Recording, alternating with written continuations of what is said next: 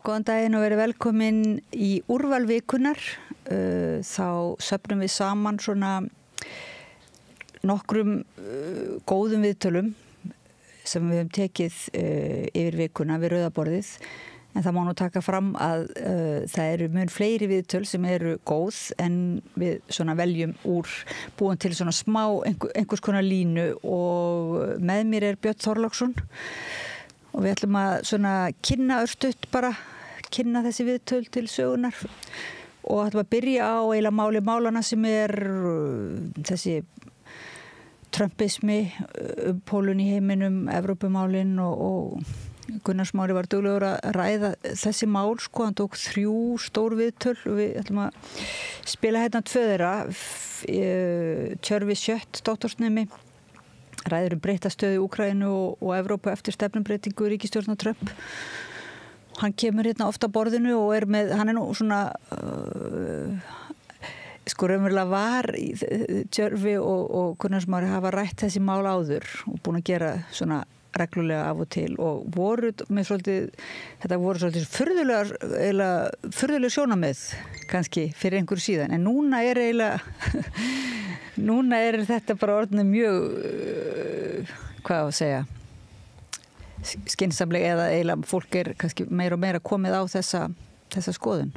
Já, það þannig með viðhorf okkar og viðmið þessa dagana, ekki síst í utanríkismálum, varnarmálum, bara með því að fylgjast með Trump og öllum þeim furðum sem fylgja hans kjöri og vendingum í heiminum, að það sem við hugsum í dag sko, og höldum að sé öruggt í heiminum og það einhvern veginn fókið koll á morgun. Þannig að það kannski eitt af því sem skýrir það sem út að nefna. Sko. Þetta svolítið rosaleg vika. Þú varst að nefna það, svolítið mikið svona í fréttum og einmitt ef maður missir að fréttum bara 1 dag eða 2 daga þá bara heimurinn gjörbreyttur. Já, þessi fréttavika sko, mér fannst hún vera áhugaverð fyrir kannski 2 sakir, annars vegar hvaða eru stórir og miklir atburðir að verða utan landsteinana í tengslu við öryggismál og varnarmál og allt þetta Evrópumálin og svo var hún náttúrulega bara heima fyrir hún var óbislega kómísk að mörgu leyti, það voru svo mörg svona skrítin mál í gangi en þau rata nú kannski ekki endilega inn í úrvalið okkar eitthvað af þeim, jú það ratar eitthvað af því svona og hérna á eftir, en við skulum byrja á að hlusta á taka stöðuna á heimsmálunum með Gunnari Smára og Tjörva Sjött. Ertu á leið heim úr vinnu? Stilltu á FM 89,1.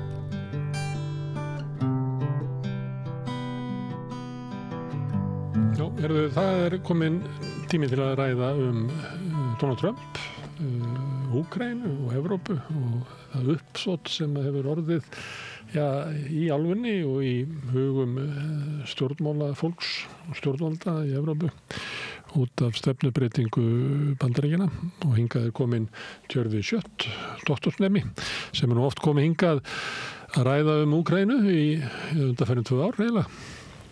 Já, svona stöku sinnum. Hingað til, á til. Já. Herðu, hvað ræður þessari stefnubreytingu Bandaríkjastjórnar? Það mat á því að svona svo lína sem við höfum heyrt okkar ráðafólk tala og fólk í Evrópu líka að einarður stuðningur við Úkraínu munu tryggja varnir landsins og þó að kannski síður sagt svona undanfarin að þá var það lengi vel látið í það skína að möguleiki væri á fullnaða sigri Úkraínu á vígvellinum. Er Trump að horfa raunsætt á stöðuna að þessi stefna, þessi grundvöllur að stefnu sem ekki bara varðandi Úkraínu heldur bara öll öryggismál Evrópu að það væri hægt að vinna fullnaða sigur á rússneska hernum á vígvellinum í Úkraínu að það sé bara óraunhæft. Já, það auðvitað óraunhæft og núna erum við að sjá að sko allt þetta talum að Úkraína hafi getað sigrað og eitthvað, ég meina þetta var bara blekking frá upphafi, ég meina núna hefur Zelenski sjálfur viðurkennt að það ekki raunhæfur möguleiki til dæmis að ná Krímskaganum tilbaka og þessi landsvæðum sem að Rússar hafa tekið og ég meina þeir reyndu, gagnsóknin umtalaða sumarið 2023 átt að ná Krímskaganum tilbaka eða sækja að Krímskaganum og taka landbrúna, misheppnaðist, náðu engu fram og svo fóru þeir eitthvað hernaðarævintýri í Kursk og ég meina og það eru þetta ástæðan fyrir því að það er verið að semja núna frið, að því að stríðið er tapað og það var fyrirsjáanlegt og ég menna rússar hafa verið að sækja fram yfir alla víglínuna frá því að Avdivka fjall í febrúar í fyrra. Avdivka var sko eitt aðalvirki í Úkraínumanna fyrir utan borgina Donetsk. Aðalorustan hefur verið þarna í Donbass, í Donetsk héraði og eitt aðalvirki í Úkraínumanna var Avdivka sem var bær í útjaðri í Donetsk og frá því að rússar tóku Avdivka í febrúar í fyrra þá hafa verið að sækja fram og tekið hvert virki Úkraínumanna á fætur öðru sem að þeir hafa verið að byggja upp síðan 2014 frá því í borgarastyrjöldinni og hafa verið þarna með sínar víglínur og varnarmannvirki og byggt upp í mörg ár sko. Og það eru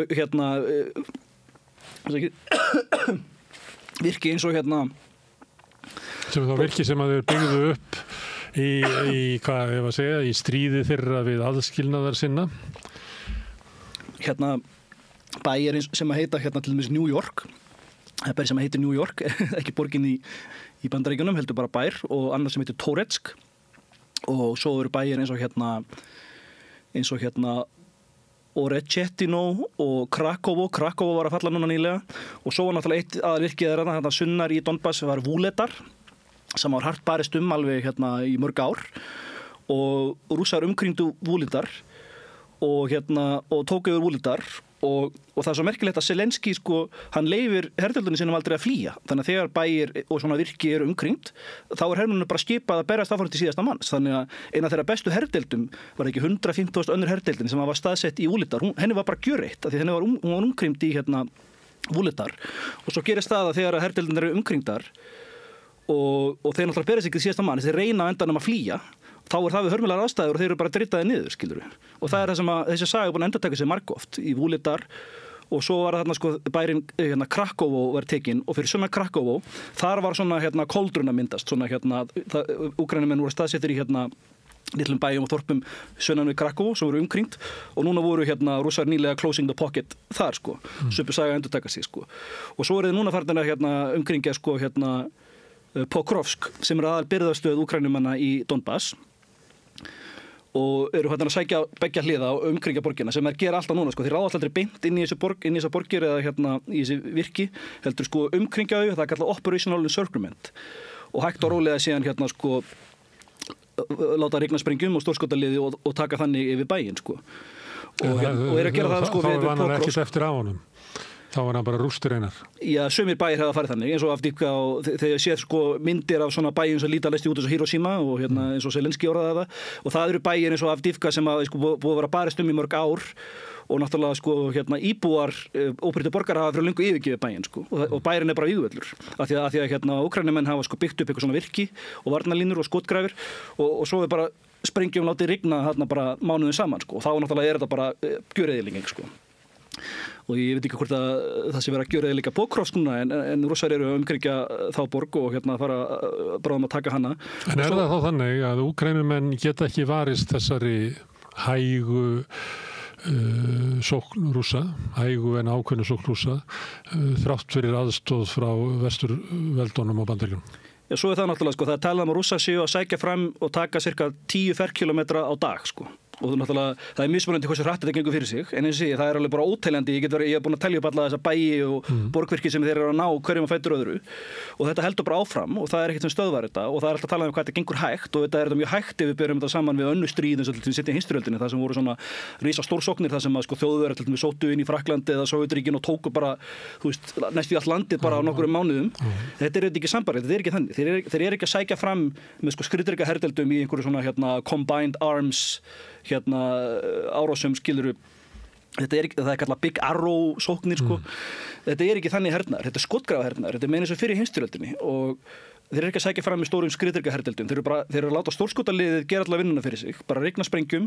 og hægt og rólega að grænda niður andstæðinginn þannig að þetta er svo kallað war of attrition hvernig sem það er kallað á íslensku að blæða andstæðinginn út og svo eru þeir alltaf að skoða veikleika í vörnum andstæðingsins og ef þeir finna veikleika þá sækja þeir fram þar og þess vegna gengur þetta svona hægt fyrir sig og svo er heldur aldrei rætt það að það mjög mikið sko drulla þarna í hérna Úkraínu og það talað hérna sko mud season eða Rasputitsa eins og það kallað á rússnesku og þeir sem hafa kynnt sér sögu seinni heimsstyrjaldarinnar og hérna orrustun á austurvígstöðunni þekkja þá sögu sko að þegar að hérna allt var að drulluð þá var bara allt stopp og gengur ekkert sko og það sko bæði sko í byrjun vetrarins og í lok vetrarins þegar að hérna hittnar veðrið og allir snjórinn bráðnar eða verða mikið rigningartímabil að þá voru allir drullu og þá var allt stopp sko. Og núna náttúrulega sko hávetur, það janúar, en núna í janúar sko þá fór hitinn á tímabil upp í 20 gráður og svona veðráttan þarna í hérna Úkraínu og Rússlandi sko. Það getur orðið annarkvort mjög heitt eða mjög kalt sko. Og þá bráðnaði allir snjórinn og það verður bara allt í drullu. Þá var náttúrulega stoppar allt sko, stöðvast allt. Þannig að hérna það aldrei talað þetta heldur, þú veist, það aldrei talað bara aðstæðurnar á vígvellinum og þú veist, stríði sjálft og það auðvitað það sem að keyrir áfram sko atburðina og það ástæðan fyrir því að það vera semjum frið núna að því að stríðið tapa og svo náttúrulega fréttirnar af því að Úkraínumenn að klára sem mannafla að tala að lækka herskiptaaldurinn niður í 18 ára því þeir eru ekki meiri mannafla, það búið að senda alla í hakkvélina á víglinni, skilurðu og svo náttúrulega hérna að NATO-ríkin hafa tankt þetta sína vopnabirgðir eftir að hafa sendt allt til Úkraínu öll skotfæri, sérstaklega skotfæri fyrir stórskotalið og svo greindi New York Times frá því að Bandaríkin hafa sendt 500 þessar ATACMS-eldflaugar sem að það var stóra fréttin hérna núna í fyrra þegar að Biden gaf leyfi á að skjóta þeim inn í Rússland og inn í Kursk þessum svokölluðu ATACMS-eldflaugum og ég meina Bandaríkin eigi þetta bara til í takmörkuðu magni, þeir sendu 500 og svo náttúrulega hérna alla loftvarnirnar það voru fréttir af því að sko að Evrópa á bara eitthvað 5-10% eftir að sínum loftvarnaskeytum eftir að hafa sendt allt til Úkraínu og þessi svokölluðu Patriot loftvarnakerfi og þetta allt sem hefur verið sendt til Úkraínu og þetta bara komið á þrotum, það ekkert meira til að senda. En við Íslendingar hafa verið að leggja inn peninga við að byggja upp vopnaframleiðslu innan Úkraínu 400 milljónir hérna þegar Þorgerður Katrín fór núna síðast. Það ekki þannig að innan Úkraínu hafi tekist að byggja upp hergagnaframleiðslu til þess að anna þörfum þessa stríðs? Nei, það allavega ekki nóg til þess að halda stríðinu gangandi af því að það ekki einu sinni nóg allt sem að sko hérna öll NATO-ríkin hafa sendt, skilur, hvað það sem Úkraína framleiði sjálf. Af NATO-ríkjunum þá framleiða Bandaríkin langmest og núna erum við aðalega að tala hérna sko skotfæri og sérstaklega skotfæri fyrir stórskotalið 155 mm hérna springikúður. Það eru Bandaríkin sem framleiða langmest að því og þau hafa aukið framleiðslu sinna. Evrópa framleiði minna og það alveg merkilegt að framleiðslan hefur ekkert aukist í Evrópu á skriðdryggum eða skotfærum. Okkur ekki. Það má spyrja sig. Náttúrulega Evrópa náttúrulega í kreppu núna og það náttúrulega efnahagskreppa. Hver ríkisstjórnarfættur annar að taka ákvörðun að verja stærri hluta landsframleiðslunnar í hernað? Ætti það ekki að fara í það að byggja upp hergagnaiðuna? Ég muni það sem gerist í Þýskalandi var að ríkisstjórnin sprakk og það búið til nýra kosninga og það var út af deilum út af hérna fjármálafrumvarpinu og það var hérna fjármálaráðherrann sem að sæði af sér og það aldrei talað að sko deilurnar fjármálafrumvarpinu, það vörðuðu sko hérna fjársendingar og stuðning til Úkraínu af því þeir vildu náttúrulega sko hérna einhverjir vildu senda meira en þeir bara átt að segja á því að það bara ekki efnahagslegu grundvöllur til að senda meira. Og það náttúrulega reglur sem að þjóðverðirnir hafa verið svolítið fasteldir á að fara ekki með skuldir eða halla á ríkissjóði umfram tiltekin mörk og það voru frjálslyndir demókratar sem vildi ekki fara yfir þau mörk en þá sósíaldemókratarnir sem vildu þá senda meira og brjóta þá þessi mörk til þess að geta stutt Úkraínu en frjálslyndir þá hafa stoppa það að það væri ekki hægt að styðja það meira vegna þess að þá hefði hallin á ríkissjóði orðið meiri heldur en þessar gullnu reglur sem að þjóðverðirnir hafi nú verið duglegir að halda sig innan í áratugum saman. Já, þetta voru deilurnar sko milli þess að Schulz, kanslara og svo fjármálaráðherrann sem var á vegum hérna sko liberala eða hérna frjálslyndra. Viðreisnar flokkur þeirra Þjóðverja sem er mjög ákveðin í því að halda sig innan svona taumhalds í ríkisrekstri. Og þá má spyrja sig af hverju þrátt fyrir allt þetta tal að styðja Úkraínu og auka varnir á Evrópu og svo framvegis hefur vopnaframleiðslan ekki verið aukin. Og ég meina það er ekki auðvelt að svara þessari spurningu og það er aldrei rætt þetta. Ég meina við heyrum alltaf styðja Úkraínu, styðja til að sigra, en það er aldrei rætt sko raunveruleikann, þú veist hvernig staðan á vopnaframleiðslunni, hefur hún verið aukin? Hvað getur við sendt mikið? Það er aldrei rætt þetta. Þannig að þessi umræða bara veruleika fyrr. Hún ekki tengst um raunveruleika. Áttu við þá að stjórnmála stéttin í Evrópu og ráðamenn séu með þetta tal fyrst og fremst út frá eitthvað svona pólitískri stöðu sinni en það sé raunverulega engin svona alvöru hugsun á bakviða að byggja stór efla, að breyta Evrópu, kannski ekki alveg í svona stríðshagkerfi En að beina framleiðslu þáttunum út í það að búa til hergögn fyrir þetta stríð sem að Evrópuþjóðirnar eru að heyja í gegnum Úkraínu. Sko, það alveg ljóst að það sem að stjórnmálamenn segja og bæði hérna í Evrópu eins og hérna Keir Starmer í Bretlandi og Macron í Fraklandi og Scholz í Þýskalandi og stjórnmálamenn hér á Íslandi, þetta bara retorík. Það engin, þeir voru alltaf að tala að Úkraína skildi fá að gangi í NATO og voru bara að segja að það væri bara einhvers konar loforð meitlað í stein. Og ég meina núna kemur nýr ríkisstjórn í Bandaríkjunum og nýr utanríkisráðherra og nýr varnarmálaráðherra og þeir segja bara að það ekki fara að gerast. Þetta ekki raunhæfur möguleiki. Þá heyrðum að verið svo suma að segja víst eins og að það væri möguleiki að Úkraína gengi í NATO gegn vilja Bandaríkjanna. Já, og það var alveg stórmerkilegt sko að nýr ríkisstjórn í Bandaríkjunum segir þetta. Þeir ráða þessu. Þú veist utanríkisráðherrann og nýr varnarmálaráðherra Pete Hegseth og nýr utanríkisráðherra Marco Rubio. Og hvað gerir forsætisráðherra Bretlands Keir Starmer? Hann segir bara jú víst, Úkraína á samt að gangi í NATO. Ég meina þetta bara hlægilegt. Hann bara að gera þessa fífli maðurinn. Ég meina, og við vissum alltaf frá upphafi, það aldrei að fara að gerast það því að það grundvallar regla að ríki getur ekki gengið í NATO sem á í landamæradeilum. Eftir að Rússar tóku Krímskagan, sem alþjóðlega viðurkenndur hluti af Úkraínu, þá getur Úkraína ekki gengið í NATO fyrir að það búið að leysa úr því máli deilur Krímskagan og Donbass hér. Og öll ríki þurfa að samþykkja inngönguna eins og við áttum okkur á þegar Tyrkir töfðu inngöngu Svía í NATO langa tíma, og Tyrkir hafa kannski ekkert þeir hafa allir lagi stöðu í NATO út af legu sinni en þeir hafa ekkert viðlíka stöðu í NATO eins og Bandaríkin. Ef Bandaríkin segja nei þá gildir það bara. Já, þá gildir það og svo sjáum við eins og segir að ríki geta sett sig á móti því og við vitum að það eru ríki eins og Ungverjaland og Slóvakía og fleiri sem eru á móti inngöngu Úkraínu í NATO. Þannig að það ekki að fara að gerast og það ekki að fara að gerast út af því að Úkraína á í landamæradeilum við Rússland. Og það heldur ekki að fara að gerast, ég meina Biden náttúrulega studdi sjálfur Úkraínu en hann sagði sjálfur að það er mikið spilling í Úkraínu. Ég meina það líka þannig skilyrði sem þarf að uppfylla. Þetta svona svipað svo gangi í Evrópusambandið að það er talað að lönd þurfa að uppfylla ákveðin svona skilyrði og það er talað að Úkraína bara einhvern veginn, hvernig segir maður það ekki nú á nútímavæti og mikið spilling og það myndi þurfa að laga þessi mál, skilurðu? Það var á svona allri umfjöllun og svona mælikvörðum mjög spiltara land heldur meiri sem Rússland áður fyrir innrásina og það er ólíkarkismin það sem að auðmenn hafa raunverulega náð undir sig öllu samfélaginu var miklu lengra gengið í Úkraínu heldur en í Rússlandi sem kannski vert að rifja upp af því að stundum við talað eins og að Úkraína sé svona frelsisberi í álfunni. Það var náttúrulega gerspill land. Ok, en þetta er staðan og spurningi mín var stefnubreiting Bandaríkjastjórnar byggð á því að mati að það ekki hægt að vinna þetta stríð Úkraína getur ekki unnið það staðan getur bara versnað vegna þess að Rússar hafa yfirhöndina og eru hægt og bítandi að mylja undir sig svona mikilvæg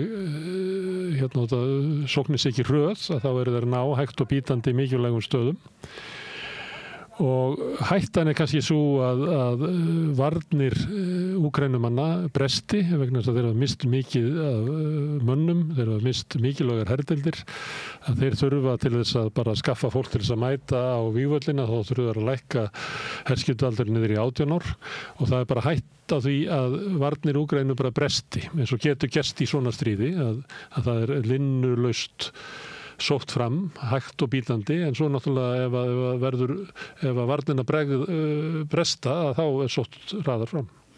Já, það er tvennt í þessu, það er bæði raunveruleikin á vígvellinum eins og Pete Hegseth nýja varnarmálaráðherra ítrekkaði í ræðunni fyrir Munich fundunum að þetta er bara byggt á því að viðurkenna raunveruleikin á vígvellinum og það er bara að Úkraína gengum illa og er að tapa og það er ekki raunhæft að Úkraína gangi í NATO menn þetta er bara raunveruleikin sem þarf að horfast í augu við og það er svo merkilegt hvernig stjórnmálaelitan í Evrópu er bara í einhver blekkingu og hefur alltaf verið þetta er alltaf bara hlægilegt en allavega hvað þetta er mikið veruleikafirring en það er bæði það og svo er hitt að það er verið að taka upp aftur eðlileg diplomatísk samskipti við Rússland eftir að þau hefur bara verið alveg slitin á milli stórveldana, Bandaríkjanna og Rússlands í næstu 3 ár Af því ég meina frá því að Rússar réðust inn í Úkraínu í febrúar 2022 þá hafði Biden, hann tók aldrei upp símann og hringdi í Putin, aldrei.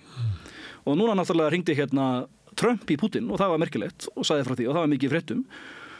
Og svo er fólk að fordæma það, ég meina er það ekki bara gott að þeir eru byrjar að tala saman aftur. Ég meina Biden, það er alveg stórmikilegt, Biden sagði sjálfur að það er mesta hættan á kjarnorkustríði síðan í Kúbudeilunni. hann segir það sjálfur en samt tekur hann ekki upp síman og ringir ekki Putin og utanríkisráðherra Biden sem hétt Antony Blinken og þetta sem að Kennedy gerði þegar hann ringdi í Khrushchev og og ég meina í kaldastríðinu var bara eðlilegt, það voru stöðug samskipti á milli Bandaríkjanna og Sovétríkjanna í kaldastríðinu og eftir Kúbudeiluna þegar að heimurinn var á barmi kjarnorkustyrjöldar og menn sáu hversu nálægt þeir hefðu komist kjarnorkustyrjöld þá við talaðum detente, þá voru tekin upp betri samskipti og það var miklu meiri samvinna og það var samið að takmarka kjarnavopn og saltsamningarnir og allt þetta skilur Þýða í samskiptum stórveldana. Já, og það var lengi þannig í kaldastríðinu og það var aldrei þannig og ég meina og þegar það var þannig þá eins og ég meina Gerald Ford, hann fór í heimsókn til Rússlands til Vladivostok, Nixon fór í heimsókn til Moskvu 1972 til að skrifa undir samningin sem að takmarkaði loftvarnar kerfi, ABM samningin. Hann fór líka til Kína. Já, og fór líka til Kína og ég meina og þú sér að Biden hringir aldrei í Putin, neitar að tala við hann. Og Antony Blinken, utanríkisráðherra Biden, hann neitar að hitta Sergej Lavrov, utanríkisráðherra Rússlands. Núna Marco Rubio að hitta Sergej Lavrov í Sádi-Arabíu. Og þetta auðvitað merkilegt og ég meina og þeir segja það núna, þetta snýst ekki bara Úkraínu. Þeir eru að taka upp eðlileg diplomatísk samskipti á milliríkjanna og ætla að semja miklu meira heldur en bara Úkraínu. Og það tengist kannski svona geopólitísku heims stórvelda átökum og það hefur verið á það bent lengi að raunverulega stuðningur Bandaríkjanna við Úkraínu eitthvað sem að truflar langtíma markmið Bandaríkjanna sem að þar líta margir á að ógnin sé uppgangur Kína, að það Kína sé eina stórveldi sem að getur stækkað og orðið ykkur ógn við Bandaríkin til lengri tíma og þess vegna þegar hort þannig á málina þá sé eiginlega algjör kórvilla að reka Rússlandi í fangið á Kína eins og viðskiptaþvinganir hafa gert þar sem að auðlindir Rússlands eru núna að renna frekar til Kína. Því að það getur verið að þessi stefnubreyting Trump sem byggð á svona mati að við verðum bara að hafa betri samskipti við Rússland vegna þess að við megum ekki missa Rússland í fangið á Kína. Allt eins og mat á stöðunni á vígvellinu. Já, það er auðvitað rétt hjá þér að það er líka þessi geopólitísku hvað maður að segja, geopolítískar pælingar, strategía, það sem að Brzezinski kallaði þetta grand chessboard, að þetta er eitthvað svona risastór skák sem í gangi á milli stórveldana og það er alveg rétt hjá þér að það voru gríðarleg mistök hjá Biden að ætla að heyja stríð gegn, eða kalt stríð gegn bæði Rússlandi og Kína á sama tíma og keyra þá saman í þarmaði hjá hvorum öðrum. Þetta voru gríðarleg mistök og það er ástæðan fyrir því að eins og þú talar að Nixon fór í heimsókn til Kína, að því að hann sá að Kína og Sovétríkin voru sterkir saman en ef við getum fengið Kína með okkur í lið og þeir áttu í landamæradeilum við Sovétríkin og fóru nefndur þessi stríði á tímabili 1969 að þá eru við í betri stöðu að þegar það eru 3 stórveldi þá eru þau 2 sem eru saman eru þetta í betri stöðu heldur en það sem stendur eitt á báti og þetta voru þetta grundvallar mistök hjá Biden að þú veist að hann tók upp mikla harðlínstefnu gegn Kína, hann sendi þetta Nancy Pelosi til Tævan og var með mikla harðlínstefnu gegn Kína líka á sama tíma og var verið að heyja nýtt kalt stríð gegn Rússlandi og þá fara þeir saman og gera nokkuna bandala sín á milli og núna er málið að það er bara orðið seint, ég meina Trump getur reynt, hann er ekki að fara að ná að skera það í sundur, þeir eru bara núna þú veist orðið bandamenn, Rússar og Kínverjar og BRICS bandalagið hefur styrst líka Forystumennindi þar tala nú mjög vel hvorum annan bestu vinir sem eiga sem svipað og Trump talar stundum Putin, hann kunni svo vel við hann hefur aldrei sagt að hann sé besti vinur hans Nei, en hann talar hann kunni vel við hann en hann segir það bara marga aðra stjórnmálamenn líka og Viktor Orbán og fleiri Forystan í Kína og Rússlandi þeir tala mjög vel hvorum annan Já Það er rétt og ég meina forsætisráðherra Indlands þegar hann kom í heimsókn til Rússlands það virtist vera eitthvað ritual hvað hann var bara að lofa Putin og segja líka við að vera bara í ástfangnir eða eitthvað ég meina þú veist svona er þetta þetta er líka diplomasía Mér finnst það skipta máli hvort að stefnubreyting Bandaríkjanna sé svona geopólitísk ákvörðunum að það er bara miða við stöðuna og uppgangin á Kína og mat í Bandaríkjunum sem er mjög almennt mat í Bandaríkjunum að Kína sé raunverulega samkeppnisstórveldið til lengri tíma. Já, peer competitor eins og þeir kalla það. Já. Þarlendi sé það bara megi Bandaríkin ekki við því að vera í átöku við Rússland. Ég að byrja að svara því. Hvað skiptir það meira máli?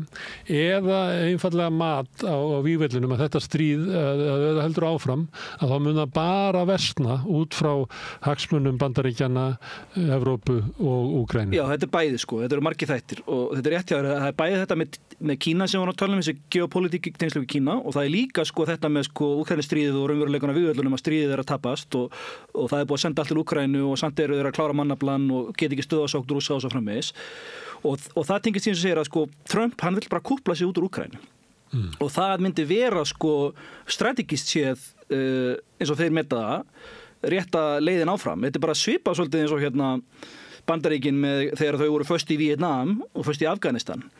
Að ég meina þau sjá það að þetta óvinnilegt stríð og það fara heilmikill resursar í þetta, peningar og hernaðarstunningur og halda fram að stiða við þetta. Sem réttlætanlegt ef þú getur séð fram á sigur. Ef þú sér ekki fram á sigur þá þetta ekki réttlætanlegt. En að því það ekki strategía til að ljúka stríðinu, til að sigra það, þá þetta bara svo kallar forever war. Þetta bara heldur áfram bara til eilíðar nóns eða þangur til að Úkraína verður gjörð sigur, skilurðu. Og það náttúrulega algjör niðurlæging eins og fall Saigon, skilurðu. Ég meina ef Rússar myndu bara fara alla leið, þú veist ef Víglunda myndu hrynja og Rússar myndu bara sækja alla leið til Kiev, skilurðu. Það þetta niðurlæging. Þannig að það skarra þá að allavega semja frið heldur en að það myndi gerast. Og þess vegna hefur þetta átt að semja sem fyrst og við fjöllum það samstöðinni friðarsamninguna sem voru í Istanbul í mars-apríl 2022. Sem Trump vísa til í ræðum sínum og segir að Úkraínumenn hafi gengið frá þessu og þeir hafa verið að segja, núna eru fréttir af því að Trump hafi sagt að stríðið væri Úkraínumennum að kenna en hann að vísa til þess að þessi 3 ár þeir hefðu átt að semja á þessum tíma. Já, þeir hafa átt að semja þessu tíma og þeir eru fengið miklu betri samning þá heldur en þeir fá núna. Af því að núna verður þetta næstuð bara, það alveg rétt, þessi gagnrýna þetta segja að þetta sé næstuð bara svo uppgjöf og ég meina það alveg rétt að samningur verður mjög slæmur fyrir Úkraínu, hann miklu verri núna heldur en þá. Núna munið missa þessi 4 héruð sem Rússar hafa tekið, en þeir eru ekki mistau ef þeir eru samið þarna í apríl 2022. En það sem að gerðist var eins og við þekkjum að Vesturlönd vildu ekki gefa Úkraínu þessar öryggistryggingar. Núna sjáum við gríman dottin af varnarmálaráðherra Bandaríkjanna segir við viljum ekki gefa Úkraínu öryggistryggingar, Úkraína fær ekki að gangi í NATO. Þannig að Vesturlönd þau vildu aldrei gefa Úkraínu þessar öryggistryggingar sem þeir áttu að fá samkvæmt þessu samningi og þess vegna fór Boris Johnson til Kiev og sagði við Zelenski við styðjum ekki þennan samning og við munum ekki gefa þessar öryggistryggingar. En og svo töldu þau sjálfum sér trúum að þú getur unnið en við skulum láta ykkur fá öll þau upp sem við þurfið til að geta unnið stríðið. Og þá litu þeir á það að því að Rússar höfðu dregið hellis tilbaka frá Kiev og frá norðurhluta Úkraínu sem aldrei talað að það var hluti af þessum samningaviðræðum með Istanbul að sama dag og samninganefndirnar hittust í Istanbul þann 29. mars 2022 þá tilkynntu Rússar við erum að draga herlið okkar tilbaka frá Kiev. Það var hluti af þessu samningaviðræðum. Það var ekki að því að Úkraínumenn voru með svo öflugan her að þeir fóru í gagnsókn og bara ruttu þeim aftur tilbaka. Það var ekki þannig. En núna sjáum við ekkert svona. Nú sjáum við ekkert svona að Rússar séu að sýna eitthvað friðar stríði bara mallar áfram. Eða hvað? Þeir eru að sækja fram yfir alla víglínuna í Donbass og eru að ná 10 ferkilometrum á hverjum degi. Á sama tíma eru að ræða vopnahlé eða Já, að því að núna sína Bandaríkin fram á vilja semja, skilurðu, og Putin hefur alltaf ítrekað og Lavrov og Rússar hafa alltaf sagt við erum alltaf opnir fyrir samningaviðræðum. Þeir vilja meina að það er alltaf verið Úkraína sem hefur verið á móti samningaviðræðum frá því að þú veist Úkraínumenn gengu frá samningaborðinu í Istanbul í apríl 2022 og svo í október eða nóvember 2022 þá skrifaði Zelenski undir forsetatilskipun sem að bannar alla samningaviðræður við Rússland svo lengi sem að Putin er forseti. Þess vegna geta Úkraínumenn ekki samið og þess vegna núna alltaf rætt það núna eru Bandaríkin og Rússland að semja og Úkraína fari ekki að vera með og Evrópa fari ekki að vera með. En þeir benda á það, bæði Trump og Putin, að það er ekki þetta að semja við Zelenski, þess vegna getur hann ekki verið með. Hann er með þess að forsetatilskipun, hann mun ekki semja og Rússar líta svo á að bæði, þeir vilja meina að Úkraínumenn hafi svikið Minsk-samningina og þeir benda bara á að Úkraínumenn þeir bara monta sig að því. Þeir sögðu já, við ætlum aldrei að standa við þá.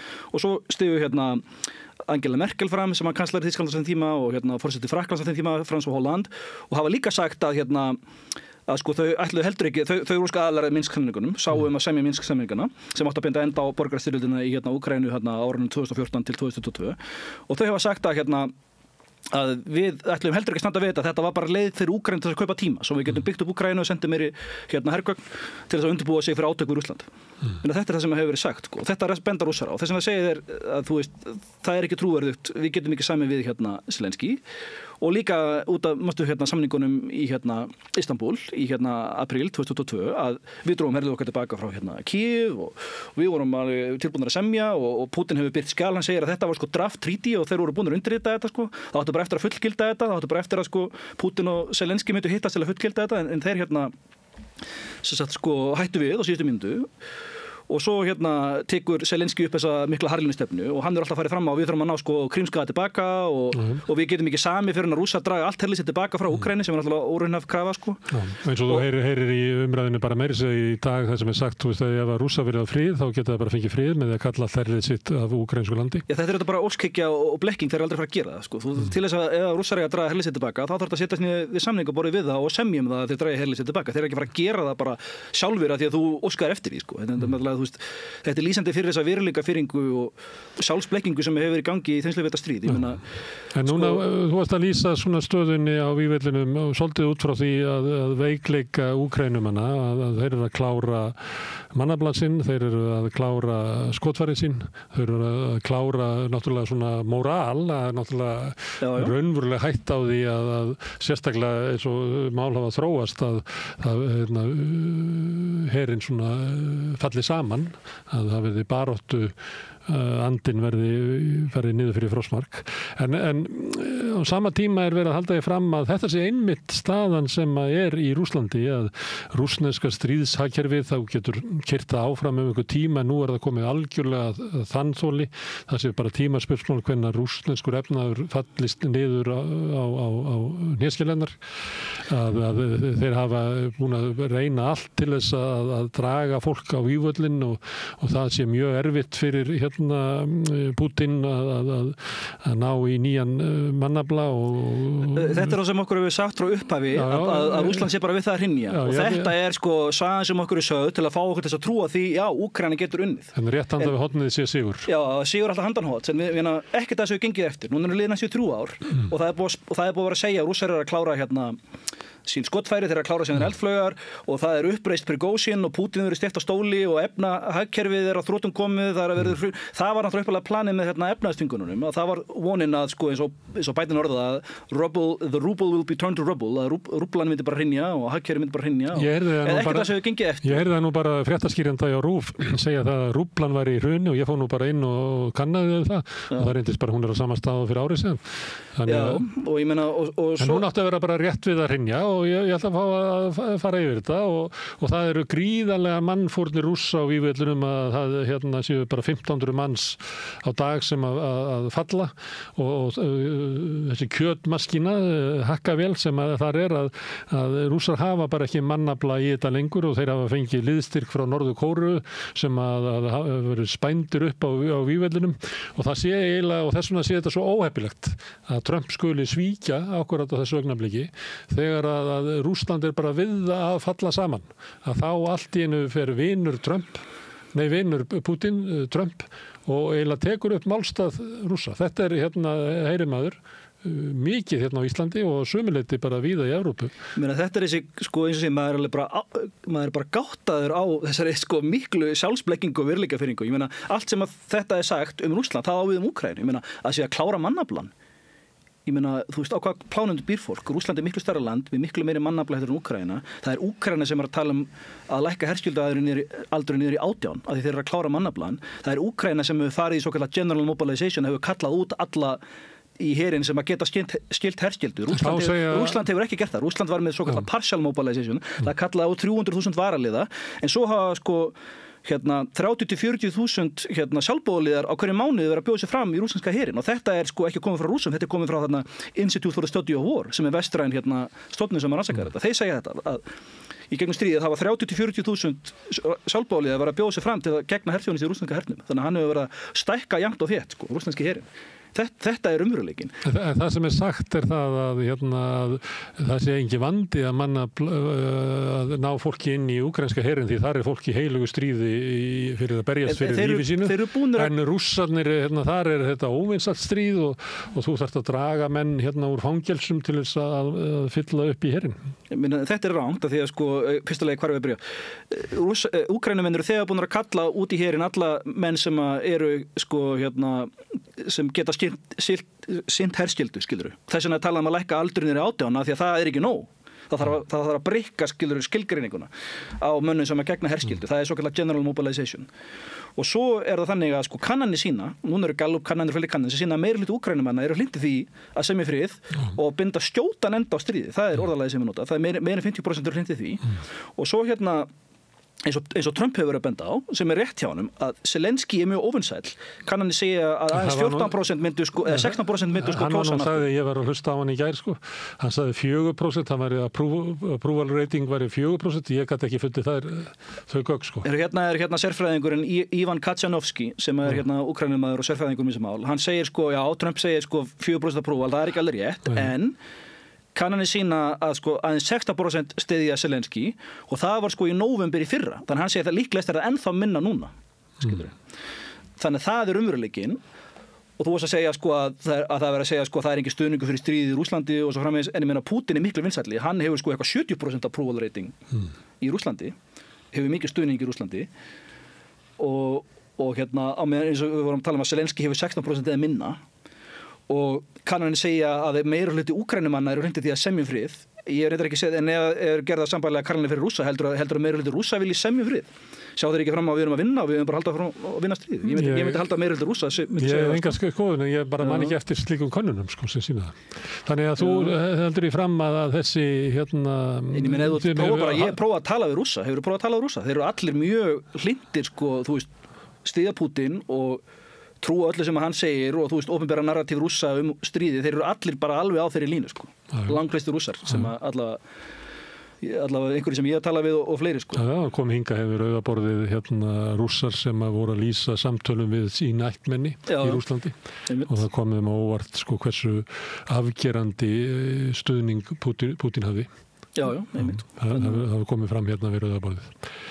En þannig að þú gefur ekki mikið fyrir þetta sem verið að segja að Rússland sé við það að leysast upp. Okkur hefur verið sagt þetta frá upphafi, þetta aldrei gengið eftir. Já, þú þekkir söguna Úlfur, endanum kom Úlfurinn, Þannig að það og á drenginn. En málið að þessi saga, þetta projection, af því að það verið að segja að Rússland sé við það hrynja, það öfugt, það Úkraína sem að hrynja og það stuðningur NATO-ríkjana, Vesturlanda við Úkraínu sem að þotna upp. Þeir eru búin að senda allt sem þið geta sendt. Stuðningur þotnar upp og þess vegna Úkraína að tapa. Og ég meina Zelensky viðurkennda sjálfur að án stuðnings NATO-bandaríkjana þá myndu við ekki halda út mjög lengi, skilur. Hann búin að viðurkenna það sjálfur. Það raunveruleikinn. Þannig að það verið að stilla sig upp að þetta sé war of attrition. Ég veit ekki hvað að kalla war of attrition í íslensku, það bara stríð það sem að það verið að keppast þetta svona langklaup og svo sem að blæður út fyrst hann tapar, skilur. Það war of attrition. Rökin eru svo þeir að segja þetta war of attrition og Rússland að blæða út. Þessi rök gangi ekki upp, það bendir alltaf þess að það Úkraína sem að blæða fyrst og það stuðningur Vesturlanda sem að þotna upp fyrst. Skilur, það bendir alltaf þess. Hversu sem ástæðin hvort það sé mat á stöðun á vígvellinum eða mat á öryggishagsmunum Bandaríkjanna í svona stórvelda pólitík heimsins að þeir verði eiginlega að búa til einhvers konar samskipti við Rússland svo þeir missi ekki Rússland alveg upp í hendunar upp í fangið á Kínverjum. Hversu sem ástæðin að það var augljóst að þeir eru búnir að missa Rússland í fangið á Kínverjum. Því verður ekki breytt. Já, það verður ekki breytt en líklega spilar inn í það væntingar þeirra að það sé mögulegt. Já, þetta gerir sig vonur að það getur bætt ástandið. Þetta endurmat á öryggishagsmunum Bandaríkjanna sem að ekki bara eitthvað dellu hugmynd Trump að því að Trump sé skrítið maður, þetta þetta stefnubreiting sem hefur víðtækan stuðning í Bandaríkjunum og inn í bara bandaríska hernum og víðar.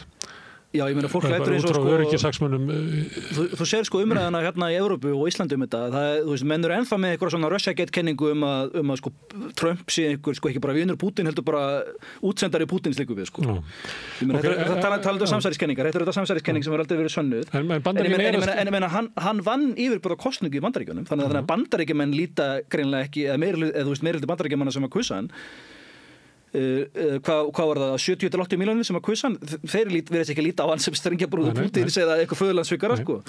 Bandaríkin að skipta stefnu og ég bara orði þetta svona vegna þess að þessi stefna ekki eitthvað sem að datt út úr hausnum á Trump, heldur þetta stefna sem að nýtur bara töluvers stuðnings í Bandaríkjanum og bara heimskulegt að gera ráð fyrir öðru að ef Trump myndi rökku upp að þá myndi Bandaríkin taka aftur upp gömlu stefnuna. Ég held að það sé ekki líklegt. Eftir situr Evrópa með stríðið í Úkraínu og þar núna verið að tala að eins og Evrópa geti háð þetta stríð í gegnum Úkraínu án stuðnings Bandaríkjanna. Það raunhæft? Já, það svo merkilegt að þið vitið að Marco Rubio, utanríkisráðherra Bandaríkjanna og Sergej Lavrov, utanríkisráðherra Rússlands að hittast núna í Sádi-Arabíu. Og þá fer stjórnmálaleiðan í Evrópu í panikk og heldur fund í Frakklandi sem að Macron hefur frumkvæðað því ekki núna Kristján Frosta, hún ekki Hún fer í næsta hol. Já. Mette Frederiksen var fulltrú okkar við þetta borð þarna í Versulum. Og það alveg stórmerkilegt að Macron talar að senda svokallaða friðargæsluliða til Úkraínu og eins og við tölum Starmer, hann segir já, við styðjum Úkraína gangi í NATO og hann talar að senda herlið til Úkraínu til friðargæslu. Nei, Macron talar friðargæsluliða, Starmer talar bara að senda breska hermenn til Úkraínu. Til friðargæslu, ég heyrði allavega yfirlýsingu frá honum þar sem hann að tala til friðargæslu og ég hugsaði þessi svo, þetta eru svo miklir aðilar að stríðinu að það engin það bara þekkist ekki að þeir verði í einhverju friðargæslu. En þannig eru þeir báðir að tala að senda herliðir þeir eru búir að semja friðin. Það ekki? Já, það má spyrja sig hvað þið meina með þessu. Svo kemur kanslari Þýskalands, Olaf Scholz, og hann segist vera á móti þessu. Þannig og það sem merkilegt að Pólland líka á móti þessu. Maður myndi alltaf Pólland væri mest hlynnt og stytt í Úkraínu mest, en þeir eru á móti því að senda friðargæsluliða til Úkraínu. Og það kannski tengist því að það aldrei talað það það hafa fjölmargir Pólverjar, einhvers konar sjálfboðaliðar, að það má halda hafa farið til að berjast í Úkraínu. Það eins og Pólland hafi haft frumkvæði því að þeir eru með hermenn og þeir senda þá ekki beint til að segja herðu þið getið farið sem sjálfboðaliðar. Þannig að Pólland hefur haft frumkvæði því að senda marga sjálfboðaliðar þess að berjast í Úkraínu og þeir hafa mistað alveg mörg þúsund hermenn í Úkraínu. Þannig að kannski skýrir það að það er komið mjög mikið þreyta í Póllandi út af Úkraínustríðinu og líka í Eystrasaltsríkjunum. Þú veist, retorringin í stjórnmálaelitinu mjög svona herská, en raunveruleikin sá að það mjög mikið flóttamönnum frá Úkraínu. Við vitum núna næstu helmingur landsins hefur flúið frá Úkraínu. Og allt þetta, og mest þessi fólki hefur náttúrulega endað í Póllandi og þessum löndum. Og Pólverjar kvartuðu því að landið okkar bara breytast í Úkraínu. Við sjáum miklu fleira af úkraínsku fánum út allt og bara einhver maður sem hittur á þetta götu einhver úkraínsku flóttamaður, en þetta fólk bara orðið mjög þreytt á þessu ástandi, skilur. Þannig að það ekki eins mikil ekki eins mikið stuðningur í til dæmis í Póllandi eins og alveg talið og það bara, fólk bara orðið mjög þreytt á þessu. Þannig að Pólverjar styðja ekki eins og hugmynd að senda friðargæsluliða og ekki heldur Þýskaland. Þannig að strax á þessu fundi sem Macron hélt í Frakklandi til hliðar við fund Rússa og Bandaríkjamanna í Sádi-Arabíu, að þá eru mikla deilur og þeir eru ekki samstíga af því að þetta átt að vera eitthvað svona alternative proposal, skilur. Já, það er kannski sérmál hvort að sé raunverulega pólitískur möguleiki það að Evrópuríkin geti orðið samstíga. En ég ætla að spyrja, er það möguleiki að Evrópuríkin geti tekið sér saman og veitt Úkraínu þann stuðning að til þess að stöðva sókn Rússa og snúa jafnvel stríðskæfinu við án aðstoða Bandaríkjanna? Já, ég mynd Því þú ert svo mikið að tala óskikki. Pólitíkin er mjög mikilvæg og nú skulum við ræða þetta að þessi hugmyndu friðargæsluliðið ekki ný. Það var búið að vera að ræða þetta bara allt árið fyrir og það talað að ef að, eins og sé það eins og það myndi þurfa að semja vopnahlé og þá eru friðargæsluliðirnir sendir, skilur, eins og segir. Fyrsta lagi samþykkja Rússar ekki vopnahlé, þeir vilja vanalega lausna átökunum, þannig að Rússar eru aldrei fara að samþykkja friðargæsluliða eða vopnahlé, en ok, láta það aðeins til liðar. Og Evrópa og Zelenski hefur líka sagt sem það er ekki takt að semja neitt það nema Rússar bara fari úr landinu, þannig að það er eiginlega tóntmál að tala vopnahlé út frá kröfum Evrópuríkjanna. Þetta er mjög óraunhæft pólitískt, en getur Evrópa gert þetta? Eins og segja, það er búið að ræða þetta lengi og það er talað að þurfi 200.000 friðargæsluliða. Og svo eru einhver aðri sem að segja að það þurfa að vera ennþá fleiri, jafnvel 500.000 eða það ætti að vera raunhæft Og núna er virkilega farið að tala þetta og skoða þetta og þá er talað að Evrópa gæti nú ekki sendt mikið meira heldur 25.000. Það er engin, þeir geti ekkert sendt 200.000. Skoða þau hér í þessari ríkja, þeir eru ekkert úðalega stórir. Stærstu ríkin sem eru Þýskaland og Bretland og Frakkland, herlið Bretlands er alveg pínu lítill þeir eru bara með einhverja eina herdelt sem að geti farið sko, sem expeditionary force og þeir eru bara með 50 starfhafa skriðdreka. Ég meina, herinn í þessum löndum, hann hefur bara verið hólaður innan á nýfrælsku tímabilinu. En þá segir Zelenski. Og þú veist, það ekki nóg, þeir hafi ekki burðið til að senda meira en 25.000 hermenn og svo rættum við hergagniðina þeim, að þessi lönd hafi ekkert gert til að auka hergagnaframleiðsluna. Þau framleiða ekki nóg af hergögnum og skotfærum til þess að halda stríðinu gangandi og til þess að framleiða það sem Úkraína þarf til þess að halda stríðinu gangandi, þú veist, á hverjum degi eða hverjum mánuði.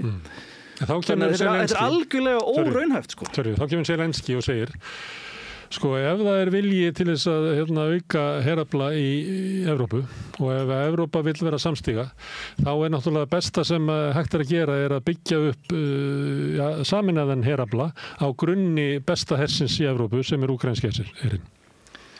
Að það sé í þessu sé eitthvað svona tækifæri að þarna með því að vera þarna með hann virka her sem hefur mikla reynslu af vígvellinni sem að aðra þjóðir mun ekki síðan 80 ár hafa aldrei barist neitt, náttúrulega barist í Íran og Afganistan og víðar en í mjög smáum stíl, að það sé hægt í kringum Úkraínustríðið að búa til evrópskan her. Það er rétt að her Úkraínu er stærsti og öflugasti herinn af öll þessu ríkjum sem hefur verið að berjast á vígvöllunum í Úkraínu og þetta er Úkraína ekki aðalega NATO en Úkraína, eins og John Mersheimer hefur bent á, er de facto aðalega NATO af því að Úkraínuher, það var búið að samhæfa Úkraínuher samkvæmt NATO, það er kallað interoperability að á árunum fram að í aðdraganda stríðsins sem braust út 2022 þá voru Úkraínumenn að gera sameiginlegar heræfingar með NATO, þeir voru að senda sína offisera í þjálfun hjá NATO og NATO var búið að koma upp þjálfunarbúðum í austurhluta Úkraínu og það var eitt fyrsta skotmarki sem Rússar ríðust á, það voru þessar þjálfunarbúðir NATO í austurhluta Úkraínu rétt hjá Lviv. Þannig og Úkraínumenn voru búnir að sko samhæfa sitt her gagnvart NATO og þetta svo kallar interoperability og þegar stríðið brýst út þá eru NATO-ríkin, Bandaríkin að sko aðstoða Úkraínumenn með sínum upplýsingum, þú veist þeir eru með gerfunhetta sem að eru með mikilvægri nútíma hernaði til þess að afla upplýsinga óvininn og allt það og þeir eru að sko láta þá fá bara beint í æð sína upplýsingaöflun, þannig að þeir eru bara í nánu samstarfi í stríðinu og svo náttúrulega þessar eldflaugar sem að margum reddar, þeir eru þetta aðstóð til að skjóta þeim og miða þeim og það var leki sko þegar einhverjir þýskir hermenn voru eitthvað að ræða einhverja eldflaugárásir í Úkraínu, þá kom fram að það eru breskir sérfræðingar sem eru í Úkraínu að aðstóða að skjóta eldflaugunum og það hefur líka komið fram sko í greinum til dæmis New York Times og Washington Post að það eru einhvers konar sérsveitarmenn eða aðilar í Úkraínu, nokkur hundruð frá Bandaríkjunum og Bretlandi og svo Discord-leikinn svo kallega, þessi Pentagon-skjöl sem voru leikinn á Discord 2023, þar var gefin tala, það voru 50 breskir sérsveitarmenn í Úkraínu, þannig að samstarfið hefur verið alveg náið sko og og málið er sko Svo ég endur það ekki spurninguna. Ef Bandaríkin að draga sig út úr Evrópa þarf að stór efla hernaðarlega getu sína. Zelenski segir að það er best að gera það á okkar her. Er þetta raunhaft? Já, þegar punkturinn var sá að, eins og segir að þannig að Úkraína de facto aðila NATO, ekki de jure, þeir hafa ekki 50 greinina og hafa ekki öryggistryggingarnar, en er de facto aðila NATO og fyrir utan Bandaríkin þá er Úkraínu öflugasti herinn í NATO.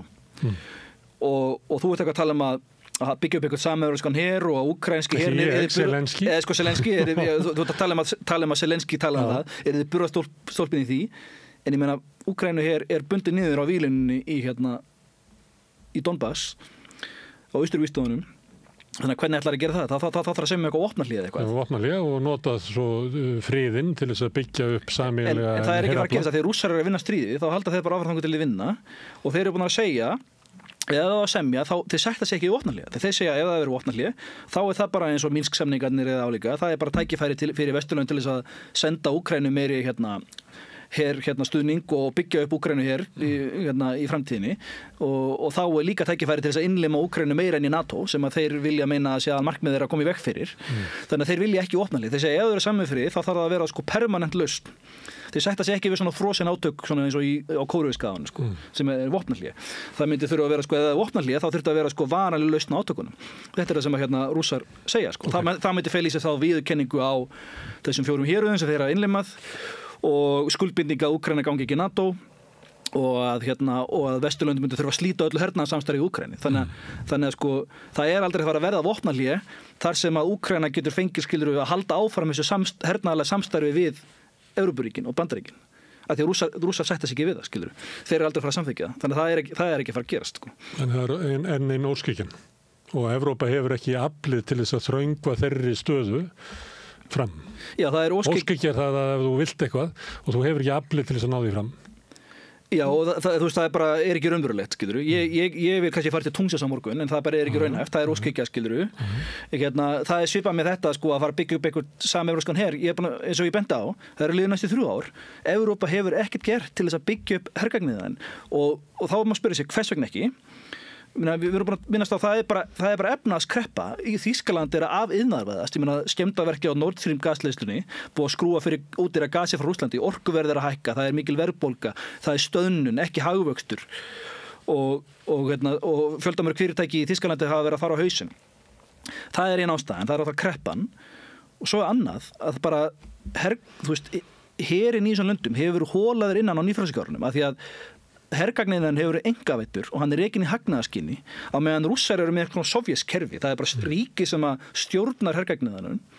Stríðshagkerfi sem Sovjetmenn tóku náttúrulega upp stríðshagkerfi sem að margar þjóðir hafa haft. Þetta er ekki bundið við það er ekki að sama stríðshagkerfi. Því sko, fólk er alltaf þannig stríðshagkerfi. Stríðshagkerfi er eitthvað eins og Bandaríkin gerir sér í heimsstyrjöldinni, eins og Sovjetríkin gerir sér í heimsstyrjöldinni. Breyttu traktorsverksmiðjum í skriðdregaverksmiðjur. Já, þá var sko borgaralegum verksmiðjum var umbreytt yfir í hergagnaverksmiðjur og ríkið sko steig inn og stjórnaði sko framleiðslunum með svona kvótum og svoleiðis og það var líka tekið upp sko skömmtunarkerfi og svo framvegis og þegar það var hergagna sko stríðshagkerfi þá var sko hergagnaframleiðslan var alltaf 40% af landsframleiðslunni.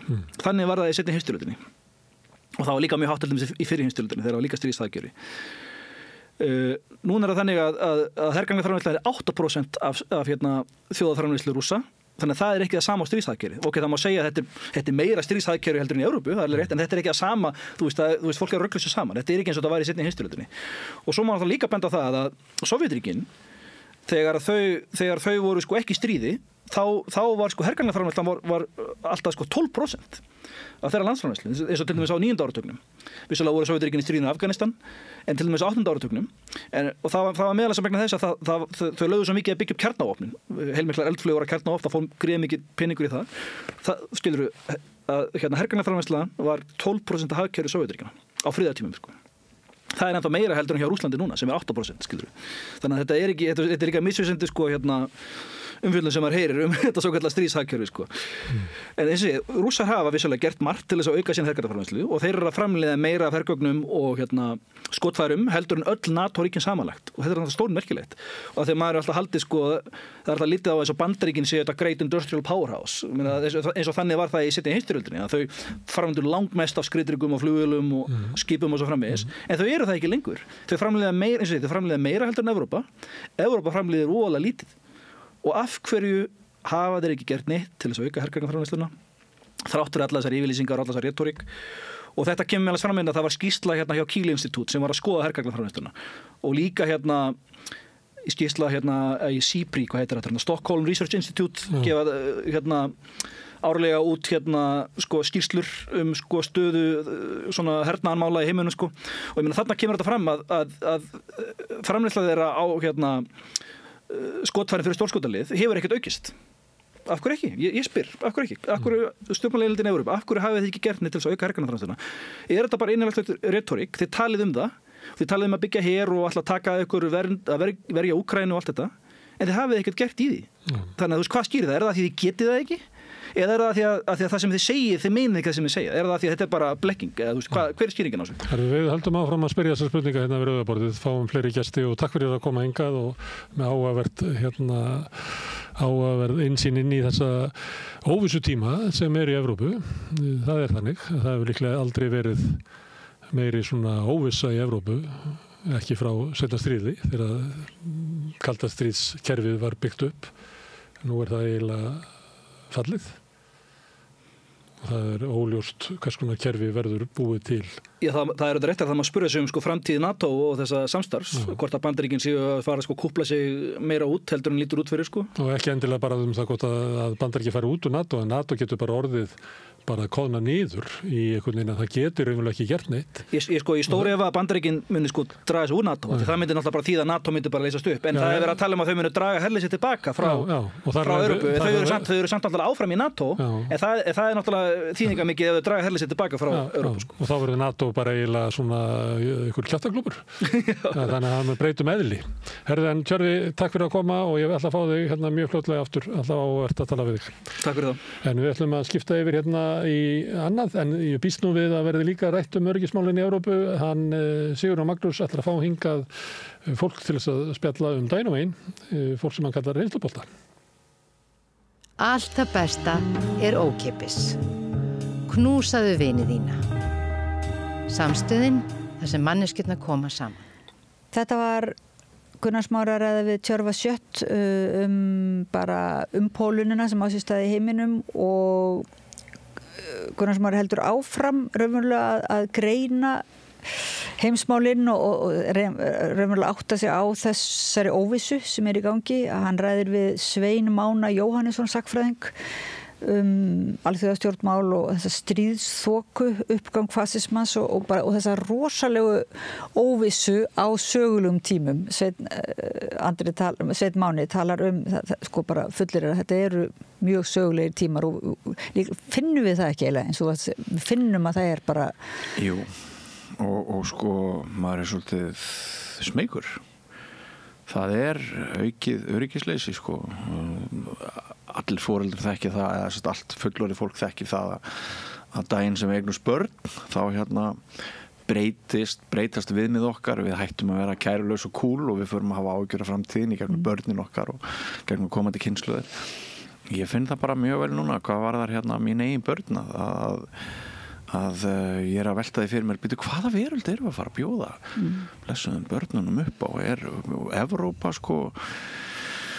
þessi samband Evrópu og Bandaríkjanna og þetta heimurinn svolítið á hverjanda kveili. Þannig að sem fyrir blaðamanninn Björn þá þetta rosalega spennandi en fyrir föðurinn þá þetta svona kvíðavaldandi Já, þetta svolítið þannig tími núna. Ég held að margir séu líka í þessu virðist vera svona að því við ræddum það mitt við Gunnar Smári við Rauðaborðið að þessi óvissa og þessi ógn raunverulega hún náttúrulega óbúðslega áhugaverð að því maður upplifir að jafnvel að samræðan við Rauðaborðið og við séum einhvern veginn þáttakendur í einhverju svona umpólun og það oft að verður ykkur svona eins og hrun eins kerfis eða þessi umbreytingatími þá fara fleiri eiginlega að tjá sig og þá allt í einhver sjónarhort sem voru gamaldags eða sjónarhort sem voru svo víruð og framúrstefnuleg, allt í verða þau mainstream eða bara fá merkingu eða svo leiðis. Þegar jaðarinn verður mainstream bara yfir nótt það mjög skrítið og líka þegar gildi og siðferðisviðmið stökkbreytast nánast yfir nótt það mjög skeri kannski ekki viðeigandi laugadagsefni, kannski eigum við bara að vera hress og skemmtileg því það helgi og svona en ég velti fyrir mér að þegar sannleikurinn deyr og það skiptir engu máli hvað satt og logið og þegar sem sagt ráðamaður öflugustu þjóðar heims hún alveg skítsama staðreyndir hann lýgur og lýgur og lýgur og lýgur hann afflytur það sem aðrir segja í staðis að vera svona checks and balances punktur gegn auðræði eru allir auðugustu menn Bandaríkjanna núna með honum í liði sem þýðir náttúrulega það að það ekkert lýðræði, það bara auðræði og svo vaða menn áfram traðka á siðferðinu, sannleikurinn skiptir ekki lengur máli, það að stela af öðrum skiptir ekki lengur máli haltu nú fast hvenær rennur upp svo stund að það að drepa mann skiptir ekki lengur máli Er hún nú ekki bara runnin upp eins og til dæmis í stríðum sko? Jú, en þannig ég að tala bara að normalisera það sem að maður sko hefur talið algjörlega óhugsandi. Við heldum bara, ekkit alls fyrir löngu, að það skipti máli að það sem þú segðir væri rétt, að það væri satt, helst þurfti að vera gott, ef það var vitulegt, ef það hjálpaði fólki, ef það hjálpaði heiminum þá hrifust við að því. Mér finnst við vera komin út í svo vonda sálma, akkurat hinum megin á ásnum núna, að maður spyr sig sko í þessum hernaðar vangaveltum öllum, hvenær við förum aftur að ég meina, enginn trúði því að það sem gerðist í síðari heimsstyrjöldinni gæti gerst bara nokkrum árum áður en það fór að verða bara hefðbundið og venjulegt, skilur við. Þannig að það er full ástæða. Og nú eru teikn á lofti náttúrulega. Því, einmitt, það er þetta leyfi, það er búið einhvern veginn að menn leyfa sér að ljúga og beita ofbeldi og yfirgangi raunverulega svona á ósvífnari og afdráttarlausari hátt en hefur kannski lengi verið. Upphefja lesti og tala niður dygðir. Hvað mun það kosta okkur?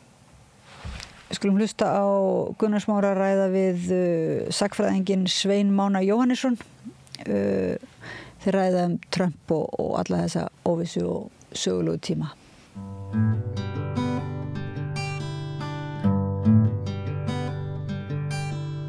Já, við ætlum að tala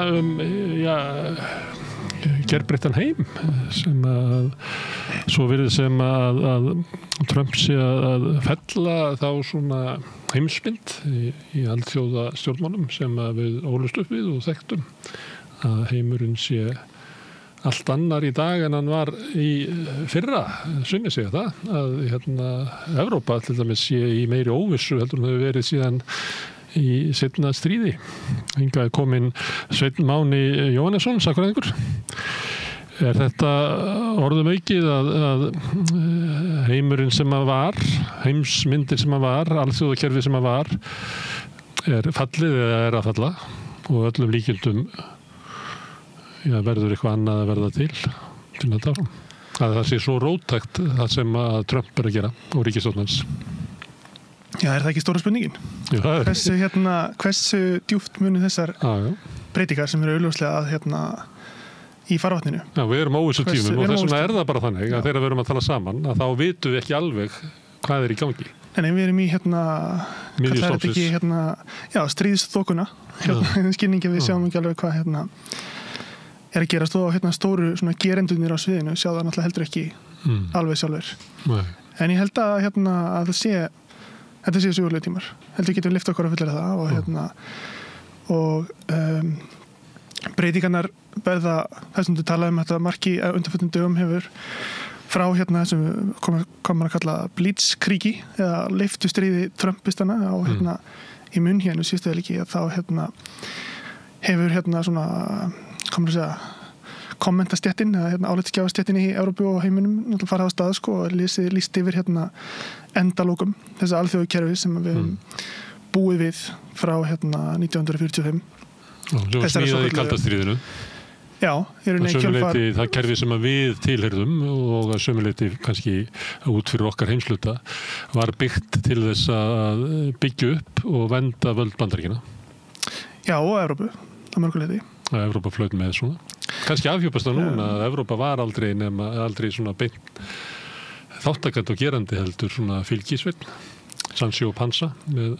Já, vissulega var náttúrulega tengsl Evrópu og Bandaríkjanna hafa frá seinni heimsstyrjöld og frá fyrri heimsstyrjöld, seinni heimsstyrjöld fyrir og fyrr einkennst þessum valdatengslum.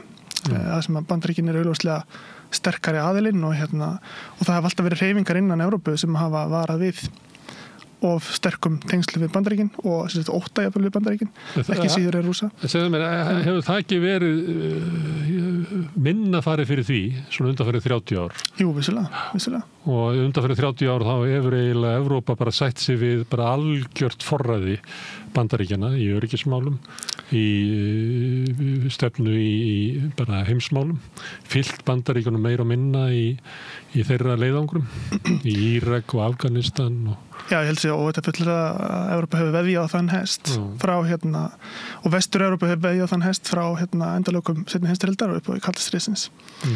En spurningin varandi hversu djúpstæðar breytingarnar eru.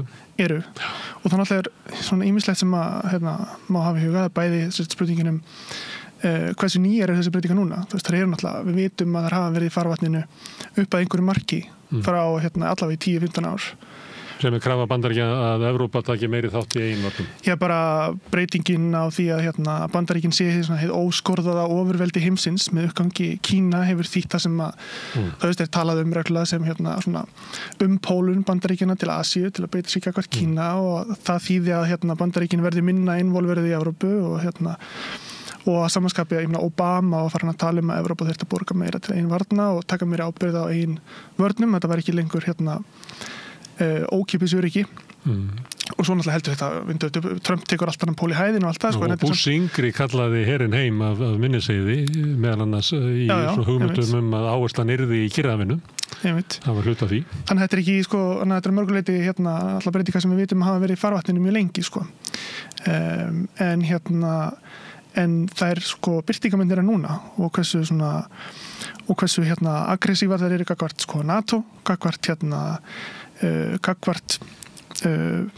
gömlum bandamönnum í Evrópu og samanskapi tala vel til andstæðinga í Rússlandi eru náttúrulega þessi við líkt við sjokktherapí. Það er í alþjóðasamskiptum og það er saman hvað segir Trump þá er hann ekki verið að sitja aðgerðalaus undanfarnar 4 vikur. Hann hefur virkilega tekið sér til við að reyna að breyta hlutunum. Innanlands sem erlendis. Já, þannig að þetta tekst á samfellan og rofið í þessu samhengi en ég held að segja ekki á því að það er að vera grundvallar breytingar á þessum tengslum. En þá aftur ef við spyrjum okkur hversi það er ekki eins og þetta kerfi sem við búum við undanfarin 80 ár hafi alltaf verið statist heldur það hefur breyst áður. Og það tók á sér eina mynd í kjölfar kalda stríðsins, svo tekur á sér aðra mynd í kjölfar fall Sovétríkjanna. Það sem við förum úr þessum tvípóla heimi yfir í einpóla heim og samanskapi með uppgangi nattvæðingar, endalokum Bretton Woods kerfisins, það sem búið til meira sjálfræði fyrir ríki til að byggja sig upp á eigin fósendum upp á ákveðnu marki. Það hverfur og hefur alþjóðlega flæði fjármagns og annað slíkt og nattvæðingin sem líka breyðir eigur fókus Bandaríkjanna á aðra staði. Þannig að þetta hefur breyst áður þannig að það er spurning upp á hvaða marki erum við að sjá algjört niðurbrot þessi kerfis grundvallarbreytingar eða upp á hvaða marki erum við að sjá einhvers konar breytingu innan þess og ég held að þeirri spurningu sjálf ósvaraði þá. En ef við tökum þetta sem er kannski lengst í þráðurinn skilgreiningu Bandaríkjanna út frá þeirra öryggishagsmunum að samkeppnisríki þeirra í heiminum er Kína. Það er það sem eina stórveldi sem getur vaxið upp til þess að verða ógn við Bandaríkin og þá svo mikil ógn að þeir gætu jafnvel ógna þeim í sinni heimsálfu í Bandaríkjunum. Þess vegna verður þeir að kveða niður Kína og það sé meðal annars ástæðan fyrir því að þeir ætla að draga úr veru sinni í Evrópu. Við getum verið þarna, segja þeir kannski, en þá verður þið bara að borga og ef þið, meira sem að þið eigið í herútgjöld þá kaupið af okkur vopn, þannig að við komum bara, þannig að það er ekki skaði hjá okkur að vera þarna. Þið bara borgið fyrir það, við skulum vera þarna ef þið borgið fyrir það. Og þetta má segja að hafi verið að byggjast upp einhver svona tíma og saman hvað Evrópumönnum finnst að þá er þetta bara afstaða Bandaríkjanna. Sum löndin eru svona og hafa kannski hort til Úkraínu sem svona tæki til þess að hafa áhuga Bandaríkjanna í Evrópu og svo þegar Trump kemur og segir alltaf slökkva á stríðinu í Úkraínu að þá kannski verður augljóst að það er ekkert sem heldur þeim nema þá að við þurfum bara að borga fyrir því að vera þar og þá segja mann kannski en hvað er þá NATO? Er það bara einhver kaupstefna sem er og þeir hafa engan áhuga, þeir hafa sagt að við ætlum ekki að verja ríki sem ráðustur á sem ekki leggja núna 5% í landsframleiðslu í hernað sem að þýðir umverulega 2/3 af því verður sent í Bandaríkina við að kaupa hergögn því að NATO hernir allir eru byggður upp á bandarískri hertekni. einhver leiti var þetta mögulega sko fyrirséð að þetta gæti orðið niðurstaðan að Bandaríkjamenn hafa verið að senda skilaboð að þeir ætli ekki að leggja svona höfuð áherslu á stöðu sína í Evrópu. Þeirra áhersla sé Kyrrahafið, Suðaustur Asía.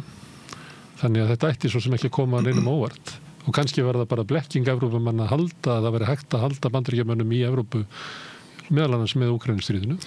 Já, ég meina leiðtogar Evrópusambandsins var klárlega veðja á þann hest að reyna að halda Bandaríkjunum inn í Evrópu. Frekar en að undirbúa sig undir það að Bandaríkjumenn færu út úr Evrópu. Og reyna bara að tefja það þið færi. Taktíkin er svo að við vitum að þetta er óhjákvæmilegt en við ætlum bara að reyna að senka þessu eins og mikið og mögulegt er. Já, náttúrulega kannski ekki víst að það sé óhjákvæmilegt en jú, strategían hefur vissulega verið að halda Bandaríkjunum í Evrópu og það er ekki ný strategía. NATO var stofnað til að fá Bandaríkin inn í Evrópu. Hugmyndin kom frá Bretlandi og ég meina Winston Churchill beitti sér mjög mikið fyrir því að fá Bandaríkin inn í Evrópu í aðdraganda seinni heimsstyrjaldar. Þetta hefur verið strategía Evrópu frá því að Bandaríkin urðu stærsta hagkerfi heimsins í upphafi 20. aldar að fá Bandaríkin inn í Evrópu á forsendum Vestur-Evrópu. Það er ekki nýtt. Það er þannig að mörguleiti sko að samanskapi og á saman tíma og ég maður getur neyslast yfir því að Evrópubúar hafa ekki, leiðtogar Evrópuríki hafa ekki undirbúið sig undir þessa brottför og það er alltaf mörguleiti ákveðið vítavert gáleysi. En á saman tíma hefur það náttúrulega verið strategía Evrópu í meir en 100 ár að halda Bandaríkjunum inn í Evrópu og hún hefur gengið ágætlega frá sjónarhóli Evrópubúa í þeim skilningi að ef við sættum okkur við það að Bandaríkin eru öflugri við og við ætlum að fá vernd frá þeim þá hefur svo strategía að halda Bandaríkjunum í Evrópu virka frá 1945 og virkaði líka í fyrri heimsstyrjöldinni frá sjónarhóli Bandaríkjana og Frakka. En hins vegar varðandi Úkraínustríð, það er náttúrulega svona kristallar mjög mikið af þessari spennu milli Evrópu, Bandaríkjana og svo Kínaspurningunar. Því að náttúrulega eitt af því sem að Donald Trump hefur lagt mjög mikla áherslu á, mögulega meira en forverar hans er Kína. Og hann náttúrulega lítið svo á að Biden hafi framið mjög stór strategísk mistök með því að semja ekki við Rússland fyrir innrásina eða þá skömmu eftir hún hófst. Ekki út af stöðu Evrópu, heldur bara einfallega til að koma vekk fyrir það að Rússar fari í fangi á Kína. Og það er eitthvað sem að Trump sagði í kosningabaráttunni, eitthvað sem hann sagt eftir kosningabarátuna, að eitt af megin hlutverkum hans, eitt af megin verkefnum hans núna er að aftengja Rússland frá Kína. Og það er náttúrulega og við erum að horfa á það núna, ég meina við sjáum þessari ráðstefnu í Sádi-Arabíu Marco Rubio tala að efla frábæri viðskiptatengsl milli Bandaríkjanna og Rússlands. Þetta náttúrulega að við sjáum narratíman sem við verðum vitnaði fjölmiðlum náttúrulega þetta tengist sameiginlegri heimsýn Pútíns og Trumps og þeir séu svona báðir einræðisherrar sem að deili sína heiminn sem er alltaf mörgulegt rétt. En þetta snýst bara líka geopolítískt að Bandaríkin eru að reyna að reka fleyg milli Rússlands og Kína sem að Úkraínustríðið hefur sameinað mjög mikið. Og afhjúpar kannski að hagsmunir Bandaríkjanna, öryggishagsmunir Bandaríkjanna og Evrópu fara ekki saman eins og Bandaríkjamenn skilgreina það að við getum ekki verið í ágreiningi við Rússland því að það ýtir Rússland í fangið á Kína sem gerir bara Kína ennþá sterkara og barátt okkar við það verður bara erfiðari.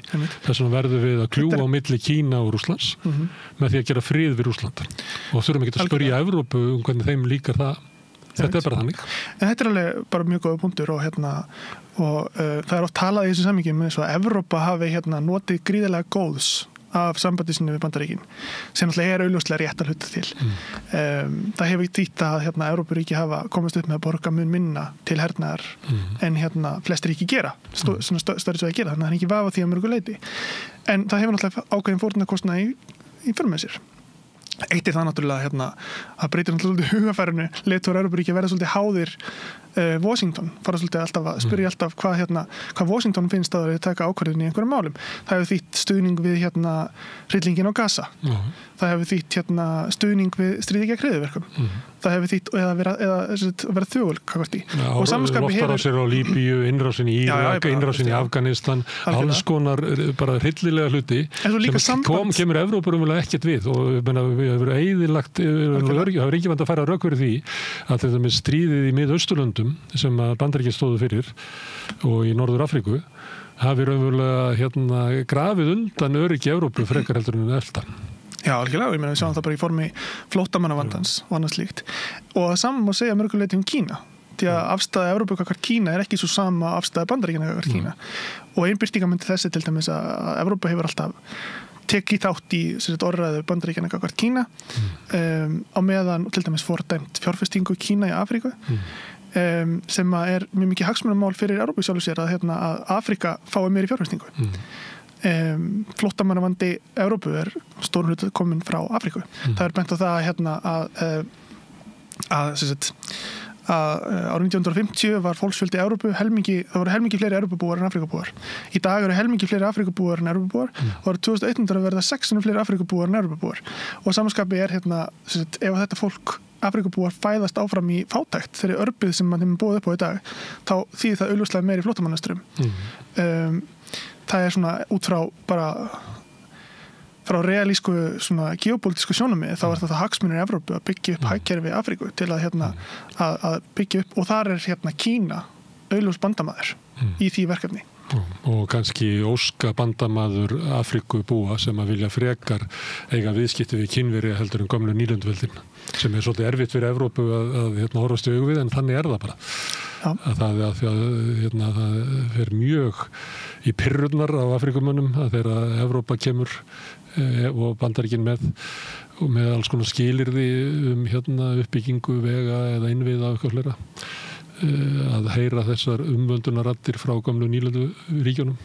Ég held að Evrópa þurfa að bíða í kannski nokkra aldir áður að geta haft svona beitt þessum tóni gagnvart Afríku. Maður heyrir þetta bara þegar maður tala við Afríkumenn að þeir líta á Kínverja sem bara góða viðskiptafélaga þess að þeir eru bara að leggja veginn. Þeir eru ekki með neina aðra skoðanir á því hvernig samfélag okkar En það líka það að þú ert að tala uppbyggingu í Afríku að því hraðari sem efnaðsleg uppbygging verður þar því hraðar hægist á fólksfjölguninni. Því það mun leiða til þess að fólk flytur til borgarinnar og þá fækkar börnunum. Annað slíkt. Og það annað sem ef maður horfir kannski ef maður tekur svona dæmi af Þýskalandi ef að Þýskaland kaupir ekki orkuna af Rússlandi og dunkar þar niður í svona hálfgerða efnahagslægð og ef að það á síðan að neita sér viðskipti við Kína af því að Bandaríkin skilgreina Kína sem höfuðandstæðing sinn og vil draga úr viðskiptum Kína við heiminn að þá hætt við að Evrópa lendi bara í efnahagslegum miklum raunum ef að það eigi að taka upp stefnu Bandaríkjanna gagnvart Kína. Þetta náttúrulega svo veruleiki sem núna orðin mjög aktúelt fyrir leiðtoga Evrópusambandsins og íbúa Evrópu að þessir hagsmunir að það augljóst að þessir hagsmunir náttúrulega hafa upp mismiklu marki farið saman en núna augljóst að hversu sterk tókstaritan og samanskapið þegar að Bandaríkin beinlínis farin að beita sig gegn hagsmunum Evrópuríkja og jafnvel farin að koma fram við Evrópuríki eins og Evrópubúar komið fram við Afríku búa, farin að eins og ræða J.D. Vance í frumstætt lýðræði. Já, þessum þú færð var að fórsta Bandaríkjana til að lesa yfir hausamótunum á Evrópuleiðtogum hvað standið sig illa í byggja upp siðmenninguna. Þetta náttúrulega minnir svolítið á afturhvarf til annara þetta það sem ég var að vísa í áðan að Afríkum bara þoleikir að hlusta. En þannig þurftu Evrópumenn að heyra þetta. Og svo sjáum við þennan samning sem að Trump fyrirst á að setja borðið fyrir Zelenski aðgengi að náttúruauðlindum Úkraínu sem framferðið gagnvart Grænlandi að kaupa Grænland frá Danmörku og neita útiloka hernaðar neita útiloka hernað í því samhengi Þetta náttúrulega svona ákveðin þetta hefur verið kallað svona ákveðin nýlenduvæðing Evrópu það sem að við erum að sjá að Bandaríkin hafa náttúrulega alltaf verið í þessari valdastöðu gagnvart Evrópu en hún að taka á sig svolítið svona skarpari og skýrari mynd og að samanskapi hafa náttúrulega Bandaríkin mjög mörg tæki til að þvinga Evrópu því að Evrópa háð ekki bara bandarískum vörnum heldur líka bara bandarískum aðflutningum þegar það kemur að því að kaupa hergögn fá ákveðin hráefni núna auknum mæli eftir innrás Rússa í Úkraínu, náttúrugasið og svo framvegis. Þannig að eitt af verkefnum með Evrópu komur að segja bara ákveðið sjálfræði og það gera sig óháðari ekki bara að Bandaríkjunum. Ég held að það sé svona ákveðið það það sé ákveðin lífsnauðsyn fyrir Evrópu og hún sem einhvers konar heild ætlar að lifa af, en það er svo ekkert víst að hún gerir það, hún geti kvartnast niður í ólíka ólíka en áður við komum að því þá gætum við tekið árin frá seinna stríði að svona fram til 1990 þá var til innan Evrópu svona efasemdir ofnáin tengsl við Bandaríkin sáust meðal annars í utanríkisstefnu Frakka og afstöðu þeirra inn í NATO og það var svolítið svona þráður í svona þýskum stjórnmálum sem var svona efasemdir svona menningarlega áhrif frá Bandaríkjunum og svona en eftir 1990 og fram á okkar tíma þá eru þessar efasemdar mjög veikar og að sumuleyti þá hefur Evrópa bara beygt sig undir forræði Bandaríkjanna og farið í alls konar óheillavanlega ævintýri eins og við vorum að tala áðan og eiginlega útvistað stefnu sinni í heimsmálum til Bandaríkjanna. Svo allt í einu kemur í ljós að það gengur ekki lengur að því að Bandaríkin eru búin að breyta stefnu og eru með stefnu sem að gengur bara mjög áberandi og meira áberandi en áður þvert á hagsmuni Evrópu. En þá eins og oft þegar þú kemur út í gegnum svona kafla þar sem að engin opin kröftu umræða raunverulega hagsmuni Evrópu hefur eiginlega átt sér stað í 30 ár að þá kemur mér eiginlega að stjórnmálastéttinni eiginlega hún er svo blöng í að maður sér raunverulega maður sér ekki sem maður myndi svona ætla að myndi rísa upp kröftu umræða Evrópu og næstu 30 árin hver er staðan, hvað verður NATO, konar NATO niður, hvað gerum við, þú veist menn finnst þetta að vera á svona furðulegum núllpunkti þessi umræða og það er kannski þannig að þú hefur aldrei þurft að taka ákvörðun, þú hefur aldrei þurft að vera með sjálfstæða ákvörðun í heimsmálunum í 35 ár þá kannski ekki furðu að þú dregur hann ekki búið vasanum. Já, ég meina algjörlega. Það er að Evrópa hefur, eins og þú segir, bara hefur treyst á Bandaríkin upp að allt miklu marki og veðjað á það að Bandaríkin myndu halda sér á þessum stað. Og þess vegna er áhugavert að pæla í þessum vanda. Hver er nákvæmlega við hugsum Evrópu sem einingu sem eigi sér framtíð? Hver er vandi Evrópu? Er hann hvers eðlis er vandi Evrópu þegar kemur öryggismálum, þegar kemur efnahagsmálum sem einingu á alþjóðasviðinu, geopolítíska einingu á alþjóðasviðinu. Hvers eðlis er vandinn? Er hann efnahagslegur? Er Evrópa í einhvers konar efnahagslegri hnignun sem að gerir það að verkum og hún er að verða að hún mun ekki skipta máli í framtíðinni og ég held að það sé ekki endilega rétt. Það er margir sem að segja að Evrópa er í efnahagslegu vanda. Hún er miklu með efnahagslega vanda. Ég meina, sérstaklega frá hruninu 2008 hefur Evrópa náttúrulega verið í mjög miklum sjálfsköðunar leiðangri í formi niðurskurðar stefnu og annað slíkt það er augljóst. En á móti kemur að Evrópa er samt þriðja stærsta hagkerfi í heimi, Evrópusambandið. Og ef við mælum það út frá svona ólíkur náttúrulega, hvernig mælikvarðar þú velur en ef þú mælir svona til dæmis kaupmáttar jafnvægi purchasing power parity er þjóðarframleiðsla Evrópusambandsins á pari við Bandaríkin næstu því. Bandaríkjunum eru verð svo há að þjóðarframleiðsla Bandaríkjanna er ekki alveg markana út frá þessum mælikvarðum. En það talar niðurskurðarstefnun eftir hrun sem hafi skadað Evrópu.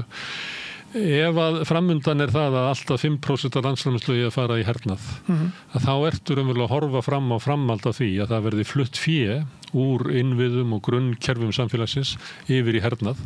Þannig að Evrópa mun halda áfram í sjálfskoðun. Já, náttúrulega líklegasta niðurstaðan, ef maður er pínu svartsýn, líklegasta niðurstaðan er náttúrulega svo að leiðtogar Evrópuríkja reyna að halda Bandaríkjunum friðþægi Bandaríkin, þóknast Trump muni færa hernaðar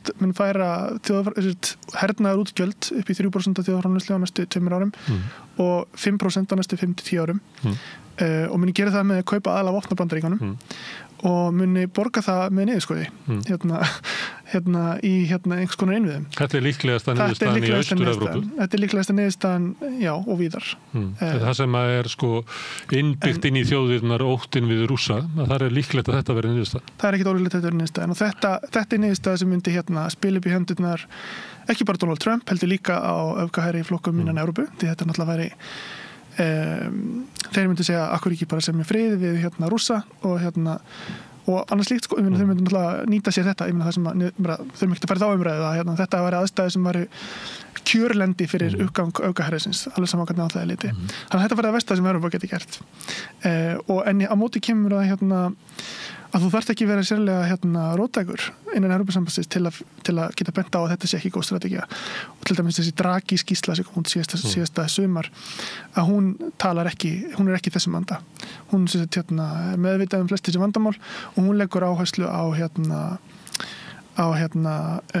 fjárfestingu innan Evrópusambandsins, byggja upp iðnaðargetu og eða framleiðslugetu og hugvit innan Evrópusambandsins og að samanskapi draga úr því hversu háð Evrópa er hergögnum og hertækni frá Bandaríkjunum. En á móti kemur að það þarf einhvers konar annað efnahagsmódel til þess að gera þetta.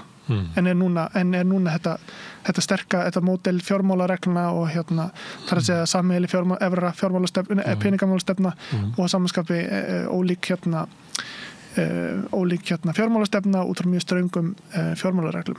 Sem eru fjármálareglur sem eru eiginlega settar til þess að veikja ríkisvaldið og draga úr getur ríkisvaldsins til þess að vera í svona, hvað við kallaðum bara nation building eða uppbyggingu atvinnu eða innviða og eitthvað fleira sem að hefur háð Evrópu.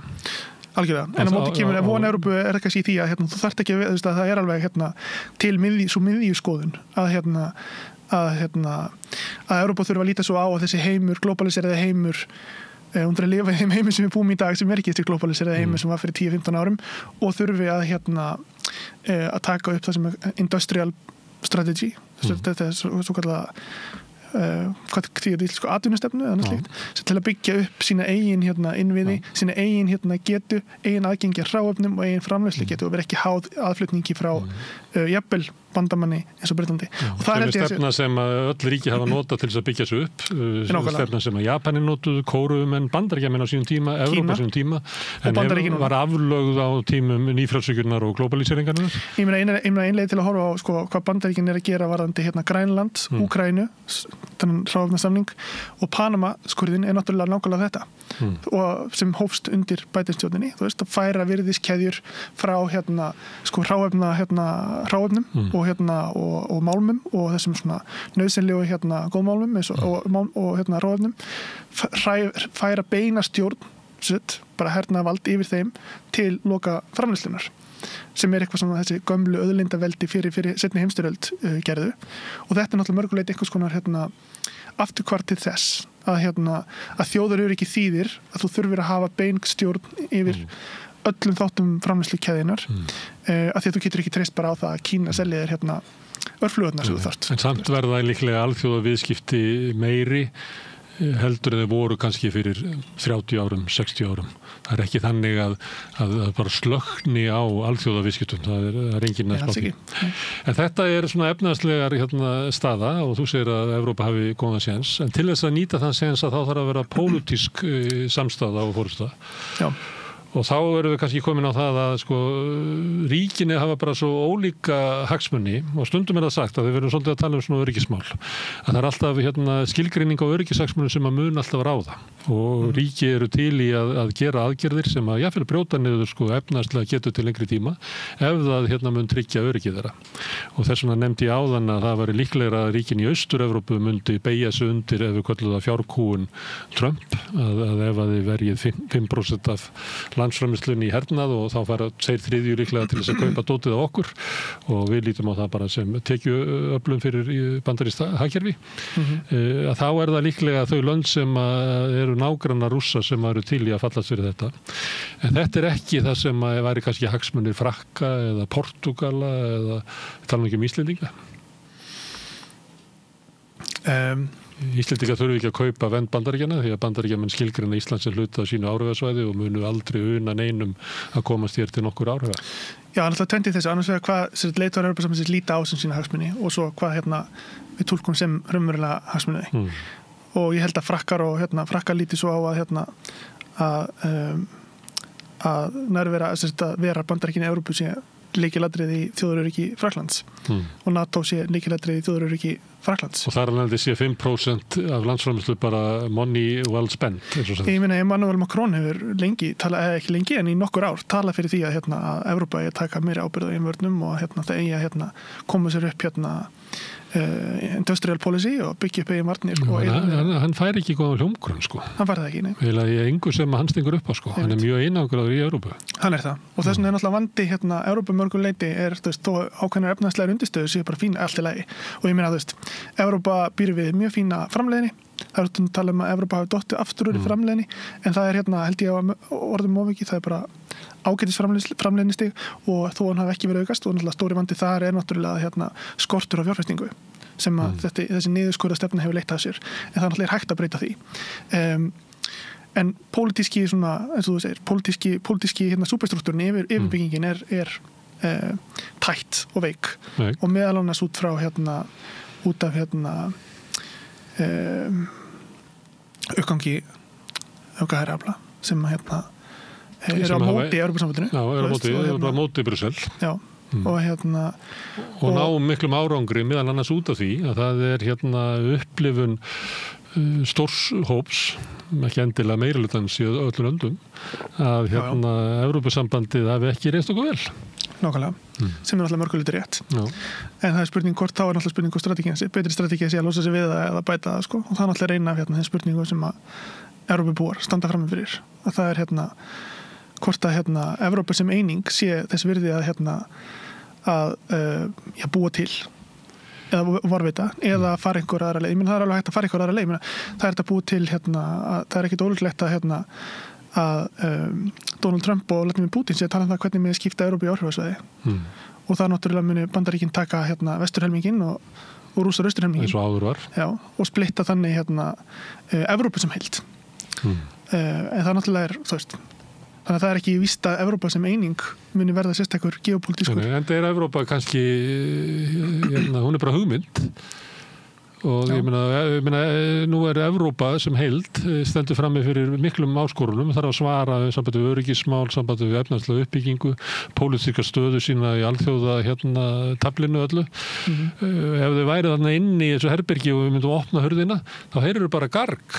Það er bara hver hendur á fætur annari, sko. Og við bara lokum hurðinni, því það er enga líkur á því að þannig komi einhvern sameiginleg niðurstaða út. Það er ekki eins og plattformur fyrir því. Menn veit ekki eins og hvað á að búa til í Brussel eða á hvert land fyrir sig ákveð þetta. Inn í öllum löndunum er pólitíska kerfið í algjöru upplausn og sömuleitt að pólitíska kerfið að tala um heimskerfið. Pólitíska kerfið sem að tilyrði eftirstríðsárunum að það er farið á Ítalíu. Það er mun fara í Frakklandi endanlega bara í næstu kosningum. Þú veist, það er í stórkostlegu vanda í Þýskalandi, þeir flokkar sem héldu utan Þýskaland eru að missa völdi, það er eiginlega farið í Hollandi. Bretland að fara.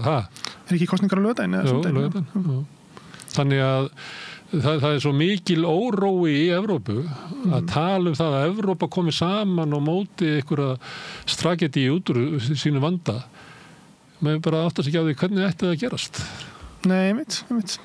Það er mjög valid punktur. Þannig að við sittum bara og horfum á húsi brenna. En á móti staðreyndin er svo að sá gerandi eða á sviðinu sem hefur fengið Evrópu til að taka ákvarðanir í varnarmálum er farinn eða að fara. Það er Bandaríkin sem við geta komið og sagt þið verið að koma ykkur saman þetta eitt.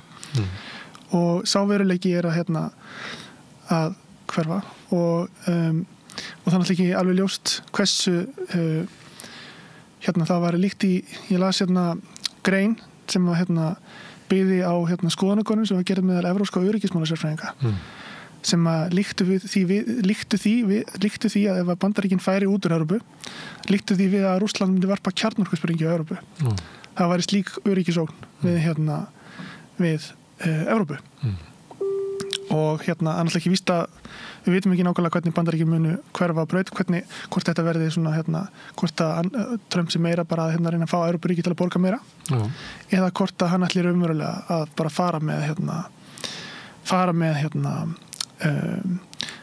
fara með heri Bandaríkjana frá Evrópu og það stendur í projekt 2025 sem að Pete Hegseth, nýr varnarmálaráðherra hefur líka talað fyrir að Bandaríkin ætti að fara með bara alla sína flota, alla sína heri, alla sína herstöðar sem eru mjög margar í Evrópu og skilja NATO eftir bara með kjarnorkutryggingu. Þess að Bandaríkin með svona kjarnorku backstop. Þið fá kjarnorkutryggingu var Bandaríkjanum en ekki neitt annað. Þannig það einn möguleiki. En hinn möguleikin meira svona eins og þú veist að Trump reyna að búa til fleiri svona tvíhliða tenginga milli ríkja. Þá væntanlega Ísland í góðum málum af því að Ísland svona nær áhrifasvæði Bandaríkjana og samanskapi lönd eins og Pólland sem að hafa það ekki langt síðan að Trump talaði það að búa til Fort Trump í Pólandi þegar maður svo ánægður með varna eðslu Pólverja. Þið borgið fyrir eins og Pólverjar eru til að gera. Af því að þá komum kannski að því að Pólverjan og tvíliða samningar sem að Bandaríkjana geta. Því að það eru ólíkt mat, sko til dæmis tala Macron samilan her og allt þetta. Ef þú ert í Pólandi þá hefur engan áhuga á því að treysta öryggið Póllands af einhverju samkomulagi við París. Það bara þú vilt Washington. Það bara kemur ekki til greina að ef þú varir í Pólandi og verður að tala það að við ættum að ekki treysta Bandaríkin, heldur treysta á eitthvað svona sameiginlegan her og eitthvað samkomulag Þjóðverja og Frakka, það myndi ekki hlusta á því, sko. Ég held ekki, sko. Það bara lykilatriði að hafa vernd frá Bandaríkjunum og ég held að þeir hafi bara engan áhuga á þessu tali uppbyggingu á sjálfstæðum vörnum Evrópu. Þannig að þú ert að segja þá að þeir muni þóknast, þegar farið þá strategíu að Evrópa muni kvarnast í þessar ólíku strategíur að Macron mun tala fyrir sjálfstæðari Evrópu en lönd eins og Pólland muni hafa lill trú á því. Ég ekki að segja að þú ert að vitna í það að Trump finnur það eiginlega að Pólverjarnir eru eiginlega búnir að samþykkja þetta og hann ætlar að búa til Fort Trump fyrir þá. Þeir borga fyrir það. Já, einmitt. En það náttúrulega er að gefa okkur það að Trump ætli að vera áfram í Evrópu. Ef þú borgar. Já. En ekki ókeypis. Og það er það náttúrulega Evrópa er í mjög þröngri stöðu og ef til villi það skásti kosturinn. Að vera í þröngri stöðu? Nei, að borga fyrir vernd. Já, að þá með að byrji vera þannig að ríkin í austri gerir svona tvíliða samning, formlegan eða óformlegan. Já. Og beigi sig undir, við getum kallað fjárkúun Trump, að vera til að verja ykkur eða borgið. Og þá hægt og bítandi muni löndin í vestri beigja sig undir það líka. En svo náttúrulega einn annan möguleiki í þessari stöðu sem er bara það að Evrópa takir sig saman og mögulega gerir þetta er svona róttæk hugmynd sem hefur svolítið verið fleytt í umræðin undanfarna daga og það er að Evrópa takir sig saman og gerir einfaldlega samkomulag við Rússland. Semji Úkraínustríði og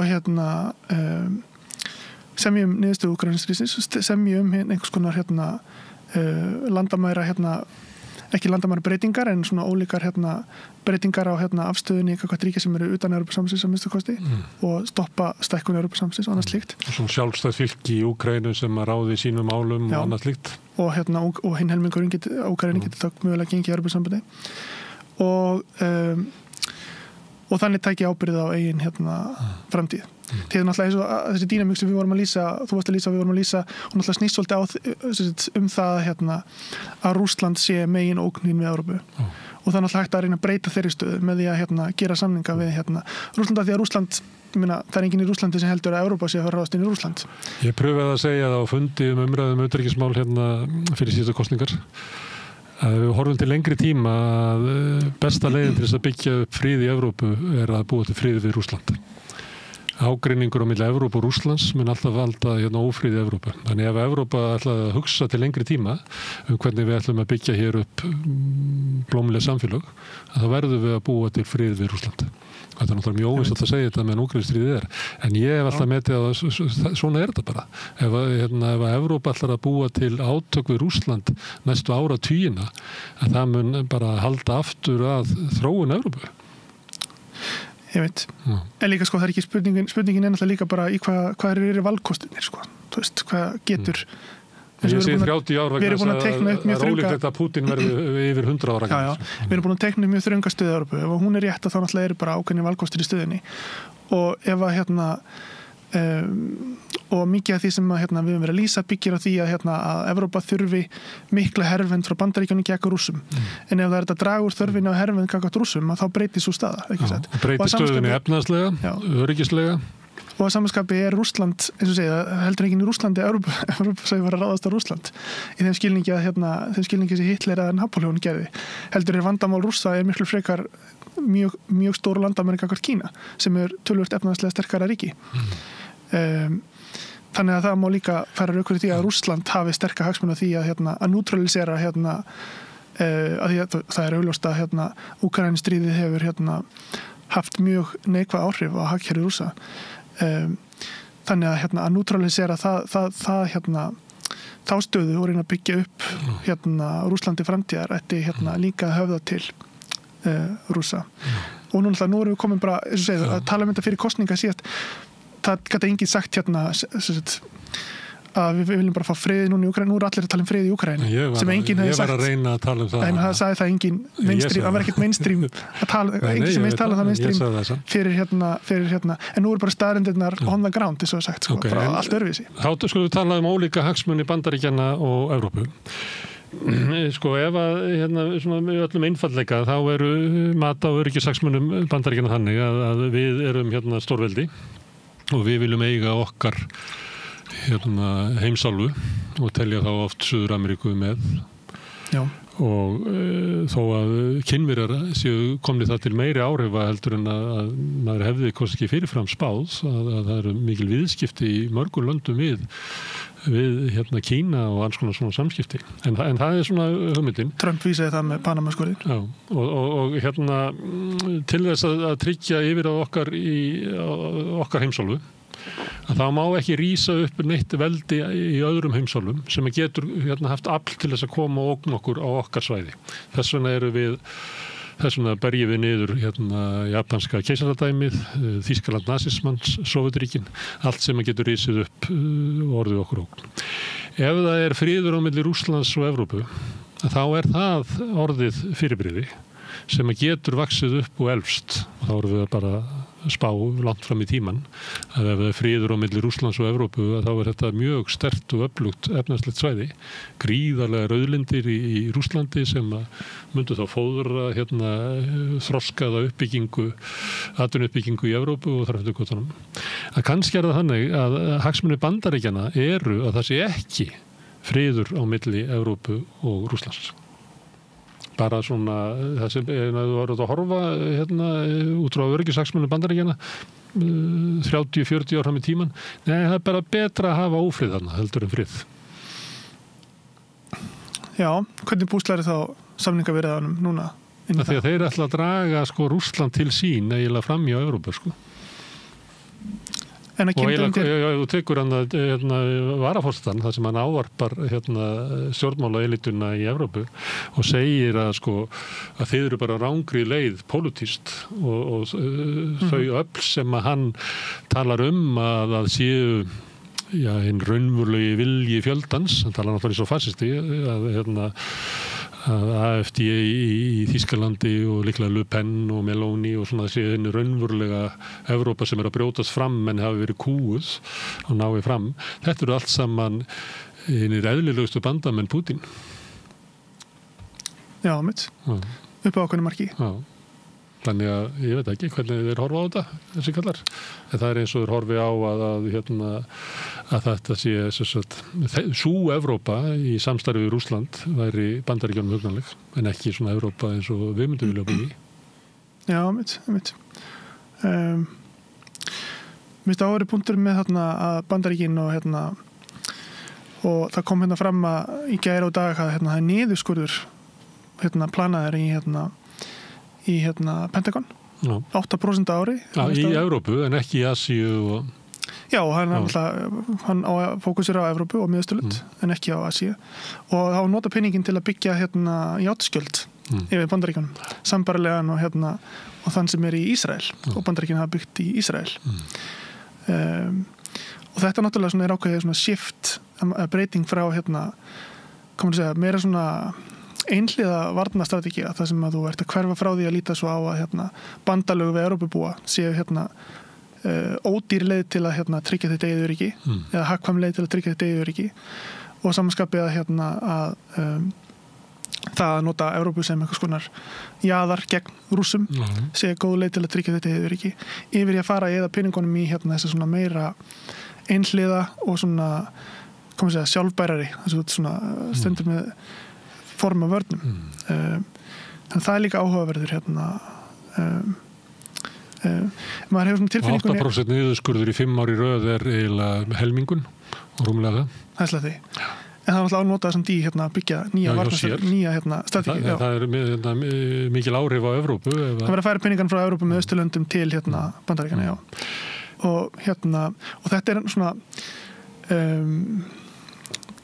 það er áhugavert hvernig svona alþjóðakerfið, ólík sín manna á alþjóðakerfið getur svo birtst og hvernig nákvæmlega sín þeirra á alþjóðakerfið mun mótast og í hvaða fyrirmyndir þeir leita er mjög áhugavert og það er ein leið til að hugsa sér er bara einfallega að ég var sveltið fyrir mér hvort að svona Trump og félagar líti svo á að módelið er að sé afturkvarf til svona hugmynda engilsaxneska yfirbyrði svona samveldi engilsaxneskara þjóða og sem var mjög vinsæl í undir lok 19. aldar upp á 20. aldar Þú hefur rannsakað svolítið ekki? Hvað þeir eru? Jú, aðskoðan, já og það sem að samtvinnunin byggði á ekki á vestrinu ekki vestrið sem við tölum í dag heldur á engilsaxneskum yfirbörðum, kynþáttalegum yfirbörðum og þessir aðilar hafa talað inn í það með því að segja að Kanada ætti að vera 51. ríkið Musk hafi talað um það að Bretland ætti að vera 51. ríkið þannig að það er svona ákveðinir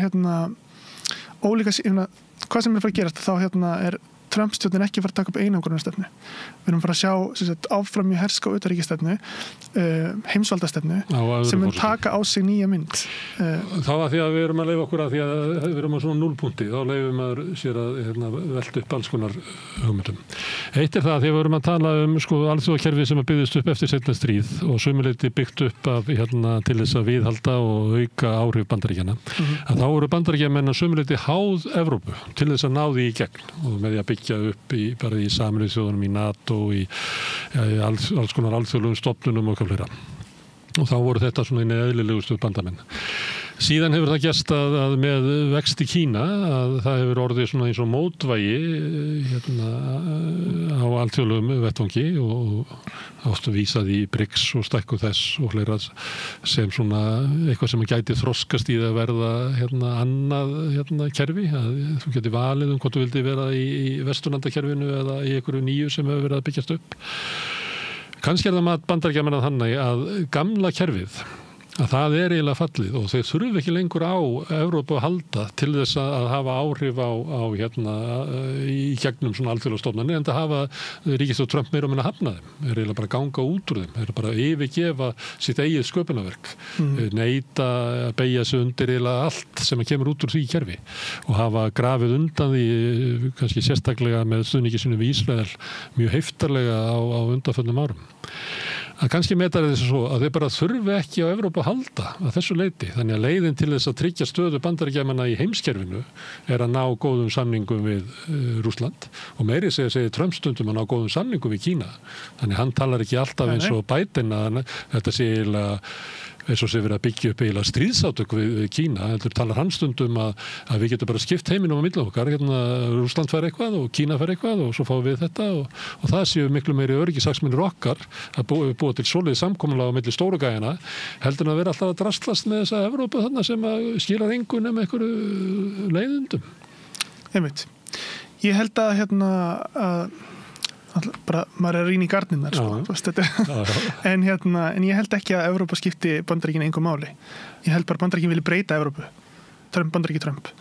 Í þeim skilningi að þeir vilja sparka Evrópu, þeir að nýta sér það að Evrópa er undirgefin Bandaríkanum. Stjórnmálastéttin er undirgefin Washington af því að hún þekkir ekkert annað. Það hefur ekki verið neinn sko evrópsk utanríkisstefna hefur einhvern tímann verið til, þá er hún ekki til í dag. Við höfum ekki haft utanríkisstefnu eða öryggisstefnu á Íslandi.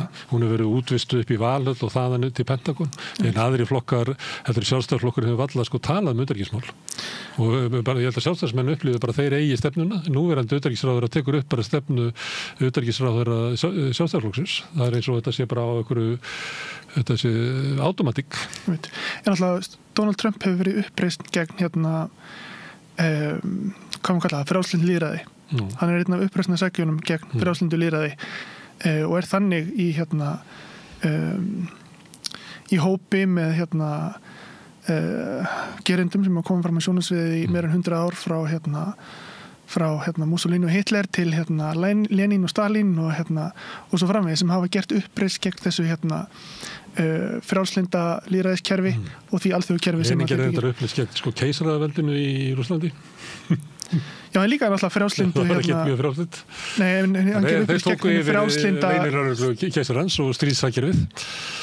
Já, en þeir auðvitað tóku voru í andstöðu við kapitalíska alþjóðakerfi sem Bandaríkin og Bretland og önnur Evrópuríki reynda að endurreisa fyrir heimsstyrjöld.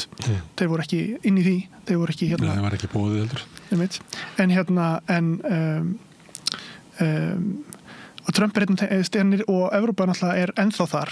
Trump að beygja Bandaríkin frá þessu kerfi og Evrópa ennþá í þessu kerfi og hann náttúrulega vill breyta Evrópu líka. Ég held að snúist ekki það að Bandaríkin þurfi ekki að vilja ekki nýta sér Evrópu. Ég held að þetta snýst að stjórna Evrópu. Þetta snýst að Evrópa er stærsta hagkerfi í heimi sem minnst á snýst að hafa tök á Evrópu og samanskapi ef að Bandaríki Trumps alltaf á stjórn Evrópu og það líka að breyta stjórnmálum innan Evrópu í það átt sem að þau hafa breyst í Bandaríkjunum og ég meina við myndum alveg að það er að gerast sem fundin hans J.D. Vance eftir ræðu sína á Munich-fundinum með formanni AfD og stuðningi óformlega bandalag með Viktor Orbán og aðra slíka, ég meina það snýst að breyta Evrópu, búa til Evrópu sem hendar er undirgefin Donald Trump, Bandaríkin Trumps frekar en að Evrópa skipti engum máli.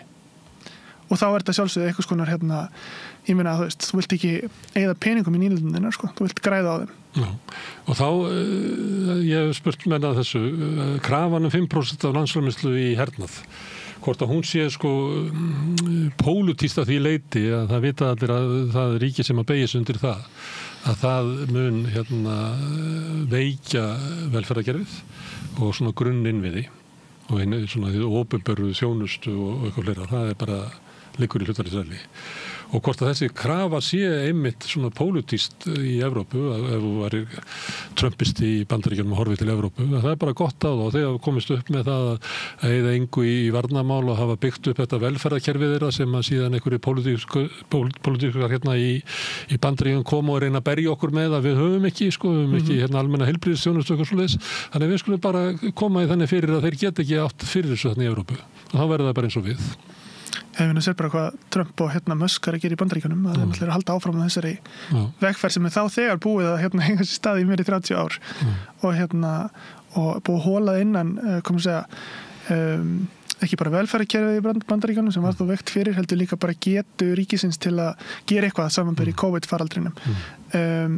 Evrópa stendur fram, ég meina já, þú veist, það væri feigðarflan að fara að skera niður á stórum skala til að fara að eyða í vopnubyggingu og myndi náttúrulega einungis bara rúlla út rauðadreglunum fyrir aukahægri öflin. En á móti kemur að ef Evrópa, sem ætla ekki að vera að gera strax en ef Evrópa myndi eyða 5% af sinni þjóðarframleiðslu í hernað, þá þarf það ekkert á NATO að halda. Því að þá væri Evrópa eða meira en Bandaríkin. Jú, en það gerir þannig að allur hernað uppbygging NATO er byggð á bandarískum vopnum. Þannig að þið eigið 5% en kaupið það verður 2/3 að þessu ferði að kaupa dótið okkur Þannig að þeir losna ekki til okkur En það er náttúrulega spurningi hvernig þú framkvæmir það Þú getur líka byggt upp á þínum eigin þá þarf þetta að vera pólitísk forræði til þess að gera það. En það er rétt En Þannig að tilboð Trump er við skulum venda ykkur ef þið verðið eins og við ef þið brjótið niður velferðarkerfin ykkar. Ég held að það sé ágætlega orða. Já. Þannig að ef þið viljið ekki verða eins og við, að þá verðið að gera eitthvað sem sjálfstætt og þá erfiðleikur að sjá það að sé pólitísk forysta til þess að taka þær ákvarðanir í Evrópu. Fyrir utan það sem ég benti áðan, að ég vilja taka lönd alltaf, fyrsta ákvörðun alltaf út frá öryggishagsmunum. Þannig að það getur vel verið að Evrópa taki ákvörðun að verða eins og Trump. Það leiðin til þess að verja sig, verða með meira öryggi og látið það bara yfir sig ganga að brjóta niður það sem við höfum alist upp við að segja sig kostur Evrópu, Einmitt. Það getur verið, Hinn strategían sem að held að segja bjartsýnni að byggja á styrkileikum Evrópu sem bæði efnaðslegir og félagslegir og félast í til að vera með aðeins meiri vonarglæti í þessu sem felst í frekar öflugu hagkerfi löngum meðalaldri ágætu lífskjörum, lágri dánantíðni og annað slíkt sem að Bandaríkin hafa ekki. Já, og við sjáum hörna í Bandaríkjum. Einmitt. Og og einfallega Evrópa á uppsafnaði getu líka sem hefur legið í dái undanfæri 15 ár. Og með því að Evrópski seðlabankinn hefur dælt triljónum evra í fjármálakerfi í Evrópu sem hefur aðalega farið í það ekki að fjárfesta en það nánast engin fjárfesting í Evrópu heldur farið í það að kaupa hlutabréf í öðrum fjármálafyrirtækjum. Þannig að getan innan Evrópusambandsins til að gera eitthvað áhugavert til staðar. En vandamáli eins og höfum ítrekka komið hér inn á og ástæðan fyrir því að Donald Trump kemst upp með að fara með Evrópu eins og hann að gera að það ekki pólitísk forysta. Og það náttúrulega stóra vandamáli. Það endurnýjun evrópska stjórnmála. Og þar eru reyndar áhugaverð fordæmi, sagfræðingurinn að til dæmis Holland, Niðurlöndin var öflugasta hið litli Niðurlönd sem voru mjög dreifstýrð lítið lýðveldi með svona sambandsríkja struktúr en mjög dreifstýrðan og veikan tók samt sem áður að verða öflugasta ríki heimi á 17. öld, langöflugasta ríki heimirinn á 17. öld og standast hernaðarsamkeppni við öflugustu stærstu ríkin, báðu sig hverju megin við sig, bæði Bretland og svo Frakkland undir Lóðvík 14.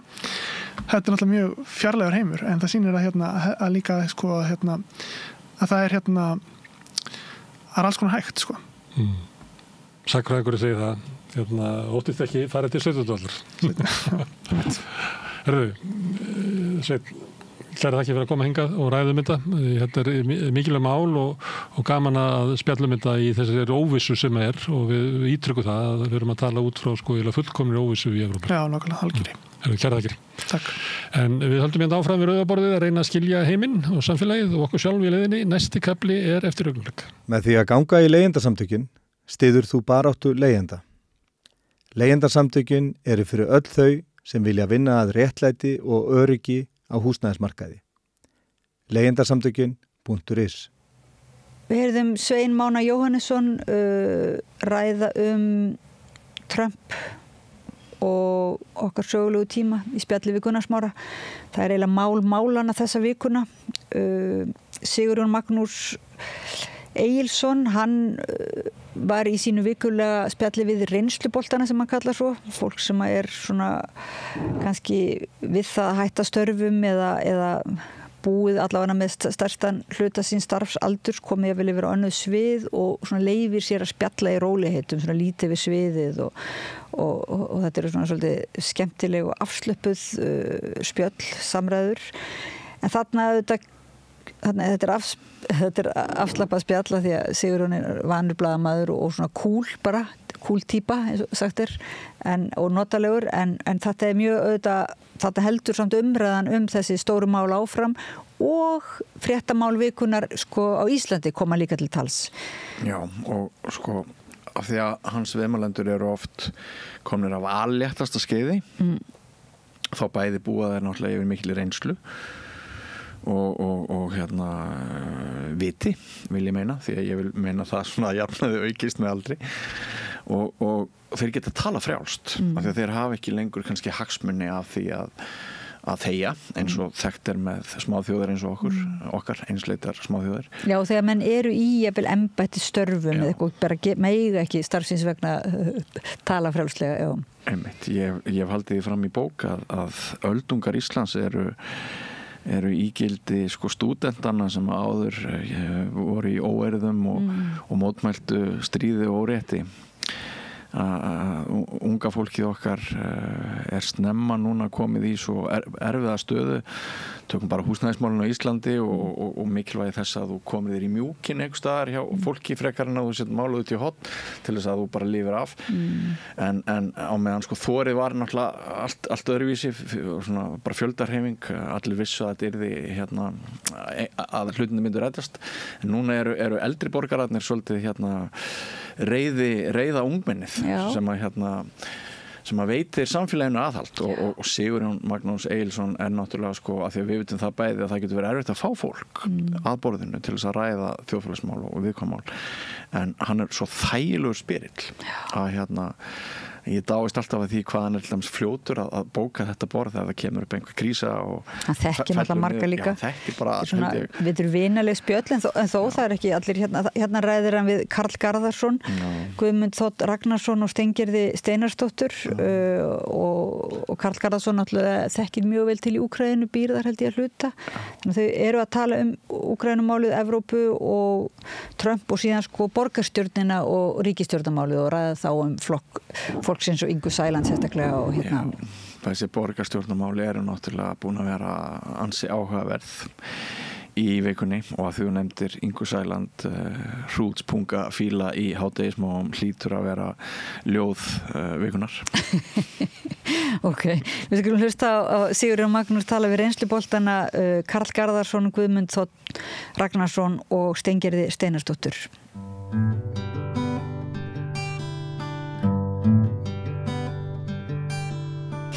Já, komið sæl. Það eru reynsluboltar konur hérna við borðið með mér. Það eru Karl Garðarsson fyrir fréttastjóri Stöð 2, Guðmundur Þótt Ragnarsson fyrir formaður vélstjóra málmtæknimanna og Steingerður Steinarsdóttir sem ekkert fyrrverandi eitthvað náttúrulega en núverandi ritstjóra á liðu núna.is. Já. Það komið í öll sælabröðsut. Takk. Herriðu, Karl, að því að við nú með þig hérna og tenging þín við Úkraínu, þessar nýjustu vendingar þar eru ekki beint svona uppörvandi fyrir Úkraínu?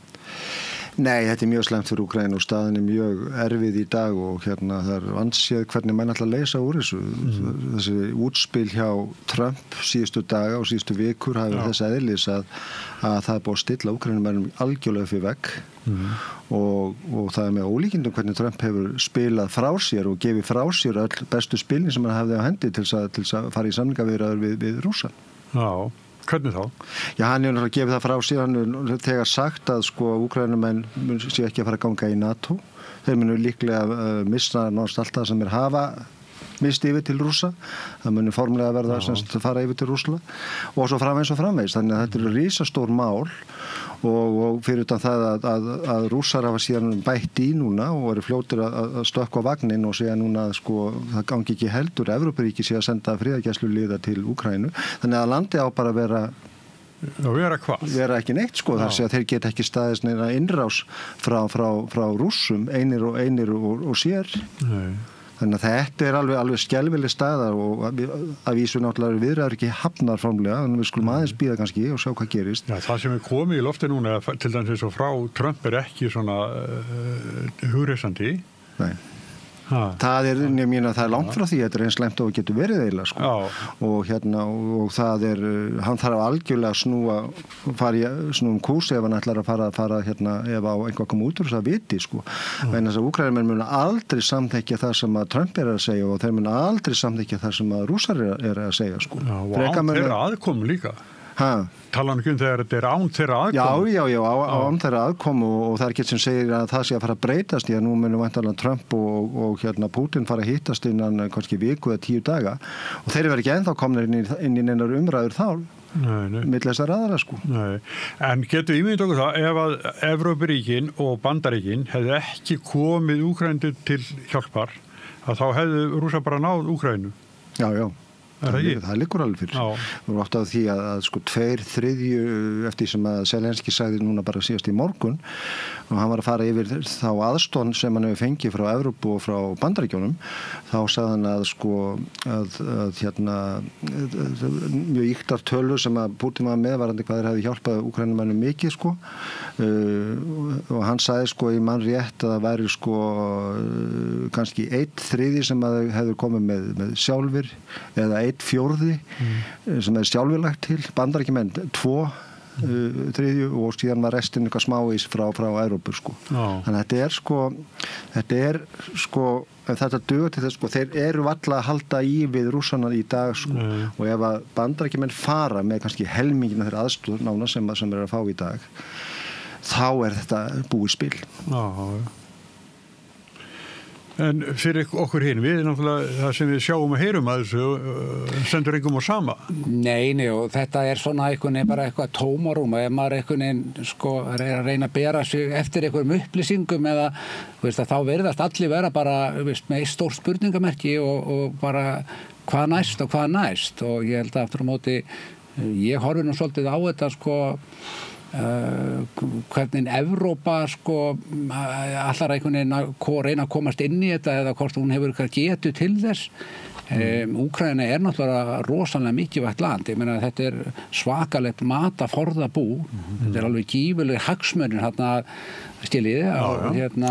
Þannig ég svona, það er eiginlega það sem maður er mestar áhyggjur af. Maður hefur náttúrulega ekki nógu þekkingu í þessu en ég tek alveg undir sem hann að segja. Það er bara, menn eru bara í uppnámi og bara hvað næst og við erum náttúrulega að sjá það síðan Trump tók við að ég meina við getum bara búist við öllu sko, hvað á morgun sko þetta er bara rússipanna reiðbúr að vera síðan hann kom til valda og ég svona velti fyrir mig svona, ég er svolítið mikla áhyggjur að þessu að kannski verður þetta bara þannig að hann mun bara gera þetta, ég meina Biden var náttúrulega undan honum en maður hefur svona hort á sambandi við þetta ástand sem er búin að vera í Palestínu, við erum búin að horfa bara á heilt samfélag lagt í rúst, drepa hann að 20.000 manna og það er enginn sem getur stoppað það því að Bandaríkjamenn er bara búin að blessa það eða styðja Ísrael og hver sem er vondikallin og góðukallin í því að þá svona veltir maður sér fyrir sig og ég er svona svolítið að hugsa þetta og leggja þetta saman á þess að ég hafi nú mikla kunnátt í þessum utanríkismálum en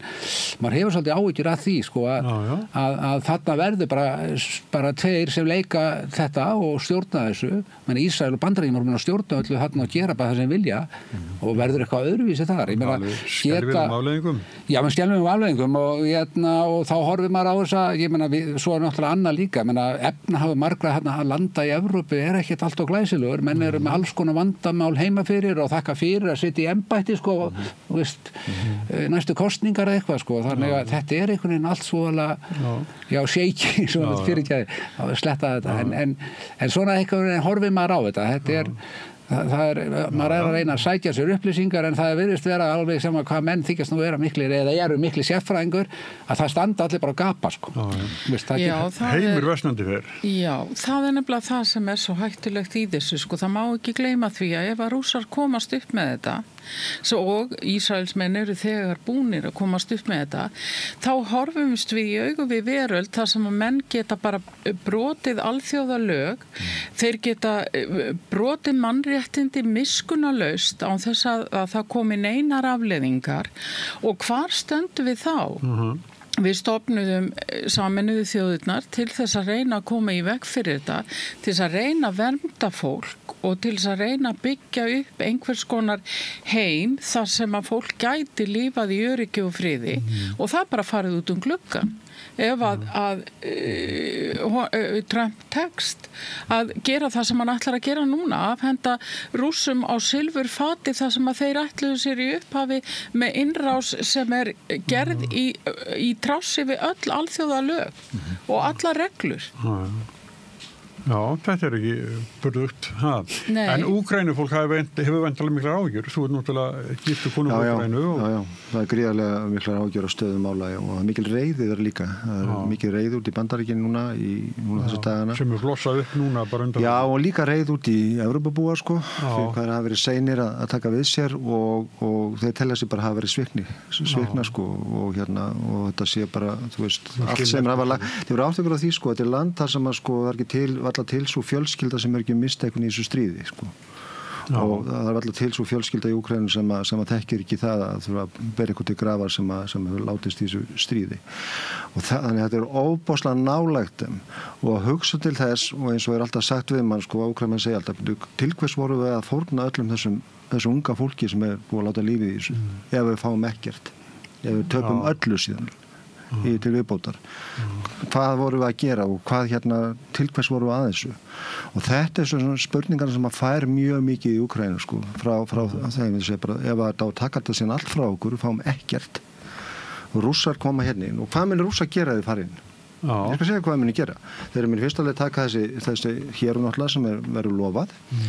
Síðan muni þeir undirbúa nota næstu 2-3 ári að undirbúa herinn fyrir frekari árásir. Þeir munu ráðast inn í Moldavíu sem er rétt bara eins og í suðurhluta Úkraínu. Það er auðvelt að fara þangað inn og ná því. Það er lítið viðspyrnu þar. Síðan er Eystrasaltslöndin sem eru viðkvæm og síðan Pólverjar, sko. En þó að Pólverjar sé náttúrulega reyndar með, sko, miklu sterkari varnir heldur en hina þjóðirnar. Hefur bætt í... Já, en síðan munu líka hefjast mikla, sko, ef að Rússar ná sínum fram. Og segjum bara að þeir myndu ná stærri hluta af Úkraínu sem mun þá gerast að öllu óbreyttu ef Trump og Putin ná sínu fram. Þá munu hefjast mikla hreinsanir í Úkraínu. Andstæðingar Rússa, þeir vera bara teknir og þeir vera bara fjarlægðir og þeir vera teknir að lífa og svo framvegis. Þetta gildir stjórnmálamenn, þetta gildir fjölmiðlamenn, þetta gildir alls konar fólk úr öllum stéttum. Þarna það eru hreinsanir þarna svo mikla sem hafa ekki orðið síðan í seinni heimsstyrjöld. Þannig að þetta er það sem fólki óttast. Þetta er það sem fólki óttast og segir bara. Þetta er það sem mun gerast. Það vita allir. Mynd, sko. Já. Þeir munu náttúrulega það sem þeir vilja gera, þeir vilja steypa stjórninni, þeir heimta kosningar þar vegna þess að þeir vilja að Zelenski fari frá og eða vera kosningar sem er náttúrulega ekki skynsamlega vegna þess að þú ert með miljóna manna sem búa í öðrum löndum og enginn veit hvað er einu sinni, hvernig þetta hafa kosningar, hvernig þetta fólk geta kosið og síðan þetta með, sko, kannski 1-2 milljónir, 3 milljónir sem er í þessu Donbass héraði sem er undir stjórn Rússa, þetta fólk ekki að fara að kjósa. Það segir sér sjálft. Þannig hvernig átt að hafa kosningar sem eru lýðræðislega kosningar. Það er ekki hægt. Nei. Og þannig að þetta er allt í vitleysu. Við verðum að taka upp í léttara hjal, krakkar.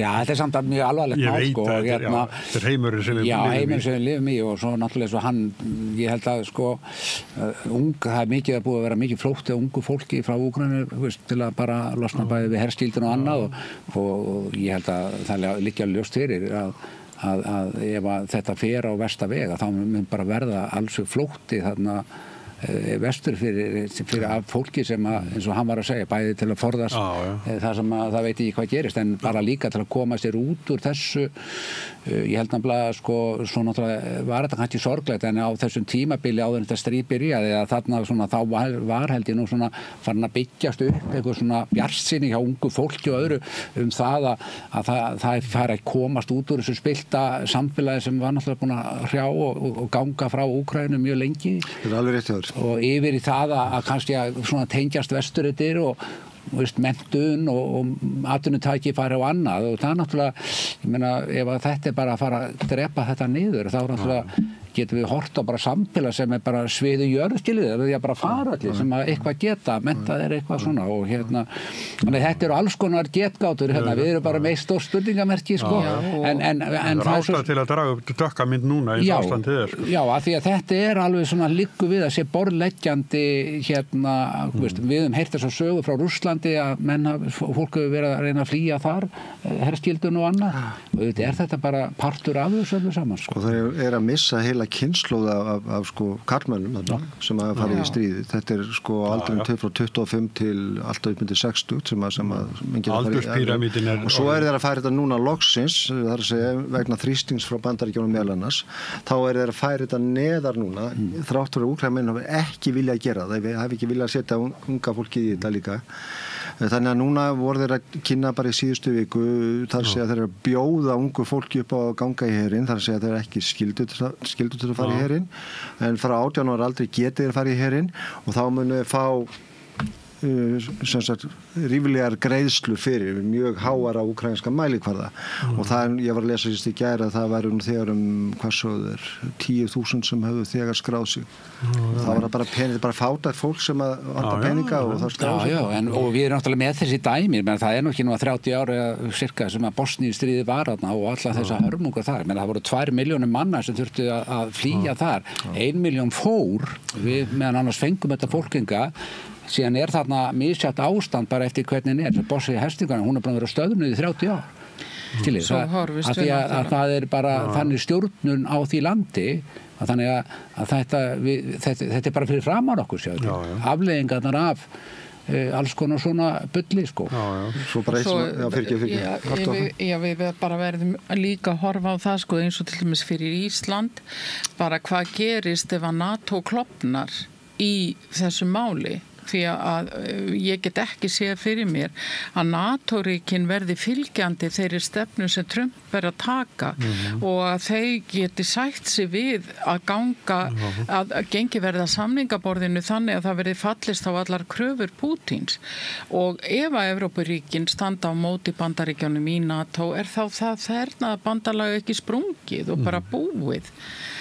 Jú, það er góð spurning og reyndar Trump náttúrulega ekki kjörinn nema til 4 ára sko en gleymum því ekki, kannski kemur einhver breytinga á stefnu Bandaríkjanna eftir einhver ár en það er alveg rétt þetta er náttúrulega stór spurningamerki bara sko munu Bandaríkjamin yfirleitt styðja Evrópubúa ef það kemur til átaka innan Evrópu í ljósi þess hvernig ætla að haga sig í þessu. Akkúrat. Ég er ekki viss. En 4 ár er nefnilega svolítið langur tími sko. Þetta er svona prófætt allt saman. Þetta er líka að byrja bara, þetta er bara fyrsti mánuðurinn sem er búinn. Já, ég segi það, þetta er 4 ár, mjög langur tími. Nákvæmlega. Og svo talar líka, sennilega alveg ekki í gríni að ná Grænland undir sig, Bandaríkin. Þar eru við bara skamt undan, sko. Já, en ég svona sé ekki alveg ennþá hvaða áhuga hann ætti að hafa á Íslandi.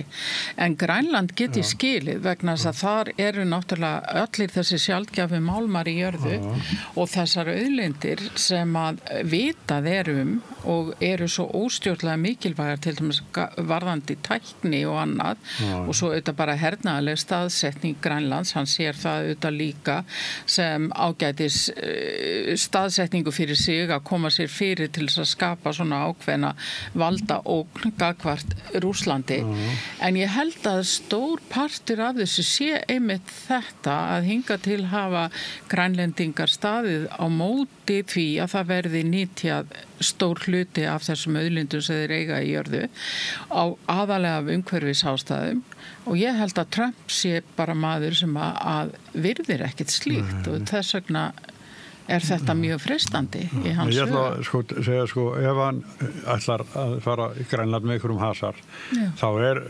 nærliggjandi hestuð á Miðnesheiði. Já, einmitt. Jú, hann er líka að horfa á norðurheimskauti líka þessi staðsetningu á Grænlands gagnvart því vegna þess að í framtíðinu verða mikla siglingar þarna á milli þannig að hann er að horfa á það líka skiptir gríðarlegu máli en það er mikil slagsmál svona í gangi varðandi hjá stórveldunum varðandi norðurskautið og það sé kannski ekki mikið í fréttum hér þá er það samt og það skiptir miklu máli þannig að við höfum búist við hverju sem er frá Trump varandi Grænland. Ég var nú svo barnalegur þegar þetta kom í lofti að ég sagði nú svona, er hann ekki bara að skella þessi fram svona aðeins að testa liðið þarna í Evrópu og sjá svona hvernig viðbröðum verða. Það sé kannski ekki meining á bakvið þetta, ég veit það ekki, þetta er náttúrulega þetta náttúrulega grafalvarlegt mál en svo náttúrulega veltir maður náttúrulega sér fyrir sér sko, ég náttúrulega þekki ekki alveg nógu vel inn í bandarísk stjórnmál en það nú einu sinni þing þarna og ég hef nú verið að velta því svolítið fyrir mig, menna getur ekki, bara komin kóngur þarna eins og einhver sagði. Nei, sko, hann ræður báðum republikana á báðum deildum en svo í sumar verður kosið í fulltrúadeildinni og það meirihluti mjög tæpur. Já, en þá velti fyrir mig sem bara hann þá þannig að þá náttúrulega þetta hálfgett innræði ef að bara, þú veist, báðar deildir þingsins bara þannig að bara halleluja, já, skilur, en ég bara, maður velti fyrir sér sko, að því að auðvitað margir af þessum þingmönnum, maður hefur nú heyrt marga af þessum mönnum tala og sumir tala nú svona ákveðni skynsemi og gera sér alveg grein fyrir því að það eru alls konar hagsmunir eða svona, þú veist, það eitthvað limit fyrir hvað þú mátt gera og fara. Það er ekki allir bara tumlausi, sko. Þessar forseta tilskipanir, það eftir að fara til þingsins. Akkurat, sko. Þannig að þetta svona, maður sé að halda í vonin og svo náttúrulega eins og við höfum séð það í Bandaríkjunum, þá alls konar sko, hlutir sem hægt að senda til dómstólana. Og það eru svona, en svo getur hann haldið áfram þangað við kannski komið í Hæstarétt. Já, hann ræður Hæstarétti. Þið sjá þessar tilskipanir sem sko þegar þær fara í framkvæmd þó að þessi ekki búin að Já, ég veit það, en svo, það er málið sko. Og hann náttúrulega þegar búin að reka fleiri tugi og hundruði manna sem að störfuðu að mannréttindamálum og ýmis konar jafnréttismálum innan stjórnkerfisins og þetta náttúrulega hlutir sem verður ekki teknir tilbaka svona. Og við sáum það nú best þegar hann setti börn í búr á landamæri Mexíkó og Bandaríkjanna að þegar hann bakkar síðan með þetta að það eru 100 barna sem enn þann dag í dag hafa ekki ratað heim til sín og hafa aldrei fundist foreldrarnir eða annað. Þannig að það er aldrei neitt auðvelt að taka tilbaka svona aðgerðir og sérstaklega af þessari stærðagráðu. Nei. Nú róum við á heima mitt, ég svolítið vonbrigður með hvað tekur langa tíma að mynda nýjan meirihluta í Reykjavík. Er ég einn það? Nei, ég er ekki hissa á því. Þú ert með svo marga flokka, ég meina þetta er ekkit auðvelt. Já, samt að fólk sem búið að sitja í rauninni. Jú, þú ert búin að vera við hlið, sko. Já, ég er búin að sitja við hliðina á því, en það er þarna nokkur flokk sem hafa unnið saman náttúrulega það sem hafa kjörtímabilinu sem kom bætast nýjir við og það er stór mál. Þú ert komið 5 eða 6 flokka sem ná samkomulagi. Hvað er þetta mikið eftir kjörtímabilinu? 12 mánuðir, 13 mánuðir, 14 mánuðir? Já, allt í lagi. Þú veist, þetta er ekkit auðvelt. Flest af því sem er í gangi flesta því sem skiptir máli hjá borginni akkurat hjá þessu fólki er komið í framkvæmd hjá fyrirverandi meirihluta. Þannig að þeir sem er gangið núna, hvað fá þeir í sinn hlut? Og það getur ekkert verið neitt mikið vegna það er ekkert eftir.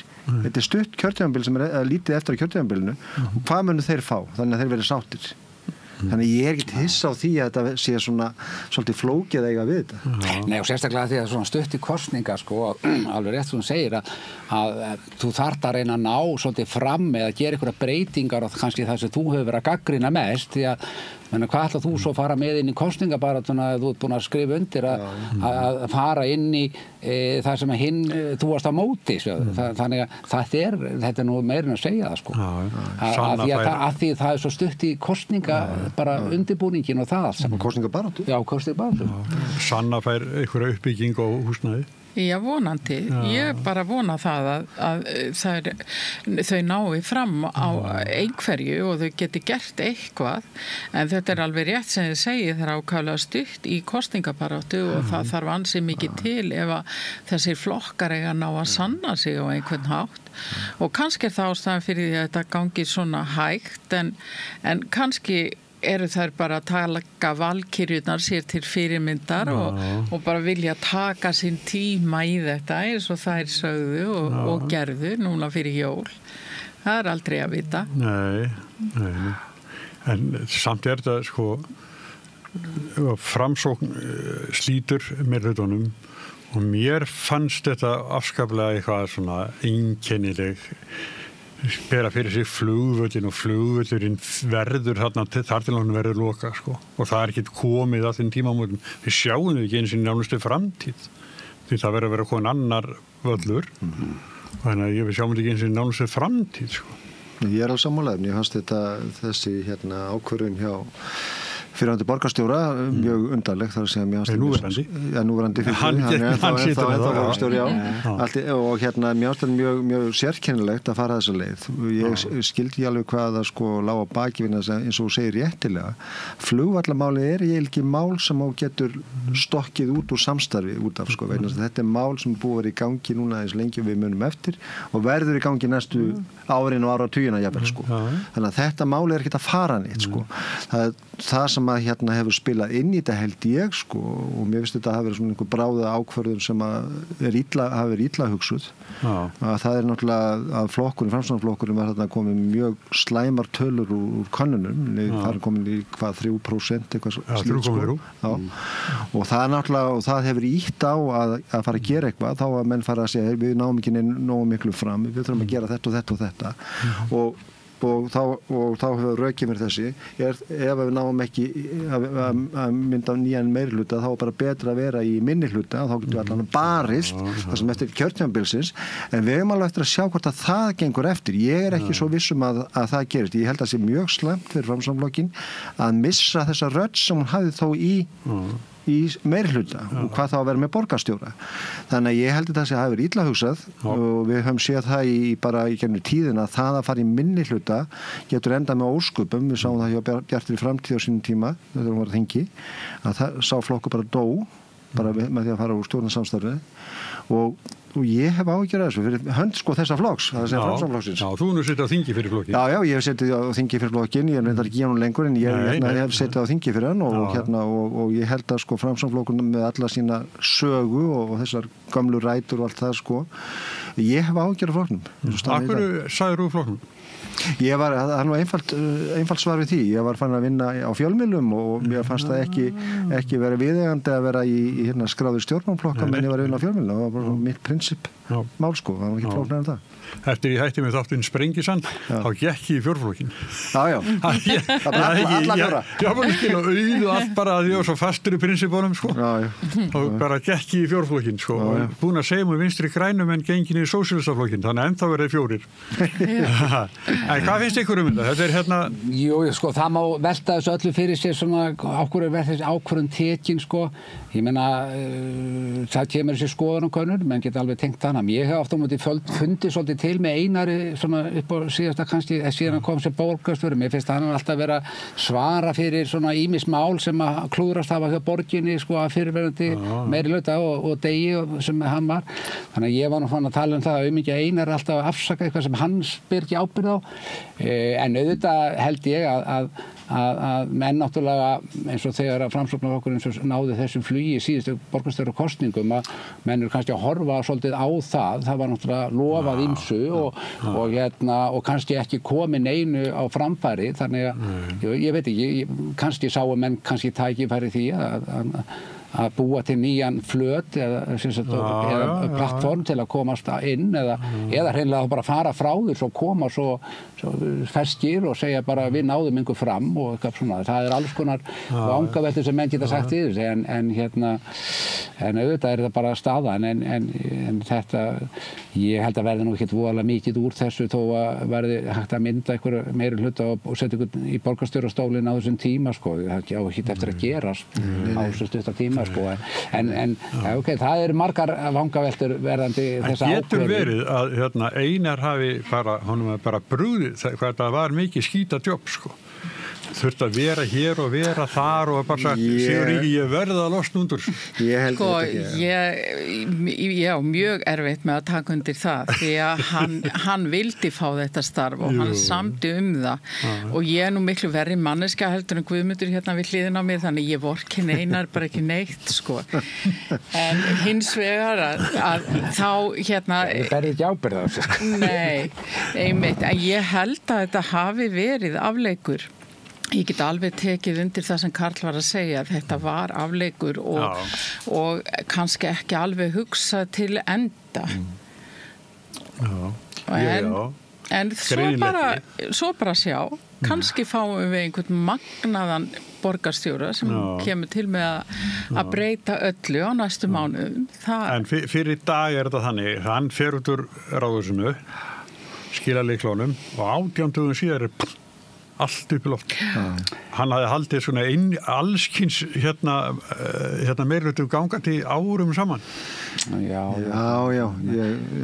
En svo veit maður náttúrulega ekki þetta Framsóknarflokkurinn náttúrulega í rosalegum sárum og svo kom þessi kjónukönnun og þetta getur kannski verið eitthvað allsherra plott sem á að fara að byggja upp og á að koma fram hérna ég held að það sé Nei, ég veit það ekki sko maður það kom ísaráðið held ég Já, en það hvað gera menn í örvæntingu sko? Jú, svo það líka En svo er líka annað í þessu sko, ef þú ert að fara í samstarf með flokknum sem er búin að vera svona grónir svolítið í meiri hluta eins og Einar fór með, þá þarftu náttúrulega að vera með alveg á hreinu þegar þú undirrita þau plögg sem það eru undirritið í byrjunum samstarfið, hvað það stendur þar og hvernig það á að framkvæma það. Þannig að menn get ekki fara að leika þá leiki að fara til hliðar og breyta einhverju og brjóta eitthvað sem þeir voru kannski munnlega búin að lofa. Og þetta, þú veist, þannig að nota þetta sem afsökun þeir bara hlustuðu ekkert á mig sem var einnig hans afsökun þannig séð fyrir að hætti þessu þú veist, þá spyr maður sér býtu þá var þetta bara ekki neins virði þetta plagg sem þeim voruð undirritað í byrjun Já, og svo líka þetta eins og Karl vitnaði í Jón Gnarr áður en þátturinn byrjaði þar sem hann segir sko þegar ágreiningu verður þá setjast menn niður og ræða það var ég sem sagði þetta ég veit ekki hvað það var ekki ég Nei, það var ég Já, ok Ég vil ekki gefa því Nei, ekki fyrirgefðu það ég skildi miskvóta þetta en eins og ég segja að þetta finnst mér svo skynsamleg afstaða og það er alltaf svolítið skrítið þegar að menn eins og Karl er að tala þeir eru búin að sitja í alls konar meirihluta samstarfi menn eru búin að semja ótal hluti setja niður á blað áætlanir og skipulag og fyrirheit og markmið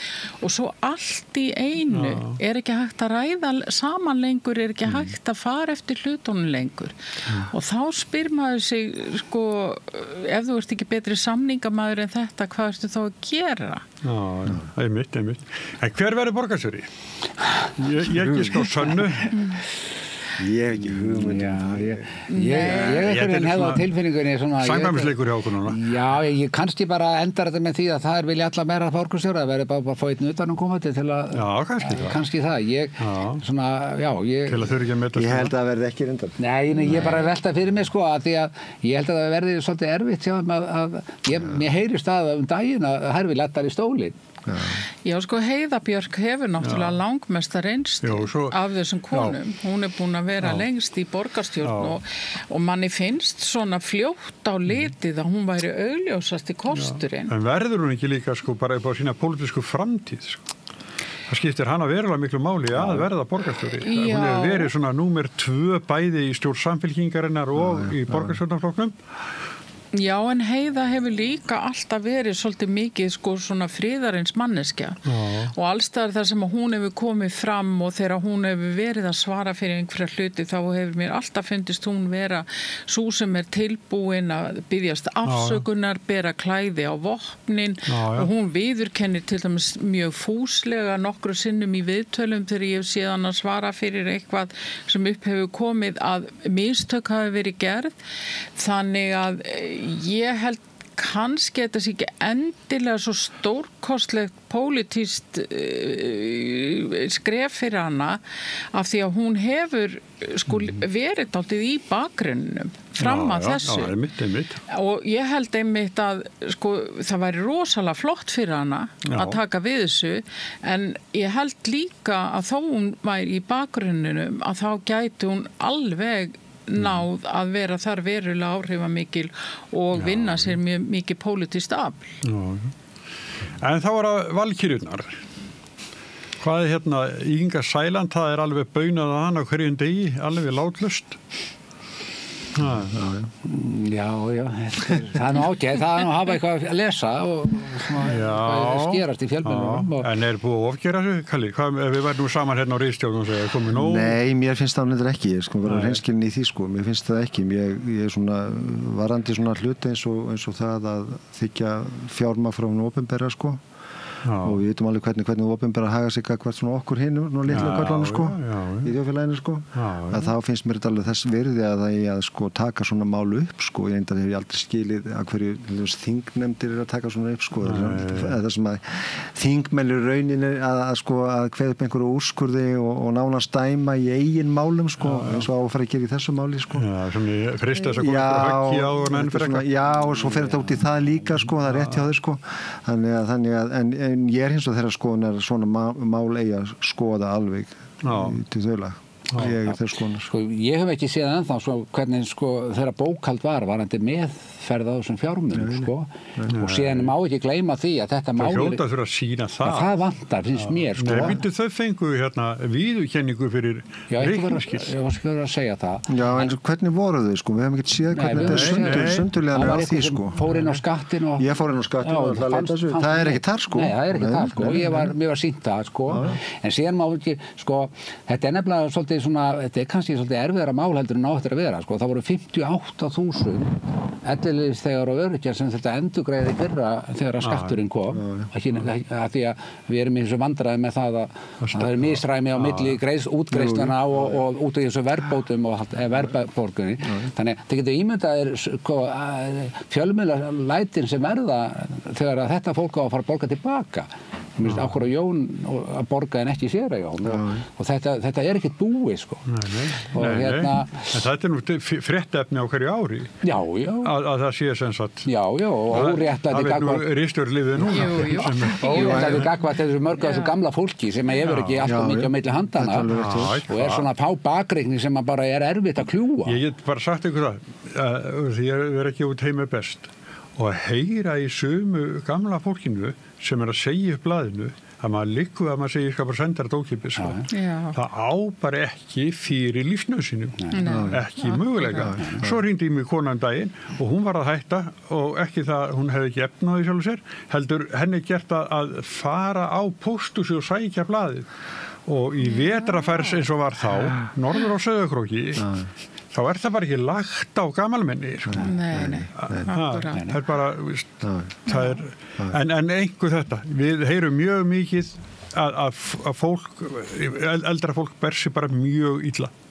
Já, og það er auðvitað fólkið hennar, Ingu, þetta er fólkið sem hún hefur gefið sig út fyrir að berjast fyrir, þannig að mér finnst alveg standa upp á hana að sína þá þann manndóm að ef að hún þarf ekki að borga tilbaka, sjá þá til þess að aðrir þurfið það ekki heldur, en mér finnst líka með Ingu að sumt af því sem hefur orðið fréttaefni hjá henni er einfallega ákveðin hvatvísi sem að hún sýnir í sumum málum og þversagnir þegar að hún og hennar fólk einhvern veginn snarsnýr við í ýmsum málum og gerir svona ýmsa hluti sem að manni finnst ákaflega vanhugsaðir þá náttúrulega er ekkert við að búast en að fjölmiðla fjalli þá og það bara þeirra hlutverk þannig að það verður örugglega áfram. Anna hefði orðið mikil vonbrigði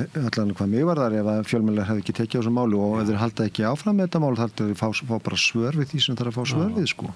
En svo gerist það merkilega að sko mokkin í þessu máli og aðrir láta þetta eiginlega kyrrt liggja. Já, sem er mjög sérkennilegt finnst mér. Já, við þekkjum þetta samt sko.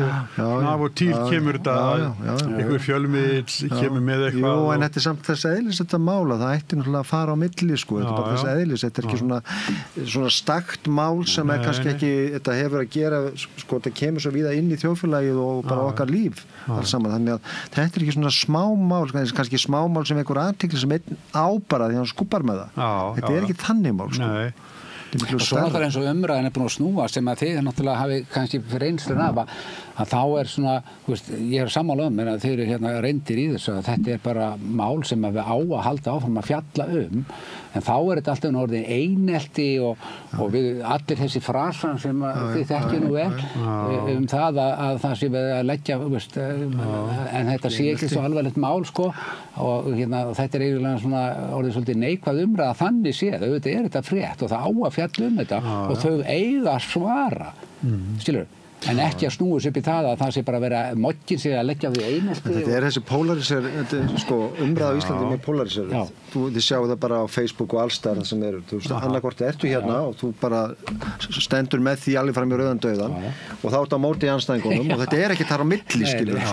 Og umræðan rosalega mikið þannig á Íslandi, alveg bara sérstaklega mikið. Við höfum versna finnst með árunum með samfélagsmiðlum og öðru slíku. Þannig að en maður alltaf jafn undrandi samt þegar þetta kemur upp, sko. Maður svo býtu, ekki þetta að horfa þetta bara svona á dálítið rökrétt, sko. Þetta eitthvað sem þarf að skoða betur eða þetta bara eitthvað sem eðlilegt? Það líka þetta að persónu gera máli. Sko.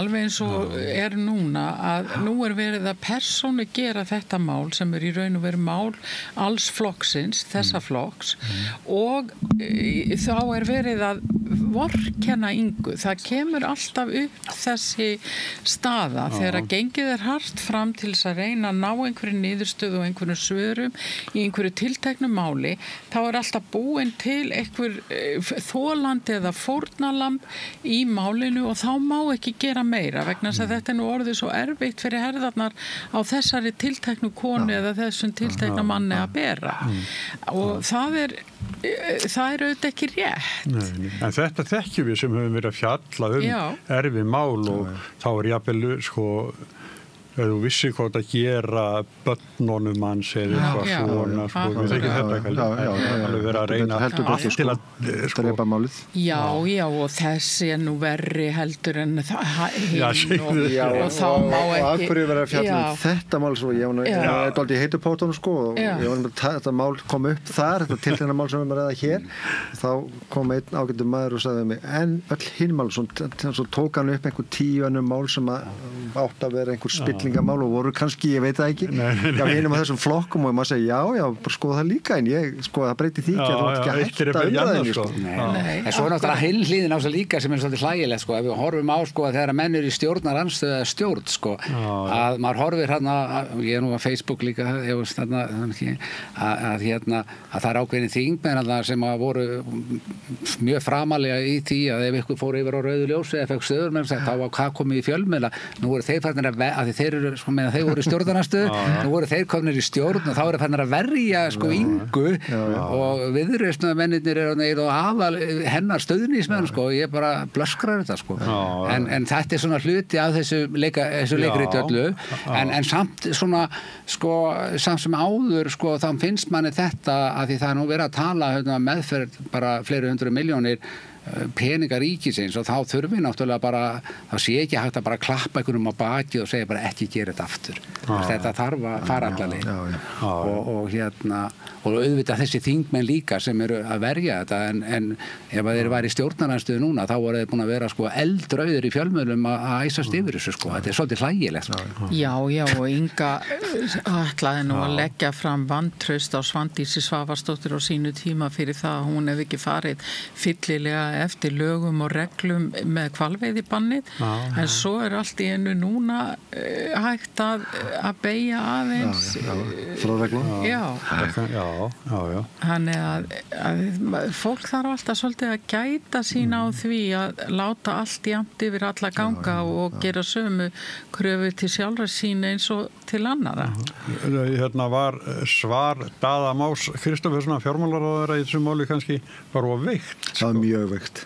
Þetta leit út alveg frá upphafi sko, þetta var lagt fram sem einhver bara það var búið að velja þarna einhverju til þess að koma með og það var fyrirfram búið að ganga frá því rauninni þannig séð. Ég ætla ekki að segja að þeir hafi tekið við móti einhver fyrirskipunum þeir sem voru að skrifa undir þetta en samt sem áður þá leit þetta verulega illa út sko. Þetta var verulega veikt, þetta var gengið fram í öllum lögum og reglugerðum og þetta sko stóðst ekki neitt sem var sagt hann, þetta er alveg rétt í sjálfu sér skilur þetta svona almenna reglur en það eru sko lög í landinu sem þarf að fylgja og þetta held ekki neinu vatni sko. Og lögin er mjög skýr sko. Það er svona dæmi um það einhvern tímann hefur maður séð hérna pantasvar sko. Það var þetta sko það var ekki svar það var og svo kemur sko svo kom hvað í gær í fjölmiðlum sko að skatturinn hafi látað að vita af þessu fyrir hérna hvað árið síðan og þá fóru önnur rökin af sko tveimur sem voru þarna sko strax farinn sko, þá eftirstanda bara einhver rökum að hérna, þetta sé stjórnmálaflokkur sko, þó hann sé ekki verið skráður stjórnmálaflokkur, því hann sem er fólk á þingi. Já. Sem er reyndar, þetta er svo skrítið mál. Já, það er það. Þau búið fram og þau er þingi hvað. Já, svo er þetta kannski svolítið svona, þetta er eitthvað rosa slæmt mál fyrir ríkisstjórnina, því að það er, menn leggjast að það á að fara að bæta samfélagið, auka gagnsæi og alls konar svona til hluti og svo bara fyrsta verkefni er það að kæfa eitthvað spillingamál ef að gina gæsalappa sko. Já, sko, grunnurinn í þessu líka það sko, þú þannig með félagsamdum, þetta er flokkur sem skráð sem félagsamdum, hann er með heimilisfangaði Margrét heima hjá Ingu og hún var með prókúru og annað slíkt sko, þannig að þetta var svona bara vasabókhald, hann er séð eins og er hjá mörgum og þarna er verið að afhenda til hennar þá í rauninni inn á reikningi sem að hún er með fyrir sko 100 milljóna og hvað og það er bara allt í lagi Já, það er sko ekki í lagi og hvað er eftirliti hvað er sko, það getur verið einhver ásreikningur hafi farið frá þeim, hvernig lítur hann út sá ásreikningur hversu sundurliðar er hann til dæmis þar hann getur séð í raun hver peningarnir fóru og fyrst er búið að skila ásreikningi og fá gott fyrir þá var bara að sína okkur hann eða ekki málið. Já og í sko sundurliðan sko. Já. Það er það sem það er sko. Já. Því það, maður myndi halda það ef hún væri með allt á hreinu þá væri þetta bara besta mál að koma og leggja þetta bara fram og klára máli. Já, þar með væri það búið í rauninni sko. En það er eitthvað auðvitað meðan þetta er svona og þetta mun eins og ég segi þetta, þó svo að einhver önnur mál komi hérna upp næstu mánuði og þetta muni aðeins sjáðuna sko, að þá mun þetta blása allt upp aftur þegar að endurgreiðslan verður krafist á þessa 20.000 Íslendinga sem að, eins og við sögðum áðan sem margir hverjir hafa kannski á milli handlaga til þess að geta greitt þetta tilbaka og þá koma mikla tilfinningar sko. Ég held að mér ekki hérna þetta mál sko. Nei. Já, og svo bara held ég líka að við verðum alltaf að gera meiri kröfur til þeirra sem eru að starfa svona á opinberum vettvangi ákveðið siðferði og líka ákveðna ábyrgð og það er allt og sjaldgæft hér á Íslandi að menn axli ábyrgð af einhverju alvöru og svona með einhverjum glans eða glæsibrag. Fáheyrt bara. Ég er að leita í huganum svona og hraðflugi gegnum höfuð á mér, ég mælu getið mörgum dæmum. Það var ekki Guðmundur Árni, hann sagði þetta er eitt og eitt svona. Jú, ég menna þetta að segja af sig, en ég vildi vegna þess að það verið þvingar í það sko, þetta hefur komið það langt sko. Já, en Guðmundur Árni sagði það sér og gert góða ræðu við það sko. Já. Þannig að það er svona talið svona fyrirmynd í þessu. Og auðvitað hefur maður alltaf öfundað þetta og vonast til að einhverju tímapunkti kæmi að því, við þekkjum dæmi bara út í Danmörku og Svíþjóð líka, ein leigubíla nóta sko, sem að borgu með ráðherrakortinu, það var nóg til að fara sko. Og hér aftur á móti virðist ekki skipta neinu máli hvað og meiri sér þau ljúgur upp í opið á almenningi sko. Það dugur ekki sko. Þannig að þarna fórun svolítið þarna af því sem lagt var upp með að bæta samfélagið og allt upp að borði og allt þetta fallegu frasarnir. Nefnum þetta ekki sér tak og gerir það. Já, en þá er bara stjórnin búin til of miklu lúð. Já, eða stjórnin bara, stjórnarsamstarfið farið sko. Hún er rauninni farið það veldi sko. Stjórnin ef það gerir sko, þetta fer út í það sko, þetta fer út í eitthvað mjög alvarlegt sko. Þú reynist vera alvarlegt sko. Já, að því eru hinnir að gera þetta eins og það er Már gerði, þetta er náttúrulega bara Þú vil ekki rugga bátnum. Nei, ég má ekki rugga bátnum. Já, einmitt, ef þú ætlar að svara þá eða sko, almennilega ekki vera búið til fleiri efasemdir sko. Nei, en það eru lögfræðingar búin að koma fram sko, virtir lögfræðingar og skrifa bara greinar og sýnt fram á að lögin eru bara skýr eins og hann sagði hérna áðan og þannig að hérna Þannig er það sko. Jæja, krakka mínir, við erum búin að sitja einn dágóða stund. Krakka mínir sko. Ágætt að heyra þetta. Einu sinni voru við þrjú hérna að kaupa okkur pilsu í pilsuvagni í Stykkishólmi og ég segi svona, krakkar, hvað vil ég á pilsunar? Og ung stelpa akkur, hún skelli hlóða sem ég fannst þetta svo fyndið að ég kallaði jafnaldra mína og mig svona krakka. Já, við verðum náttúrulega krakkar í hugum jafnaldra okkar held ég bara fram eftir allri ævi. Já, þetta svona gæla, þetta sætt svolítið. Já. Herri, ég ætla að þakka ykkur fyrir. Takk svo mjög. Steingerður, Guðmundur og Karl.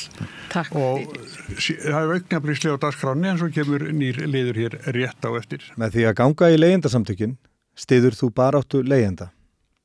Leigjendasamtökin eru fyrir öll þau sem vilja vinna að réttlæti og öryggi á húsnæðismarkaði.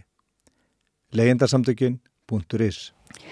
Við heyrðum Sigurjón Magnús Egilsson ræða við reynsluboltana Karl Garðarsson, Guðmund Þótt Ragnarsson og Steingerði Steinarsdóttur og við heyrum næst í öðrum reynslubolta. Hann er nú kannski aðeins yngri en ég kallaði hann til svona sem einmitt reynslubolta og sem eins og það er þessi maður sem hefur látið af embætti og horfir yfir sviðið. Það er Björn Leví Gunnarsson. Hann hefur oft komið hérna að rauðaborðinu og rætt tiltekin máli. Mér langaði til að fá hann svona meira einmitt í svona, ég var svolítið að herma eftir Sigurjóni svona, þú veist, bara spjalla almennt, hvernig hann sér stjórnmáli núna og það var nú ekkert mjög, það var nú ekkert eitthvað mjög svona upplýtt, bjartsýtt sko.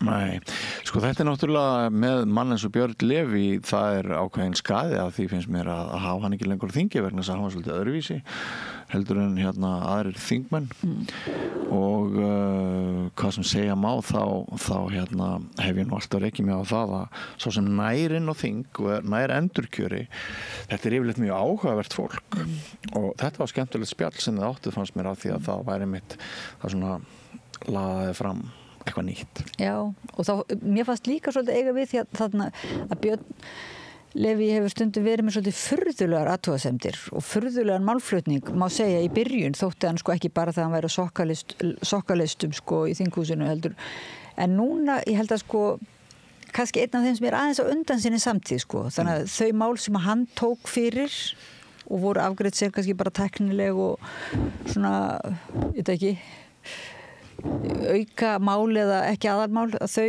sem sagt reyndust síðan vera einhver sjónarhorn á mjög mikilvæg grundvallaratriði sko. Já, en af því þú rættir sokkalista og Píratar voru nú stundum í eldlínunni vegna þess að klæðaburður þeirra þótti nú ekki til fyrirmyndar. Nú erum við enn með svoleiðis mál í vikunni. Jón Gnarr sem að þurfti að fara heim eða var hent út úr þingsal eða eitthvað. Það var svona, hún var ekki gallabuxurnar hans, þær mátti ekki vera gallabuxurnar hans, ekki þannig að hann mætti farin í þingsal.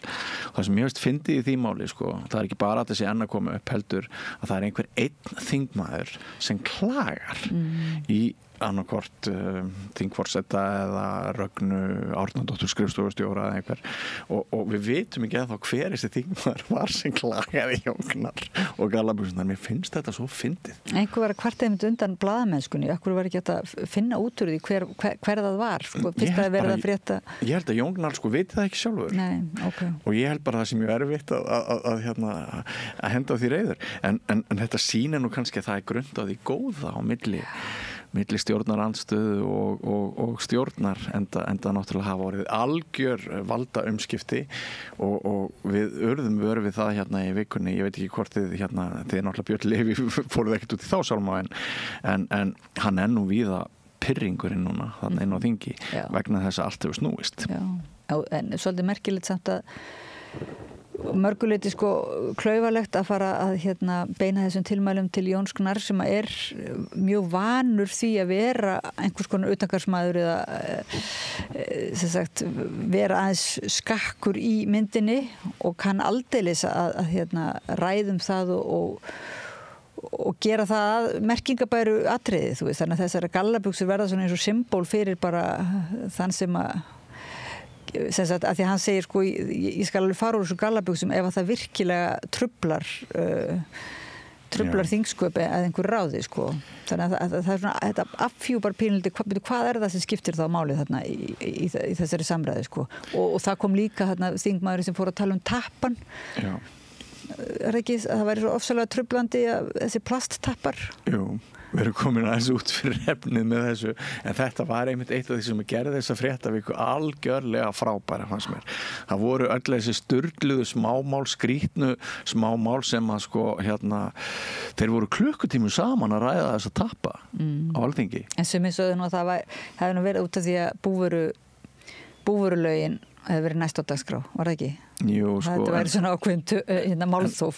En svo þegar hann nefndi það, þingflokksformaður Samfylkingarinnar, að sjálfættin væri í málþófi, þá kom einn þingmaðurinn upp sem vanur að hafa völdin og hundskammaði þingmanninn og sagði, þú nýr þingmaður, hver þú að voga þér að saka okkur málþóf? Og þá líka afhjúpaðist virðingarkeðjan innan Alþingis. Nýr þingmaður, hann ætla bara að halda kjafti fyrsta kjörtíðanbili. Já, og ekki mæti gallabuxum og bara leggja sig eftir þessum fínu siðureglum þessara stofnunar. Frábærlega fyndin vika. Já, þetta vika nefnir þegar að gamla kerfið það er svona verið að ýta því aðeins út, hlustum á Björn Leví Gunnarsson, fyrrverandi þingmann Pírata, taka stöðun í stjórnmálunum og ræða misnotkun valds.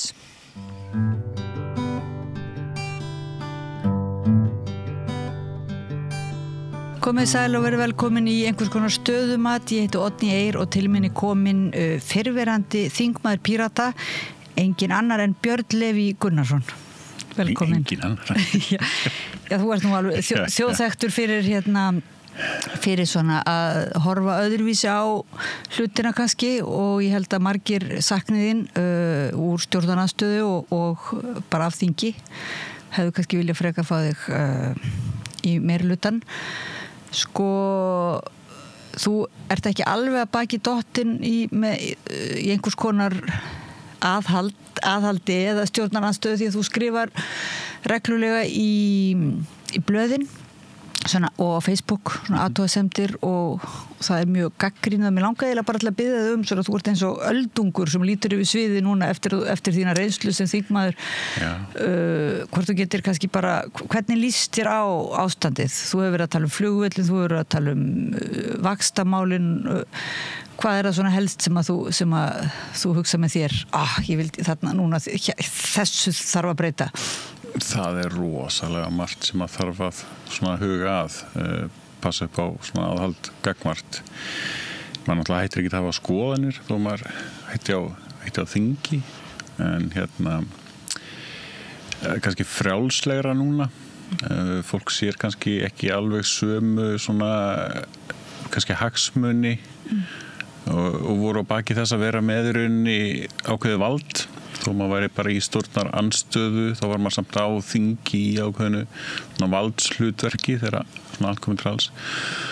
Og staðan einhvern veginn í heiminum er dálítið litast dálítið af þessu, af valdi og valdnotkun bara út allt. Og einhvern veginn hversu léleg við erum í því að greina hvort það sé að fara vel með vald eða illa með vald.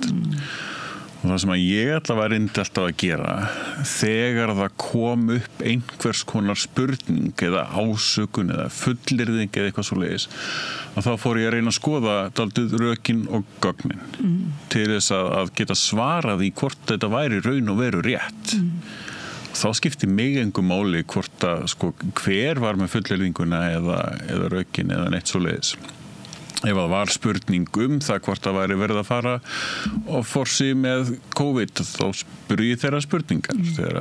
Það er verið að fara illa með skattfé almennings þegar þingmaður eru að keyra út landshornana á milli. Þá spyr ég það. Ég er ekkert að skafa af því í rauninni, þá þarf bara að spyrja hvernig þetta virkar.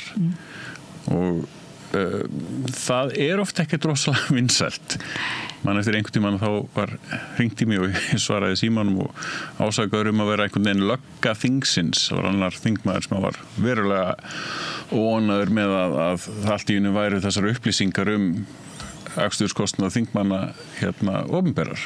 Fannst það vera alveg ómögulegt. Mér finnst það ekki. Og það sem kannski stuðaði manni marga fyrst þegar að þú byrjar að gera svona athugasemdir eða setja svona eins og hundingin setur upp svona fingurinn og spyrð það virtist oft vera mjög sakleysislega spurningar og það kannski byrjaði að pirra fólk að þessar sakleysislega spurningar reyndust síðan afhjúpa kannski eitthvað miklu stærra samhengi og þannig að þitt sjónarhorn var oft svolítið sérstakt. Fyrirmyndin mín þarna bara strákurinn í Nýju fötum keisarans. Mér fannst það að vera æðislegt svona ævintýri. Mér fannst einhvern veginn svona í mínum rótum bara að stíga í það hlutverk. Þegar það eitthvað sem er augljóslega undarlegt, af hverju má þá ekki spyrja það. En það sem kannski frekar reykist á að það ekkert rosalega vinsælt að spyrja þeirra spurninga. Fólk fagnar ekki þeim spurningum og sístu öllu svörunum við því heldur sussar frekar á. Af því að ég veitir ekki af hverju. Ekki bæði kannski vegna þess að menn sumir vita að þetta hættulegt og mögulega getur afhjúpað nekt keisarans? Jú, en yfirleitt bara fyrir þann sem spyr, ekki fyrir aðra. Já, en sko ekki líka margir sem hafa sagt við þig að þetta væri óþarfa spurningar og þetta skiptir ykkur máli og þú væri að tefja og þetta væri svona eins og heimspekilegar vangaveltur þú veist, meðan að væri raunverulega verið að gera eitthvað sem skiptir máli og þú væri alltaf einhvern veginn til hliðar við það. Já, það gott dæmi svoleiðis spurningu þegar það að vera að bauna mig að ég hef ekki vitað hvað höfuðborg Íslands héti. Ég var með spurningu það en það var svona tvískipt spurning þetta átti að vera í einni spurningu en hún skiptist yfir í tvær spurningar þannig að það var pínu samingisleysi í þeim það sem ég er að spyrja í rauninni bara hvert heiti sem sagt Akureyrar kaupstaðar Reykjavíkur borgar og svo framvegis hvert heiti höfuðborgar Íslands svona. En hinn hlutin af þeirri spurningu hvernig fæðingarstaður barna skráður þannig að einhver sem að fæðist í Grímsey hvar skráður fæðingarstaður viðkomandi og það ekki Akureyrar kaupstaður þannig að Akureyri skráði fætt í Reykjavík, ekki Reykjavíkur borg sko, og einhverjum finnst þetta kannski óþarfa smá munir en það skiptir alveg máli að hafa þetta rétt og í kjölfarið á þessu rauninni þá var ég með þingmál sem að snerist líka það að sko, fyrsta lögheimili í rauninni barna væri kannski frekar skráð heldur en endilega sveitarfélaga af því að fólk ferðast rosalega mikið til höfuðborgarinnar til þess að fæða. Okkur eru þá fæðingarstaður svo óheppilega til sem að við erum með heilbrigðiskerfið eins og það virkar alltaf allir fæðist í Reykjavík.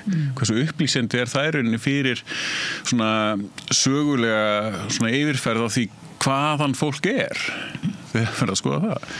Og þá skiptir máli að þessi orð séu rétt skráð. En hvað færi þið til að spyrja slíkra spurninga? Er það bara formsatriða sem þú verður var við einhverju ósamræmi eða formsatriði sem ekki gengur upp eða svoleiðis? Eða sérðu líka stóra samhengið að þetta skiptir máli? Þetta skiptir máli upp á svona samhengið skiptir alltaf máli. Og þarna möguleiki á ákveðnum bara villum í kjölfarið hvort það sé eftir 50 ára eða 100 ára eða hvernig það verður bara framtíðar kaos sem hversu smátt sem þetta getur verið þá getur það búið til ákveðið svona framtíðar kaos og alltaf líka í kosningadæminu þegar að kosningaklúðrið var þarna í Borgarnesi og þá varst þú nú svona í kannski fararbroddi að fylgja því eftir að þetta yrði rannsakað og yrði komið í veg fyrir þetta hvernig fannst þér síðan ganga síðan var eitthvað klúður núna daginn hann í nóvember Þetta var ekki verra klúður Já, það var eitthvað, því var ekki beint svona fylgt eftir eða hvað Nei, það bara heyrist alltaf múkki yfir því Svo Helga Vala skrifaði góða færslu það, góða grein Gert athugasemdir það en hélt aðeins að mér höndunum til þess að sjá í rauninni hvað annað myndi koma en það einhvern veginn gríðarlega alvarlegir misbrestir sem að geta breytt niðurstöðum kosninga og samkvæmt lögum að það ógildir kosningu og samt ekkert gert í því og þetta svona grundvallar atriði í því sem að munar á milli þeirra sem að ráða, þeirra sem hafa völd og þeirra sem hafa ekki völd að lögin oft virka ekki á þá sem hafa völd af því að einhvern veginn geta látið bara hunsað bara hvað lagabókstafurinn þýðir og það svona tilhneiging eða ásýnd þess sem að fólk kannski sér að það sé einhver stigskipting í landinu. Þá hægt að koma með ásakaður elitisma og þess háttar af því að maður sér það í reynd að það sé að gerast. Að sumir sleppa við rannsókn þegar að rannsókn tvímælalaust augljós óháð því hvort að eitthvað verður síðan úr því að það var kannski bara heitarleg mistök sem að eru síðan ekki lögbrot leit einhvern veginn öðru út heldur en að var síðan í alvörun einhver öðru heldur en að leit út og ýmslega svoleiðis þá á viðkomandi ekki að sleppa við rannsókn. Nei, að leyfa þess að lýðræðin að njóta vafans eða þannig og leyfa Já, það þetta kjarnin í sem sagt svona þessu hvað oft að kalla hvað pólitíska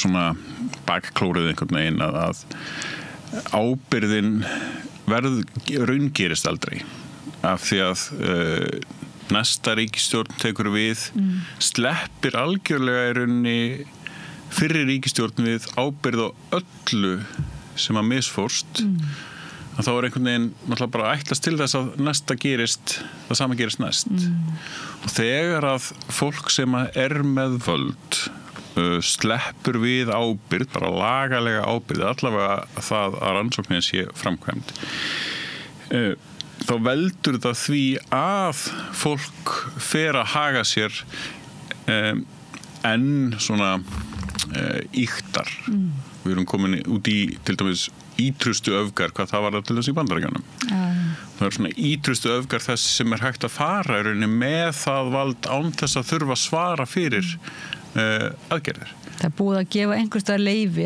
með fordæmi fyrir valdníðslu og kæruleysi með reglurnar og lögreglur eiginlega. Já, og þetta í stærra samhengi sem sagt samfélagslegt vandamál.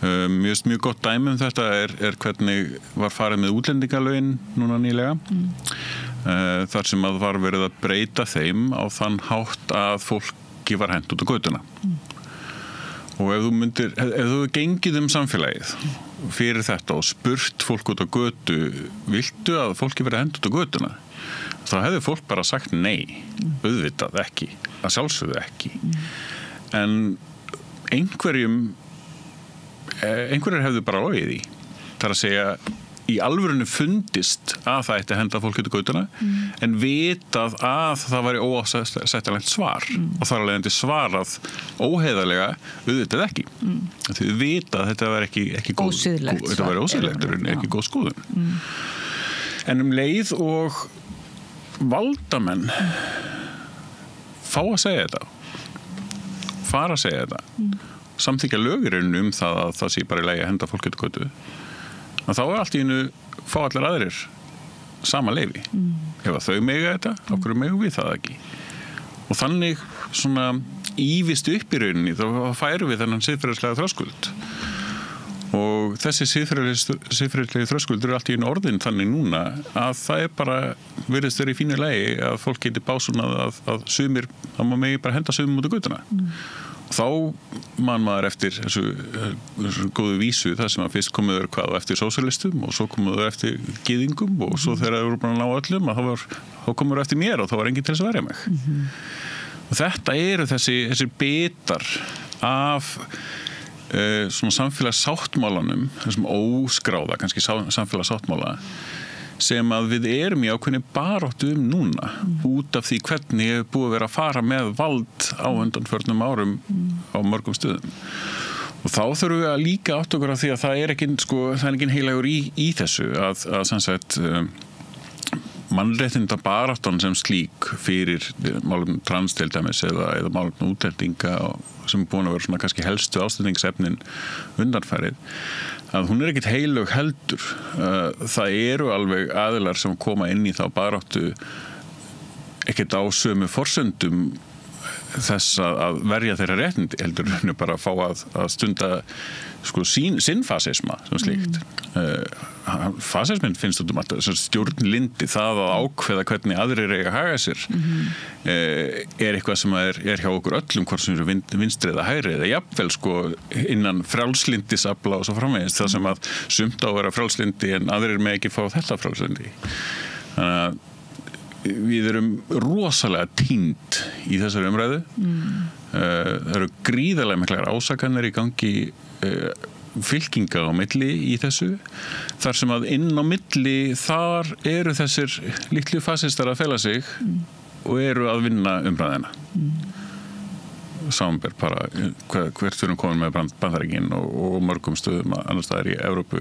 Ég var einmitt að hugsa hvort þú myndir nota orðið fasisti að því að sko eins og við höfum rætt hérna svolítið við rauðaborði stundum þetta var svona búið að vera kannski síðust ár svona meira eins og skammarirði kannski mörguleiti ónákvæm orðanotkun en núna virðist hún vera sko einmitt bara því miður hægt að tala fasisma af nokkru nákvæmni svoleiðis vegna þess að kannski einmitt út frá þess sem þú ert að segja það hvernig farið með vald sko. Það ekki svona ákveð skilgreining á fasisma? Það auðkenningin þar sjáum við hvort að fólk meinar raunni það sem það segir eða ekki við erum með fullt af fólki sem að sko fór fram fyrir sósíalismanum en reyndu síðan bara að vera nasistar, ekki sósíalistar. En þann dag í dag er því skotið á sósíalista að þeir séu nú nasistar af því að Hitler hafa nú verið sósíalisti. Nei, hann var það aldrei. Hann þóttist bara að vera það. Og það er fullt af sko kapitalistum sem eru á sama stað. Þeir eru alveg ekki kapitalistar, þeir eru bara einokunarsinnar og oligarkar og ýmislegt svoleiðis. Og sósíalismin, hann er alveg jafn slæmur hvað það varðar. Hann gaggrínir kapitalismin út frá þessum mönnum og segir að það sem að þeir eru að gera séu kapitalismin sem er bara rangt líka. Þannig að við erum rosalega upptekin af því að ásaka rangt fólk fyrir ranga merkimiða. En þess vegna einmitt fasismi hefur orðið svolítið þannig að það allir kannski ásaka alla að vera sko fasistar, jafnvel nasistar eða þannig. En hvernig myndir þú þá eins og skilgreina bara svona fyrir hlustendur og áhorfendur, þú veist, hvenær réttlætanlegt að þínum að segja einhver sé fasisti segjum? Það eru þó nokkur einkenni sem að passa við þá hugmyndafræði. Það ágætis leiðbeiningar bæklingur það í sem sagt í rauninni bara það ákveð sögusafn fasisma í New York meira að segja. Það hangir svona blöðungur með einhverjum 10-11 einkennum fasisma. Það þegar verið að ráðast á frjálsa fjölmiðlun til dæmis og þú veist, þetta eru bara atriði sem að fólk hægt að kynna sér. Þegar það eru vísbendingar það að fólk sé að uppfylla eitthvað af þessum atriðum, þá eigum við að segja fyrirgefðu, er þetta sniðugt. En það ekki einmitt líka það þýðir ekki að viðkomandi sé orðin sko fasisti, því að veist, þetta rosalega eðlislegt í okkur mannverunni að svona gagnrýna að fara kannski aðeins of langt og svo framvegis. En við ættum að kunna taka gagnrýni, þegar einhver fer og ræðist gegn frjálsri fjölmiðlun sem hefur verið gert núna í núverandi ríkisstjórn meira að segja, þá ættum við að geta sagt fyrir þetta í þessa átt. Og fólk getur sagt, já það er rétt, ég meinti þetta ekki svona, ég byrst afsökunar af því, meinti þetta einhvern veginn öðru sig og útskýrt það. En í staðin fyrir það þá bara fólk að grafa sig dýpra og dýpra í skotgrafinar. Og fer í meiri hörku í staðin fyrir að viðkenna já, þetta alveg, þetta rétt ábending. En sem sagt, á sjálfsögðu ekki það sem ég meinti. Við erum að fara með þessu, erum að fara í allræðisátt, erum að fara frá lýðræðislegu fyrirkomulagi með þessari lagasetningu eða þessari notkun eða misnotkun valdsins, þá er verið að nota valdið á fasískan hátt, sem sagt í réttlætingu á því að bara þú megi nota valdið en ekki hinir, bara megi gagnrýna hina en ekki þig, eitthvað svona. Eins og segir, þetta getur einmitt komið fram í smáatriðum. Það er að segja, það er dálítið erfitt að kannski bara hrópa og segja þetta eru fasistar eða hérna eru við bara ekki lengur lýðræðisríki og þá kannski svolítið merkilegt að það þarf stundum að fara ofan í saumana á ákveðnum lagasetningum þótt að ég vel sé einhver ég veit ekki, kannski ekkert verið að fara eftir lögunum, þannig að þetta eitthvað svona almenn hegður eins og þú segir, en þú allan hefur reynt, þín leið hefur svolítið verið að fara ofan í saumana eða grípa eitthvað svona atrið, það ekki? Jú, það sem rosalega nauðsynlegt við gagnrýni líka að gagnrýnin sé útskýrð. Það ekki nóg bara gagnrýna, það verður að rökstyðja af hverju ég að segja að þetta sé fasismi. Það út af því að þetta uppfyllir 3-4 skilyrði af þessum lista sem við talað sem enginni þess að séu fasismi. Þess að segja þetta sé fasismi. Hvernig ætlar að svara því? Ég ekki ásakaði að vera fasisti að segja að þetta uppfyllir ákveðin skilyrði. Og við held ég eigum í rosalega miklum erfiðleikum með alhæfingar í tungumálinu. Alhæfingar eru tvennskonar, kannski það svona almennar alhæfingar og bara starffræðilegar alhæfingar. Þegar ég segi, þú ert fasisti eða eitthvað þvíumlít, þá ég að segja, hvort ég að segja á almennan hátt eða starffræðilegan hátt. Yfirleitt meinum við í almennu tungumáli á almennan hátt. Það að segja, þegar við segjum allir hvíti karlmenn eru vandi þessa samfélags, þá meinum við í alvörunni ekki bókstaflega allir hver einn og einasti hvíti karlmaður sem sé vandamálið. Heldur stereotýpa þess sem að þessi miðaldra hvíti karlmaður er vandamálið. Alltaf þegar við finnum eitthvað vandamál í samfélaginu, þá virðist einhver hvítur miðaldra karlmaður að vera bak við það. Þá getum við sagt í alhæfingunni, málfræðilega, svona almenna alhæfingunni, að það séu vandamáli séu meðaldra hvíti karlmenn. En myndur ekki segja þá ef þú lítur yfir sviðið og stöðuna núna og þú ert ekki á þingi, ekki svolítið erfitt ekki ykkur vandi í umræðinu sjálfur einmitt, ef við eigum erfitt með því það eins og þú segir, það eru miklar alhæfingar alhæfingar eru ekki útskýrt, það einhver svona grundvallar það er náttúrulega fullt af breytingum í gangi, einmitt eins og þú segir, smátt og smátt kannski hefur orðið til einhvers konar leyfi til að misnota vald og við áttum okkur ekki á því einhvern veginn hvernig og við vitum ekki hvernig við erum að gagnrýna það og fólk prófar að ásaka og síðan kemur þá raunverulega einhver vörn og missir marks og það þín upplifun að þetta bara eiginlega við náum ekki að vinna úr svona okkur helstu bara vandamálum. Algjörlega þannig. Þetta var það sem ég var að gefast upp á í pólitíkinni. Ég var bara, ég var að klukka sjálf mig út sjálfur, svo koma skyndi kostningar og bara hlutir fara eins og þeir fara En ég var að gefast upp í rauninni á þessum óheiðarleika í pólitíkinni. Á þessari morfíspólitík eins og kannski ég hef kallað hana. Að þetta bara samkeppni það hver ásýnd umræðunar Tekst mér að koma frá mér einhverjum rökum, einhverjum fullyrðingum og svo framvegis sem fólk skynjar að sé rétt óháð því hvort hún sé rétt eða ekki og þegar þú segir morfís, þá þetta ræðukeppni framhaldsskólan, þetta bara svona sniðuga að þú kemur með eitthvað svona nýtt í lok ræðunar og sem að fjölmiðli geta tekið upp og það verður það fyrirsögn Já, og þú færið út í allar rökvillunar persónuárásir og hvaðina bara svo lengi sem að gott dæmi þetta og ég hef ekki hort á það en ég hef séð umræðunar ræðunar, stefnuræðunar á þingi að þar ein ræða sögð vera best, ég hef ekki hugmyndum hvort það sé best eða ekki og ég ætla að giska á hann sé það ekki þegar allt kemur til alls og ástæðan fyrir því að það munur á því hvort að ræðan sé góð flutningslega séð og innihaldslega séð og ég ætla að giska á í þessu tilviki bara, á þess að það var síðan bara eftir að séð umfjölluna og hún hefur verið rosalega góð flutningslega séð og verið alveg tekka upp á það að það sé besta ræðan flutningslega séð og ég ætla á sama tíma að segja að þetta hefur örugglega ekki verið besta ræðan innihaldslega séð upp á það hvort þetta sé uppbyggjandi umræða til þess að ná góðri niðurstöðu fyrir samfélagið í nokkru máli Viltu nokkuð segja okkur hvað þetta sem Jóhann Páll Já, það var Jóhann Páll Jóhann Páll sagður hafa verið bestur ræðina Já og ég trúi því alveg hann var mjög góður ræðumar, flutningslega séð en það var í Morfís, þetta sem best veit en innihaldslega séð það sem hefur verið að ásaka fólk lygar fram og tilbaka þegar að jú, alveg rétt en þurfti þess þú veist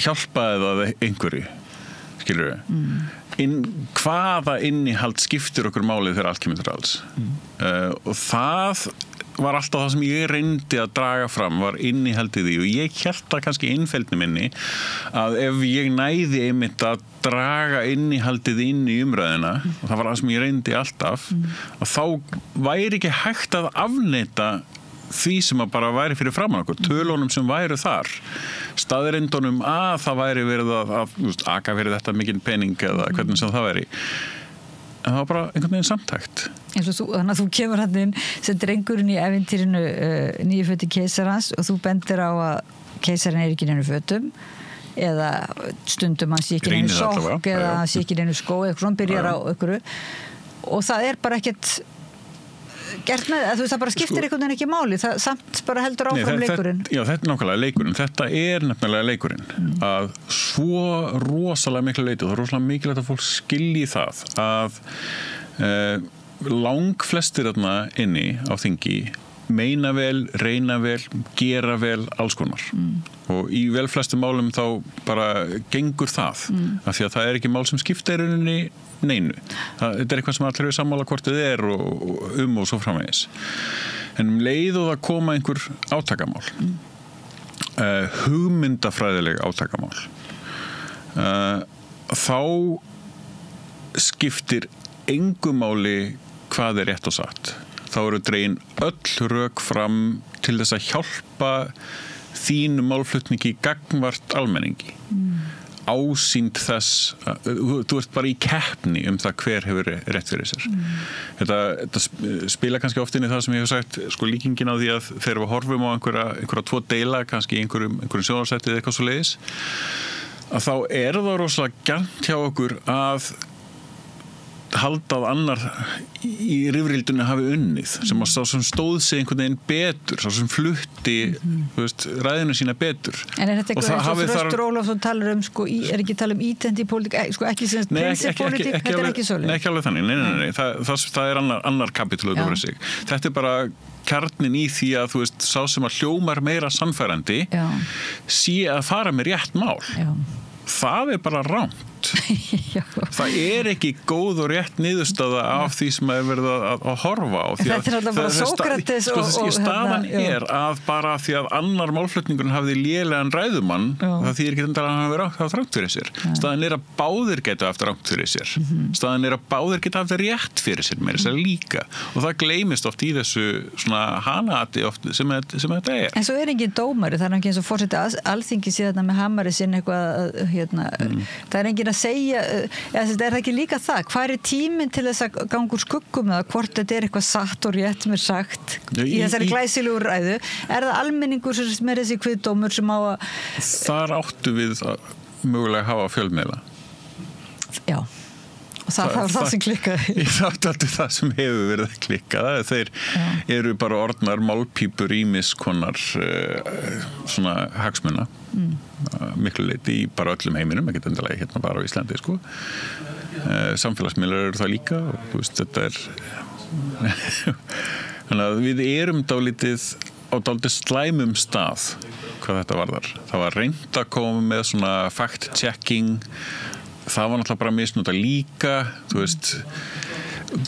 hvaða séns eigum við þá og ef við skoðum bara rannsóknirnar í þessu af því það það sem ég geri ég að draga inn hvar eru upplýsingarnir þetta ef við skoðum rannsóknirnar þetta þá eru þær niðurstöður bara verulega slæmar fyrir okkur þar sýna okkur að það náttúrulega Dunning-Kruger áhrifin að fólk sem að ekkert endilega hæft í umræðu eða ákveðið málefni ofmetur þekkingu sína í því málefni það sýnir okkur að fólk sem almennt séð mjög hæft í að skoða tölur verður allt í nú rosalega lélegt í að skoða tölur þegar það stangast á við hugmyndafræði þeirra og fleira álíka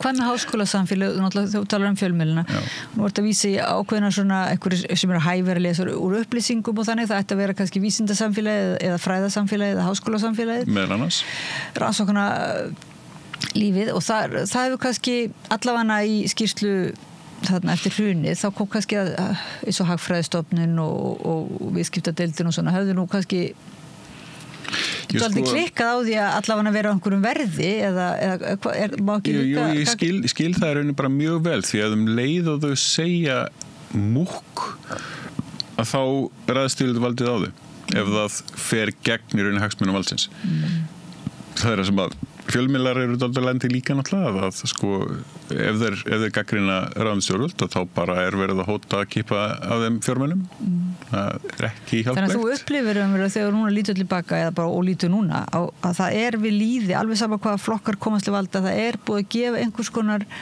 fordæmi, skotleyfi á valdbeitingu það það sem að íslensk stjórnvöld mega leyfa sér valdbeitingu eða hvað? Af því að þegar að það var farið fyrst yfir strikið þá var ekkert gert í því og þá getur næsti farið aðeins lengri yfir strikið og svo framvegis og ef það á ekki ef það var refsa þeim sem fer yfir strikið núna þá verður það að spyrja spurningina okkur var ekki öllum hinnum refsa þá líka fyrir að hafa farið yfir strikið og eins og þú segir líka þetta svolítið svona eins og þú lýstir aðeins eins og fyrirtæki þetta með kennitöluflakkið eða þannig að þegar stjórnmálaflokkar fara frá völdum þá ekkert sem eltir það ekkert sem raunverulega sem gefur heimild til þess að elta menn uppi eða einstaka ráðamenn uppi Jú, við erum með landsdóm og svo framvegis sem að eru með slæma reynslu að beita ekki að því að niðurstaðan sem að fékkst í því landsdómsmáli sem hefur verið flutt var slæm það var bara, ég held að enginn geti kvartaður yfir þeirri niðurstöðu gæðalega séð hvernig var farið með það hverjir fóru fyrir landsdóm var það sem var ömurlegt gjörsamlega ömurlegt og meira segja fyrir þau sem að sluppu við að fara fyrir landsdóm það var ömurlegt fyrir þau af því að þau fengur ekki kannski þá uppreist æru sem að þau málaferli hefðu veitt þeim þá sýknu eða sagt hvernig sem það hefði ferið en það það sem þú vilt stundum líka fá við þá rannsókn þegar hún heiðarleg sem að við höfum alveg í ýmsum tilvikum efni til þess að efast líka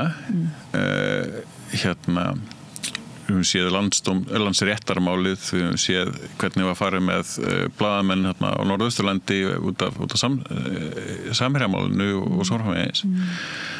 Það líka verið að misnota rannsóknar tækið í einhverjum tilfellum og þá skilur maður alveg að fólk og þá sérstaklega valdafólk treysti sér ekki í að fara í rannsóknarferli af því að það þið pólitískt misnotað og þar alveg endi sleppa þau og nýta vald sér til þess að sleppa að fara í það. Hvað finnst þér stöðu Brynjars Níelssonar sem dómara? Bara persónulega þá finnst mér það ekki góð skipun. Nei. Já, ég kom með dæmi það á einhverju færslu bara starf þingmanna og dómar svipað á nokkurn nátt. Þetta er sjálfstætt starf alveg gríðarlega sjálfstætt starf. Þingmenn eru bundnir sinni sannfæringu bara samkvæmt stjórnarskrá þá ekki hægt að setja neina reglur það hvernig þingmenn haga sér og hvað þeir gera og svo framvegis þeir eru bara bundnir sinni sannfæringu og á sama hátt eru sem sagt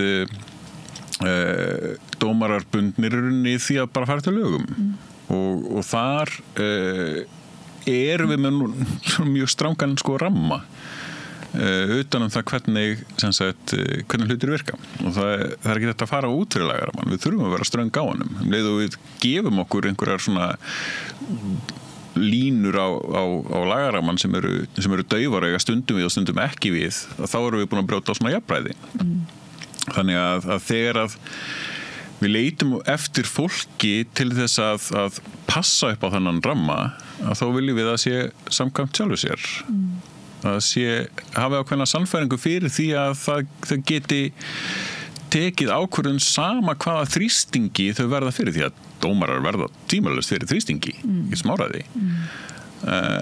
Þannig að og þingmenn alltaf. Og þingmenn líka tímalaust, en þeir eiga sinni sannfæringu. Já, og lögun alltaf, þingmenn líka lögum. Jú, bara eins og allir landsmenn og svoleiðis, en þú veist, þingmenn eru að semja lög. Og eru að taka ákvörðun það hvort að lög eigi að verða svona eða hinsegin eða þess að og þar kemur sannfæringin kannski aðeins út í. Þannig að þegar við finnum fólk sem að bara, eins og ég vitnaði í, gleypir æluna og fer gegn sannfæringu sinni, mér finnst það ekki rosalega traustvekjandi fyrir einhvern sem á að dæma það hvort að það megi fara út fyrir lagaramman eða ekki. Það bara mín persónulega skoðun. En hvernig myndur þú segja með Brynjar að hann fari gegn sannfæringu? Getur ekki sagt að hans sannfæring sé bara raunverulega svolítið, hvað það, ókonsekvent eða hann sé stundum ósamkvæmur sjálfur sér en hann sé í hvert skipti mjög sannfærður? Við erum það öll í rauninni, sko. Við skulum ekkert plata okkur með það, sko, að við séum öll alveg strangheiðarleg og óbreytanleg og alls konar svoleiðis. Einu rökin sem ég dreg fram í þessu bara þetta að fólk sem að opinberlega viðurkennir það að hafa ákveðin mörk en stígur samt yfir þau í ákveðnum tilfellum út á ákveðnum hagsmunum. Það ekki eiginleiki sem ég leitast til gagnvart einhverjum sem að ætlar að fylgja sannfæringu sinni eða fylgja lagaramanum. Það bara mín persónulega skoðun. Þú veist, þannig að ef ég segi, þú veist, þetta mín sannfæring og svo kemur á daginn að ég ger eitthvað annað, þá ég upp í þessar hestni og ef ég myndi breyta skoðun minni, þá myndi ég frekar tala það áður en ég myndi, því að það geta alltaf breyst aðstæður, auðvitað. Nei, en ég hugsa bara því að ég held að mörgum hafi dálítið blöskrað að sjá þessa skipan og þetta nú ekki eina málið svona sem að mann finnst skringilegt, en það eins og líka samt okkur vanti. Þess landsréttar tótið verra, sko. Já, það eins og okkur vanti svolítið svona tungutakið eða ég veit ekki, fordæmið til þess að gagnrýna. Við veitum ekki alveg á hvaða forsendum við eigum að gagnrýna það og að því einhvern veginn að þar umræðan vera komin svolítið í vanda, sko. Já, við fáum oft á okkur líka að á mótið spurt hvað viltu gera í staðinn, sko, þú veist, þú gagnrýnir þetta, hvernig hefði þetta átt að vera og svo frávegis. Það ekki oft alveg sanngjarnt. Maður á að geta gagnrýnt á þess að segja hvernig hlutirnir eiga að vera í staðinn. Maður á að geta sagt þetta vandamál, ég veit ekki hvernig á að leysa það, en getur við verið sammála þetta sé vandamál. Því að þó við breytum ekki neinu, en vitum að eitthvað vandamál, að þá þýðir það að við getum komið í veg fyrir að eitthvað mál í framtíðinni lendi innan þess að vera vandamál þegar það kemur upp. Með sölu bankana til dæmis, við vitum að það verður vandamál eða hagsmunaárekstur, þannig að þú veist, það inn í regluverkinu og ýmislegt svoleiðis, en það getur samt gerst. Svo gerðist það og hvað gerðu þið? Ekki neitt. Það náttúrulega sama þetta með keisarinn nakin, það ekki skilgreint sem vandamál, þá það bara, hvað má hann ekki vera, ekki lagi að sé bara fatalaus, þú veist, það einhvern veginn ekki, það þessi raunverulega fína lagi, bara ekki þykjast að vera, þú veist, klæddur, skilur við. Það það sem sko, en það komin, ég meina það það sem kannski ósvífninu líka eins og í Bandaríkjunum, það meiri segir orðið leifilegt eða þykir ef bara sniðugt að ljúga, sko. Það bara ekki eins og einhvern veginn alternative truth. Já, þannig að og þar með náttúrulega missum við svolítið mikið þú bendir á það en það öllum sama, þú veist. Já, sko, ég held til dæmis að gagnrýnin á Trump og það sem að vera að gera varðandi ríkisreksturinn sé algjörum villigötum. Að demókratar sem eru að koma að gagnrýna hvað hann að gera með því að rífa upp alls konar ríkisstofnanir og svo framvegis. Það eitthvað sem að fólki sem kaus Trump vill að gerist.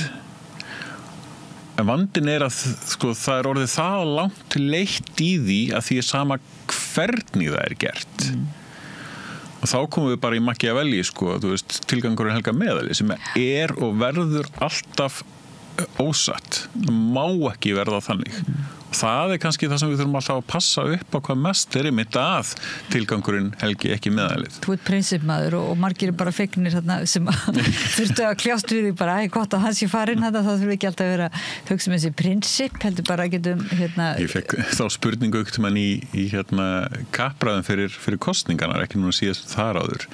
Að þá var einhvern veginn svona ásökunar tón einhvern veginn, nú hafið þið Píratar mikið prinsipfólk að það getur enginn unnið með ykkur og ég klóra mig rosalega mikið í hausnum eftir þetta því að sko, þetta hringir alveg rétt bjöllum sko, þetta hljómar rétt þetta er alveg tilfinningin sem við fengum líka samstarf við aðra að fólk var ekki tilbúið til þess að vinna með okkur af því að við myndum standa á prinsum okkar, við myndum standa á gildum okkar og mér finnst það ótrúlegt því að hvað annað er pólitík en einmitt varsla ákveðin gildi og er það að prinsipur okkar voru einhvern veginn allt of ströngið, allt of íkt, allt of brjáluð eitthvað slegis bara þegar að nánar skoða, nei, auðvitað ekki berumst fyrir mannréttindum þau ætti að vera sjálfsögð einhverja hluta vegna eru þau ekki upplýsingafrelsi tjáningafrelsi og þú veist þessum svona grundallar atriðum sem að eiga þjóna lýðræðinu en það er vissulega til fólk sem að vill ekki þessi réttindi og misnotar þau herfilega og lítur á alla baráttu fyrir réttindum minnihlutahópa ýmsu minnihlutahópa sem í rauninni árás á þeirra skoðanir að mega traðka á þeirra réttindum og þau gera það á þennan hátt að segja til dæmis hvað er ekki tjáningafrelsi má við ekki segja þetta og svona, jú en það hefur alveg afleiðingar og þetta hljómar svo skemmt svo kaldanslegt, þetta hljómar einmitt alltaf hjá þeim eins og þau séu að beita skerðingum á tjáningafrelsi á gagnrýnendur sína svo öfugsnúið svona, ég færi fram mína skoðun og þú gagnrýnir hana og ég segi þú mátt ekki hafa þessa gagnrýni þú er ekki að takmarka tjáningafrelsi þitt á sama hátt og ég þú veist mögulega að gera það með því að segja þessi hópur má að vera að henda þeim út á götuna og þú segir nei það má ekki þú mátt ekki gagnrýna mig, ég bara segja skoðun mína ég er að tjáningafrelsi hérna eða ekki þetta er svo rosalega auðvusnúið að ég bara það er ekki svona viðsnúningur líka það er viðsnúningur, það er alltaf verið að varpa ábyrðinni á gagnrýnenduna en það allir mis að endurheimta eða ekki endurheimta eða eitthvað nátt að breyta því grundvallaratriði að valdhafar svona stjórnvöld og þá líklega hugsanlega fleiri þá valdhafar sem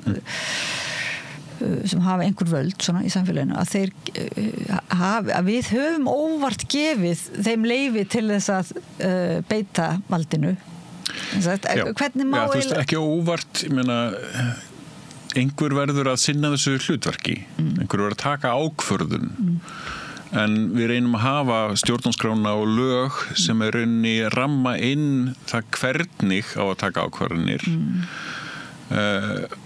og það sé gert með þú veist, í réttum ferlum gert löglega já, við kannski hefum ekki gefið leyfi en þetta hefur, ég meina það er komið fordæmi fyrir því að gera það á einhvern nátt að gráu svæði er það ekki, þetta er svona og hvernig getur við, ertu með hugmyndum nú höfum við 5 mínútur eftir þessu spjalli bæði langaðum að spyrja hvort þú ætlar að halda áfram í pólitík á einhvern nátt og svo langaðum líka að spyrja hvort að þú sérð getur þú svona ímyndað, sérðu grilla í þessa leið sem að sem við þurfum að fara ég myndi ekki, ég sé það nefnilega ekki lausna á þessu eins og því miður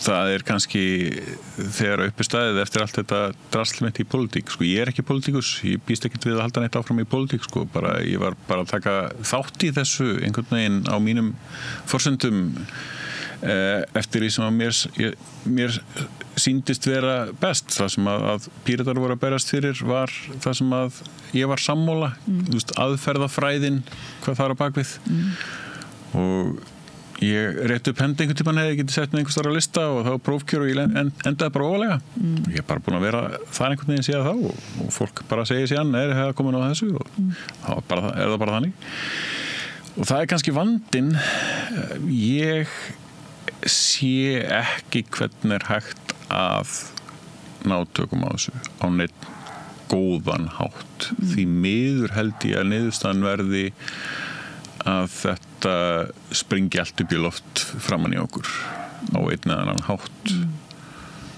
Hvort sem það verður líklega alþjóðlega frekar heldur en náttúrulega hérna á Íslandi en þó verður svona jaðar áhrif hérna á Íslandi hvað það varðar. Og eftir það að þá verður fólk passa samara en það breytist ekkert sko. Bara þetta er spurning hversu passasum við erum á, hversu vel við finnum fyrir því bara í svona sálinni hjá okkur þessi varúðar orð sem eru á gula miðanum á safni fasismans. Að þá sjáum við varúðar orðin sem eru þar skýrar og segjum frekar nei eða þorum síður að fara í þá gagnrýni, stíga þessi skref í áttina að fasisma. Þannig að þetta sé sjálfliðréttandi, þetta er ekkert sem við getum handþvingað því miður, eða sem betur fer. Þannig að þú finnur ekki svona, þótt þú skrifir og svona finnur ekki eitthvað tímann vaknar ekki á mótnan og hugsa bara, nú verði ég á eitthvað nátt að fyrst að ég hef nú séð svolítið hvernig þetta virkar, þá verði ég að fara þarna að reyna eitthvað áfram að... Jú, maður reynir áfram, þú veist, maður hefur skoðanir og svo framvegis hvað það var þar, maður segir bara sína skoðanir. En kannski þú býður eftir þetta springi og þá, jafnvel þegar á að fara að safna einhverju saman, þá kannski getur þú komið, þá ert þú búin að safna kröftum á einhverjum öðrum vettvangi? Nei. Kannski. Ég bara, eins og ég held áfram að hafa mína skoðanir og tek bara minn þátt á minn hátt og úrverður það sem verður. En það verður ekki hægt að, held ég, afstýra því að eitthvað sprengir áttu. Ég veit ekki hversu stór svo bóla verður. Þetta er samu hagkerfið. Það eru pólitískar bólur í gangi. Hvernig það springa framan í okkur. Við erum að fara í gegnum pólitíska kreppu bráðum. Við erum pólitísku bólu eins og er. Þannig að ég veit ekki hvernig svona þingan eftir að sú bóla springur verður. Hún gæti orðið allt og stórt stríð. Hún gæti líka fjarað út á skynsamari hátt. Okay. Og við vitum ekki hvað þú ætlar að... Ég veit ekki hvað ég ætlar að gera. Þú veit ekki hvað þú ætlar að gera. Nei, þú ætlar allavega bara að vinna í jafnvel einhver allt öðru. Já. Líklega það sko, en þú veist, ég er ekki að fara í pólitíkina sko. En því ekkert. Ég var eiginlega búin að gefast upp á henni hvort þið sko, út af mitt, ég meina, það sem getur breyst, eins og segið, þetta aðstöða breytast, umhverju breytist og svo framvegis, kannski ef að pólitíkin verður eitthvað aðeins heiðarlegri og tilbúin til þess að tala efnislegu hlutina en ekki bara yfirborðs útlitslegu morfís hlutina, þá nennum maður kannski að taka þátt í það aftur. Þannig verður áhugavert ef þú hefur verið skipað dómari. Nei, ég er ekki alveg nægilega löglærður. Nei, þú er ekki löglærður, nei. En allavega, takk fyrir spjall og takk fyrir að koma að Rauðaborðinu og taka stöðuna og horfa svona yfir sviðið eins og maður kallar til því eins og öldungarnir í Róm þegar þeir leta á störfum en hins vegar erum við ekki eins og við byrjuð að tala um það svona ákveðin við ætlum að ræða ýmis svona málefni en við kannski gerum það kannski næst. Björn Leví Gunnarsson, fyrrverandi þingmaður Pírata, kæra þakki fyrir að koma til okkar og áhorfendum og hlustendum. Þakka ég fyrir að vera með okkur og biðja að íhuga þessi orð hvert við stefnum og þakka Pétri Fjellsteð fyrir að varpa samræðinni yfir til ykkar og ég heiti Oddný Eir og við höldum áfram að ræða málin við Rauðaborðið svo farið ekki langt, við fyrir bara skreppum í frímínútur. Ertu á leið heim úr vinnu? Stilltu á FM 89,1. Þetta var Björn Leví Gunnarsson, fyrrverandi þingmaður Pírata. Við ræddum bara eiginlega þetta kerfi sem er að riða til falls og hvað er hægt að gera í því. Það var nú svolítið uppgjafarlegur, eða ekki uppgjafarlegur, hann bara, eða æðrulaus má segja líka. Það er bara þetta hlýtur að springi loft upp. Spurning hvort við höfum bara bíð eftir því. Björn Leví Gunnarsson og svo er það annar maður, vanur maður sem að þú rættir við í vikunni. Það er Þórður Snær Júlíusson. Þið töluðu nú kerfið líka og íslensku spillinguna og svona, þið kölluðu þetta strókuspilling. Já, hann kallaði þetta strókuspillingu. Ég hafði ekki heyrt hugtakið áður. Það var í fyrst skipti sem ég heyrði þetta orð og er ég samt búin að skrifa bók spillingu. Þannig að mér finnst þetta áhugavert. Já, strókuspillingin er þegar hver stríkur öðrum og við verðum öll samsek í einhverju svona ábata samkomulegi. Þekkt í viðskipt og efnahagslífinu, segir hann. Þetta var skemmtilegt spjall fannst mér. Hann er náttúrulega sko bara gríðarlega öflugur blaðamaður að Þórir Snær og svona einn af okkar verðmættari mönnum í tímasrás fullir ég. Það er synd að hann sé hættur í blaðamennsku. Vonandi mun hann vel reynast sem framkvæmdastjóri Samfylkingarinnar og við náttúrulega höfum öll beðið eftir því að hann myndi kannski aðeins betur lýsa hug sínum til þess sem að gerðist þarna í kosningabaráttunni bara korteri fyrir kosningar og leiddi til þess að hann steig til hliðar og hann upplýsti það að ef hann næði kjöri þá myndi hann ekki þykja þingsæti. Það gekk svo eftir, hann náði kjöri og En hann fer út í þetta í lokspjallsins, er ekki? Já, sko, það var ég vildi annars vegar ræða við hann spillingu sem var nú svona að því að við erum á miðvikudögum höfum verið með eiginlega fasta umfjöllun spillingu. Þú ert að ræða við hann sem rannsóknarblaðamann, sko. Já, í raun. Já. Og en það sem að mér fannst kannski hvað áhugaverðast út frá tímapunktinum, það var að fá aðeins sýnans á það hvort hann væri sáttur við eigin ákvörðun. Maður veit að þetta gerist allt í rosalegu adrenalín flæði. Það kemur upp eitthvað hneyksli sko. Þeim í hádegismóðum tókst að láta þetta líta út sem alveg meira átt að hneyksli. Stefán siðfræðingur, hann er með hann í beinni og hann dregur upp þessi gömlu skrif sem eru þóliðs næði sannarlega ekki til sóma. Og svo gerist allt rosalega hratt eftir það og bara kortir í setna þá er hann bara komið niður sko. Eina helstu vonarstjörnum Samfylkingarinnar, frábær blaðamaður, hann bara komið niður og það er ekkert endilega víst að maður tæki réttar ákvarðanir í svona adrenalín flæði. Þannig að síðasti hluti viðtalsins hverfist aðeins þetta, hvernig hann líði með þessar ákvarðanir. Og ég ætla bara að vona að áhorfendur og hlustendur hér og nú í dag hafi gaman og gagn að þeim svörum. Já, þetta er spennandi, við skulum bara vinda okkur í þetta spjall. Björn Þorláksson ræðir við Þórð Snæ Júlíusson spillingu og þetta sjokk. Gjörðu svo vel. Ertu á leið heim úr vinnu? Stilltu á FM 89,1. Já, komiði sæl og blessuð, eins og alltaf á miðvikudögum þá fjöllum við spillingu í einni eða annari mynd.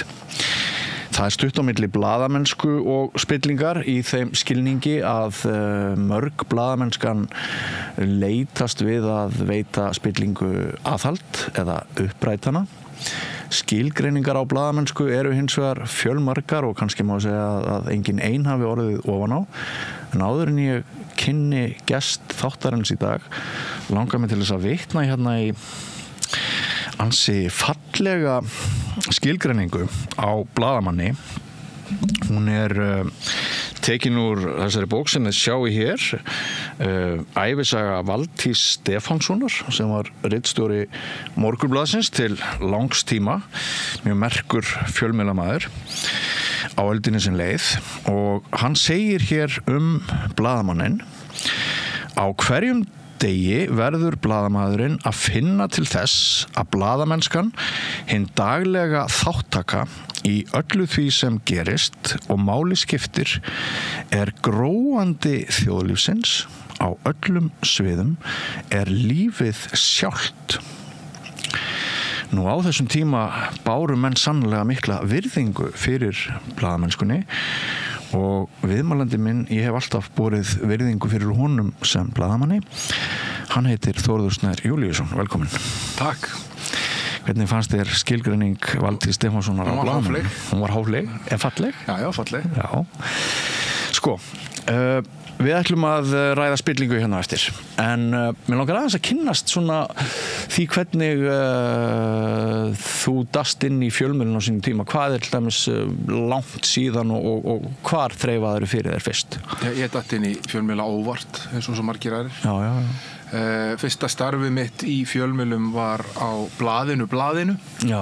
sem var fríblað sem var stofnað hérna, til höfuðs fréttablaðinu hérna, snemma á þessari öld ekki verið hausti 2005 þá var vinnu minn var að vinna þarna í umbroti og það vantaði fólk og hann svona mælti með mér það sé ykkur text eftir mig og ég hoppaði þar inn og vann í alls konar gerði bíla aukablöð og bar saman bestu kjúklingana sem voru seldir heilir í hinnum og þessum verslunum en fór svona fettaði mig síðan inn og var farin að skrifa bara fréttir undir lokin var náttúrulega bara í nokkra mánuði og fór síðan í heimsreisu og ætlaði aldrei að verða blaðamaður ég mennta mig tekið stjórnmálafræði í háskólanum og svo meistaragráði í alþjóðlegum og evrópskum stjórnmálum í Edinborg og það var mér augun á því að fara að vinna í alþjóðakerfinu eins og margir samnemendum mínir í því námi alþjóðastofnunum eða slíku og allt var svona einhvern veginn tímabundið sem að vera að gera fram að því en svo kom ég heim eftir að hafa farið í bakbókaferðalag á heiminn og svona en þá bara hvað að finna mig eins og margir á þessum aldri og þá atvikaðist það þannig að Ægir Þór Eysteinsson vinur minn, æskuvinur minn var að taka stöðu hjá RÚV einhvers staðar út á landi og var hætt á fréttablaðinu Akureyri og manni hvort það var austan Akureyri sem að byrja, sennilega Akureyri og mælti með mér og ég fór í viðtali á Jóni Kaldal sem síðan bara fínn vinur minn og hann spurði mig hvort ég spilaði fótbolta út af því að fjölmiðlamótið í fótbolta var framöndan og ég sagði já, markmaður með sig og hann sagði bara ok þannig að hún mætti bara mándaginn og ég fór á fréttablaðið og var þar í eitthvað tíma og það var Trausti Hafleðarsson og var ritstjóri Viðskiptablaðsins ráðinn sem ritstjóri blaðsins hins gamla vinnustæðar og bað mig að koma með sér og ég fór með Trausti var síðan reikinn bara mjög skömmu síðar og þá var mokkinn keypt allt saman, allt hlutafið á Rókur Ólafur Stephensen var svona settur í pröfurensli sem ritstjóri á þessu fríblaði og nafninu breytti 24 stundir og það var síðan fyrsta fyrirtæki sennilega sem fór á hausinn eftir að bankarhunni skall á ég held að síðasti útgáfudagurinn hafi verið 50 dagurinn í bankarhunnsvikunni og öllum sagt upp á föstudagsmorgnunum nema okkur örfáum sem vorum færð selflutt yfir á mokan þar sem Ólafur var þá tekin við sem ritstjóri og við tókum bara sennilega lærdómsríkustu og skemmtilegustu tímar sem ég hef átt í blaðamennsku að ég hef oft lýst þessu þannig að útgáfufyrirtæki var gjaldþrota það var upp á náð og miskun banka á glænir í kennitölu komið og fyrir framan okkur var bara mikjuhaugur af einhverju sem við þurftum að fara að grafi okkur var eitt teskeið og svo bara hefðu farið að útskýra þetta fyrir fólki hvað gerist hérna og þannig starfaði ég bara ótrúlega sennilega lærdómsríkasti tími sem ég hef átt í blaðamennsku vegna þess að breytist allt yfir nóttu aðgengi að upplýsingum og hvernig fólk talaði með þetta verkefnin alveg óraunverulega mörg sem þurfti að takast á við og fjölbreytt bæði það sem síðar reyndust vera glæpir, alls konar sem hafði áhrif á venjulegt fólk alþjóðamál í tengslum við Icesave-deiluna og allt sem var að gerast hjá Íslandi samskipti við alþjóða gjaldeyrissjóðinn og hér voru sett gjaldeyrishöft og bara allir fyrir áhrifum sem að labbaði miðbæinn og þetta var bara eins og í einhverju upplausnar ástandi í einhverjum heimi sem var mjög fjarri manni eldar kveiktir og alls konar þannig að þarna starfaði ég fram á haustið 2009 þegar nýjir ritstjórar tóku við það voru eigendaskipti kom hópur og keypti Árvakur snemma ást 2009 og sagði sér Ólaf upp og Davíð Oddsson og Matthías Jónsson tóku við þarna haustið og stuttu eftir það sagði ég upp og fylgdi mínum þáverandi yfirmanni á mokkanum Björgunu Guðmundssyni yfir á Viðskiptablaðið Hvers vegna sagði þér upp?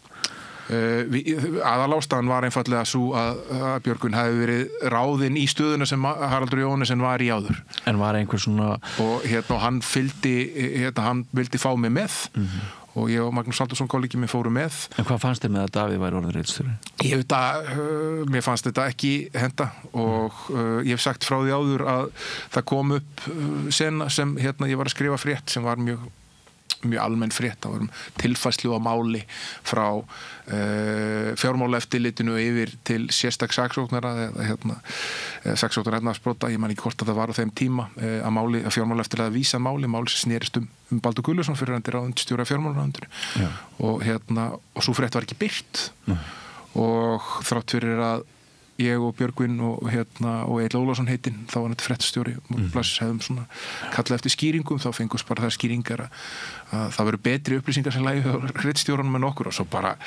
en á þeim tíma var ég búin að segja upp þannig að það var engin katalist í því, ég fekk bara hætta aðeins fyrr og RÚV sagði þessa frétt síðan nokkrum dögum seinna vegna þess að þetta var auðvitað fasti, þetta var ekki eitthvað sem var huglægt mat og mjög einföld frétt og mjög tíðar svoleiðis fréttir á þessum tíma þegar að vera rannsaka hann sem mikið. Já, og á þessum tíma á Morgunblaðið svona í huga okkur að vera hafið yfir þetta að láta fréttir hverfa sem að Já, Morgunblaðið þetta er með rosalegt afl á þessum tíma, þannig með 40% lestur og er ennþá eins og Morgunblaðið var í æsku minni að Morgunblaðið var að mörguleiti blað sem allir landsmenn gátu tengt við þótti tengt ekki við pólitíkina og pólitíkin kannski var oft tíðum lúmskari í Morgunblaðinu við höfum að venjast í dag og hún var svona almennt var lögð áherslu á það að moggin væri mjög breiður og með mikla skírskotun til sem flestra, það getur allir fundið eitthvað með mjög metnaðfulla lesbók, frábæra ljósmyndara, metnaðfullar íþróttafréttir, landsbyggðin, allt þetta, þannig að fólk getur verið með tengsl við hann. Já, það má halda fram að Morgunblaðinu hafi tekist áratug eftir áratug að vera fréttablað allra landsmanna burt sér frá pólitíkinu. Engin vafi, þegar ég var alast upp þá áttaði ég mig ekki á því að það væri einhver áður en ég byrjaði að pæla eitthvað í pólitík og ég las bara bíófréttirnar og íþróttafréttirnar og allt þetta. Ég aldrei, ímynda mér aldrei að moggin væri einhvers konar pólitískt animal. Nei.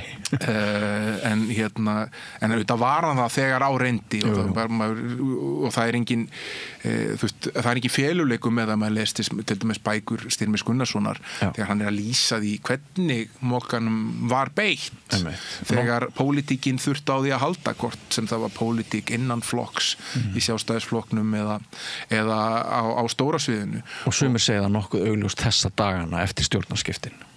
Já, núna í dag? Já, þetta er auðvitað allt önnur skepna í dag og hún er líka auðvitað lesin af miklu minna mengi lesturinn á Morgunblaðinu núna rétt yfir 20%. En áhrif frétta er að samt ansi mikil því að það eru flestir fjölmiðlar sem oft taka upp fréttir á MBL og sem vekja athygli og svona. Já, en fjölmiðlarlandslægi er auðvitað á mjög vondu stað. Það er fjölræðið er mjög lítið. Krafturinn í einkareknum fjölmiðlum því miður er bara mjög lítill og minni en ég man eftir. Er það ekki? Jú.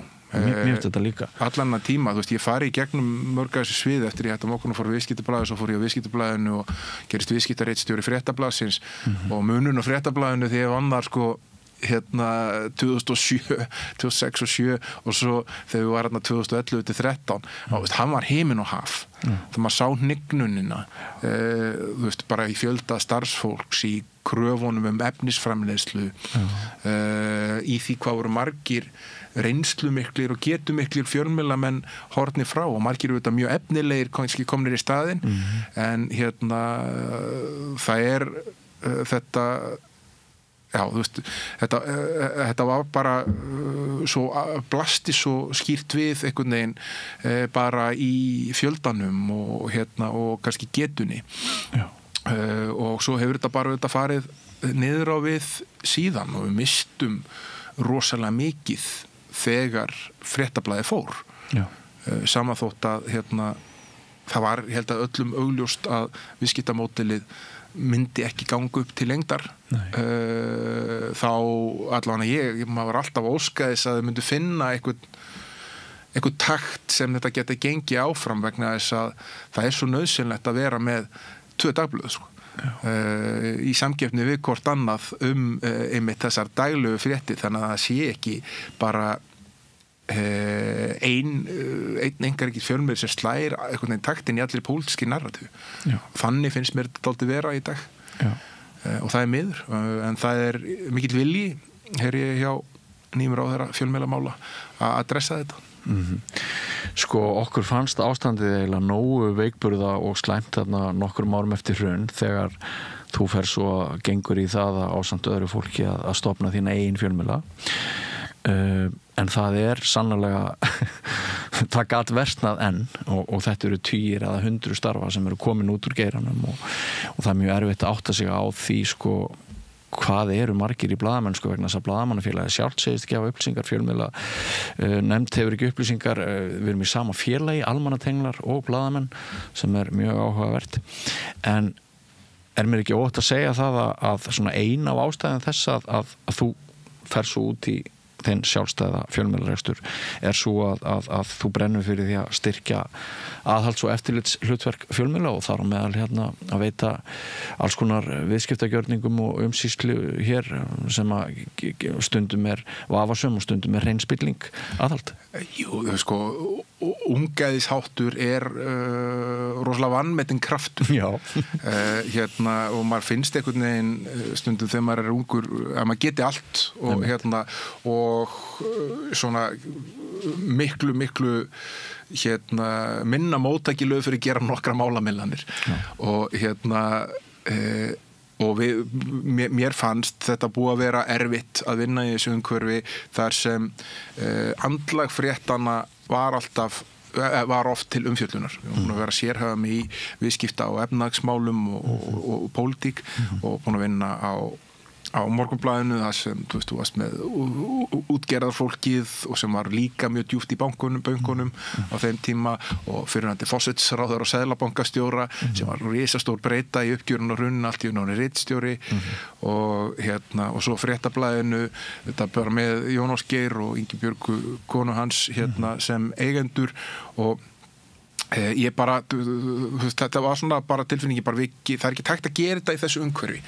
Það alltaf bara fólk sem einhvern veginn, annarkot fólki sjálf sem eigendunir eða fólk á þeirra vegum sem sitja í stjórnum eða í stjórnunarstöðum alltaf einhvern veginn að pikki þig fyrir það að fjalla hlutina með ákveðnum hætti og okkur fannst við vera ægilega reynslumiklir og okkur fannst úr sig gengnir skilur á þessum tíma 32-33 ára gamlir ég og Magnús sem fórum fyrsta stað með kjarnahugmyndina og svo henni sem bættust við Ægir og Gísli og Hjalti og við tókum langir vinnudagar. Bara tókum þessa ákvörðun þetta auðvitað galin ákvörðun að taka setjast niður, við erum 6 nokkrir æskuvinir úr Laugardalnum bræðurnir Ægir Þór og Gísli Eysteinsinnir og Hjalti Harðarson og ég og Magnús Halldórsson sem hafði unnið með mér í töluverðan tíma þá og svo tókum við Birgir Þór Harðarson sem núna yfir vefnum hjá RÚV sem var bara krakki og var að vinna í umbrjótunni á Fréttablaðinu og svo Þórunn Elísabet Bóðadóttir sem var með okkur, hún var í námi samhliða út í Edinborg en var með okkur þarna í byrjun á hópnum og settum 1 milljón á haus fengum 1 utanaðkomandi fjársveit sem var vinur okkar sem setti 1,5 og svo bara lag go, við ætlum að endurskilgreina fjölmiðlun á Íslandi talið í út af því að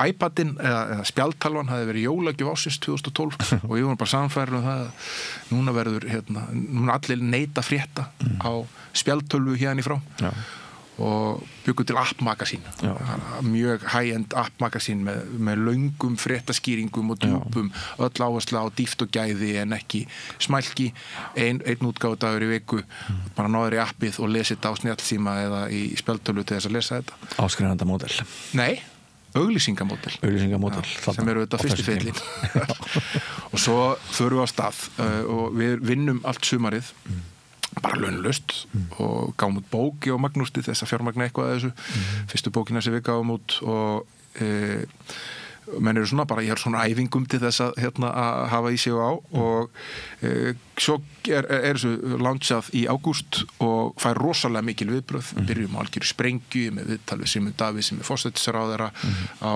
forsíðunni og við erum með leyniskýrslur sparisjóðin í Keflavík sem voru mjög opinberandi sem var stórt neykslismál á þeim tíma og fáum FME á okkur í fyrsta kastið að hóta bara að loka sjoppunni ef við tökum ekki skýrsluna úr birtingu, við birtum gögnin með og alls konar svona og þannig að þetta var stuð og gríðarlegur áhugi og athygli á miðlunum strax.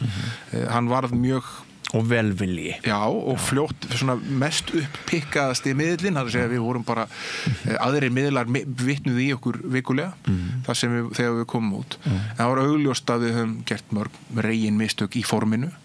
Business modelin. Það voru bara börn sem voru að nota spjaldtölu til þess að spila ykkur að leiki en ekki fullorðið fólk til þess að lesa djúpar fréttaskýringar og stöðu efnahagsmála og flestir voru að lesa Kjarnan í PDF-útgáfunu sem við settum á veginn og þannig hörkuðum við gegnum fyrsta árið með mikinn velvilja en langt undir áætlunum varandi tekjur og menn týndust úr hópnum og svo svona eftir rúmt ár þá var þetta bara raunlega make or break staða, við fengum inn utanaðkomandi fjárfesta og tæknigeiranum Hjálmar Gíslason og Vilhjálmur Þorsteinsson sem leiddu það og komum með smá peninginn í þetta og við fórum og snérum módelinu við og urðum bara vefsíðan sem var rekin á auglýsingatekjum og svo þessu styrktarmódeli sem er svona svipað og Guardian er að reka sig þannig að þetta eru valkvæðir styrkir og þannig var Kjarnin rekin alla tíð á meðan hann var sjálfstæð eining. Svo líður tíminn og það kemur að því að Stundin og Kjarnin sameinast í Heimildina.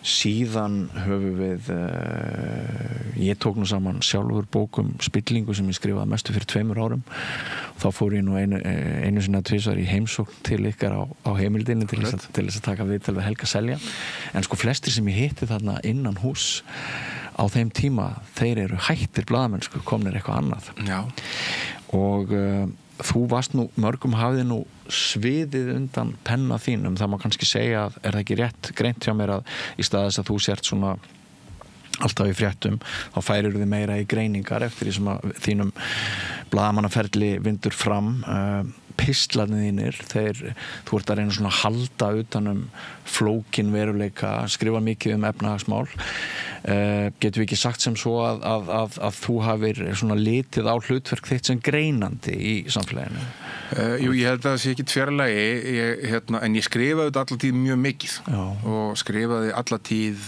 mest allar á ritstjórni hvort sem er í fjölda efna eða fjölda orða og jafnhendis leiðara stærri rannsóknarefni fréttaskýringar, svona almennari fréttaskýringar og stundum bara smæri fréttir þegar við átti það er svona kannski bara galskapurinn í mér líka að ég setta ekki fyrir mér að hlaupa í flest verkefni en minn fókus, það sem ég vildi helst vera að gera var að vinna í dýpri greiningum á því sem var að gerast á hennu pólitíska sviði og hennu efnas- og viðskipta pólitíska sviði og svo sem fylgir því að vera ritstjóri var þetta mikið mannahald og styðja við aðra sem er að vinna í efnum og skrifa leiðara og ég lagði alltaf mikla áherslu á þegar leiðir að skrifa að vera ekki bara huglægur heldur greinandi og vísa, undirbyggja það sem ég var að skrifa með vísun í staðreyndir tölulega staðreyndir eða eitthvað skona gögn það fannst mér svona heillavænlegasta leiðin til þess að skapa kannski þann trúveruleika sem ég var sækist eftir og þetta vantar kannski svolítið núna þetta samhengi hvers vegna fannst þér svo mikilvægt vegna þess að það er alltaf eitthvað sem keyrir mann áfram það er einhver til þess að nenna að vinna svona langa vinnudaga eins og margir fjölmiðlamenn nenna að gera ár eftir ár og tilenga sér eða helga sig einhverju svona umfjöllunarefni það er eitthvað sem við getum kallað kannski réttlætiskennd eða það er eitthvað svona það er eitthvað sem knýr fólk áfram hvers vegna sást þú það fyrir þér að það veri mjög mikilvægt að veita til dæmis íslensku viðskiptalífi efnahagslífi aðhald hvað er það, hver eru einkenni Íslands, legu okkar og viðskiptalífs sem leiðir til þess að við þurfum blaðamenn sem fjalla reglulega hættu á spillingu, hagsmuna árekstra og hvenar sérhagsmunir eru teknir fram yfir almannahagsmunir? Ja, góð spurning. Það þannig auðvitað, sögulega var sérstaklega fyrir bankarunum var gríðarleg meðvirkni með því sem var að gerast í efnahagslífinu og viðskiptalífinu. Í efnahagslífinu í þeim skilninga hér var mikið af regluvæðing og mikil trómusólu það að það væri heillavænlegast að eftirlit væri í lágmarki og leyfa mörgum dálítið bara að fylgjast með sjálfum sér. Þetta væri nú allt undrabörn sem væru þarna í bílstjórasætunum. Stofnanir lagða niður ef þurfti og úrskurðum opinbera embættasnúið. Og svo kemur bankahrunið og það gripið til alls konar aðgerða sem við njótum enn í dag það að setja svona checks and balances á það, til dæmis gríðarlega háar eiginfjárkröfur á banka til þess að tryggja að það gerist ekki aftur að bankarnir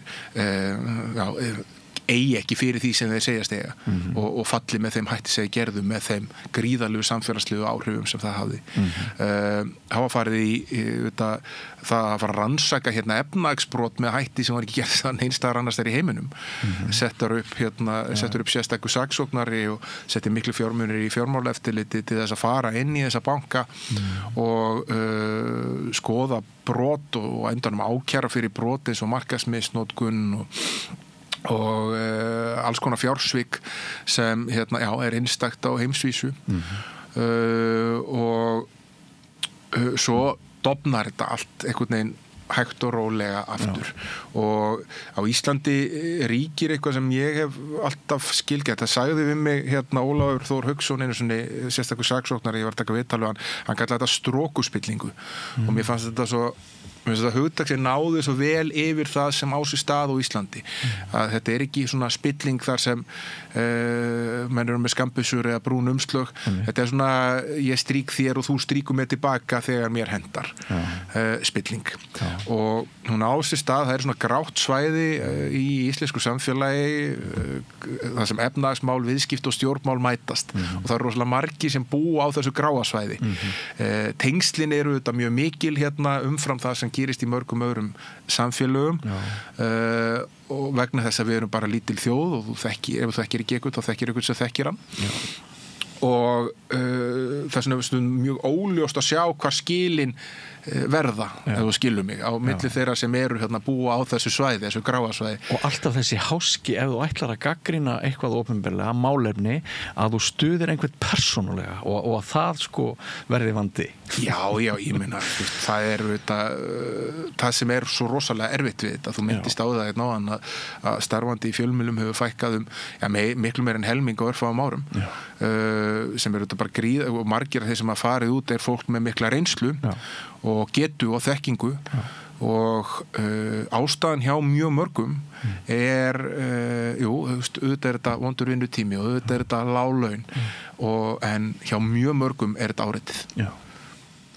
Áreitið af því að alltaf vera kritískur blaði eða fréttamaður í svona litlu og nánu samfélagi það sannarlega ekki fyrir alla og getur reynst mjög erfitt. Þá vænlegra að taka þátt í strókuspillingu eða loka augunum fyrir því sem betur mætti fara. Já, eða bara fara að gera eitthvað annað. Skilurðu? Eitthvað sem útheimtir ekki það að þú þurfur einhvern veginn að vera að díla við afleiðingar vinnunæðinar í öllu fjölskyldubúðum sem þú ferð í eða þú veist alltaf að rekast á viðfeng fréttanæðina í ræktinni eða matvörubúðinni og eða þú veist ef þú hættið þér á eitthvað öldurhús að það komi einhver vel ölvaður sem tengist einhverju sem þú er einhvern veginn að fjallaðum og helli sér yfir þig eða jafnvel reynir að beita þig líkamlega ofbeldi, skilurðu. Þetta bara raunveruleiki en þetta bara gerist og hefur gerst oft. Þannig að ég skil rosalega marga sem eru líka bara komni með fjölskyldur það eitt að byrja af einhverjum eldmóði og fá þessa bakteríu og þú ert bara ungur og þú ert áhyggjulaus og þú ert vitlaus og þú gerir mistök og þú ert bara þú ert ábyrgðarlaus og svo bara held fer inn í lífið og allt breytist hjá þér, skilur, þú veist bara hvernig það að fara í getur líf, bara viðhorfiðin breytast og þú þroskast og þú eignast börn og þú eignast ábyrgð og þú eignast húsnæðislán og allt þetta og það auðvitað kannski á einhverjum tímapunkti sér bara, er þetta allt þetta, er þetta þessi virði að standa í þessu, að vera alltaf með eitthvað lið að æli bóga yfir því á samfélagsmiðlum eða internetinu eða einhverja brjálaða bloggar á bakinu í mörg ár eða hvað sem er. Ertu að segja það að þú... Og það er alveg, þú veist, ég skil bara marga sem taka þá ákvörðun á einhverjum tímapunkti, ég er bara búin að afplána mitt, sko. Ég er En þú ert svolítið að segja að þú hafir orðið sjálfur fyrir mjög miklu áreitt í þessum störfum þínum. Já, og ég bara hefur verið að gera það upp líka bara á undanförnum mánuðum, þú veist, eftir að ég hætti, og þetta er sennilega bara miklu meira en maður þorða að viðurkenna fyrir sjálfur sér. Já, maður deyfi sjálfa sig á meðan á því stendur. Bara brynja sjálfa sig gagnvart því, kannski margt sem er ekkit eðlilegt sem að bara einhvern veginn að ganga út frá væri eðlilegt. Ofbeldismenning. Já, ég var með svona það sem ég kallaði tengdamömmu-check og tengdamömmunni var ofboðið fyrir mína hönd, þá þurfti ég að taka það alvarlega og það gerist aðeins oft á síðustu metrunum allan, þá var henni farið að ofbjóða að sér reglulega. Þannig að en þetta er alveg klárt, þetta er ekki margt af því sem hefur verið í gangi gagnvart fjölmiðlafólki er ekki í lagi og ég er ekki bara að tala um sjálf mig, ég tala um fullt af fólki sem hefur verið að starfa í þessum geira og hefur verið kannski með það svona front and center að vera krítískt. Já, þannig að einkennisvandinn er smæðin. Það er bara breyta sem að... Já, sko, svo var það bara líka, ég ætla bara að segja, þú veist, það var rosalega áfall að þegar við verðum fyrir þessari lögreglurannsókn fyrir norðan, að vegna þess að það er algjörlega skilningur allra lögmanna sem ég ræði við og var minn skilningur á þeim lagákvæðum sem var að beita til þess að rannsaka okkur að fjölmiðlafólk var undanskilið. Með vísun í það að fjölmiðlar þurfa að geta tekið á móti jafnvel illafengnum gögnum. Og við þurfum ekki að gefa upp heimildarmenn okkar og við höfum notið ákveðinar vendar. Og svo kemur það ofan á að við getum heldur ekki varið okkur hvort sem það er á opinberum vettvangi eða í efnislega í yfirheyslum hjá lögreglu vegna þess að við höfum enga heimild til þess að ræða neitt sem getur varpað neinu ljós á hver mögulegur og ómögulegur heimildarmaður okkar er. Þannig að þú veist, það hreyfði rosalega í mér að þegar lögunum var beitt með þessum hætti gagnvart fjölmiðlafólki. Einhver myndi spyrja núna, tókst Samherja að draga tennunar úr þér? Því við þekkjum alveg þá umræðu að lögreglan á Akureyri hafa einhverju leyti aðhafst vegna þess vald sem útgerðin í héraði hefur. Já, ég bara veit það ekki. Ég ætla ekki að fara að vera með fullyrðingar eitthvað sem ég get ekki sýnt fram á. Ég veit ekkert hvort að það hefur verið einhver bein tengsl þarna á milli eða hver áhrif fyrirtækis í heima hér að er á umdæmislögreglunar. En það vekur athygli mín að síðast í gær eða fyrradag sé ég mynd af þér í Mogganum í þessu máli sem að verist afturverða Moggin er að reyna að blása aftur lífi í þetta mál. Já, þeir eru að skrifa greinaröð sem eru svona uppistuðu bara eins og 2,5 árs gamlar bloggfærslur eftir Pál Vilhjálmsson þetta mál. Ég þekki þetta málu ég myndi sennilega að segja betur en allir vegna þess að ég hef lesið öll málsgögnin oftar en einu sinni. Ég var byrjaður í því síðast sumar að vinna í bók þetta mál sem ég síðan er svona kannski komið 60-70% áfram með og setti bara á hilluna þegar aðstæður mínu lífi breytist og og líka þegar rannsóknin var bara á endan felld niður. Þannig að ég þekki alla krók og kima þessa máls. Ég var líka tók það að mér vegna þess að ég fann til mikillar ábyrgðar gagnvart öðrum sem unnu eftir mínum tilmælum í þessum málum að svona íta á það að þessari rannsóknir í flýtt eins og kostur væri og var þá í mjög reglulegum samskiptum við lögregluna á Norðurlandi Eystarvæði mínu lögmanni á endanum vikulegum til þess að reyna að fá upplýsingar um það hvar þessi rannsókn stæði og reyna að fá skýringar á það hvaða háttsemi við hefum átt að sýna á okkur til þess að hljóta þessa stöðu og fengum aldrei neins svör. Þangað til að á auðvitaðendanum að þetta rannsóknum var felld niður sem var óumflýjanlegt og ég vissi alltaf að yrði niðurstaðan. Þú varst alltaf með reynt mjöl í pókahotninu eins og kollegar þeim. Já. En ég bara get ekki svara þessum spurningum sem verið að velta upp hérna og meira sig af öðrum fjölmiðlum þessi einkennilega og það hljómar vegna þess að hérna, ég má ekki tjá mig mögulega og ómögulega heimildamenn og það snýrist þessi stutta yfirheyrsla sem ég fór í hjá lögreglunni í ágúst 2022 rúmum 2 árum áður en að þessi rannsókn var loksins felld niður hún snýrist bara þetta það voru svona almennar spurningar hvaðan ég hef komið inn í fjölmiðla og svona og hvernig ákvarðanir inn á ritstjórn eru teknar hérna það hvaða efni erindi við almenning og ekki eins og þetta einhvern veginn að koma lögreglumönnum við og þau hafa einhvern veginn að hafa einhverja skoðun á því hvernig við ákveðum þetta en ég svaraði þessu bara hérna bara mjög skýrlega fór yfir þetta og svo þegar bara koma spurningum mögulega og ómögulega heimildamenn þá þetta vísa ég ákveði fjölmiðlalega sem veita mér enga heimild til þess að brjóta lög og fara að tjá mig það þannig að hérna já, þetta er mjög skrítið ferli. Hvaða angar íslenskra spillingar eru skæðastir nú stundir? Við höfum séð útgerðarmenn spretta upp sem gríðarlega öfluga auðstétt sem eru að kaupa sér hluti í alls konar öðrum fyrirtækjum sem ekki tengja sjávarútvegi. Það ýmsar spurningar sem að hafa kviknað erindi Morgunblaðsins síðustu vikur hvenar fjölmiðill og hvenar fjölmiðill með agenda í einhverju hérna pólitísku erindi við vitum hverjir eiga Moggan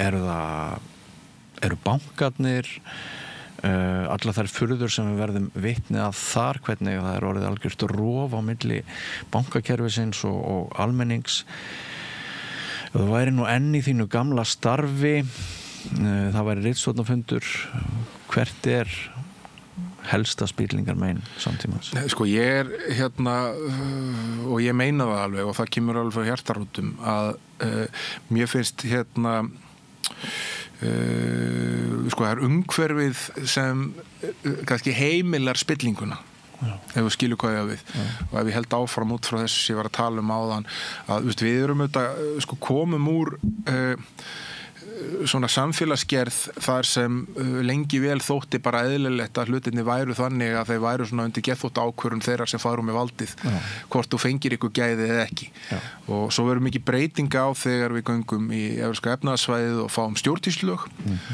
sennilega einhver mesta gæfa sem við höfum fengið fyrir utan allan efnahagslega ávingin sem fylgdi því að ganga að taka upp þann samning út af því að stjórnsýslulögin þau auðvitað setja alls konar ramma á það hvað hægt að gera og hvað ekki og við höfum séð mjög margt í regluvirkinu virka og senda skýr skilaboð það hvað má og hvað ekki í gegnum tíðina við séð til dæmis hérna það er ekkit fyrir mörgum árum síðan þegar voru miklar umræður akstur þingmanna og að þeir væru í sjálftöku í gegnum akstursgreiðslur sem þeim stóðu til boða á þinginu og það leiddi til þess að því fyrirkomulagi var gjörbreytt þessu aksturs fyrirkomulagi og þar var líka sérstakur fókus á því hvernig þingmenn væru mögulega að nota þess akstursgreiðslur í aðdraganda kosninga, í kosningabaráttu og það voru sérstaklega reglur það til þess að takmarka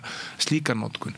Við sáum næri tíma umboðsmanns Alþingis taka bankasöluna sem átti sér stað 2022 fyrir og komast þeirri niðurstöðu að þá var þetta fjármála- og efnahagsráða hafi raunverulega ekki skort hæfi til þess að taka ákvörðun sölu á hlut til pabba síns og þetta er þetta er það sem er gott að sjá að við erum umhverfið einhvern veginn að virka til þess að taka á þessu þannig að þetta sé ekki bara einhvern veginn við að benda á eitthvað heldur að að við séum með reglur og lög og eftirlitsstofnanir sem virka til þess að takast á því og mér finnst margt hafa breyst til batnaða þar síðustu misseri ef við tökum bara þessa bankasölu sem dæmi þar sjáum við sko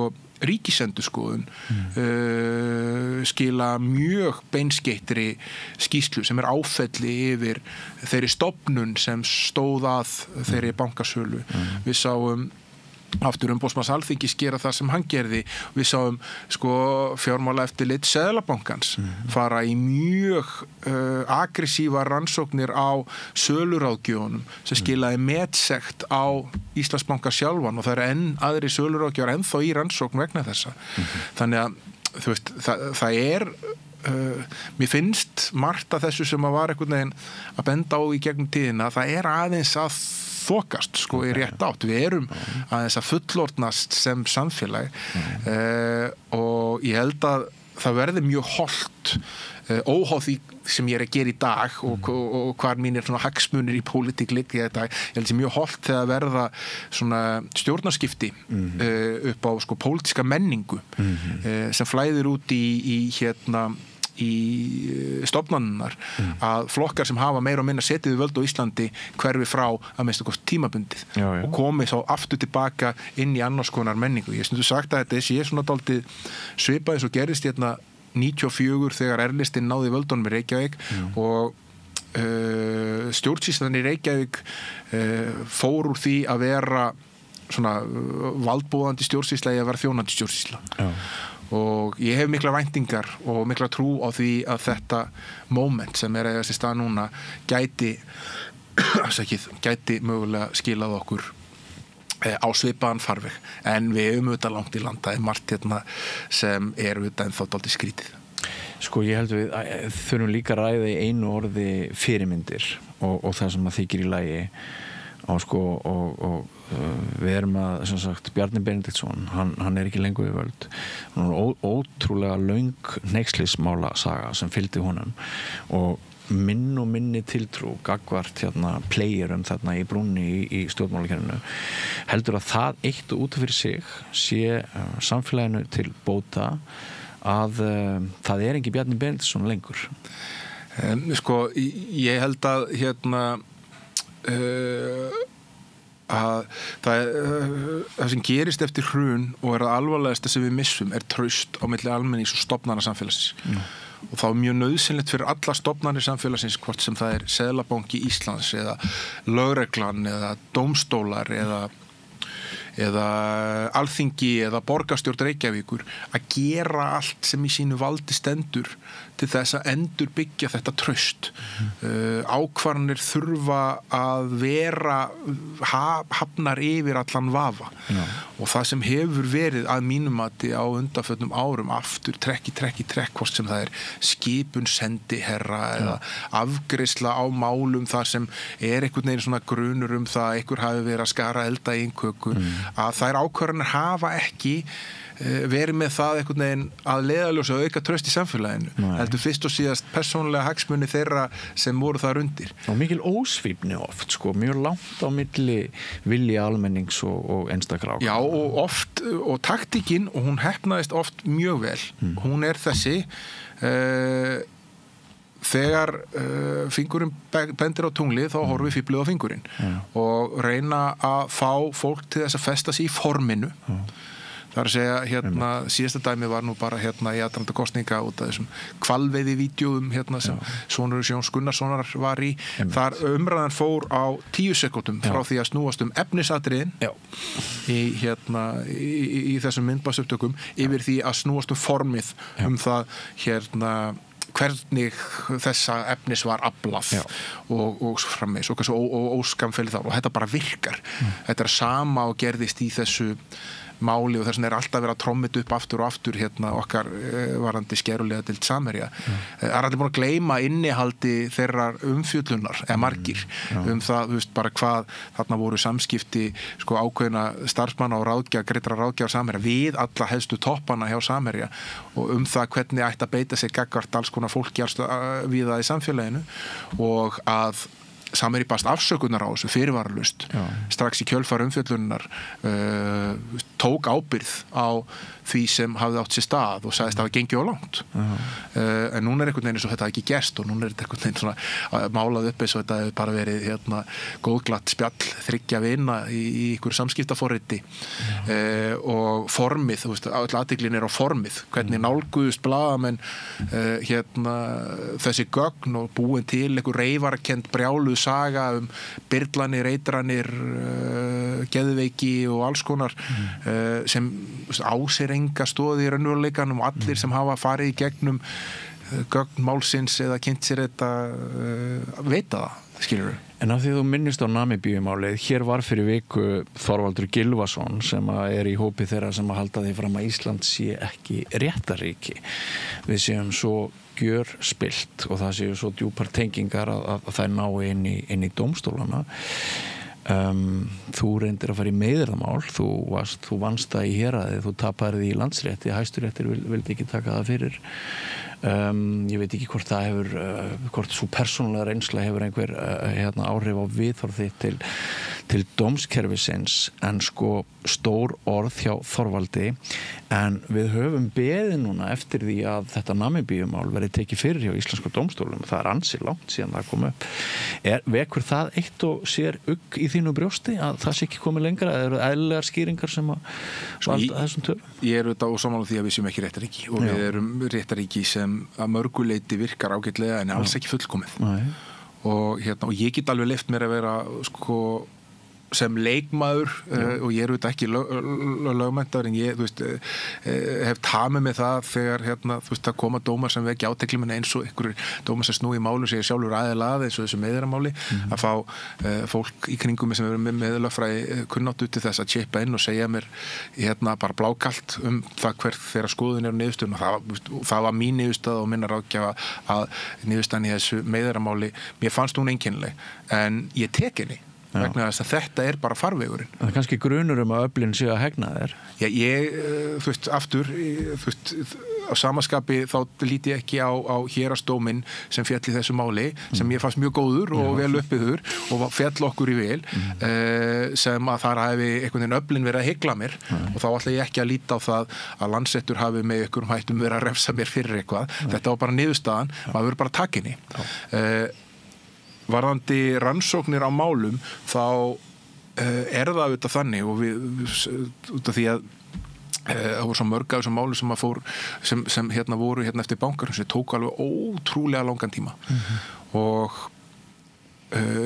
ég þeirra skoðunar að mál þau mega ekki taka of langan tíma af ýmsum ástæðum. Fyrsta lagi þá það bara óbærilegt fyrir þá sem eru undir í málum að þeim sé gert til dæmis eins og var í einhverjum málum eftir bankahrunið að setja kannski á sakamannabekk í 9-10 ár eða sem sagt áður en að málin fá endanlega niðurstöðu út af því að það gildir auðvitað að þú ert saklaus sem sekt sönnuð að því sögðu þá eru auðvitað eitthvað að þeim tíma, þeim sjálfum að kenna vegna þess að þeir eru beitt alls konar leiðum til þess að tefja ákveðna anga málsins en í svona stóru máli eins og þessu Namibíumáli ef þú setur í samhengi að það koma 2 ár í COVID í millitíðinni og að málið hefur marga alþjóðlega anga til Namibíu til Noregs, einhver liti Færeyja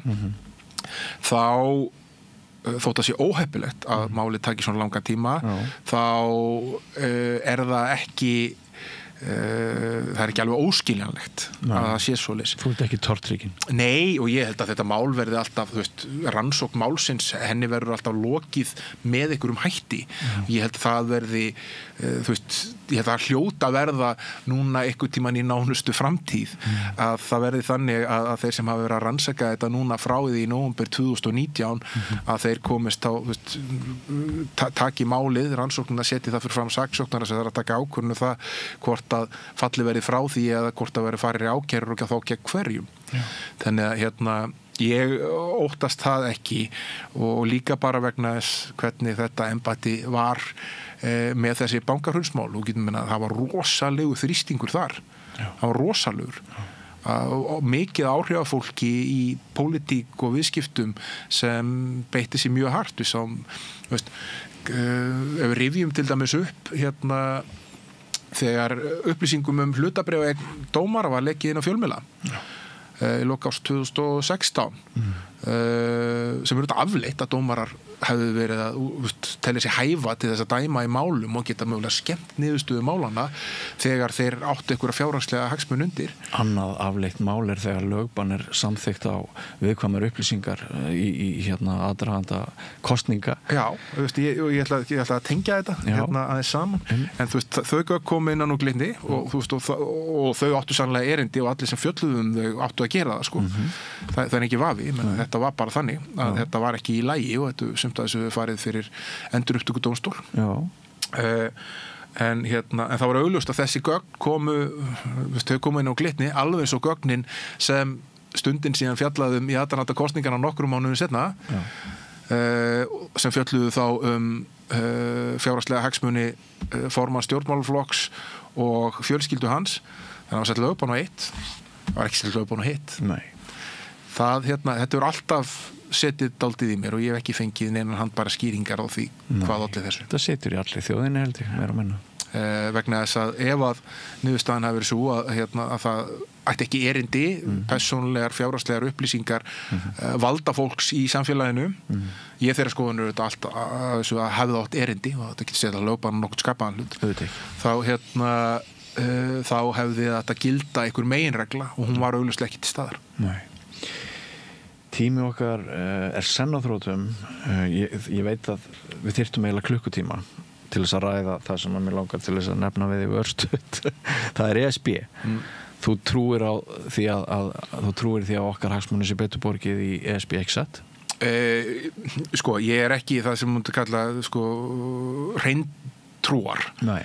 En ég er þeirra skoðunar að það eru öll líkindi til þess að ESB myndi færa okkur fleiri kosti en galla, en ég er ekki þeirra skoðunar heldur að þetta sé fullkomin lausn. Nei, ég var með nokkra viðmælendur í fyrrnefndri bók Bestivinur aðal spillingu sem að héldu að það geti verið gott fyrir okkar einsleitu einangruðu eyþjóð með okkar einsleitu einangruðu spillingu sem að getur komið saman í mjög harða neikla sem að erfitt fyrir utan að koma til öfl að krukka eitthvað í, að bara þau rök, spillingaraukin, að það er þá skárra eins og sumir nefndu það að verða hluti af samevróskri spillingu heldur en vera alltaf með hennan sér íslenska spillingar. Já, það sem gerist ef við tökum upp aðra mynd og verðum hluti af miklu stærra myndsvæði, að þá er fjarlægð hindrun fyrir til dæmis fjárfestingu inn í landið.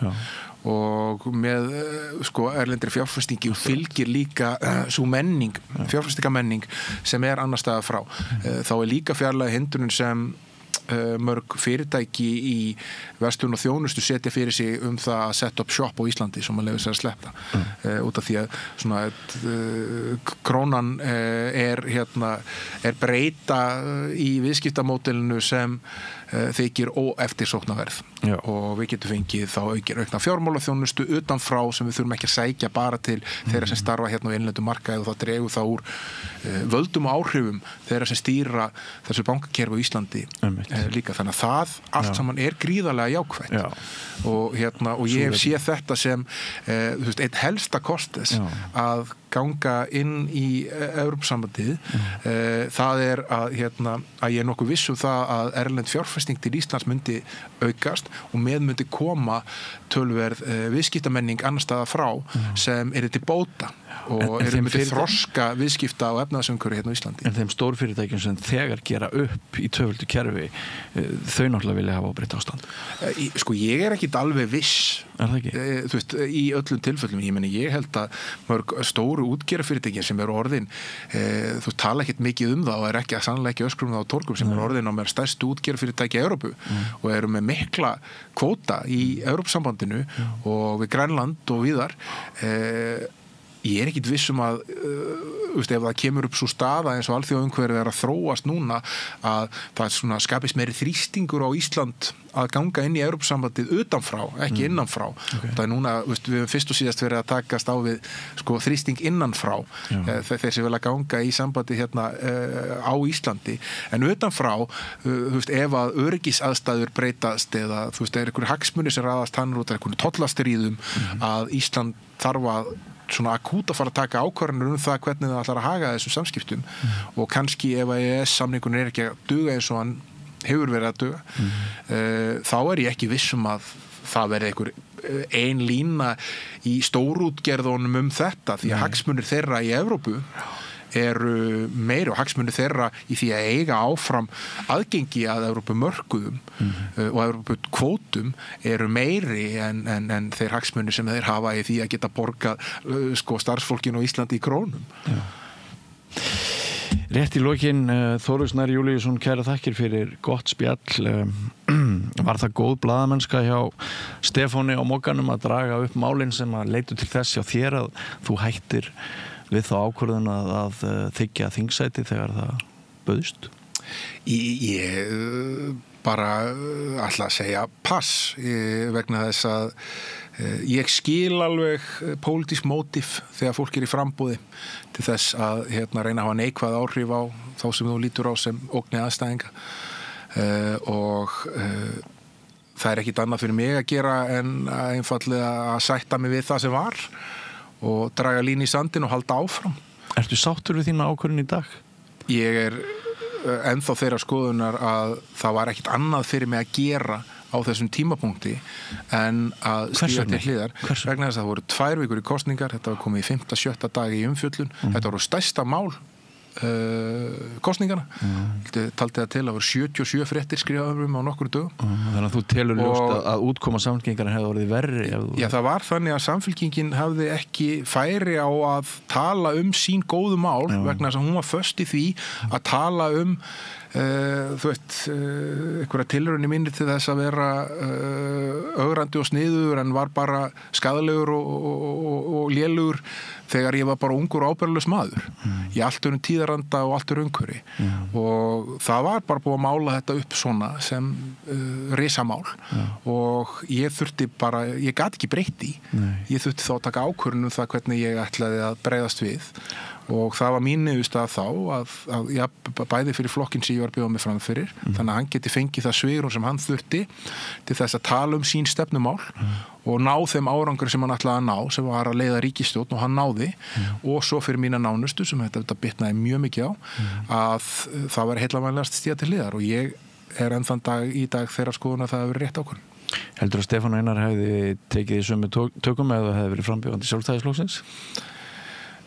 Ég ætla bara að temja með það og hef tamið með það að vera ekki skeiðurnar þú veist þetta ef að skulum orða þannig ef að þeir sem maður álíktar að séu með pólitísk mótíf í því sem þeir að gera fá okkur svona hendunar ég skil auðvitað að þeir munu nota þetta þess að reyna að koma að höggja á mig ég næ því alveg Hvernig líður þér í þessu starfi að vera framkvæmdastjóri Samfylkingarinnar? Mér er ótrúlega vel og þetta er ofsalega skemmtilegt og fjölbreytt og á vel við mig og góður farvegur til þess að gera gagn það er líka gaman að vinna með svona það er svo mikil eldmóður í þessum hópi sem ég er að vinna með, þetta er svo mikið af nýjum þingmönnum, fólk sem er að stíga þessi skref í fyrsta sinn og og svo þessi eldmóður, hann smitast yfir og alla aðra og hingað til hefur þetta bara verið alveg ótrúlega skemmtilegt, þetta er rosalega krefjandi en líka mjög gefandi. Og þú búin að afplána fyrirværandi blaðamaður? Já, maður aldrei að segja aldrei. Þú þekkir það, Björn. Já, ég þekki það. En eitt að lokum, myndu bjóða þig aftur fram? Er það svona, er þingmannsstólinn það sem að þú ert með augun á? Ég bara í fullri hreinskilni bara veit það ekki. Það er eitthvað sem ég ætla bara að skoða eða hugsa þegar nærdregur þörf á slíkri ákvörðun með þeim sem standa með næst. Ég hef ekki tekið einar ákvarðanir þá veru. En myndu halda áfram að skrifa samfélagsmál eins og þú hefur verið að gera? Já, ég er ennþá með fréttabréf sem ég birti eins og viku, sem heitir Kjarnýrt og er alveg með 4.000 mann sem eru áskrifundur á því og ætla að halda því áfram meðan það gefur mér eitthvað og það er ekki til vandræða fyrir þá sem ég er að vinna fyrir. Þórir Snær Júlíusson, kæra þakkir fyrir skemmtilegt og upplýsandi spjall. Takk. Og við förum yfir í aðra sálma, áhorfendur og hlustendur, góðir ekki fara langt. Allir þættir samstæðvarinnar eru fáanlegir á öllum helstu hlaðvarpsveitum. Þetta heyrðu við Þórir Snær Júlíusson ræða við þig, Björn Þorláksson, spillingu og sína eigin stöðu. Við heyrum næst í 2 listakonum. Það er Kolbrún Dögg Kjartansdóttir og Margrét M. Nordahl. Þær eru nú að ræða í tilefni af uppskeruhátíð svona fatlað fólk sem að knýr dyra núna í menningu okkar og það er svona ofboðslegur uppgangur og mikil stemning núna í kringum þessa stóru hátíð. Mörg áhugaverð málþing og þannig og í dag held ég 6:30 eða 7 í Hörpu er einmitt bara alveg mögnudagskrá í Hörpunni, ókeypis inn eins og þær tala og svona mikið í húfi að brjóta niður þessi landamæri á milli, þessir listamenn og hinir listamennir og þessir mega læra og þessir mega ekki læra og þar fari gegnum þetta í spjallu okkar hérna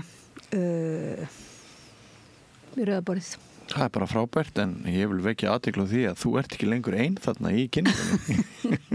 Nei, ég var að reyna bara láta svo ekkert væri, reyna bara svona, henni fannst eitthvað leiðilegt að vera einmitt frammi. Hver er félagskapurinn, verður ekki að kynna? Já, hún heitir Ríma, þessi, í höfuð á rímnahefðinni íslensku.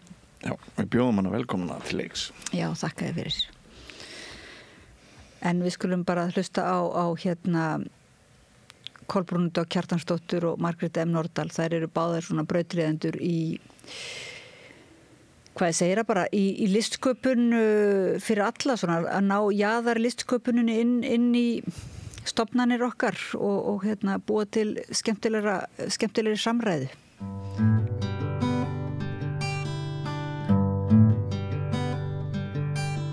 Komið sæl og verið velkomin að Rauðaborðinu í einhvers konar umræðu jaðar og listir sem við höfum verið með í gangi umræðuna við Rauðaborðið og sérstaklega upp á síðkastið þá síðan að byrjaði stórkostleg listahátíð mjög metnaðarfull sem heitir Uppskera. Byrjaði 8. febrúar og eiginlega hápunkturinn er núna á laugardaginn. Og til mín eru komnar 2 listakonur, það er Margrét M. Nordahl og Kolbrún Dögg Kristjánsdóttir, verið velkomnar. Takk fyrir. Takk fyrir. Og þið, áður en að, mér langar bara að biðja ykkur að segja okkur aðeins frá eiginlega dagskráni eða hvað er í boði og hvað er í gangi hjá ykkur. Þið komið nú bara alveg frá því að setja verkinir í Hörpunni núna í stúdíóið. Takk fyrir það, að taka smá pásu. En mér langaði fyrst eiginlega bara til að spyrja ykkur mikilvægi þess að vera með uppskeruhátíð, einhvers konar koma saman og þessi samtakamáttur í listum, er hann mjög svona mikilvægur?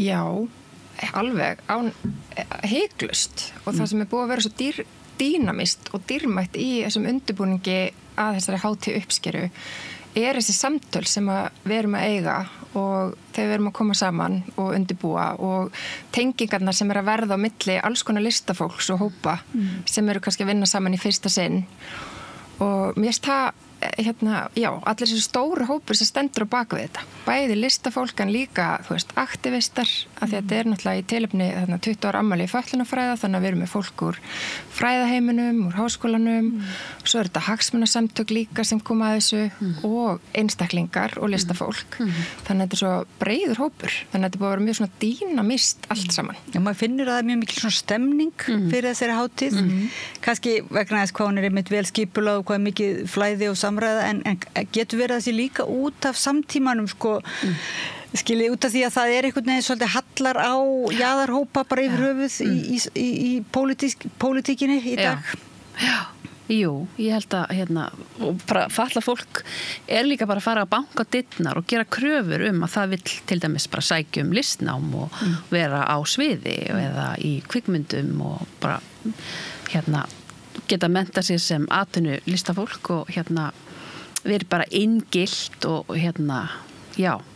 verið bara til jafns við aðra. Já, þú hefur nú rutt brautina og varst í listnámi og í listaháskólanum og ritlist í háskólanum og síðan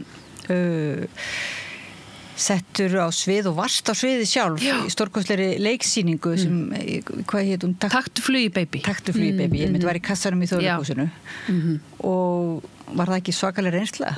Jú, það var gaman að vera með verk í atvinnuleikhúsi og upplifa svolítið svona að vera sviðslistamanneskja bæði sem höfundur og að leika í verkinu og bara upplifa líka bara leikhúsi svona innanfrá, ekki bara sem gestur og það er held ég svolítið nýtt að fatlað fólk sætti sig ekki bara við að sita út sem áhorfandi og horfa á hvíta ófatlaða mannesku alltaf upp á sviði við þurfum aðeins meiri fjölbreytileika.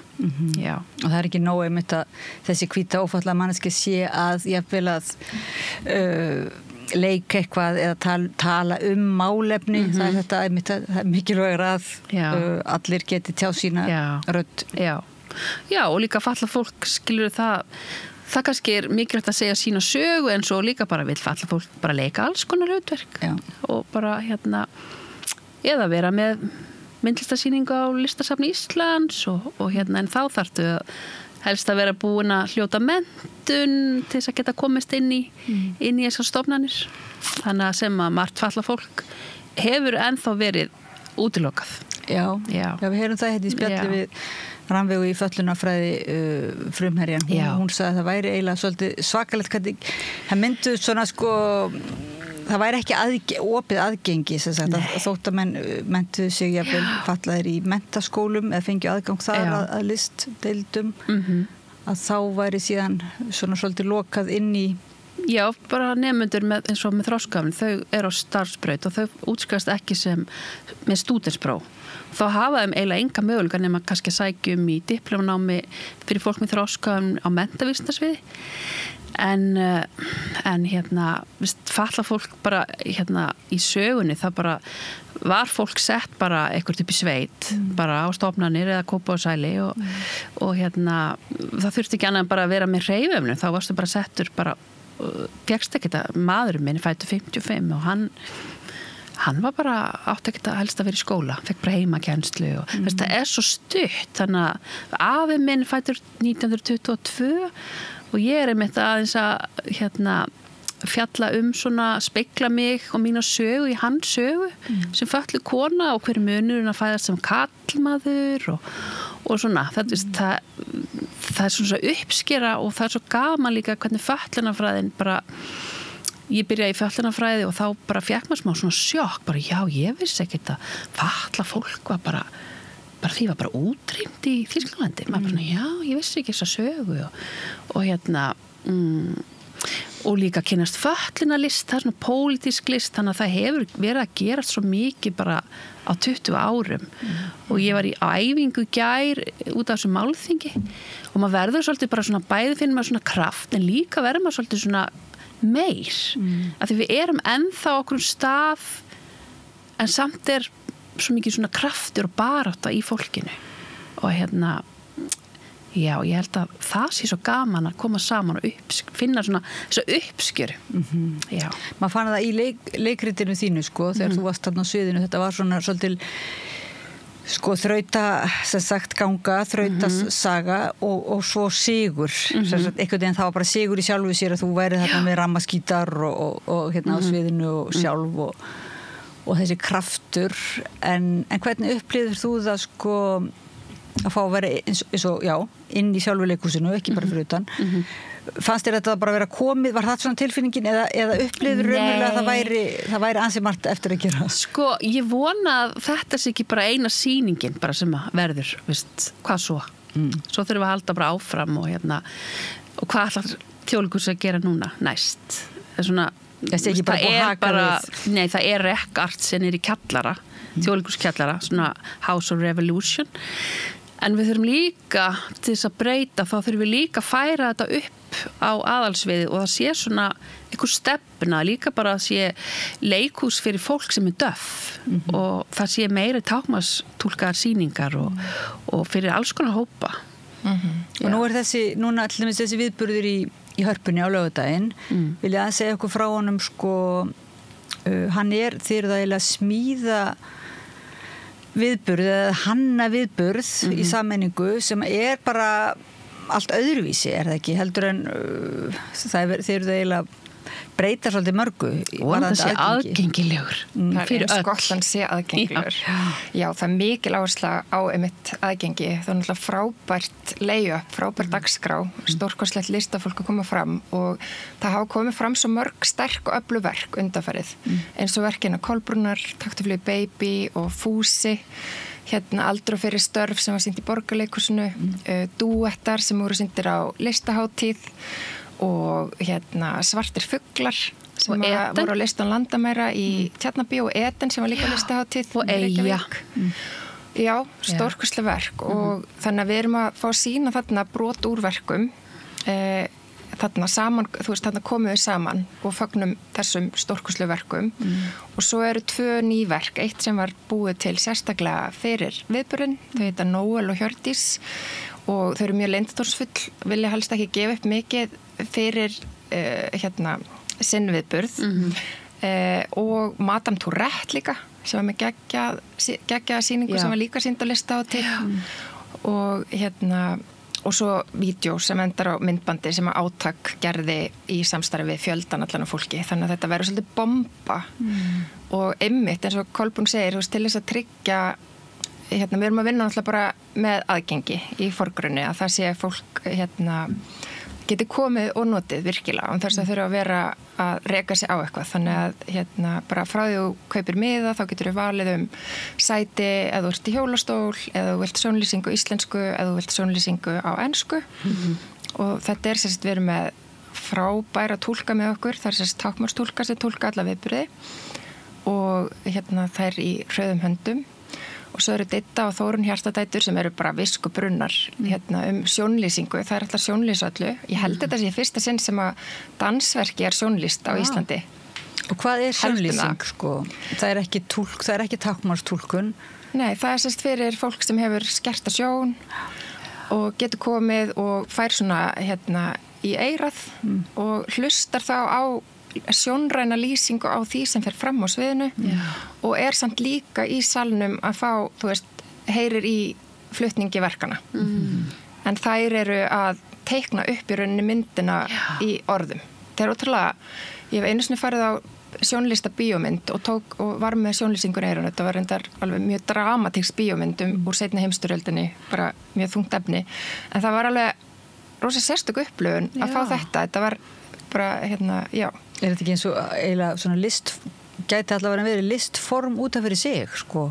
Að sjónlýsa og þær eru verða með þær eru líka útbúið sjónlýsing og myndlistasýningu sem við erum með upp í Gerðubergi þar sem er alltaf sjónlýsa myndlist og vera með sérstaka leiðsögn og það er held ég bara ótrúlega gaman að fá að upplifa þú veist hlutina í gegnum orðin Og svo var ljóðalestur, hann nú búinn, hann var hérna í Mannréttindahúsinu í vikunni og þar var svona lagt upp úr því semst að sjálft að menn getur eins og mert sig þar komið til mín og voru að lýsa því hvort menn vildu kannski, ef menn voru á þessu svona sem kallast skinnsegin eða tögsegin eða svoleiðis rófi, þannig að sumum þetta erfitt að vera kannski að tala og getur mert sig að vildu ekki láta tala við sig og þannig að það verða þetta að taka tillit til svona Já, og það gefur þess svona kannski eitthvað öryggi þú veist, upplifir kannski eitthvað öryggi að fara í einhverja aðstæður sem þú þekkir ekki alveg og það eru svona ákveðna samfélagslega reglur hvernig maður haga sér í ólíkum aðstæðum sem að svona einhverja svona sósíal reglur og svona, að þá getur í rauninni þarna á ljóðakvöldinu var sérstök áhersla á að gera hana viðburð mjög skinnsegin vænan og skinnvænan, þannig að og það voru bara mjög góða leiðbeiningar sem fylgdu viðburðunum og þetta er verkefni sem hún Kathy D'Ardies hefur svolítið verið að koma með inn. Hún er doktorsnemi eða postdoktorate í fötlunarfræði við háskólan og er með það er svona hópur ljóðskálda sem er að vinna saman, skinnsegin ljóðskáld og svo erum við verkefni sem þetta er Anfinn-verkefnin í háskólanum og fjallar svolítið að háskólinn sé bara betri staður fyrir skinnsegin fólk, aðgengilegri staður á öllu leyti og þá í þessum leiðbeiningum sem að fær þá fyrir viðburðin, þá veistu bara nákvæmlega hvað er að gerast, bara þú kemur inn þarna eru sætin þú veist, hvert ljóðskáld talar í 5 mínútur og svo er pása það er ekki klappa til þess að forðast svona há hljóð, heldur er smellt og svo einmitt eins og þú varst að tala og svo eru fleiri atriði, það er skinnmennta rými þar sem getur kúplað út eða þarft og það er bara í boði alltaf að standa upp og taka sér pásu og svo þetta getur valið sérst bara allir sem koma að fá að velja sér rauðan, gulan eða grænan lit og það hefur ákveðna þýðingu, sérst rauður er bara ég hef ekki áhuga að tala við neitt í núna og þá ert þú bara með rauða með og þarft ekki að segja það og þá bara sér maður það bara, þú veist, virðir það gulur ég vil tala við það fólk sem ég þekki og svo græn ég til ég að tala við alla og þá, þú veist, þá bara færðu svona ákveðin hjúp ef þú vilt og þarft Það er verið að taka tillit til þeirra sem að telja sig vera sem kallað er skinnsegin en einhvern veginn hljómar eins og þetta geti nú reynst vel fyrir ýmsa aðra en getið kannski útskýrt, við kannski glemtum að segja hvað er að vera skinnsegin Já, enska orðið yfir það er rauninni neurodivergent og kannski meiri hlutin okkar, þú veist, erum víruð með ákveðnum hætti en svo er skinnsegin fólk, það er svona vírað kannski aðeins öðruvísi og þar undir þessa skinnsegin, þetta er rauninni svona regnhlífa heiti, undir þessa skinnsegin regnhlíf fellur einhvert fólk með ADHD, lesblind fólk og bara, þú veist, þetta er alveg stórt spektrum, mjög litríkt og fallegt. Þannig að þetta er svona yfirheiti yfir það. Það sem að skynjunin einhvern veginn er aðeins öðruvísi. Þetta er svona, er það ekki orðið skinnsegin kemur þegar hinsegin skynjun eða þú veist, það er einhver önnur tegund af skynjun. Og þetta er svolítið svona lendingin að þessu orði, þú veist, fólk var líka svona að explora svolítið eða kanna svolítið að nota taugsegin, en ég held að skinnsegin sé svona orðið þetta viðtekna heiti og samþykta heiti líka bara frá fólkin sem tilheyrir þessum hópi og og þú veist okkur, þegar við náum að skapa rými þar sem að fólki líður vel það hefur, þú veist, það hefur góð áhrif á okkur öll, þetta er ekki einhver alveg eins og aðgengi bara almennt, það er gott fyrir okkur öll þetta er ekki til þess að bara að við njótum öll góðs af því, allt samfélagið. En það kannski hefur ekki verið mjög svona sýnilegt þetta aðgengi, heldur bara aðgengi að komast inn eða rampur eða lifta eða fyrir hjólastólanótendur. Þannig að þetta er svolítið svona, þetta er eitthvað svona... Já, bara ljósin eru mjög björt, þú veist, það getur verið erfitt, getur við gert eitthvað til þess að dempa ljósin eða, þú veist, þú veist, eitthvað sem getur gripið í bara til þess að skapa þægilegt, örugt og skinnvinsamlegt rými. Ég held við finnum það öll, þó að við kannski finnum það bara mjög sterkt. Að þá held ég að það skilir sér alveg til allra. En sko, þessi viðburð, ef við hugsaum að fólk vilji koma, allir, eða öll, bara vilja mæta á upplifa þessa hátíð, uppskeruhátíð. Getið þið svona sagt okkur bara svona helstu pósta, til dæmis á laugardaginn klukkan hvað er sá viðburður? Já, kannski. Já, þetta er svona samfellt hátíð frá klukkan 6:30 til 10. Þannig að þetta og þetta byrjar með gjörningum 6:30 þegar fólk að tínast inn í hörpuna og það eru bara brilljant hópar, þetta allt eitthvað svo dýnamist, það svo gaman. Þannig að það gjörningasveit hlutverkaseturs, verður með gjörningi bara alrými hörpu og listhópurinn Fjölleikhúsið verður með annan gjörning sem svona flæður rýmið og þau leið okkur svona inn í Eyri sem rými við hliðin á Silfubergi og þar opnar myndlistsýning á þrívíðum verkum, skúlptúrverkum eftir listafólk sem starfar í listvinnslunni og svo eru listhópur hlutverkasetur sína þar líka 2 skúlptúra, þannig að þetta er bara 9 verk en þetta eru mjög stór verk, þannig að þetta er lítil sýning á stórum verkum. Þannig að hún opnar þar og þar ætlum við bara að eiga góða stund og það verða veitingar og hressing og skinnmænt rými, inn í því rými, þú veist það sem ef fólk þarf að kúpla sig út, þá er hægt að gera það. Og svo opnar Silfuberg og við bjóðum fólki þar inn svona, og ætlum að byrja cirka 7:45. Og svo er dagskrá þar til 10 og þar sem að þetta stórkostlega listafólk stígur á svið og rúlar á svið og það verður hlé á milli og það verður líka alveg svigrúm fyrir fólk ef að til dæmis það er á mikið eða því að finnst á mikil skuldbinding tilhugsunum að þurfa að sitja allan tíman einhvern veginn fastur, að þá verður þetta þannig að það er mjög velkomið að taka sér pásu og ganga út og koma inn aftur.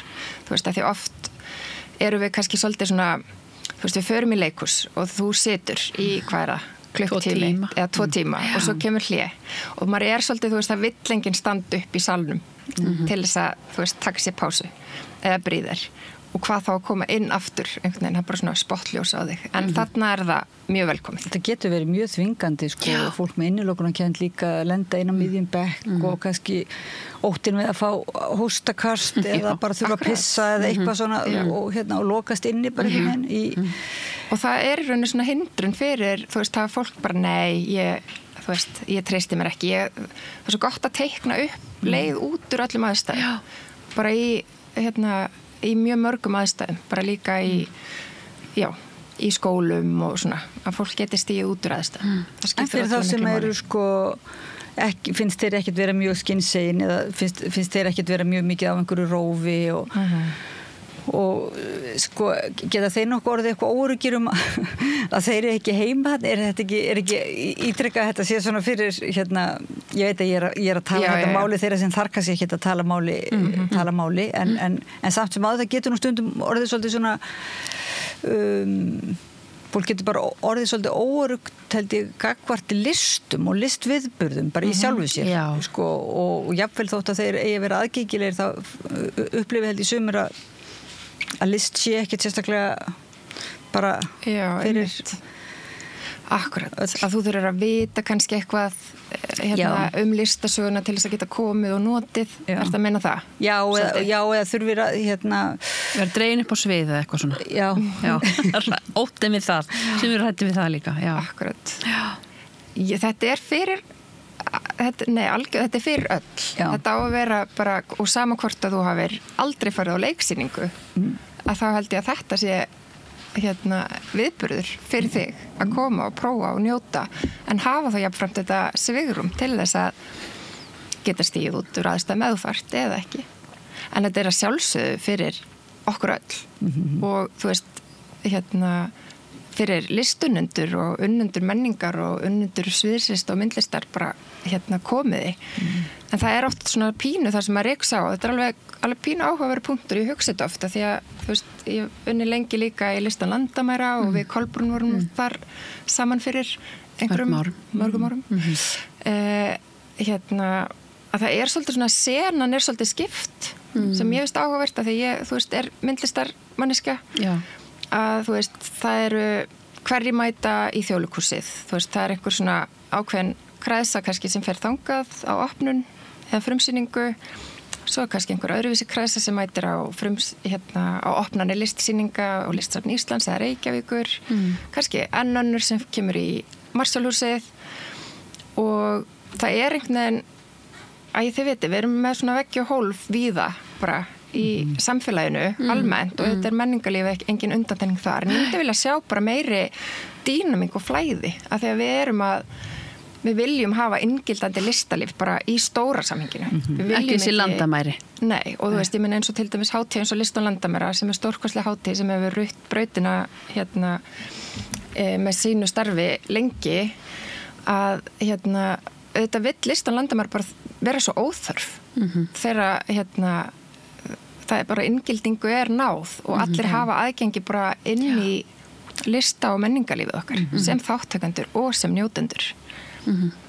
Já, þú vilt ekki vera eins og Kolbrún Dögg, þú vilt ekki vera taka þátt bara í listviðburðum sem eru sérstaklega fyrir þá sem hafa ekki aðgengi skilur, þú vilt bara vera hvort tveggja, er ekki? Já, maður vill ekki, hátíðin List án landamæra er flott hátíð, en svo vill maður bara ekki að landamærin komi aftur upp að henni lokinni. Maður vill bara að þessi landamæri fari og fólk geti bara farið valsa á milli landa eða eitthvað skilur og það einhvern veginn fyrir suma hópa einhvern veginn hefur það ekki verið í boði nema þá einhvern veginn að komast inn á listasafn Íslands kannski með sýningar eða List án landamæra hefur verið víða og þá er það oft í gegnum List án landamæra sem að fatlað fólk kemur þar inn en ekki bara ekki án hennar. Nei, og það er við þurfum að komast lengra þar finnst mér. Og svo er þetta svo margt sem spilar inn í, þú veist, sem hefur áhrif, þú veist, bara eins og til dæmis að þið varst að nefna menntun og við erum oft talað það, þú veist, að þegar maður er að mennta sig í listinni sinni, þá er maður að kynnast senunni, maður er að kynnast fólkinu sem starfar innan hennar, maður er að kynnast erlendu og innlendu listafólki, fræðafólki í greininni og svolítið svona byggja upp sitt tengslanett sem að síðan nýtist þér þegar þú ferð að starfa.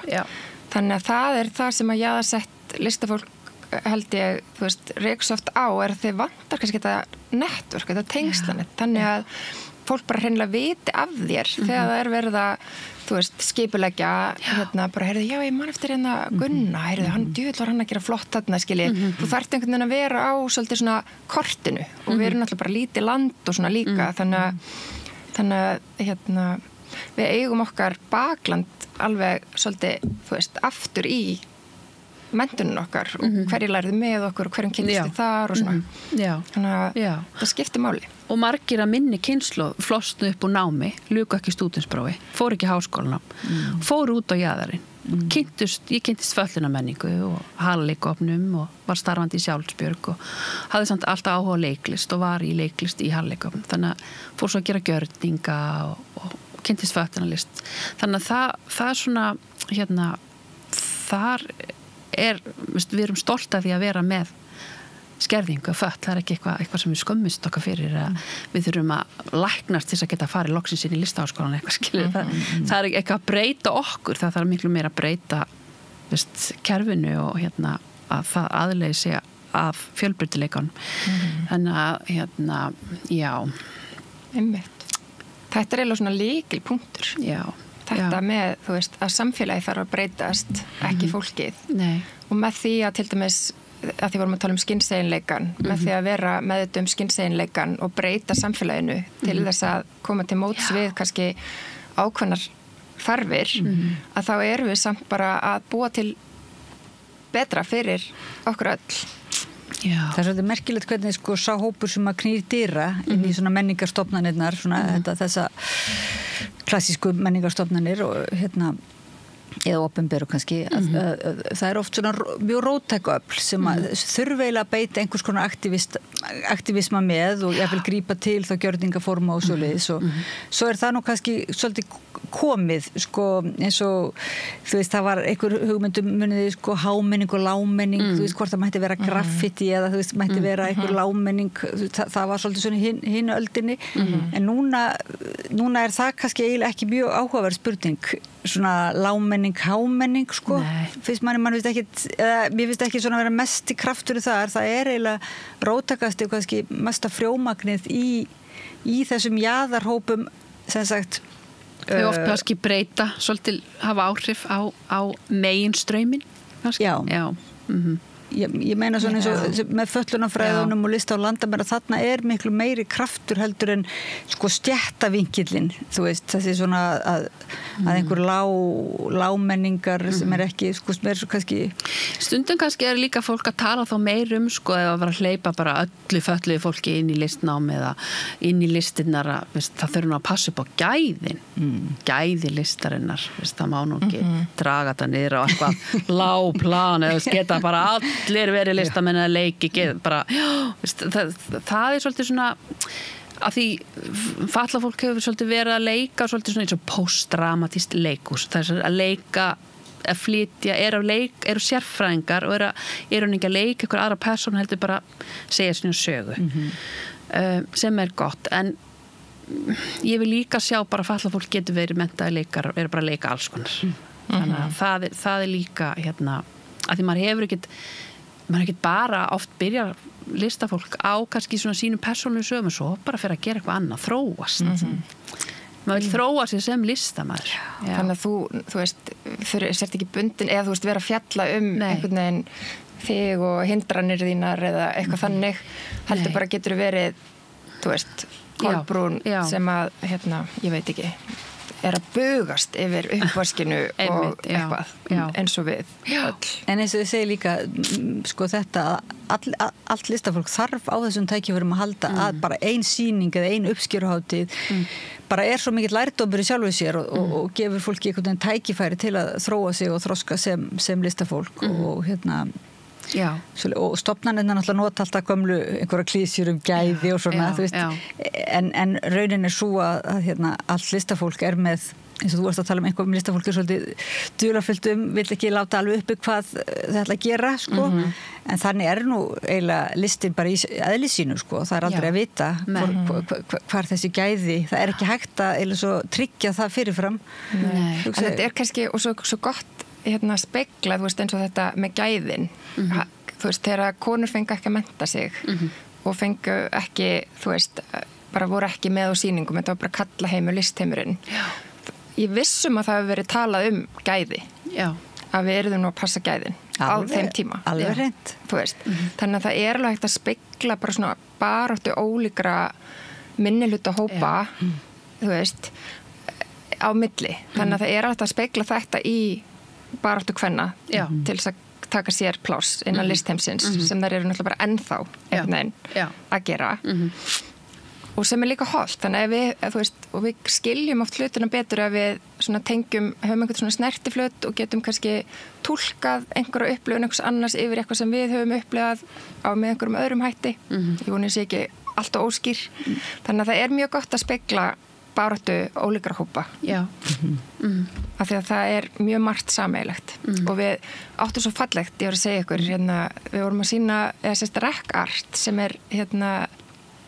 frábær hópur voru með svona bæði variety show í Þjóðleikhúskjallaranum þar sem alls konar fólk kom fram og eru með reglulega viðburði og smiðjur og svo var smiðja núna síðasta laugardag þar sem við komum saman og vorum að horfa á Krippkamp og Krippkamp heimildamynd bandarísk sem stórkostlega aðgengilega á Netflix og YouTube og mér finnst bara eiginlega þú veist, þetta eiginlega svona skild áhorf bara, ég mæli með henni og þar verið að segja sögu baráttu fólks sem að kemur saman í svona sumarbúðum og úr verður bara svona hreyfing aktivista eiginlega sem að sé að ná í gegn ákveðni þú veist lögum í Bandaríkjunum réttindi fatlaðs fólks og þar þau fóru í setuverkfall á einum tímapunkti til þess að berjast fyrir sínu og hungurverkfall skriðu upp tröppunar akkurat, þetta alveg bara brjálæslega stór saga og þar svona moment þar sem að þau eru bara eitthvað matarlaus og einhvers staðar í einhverju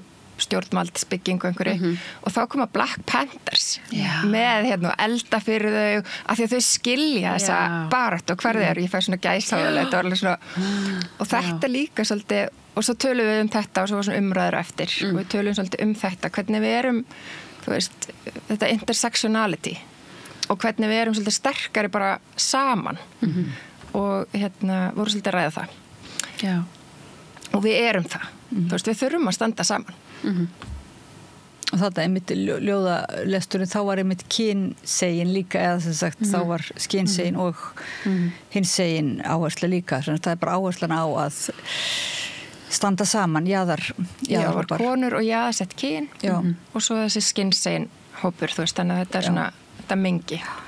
En þannig að þeir sem að vilja koma og fara á uppskeru, þetta heitir uppskera, er ekki? Jú, það er á netinu og fólk getur kannski googlað bara uppskera og aðalviðburinn á laugardaginn í Hörpunni og þá getur við nú bara eiginlega sagt að fólk og málþing á föstudaginn og málþing í háskólanum föstudaginn alveg gjörningar og fræðileg erindi og svona og fræðilegir gjörningar og þannig að ég ætla bara að segja að fólk ætti að fara og taka þátt í listasögunni sko, því þarna er listasagan bara virkilega og það er ókeypis inn, það er líka aðgengi af því að aðgengi birtist líka því að geta sótt menningaviðburði. Er ókeypis á alla viðburði? Já, það er ókeypis á alla viðburði. Það kostaði inn á 2 viðburði en hjá Rekkart en það er til dæmis svona sliding scale ég veit ekki alveg íslensku orðið yfir það þar sem þú getur svolítið valið þér bara hvað verð ræður við þannig að það eru kannski 3 flokkar en annars er allt annað ókeypis og það er þetta nálgast fólk þarf að ná sér í miða má ég segja það á Tix til þess að tryggja sér miða í Hörpunni og þá er tækt að velja og þannig að sé og það virkar bara eins og skráning þú nærðir í miða en borgar ekki skrá, það er bara svona þannig að fáum smá svona yfirlit yfir fjöldan og þannig líka þú veist þannig að til dæmis það við vitum ef þú ert að koma, þú ert að nota hjólastól þá viljum við bara, þú veist, að það sé nægt rými, þú bara komir inn og það þurfur ekkert að hugsa það að þurfum við eitthvað að færa einhverja stóla og eitthvað svona vesen, af því að það getur alveg líka verið álag að koma þú veist, á viðburð þar sem er ekki gert ráð fyrir þér og svo þarf eitthvað að fara að hliðra einhverju til og vesenast svona vesenast, það er ekki skemmtilegt tilfinningin að þú sért vesen og þú sért fyrir og svona þú ert ekki að fíla það er mjög gaman þegar þú til dæmis ert í jarðaföru með brúðköpum situr út á gangi, þú ert fyrir og þetta færa þig og svona eða manneskjan í brúðakjólum festir því í hjólastólum og svona þetta er efni eitthvað svona ótrúlega gott verk já, ég hef verið með uppistandum það er það? Þannig að já, það er gott aðgengi við bara hvetjum öll til að koma bara mætum fyllum Hörpu þetta verður svo mikil bomba það er svo mikil svona skapandi orka í gangi til hamingju með þessa stórkostlega hátíð takk fyrir og bara takk fyrir að taka þátt í þessu skipulegita og takk fyrir samstöðuna takk fyrir spjallið má ég segja eitthvað frá einum viðburði viðbútt bara þegar við vorum að tala um artivisma eða við vorum að tala um aktivisma og list við ætlum að hafa viðburði í Norrænuhúsinu helgina sérst eftir sem heitir bara artivismi og vantar, ég auðlisti líka leiðin eftir góðu orði yfir artivisma ekki aktivisma, heldur artivisma já, sérst list og aktivismi og við ætlum bara svolítið svona koma saman og eiga samtal artivisma hvað er artivismi hvað, þú veist, er einhver skilyrði eins og fötlunarlist, það er alveg svona ákveðið form, þú veist, ákveðin lögmál sem þurfa að vera til stað til þess að það sé fötlunarlist held að artivismi sé ekki þannig en svo líka eitthvað ekki birtingamyndi fatlaðs fólks í kvikmyndum og sjónvarpsefni það verður það ekki bíópartís og bækur og brjálufræði verða líka á laugardaginn og eftir artivisma viðburðinum Mad Studies það er mjög áhugavert brjálufræði þannig að fólk getur komið bara í artivisman og brjálufræðin er ekki gaman að vera svona í þessu brautriðenda starfi þeir eru bara búið til orð og búið til nýja tegund af listviðburðum og opna aðgengið og jú, maður er bara fattar það ekki alveg bara já ég elska list það er bara svo gaman að vera og með skapandi fólki í þessu það er náttúrulega bara mjög nærandi og gott en það verður málþing og kvikmyndasýning það er í bígerð já En einhver síða, getum við þá kannski sagt svona, eitthvað hægt að svona finna það á netinu, einhver upplýsingar svona, ef fólk vil fylgjast með? Það hi.is/uppskera. Þar finnur alla dagskrána og þar setjum við inn það sem bætist við, sem þessi kvikmyndasýning, sem ég bara má ekki segja alveg meira núna, og málþing, sem mjög spennandi. Og svo bara Facebook og Instagram, þú veist.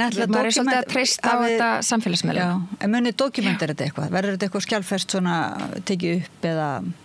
Í hörpunni? Já, eða bara yfir... Málþingið, það verður ekki... Ég held í miður ekki. Nei, ok.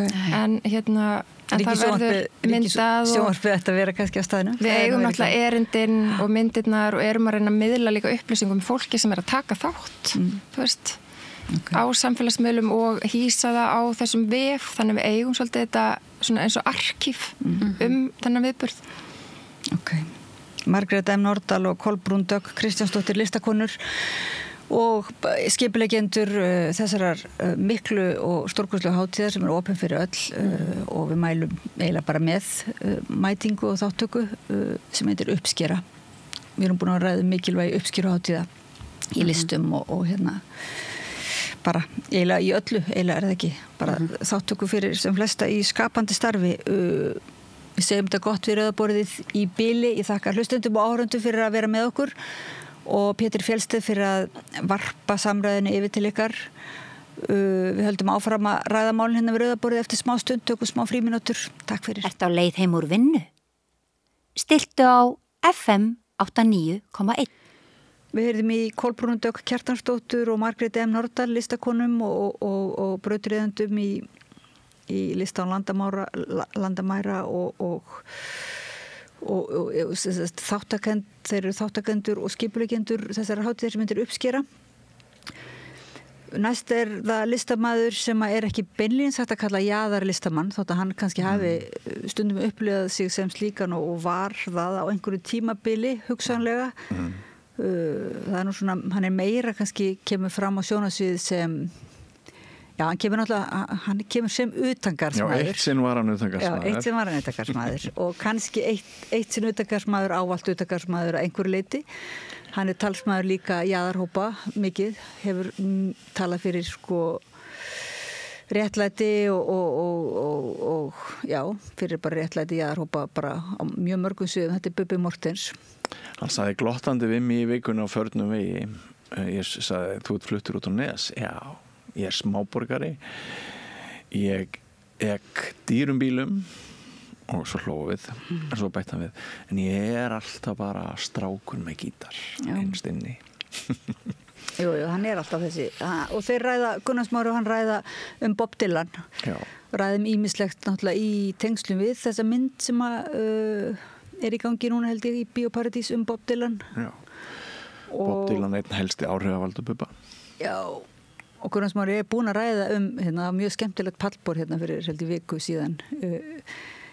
Svona Bob Dylan algjörir nördar sem komu og náttúrulega ég held nördana sé nú Bubbi þannig að og hann lýsir líka bara þessu hvernig Bob Dylan hjálpaði honum að hafði áhrif á hans svona hvernig hann skapaði sjálfan sig sem listamann og svo hvernig hann eiginlega ákvaði að láta vaða í það að búa til bara alvöru ástar og svona ástríðufulla kynlífsteksta líka bara. Já, hann náttúrulega kyntákn Bubbi. Og ótrúlegt með þá báða að hvað á stuttum tíma saman þjöppuðum tíma gat orðið til brjálaðislega mikil sköpun sem mun bara lifa allt, svo við tölum Dylan og eitthvað í Bubba mun lifa allt hér á landi, spá ég. Já. Bubbi var í miklu stuði þarna og þeir Gunnar Smári tala Dylan og tala ýmislegt í leiðinni. Við skulum hlusta á það spjall. Já. Ertu á leið heim úr vinnu? Stilltu á FM 89,1.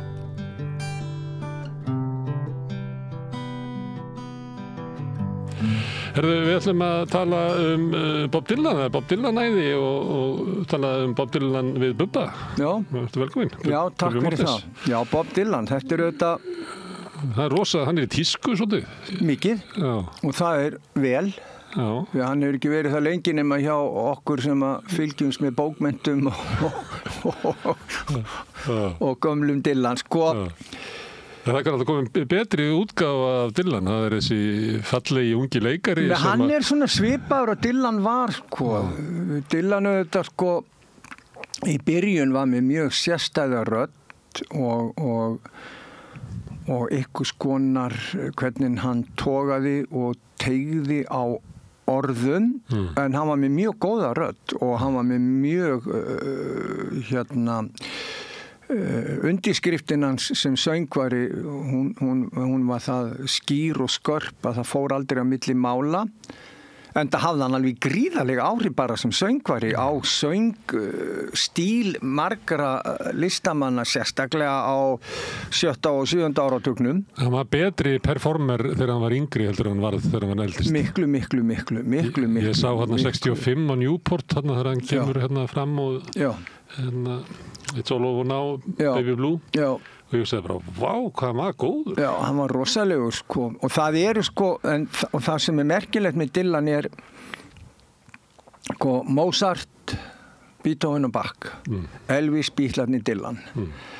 Þannig að áhrif hans eru svo stór og svo mikil og þau leka inn í nánast allan kúltúrin sem að við þekkjum í dag.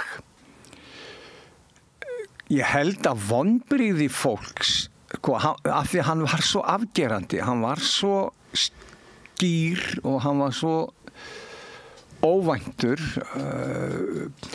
Gleymið því ekki, sko, hann elst upp við að hann svona útvarpsstrákur, hann hlustar á útvarp alveg út í eitt og alla tónlist og í gamla daga í Ameríku. Hann kann eiginlega amerísku söngvabókina algjörlega utan af. Algjörlega utan af. Og það að vera ótrúlega límheili líka í því. Ég held að hann kunni ábyggilega sko mörg 10.000 laga. Já, og þarna mætir hann mætir sko sumir sko halda hann hafi komið allskapaður og höfði seifs, en það ekki þannig.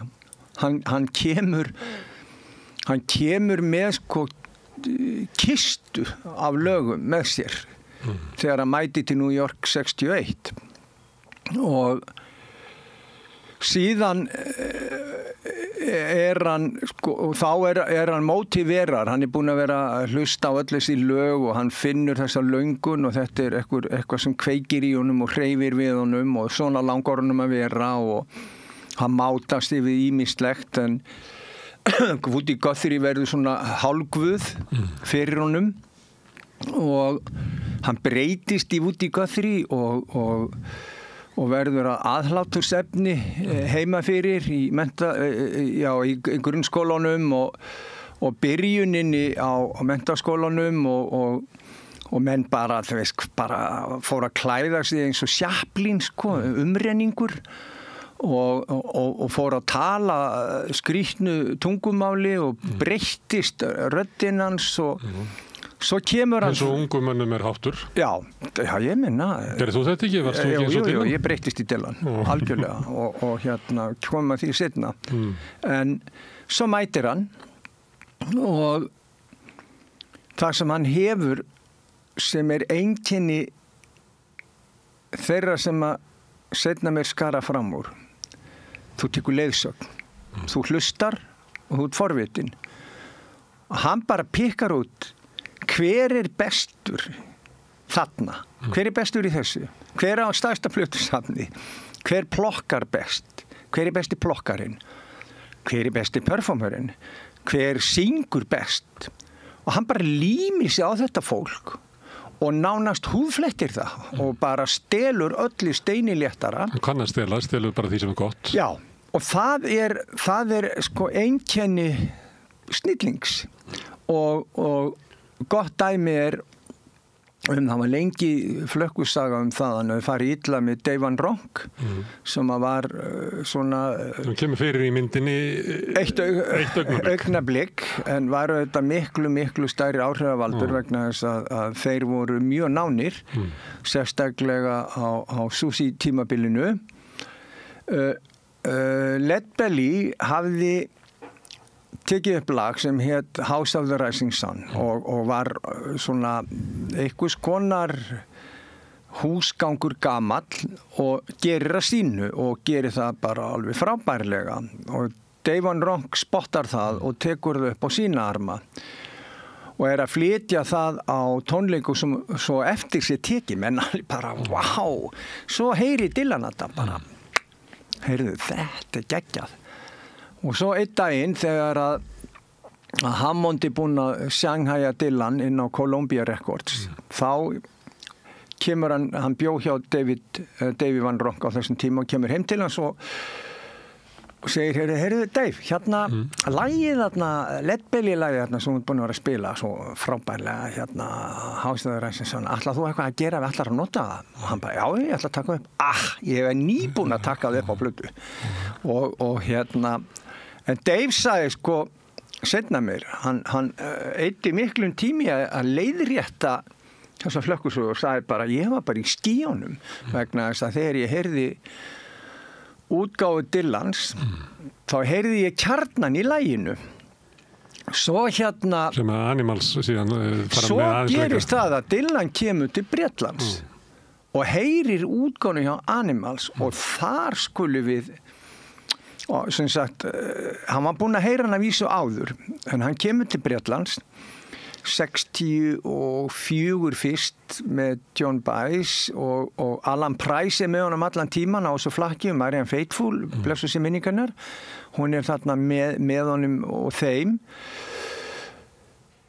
hann heyrir þessa útgáfu áður en hún fer á plötu og hann sér hvernig þeir eru að klæða sig hann fer í búð og kaupir sér töffara jakka hann kaupir niður mjóa buxur hann kaupir já, og kaupir niður mjóa bítlaskó með kúbanskum hælum kaupir sér rafmagnsgítar og hérna kláratúrin kemur heim og menn bara, hver þetta? Hvað lúki þetta? Þetta bara komin eitthvað algjörlega ný útgáfa það Bretland hafði miklu meiri áhrif á Dylan ég held að menn hafi gert sér í raun grein fyrir vegna þess að það í rauninni breska bylgjan sem fær Dylan til þess að gerast fara í rafmagnið og talandi sko rönn og nýjung sem hann kemur með til Bandaríkjanna að sumuleyti bresk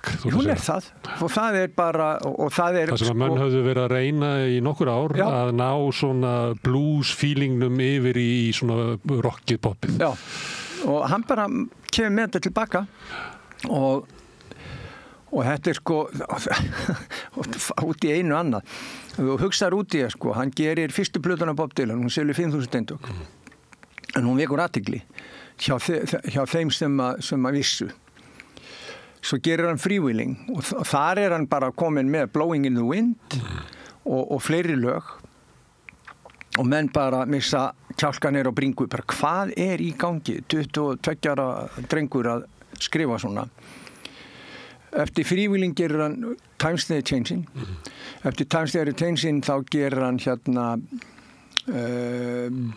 Bring It All Back Home Another Side of Bob Dylan Highway 61, Blonde on Blonde þetta gerir hann á 5 árum og þetta svo fáheyrt vegna þess að hver einasta platta hefði vakið sko heimsathygli og hérna hann segist ekkert skil í þessu sjálfur hvað gekk á bara flóð rann í gegnum hann þetta yfirgengilegt og hérna síðan gerist það að ég lítill strákur í Vogunum í pingulítilli íbúð og ég var búinn að heyra Tommy Steele Cliff Richard og þótti bara helviti flott tónlist mér þótti bara rosa gaman af þessi ég var auðvitað alæta þú veist og útvarpið var bara eitt og ein rás og mér fannst engin munur á Skafta Ólafssyni eða Cliff Richard mér fannst þetta bara alltaf heiðislegt svo heyri ég í Bítlunum og það gerist eitthvað inn í mér sem ég kann ekki endilega skil á en ég held að það var eitthvað svona kjarnasamrunni og líffræðilegur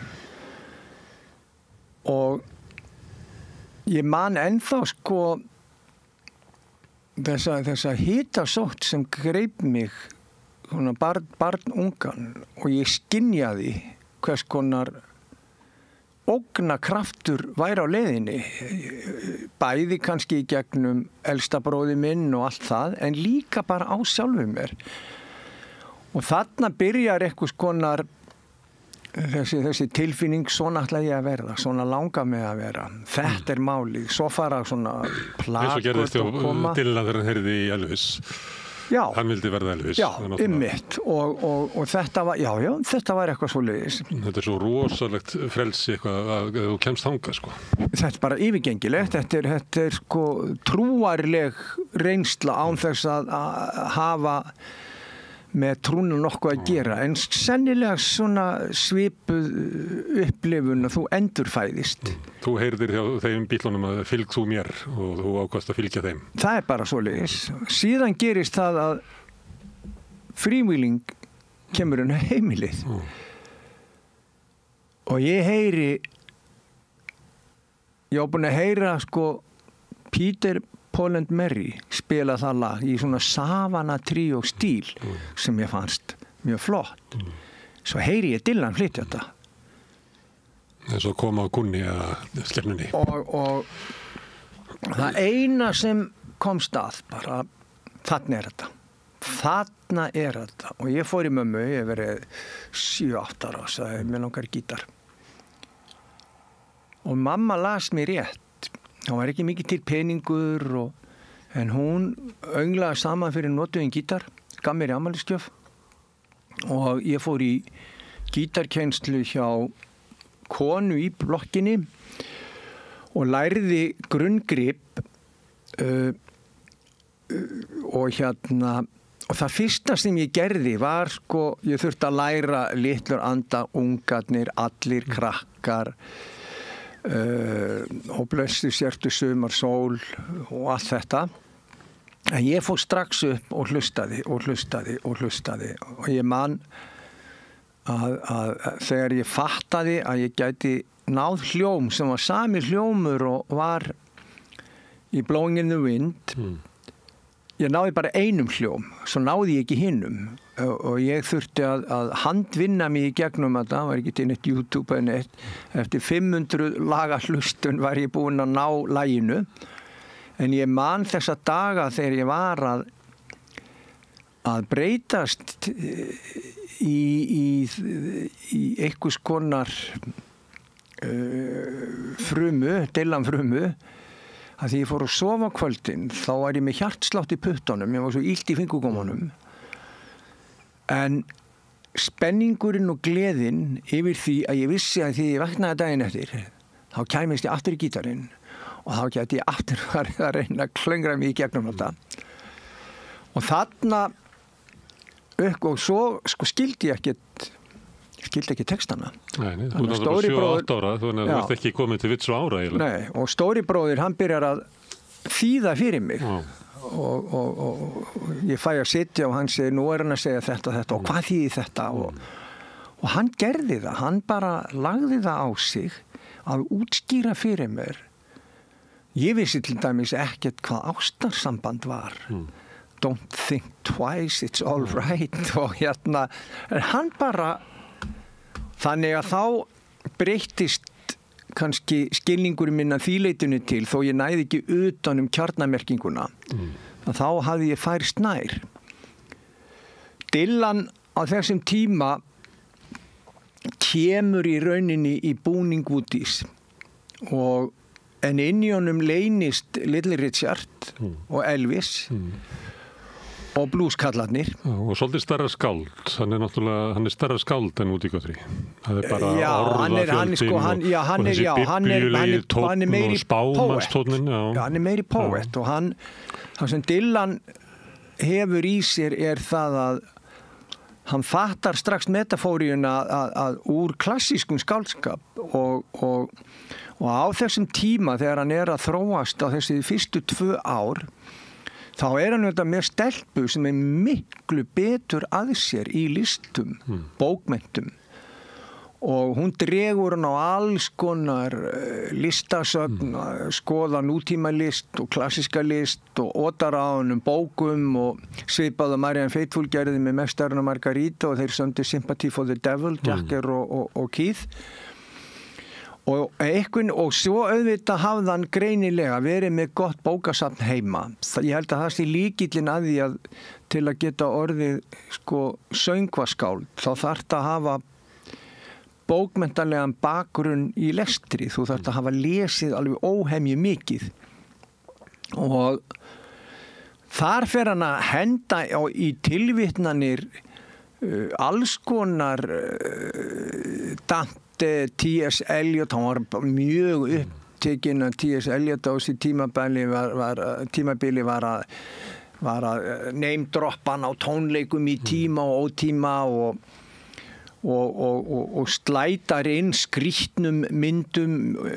Desolation Row til dæmis er svo súrrealískur texti, þar hann að draga inn í kvikmyndir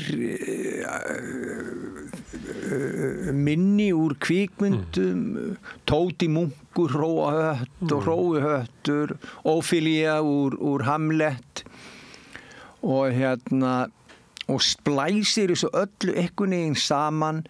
Hann að notar hann svampur sem að drekkur allt í já, og með þessar minningar úr þegar sirkusinn kom í heimabæinn hans They selling postcard to the hanging, the circus. Og hann finnst eins og hann hefði slegist í lið með sirkusnum sem hann var nú ekki.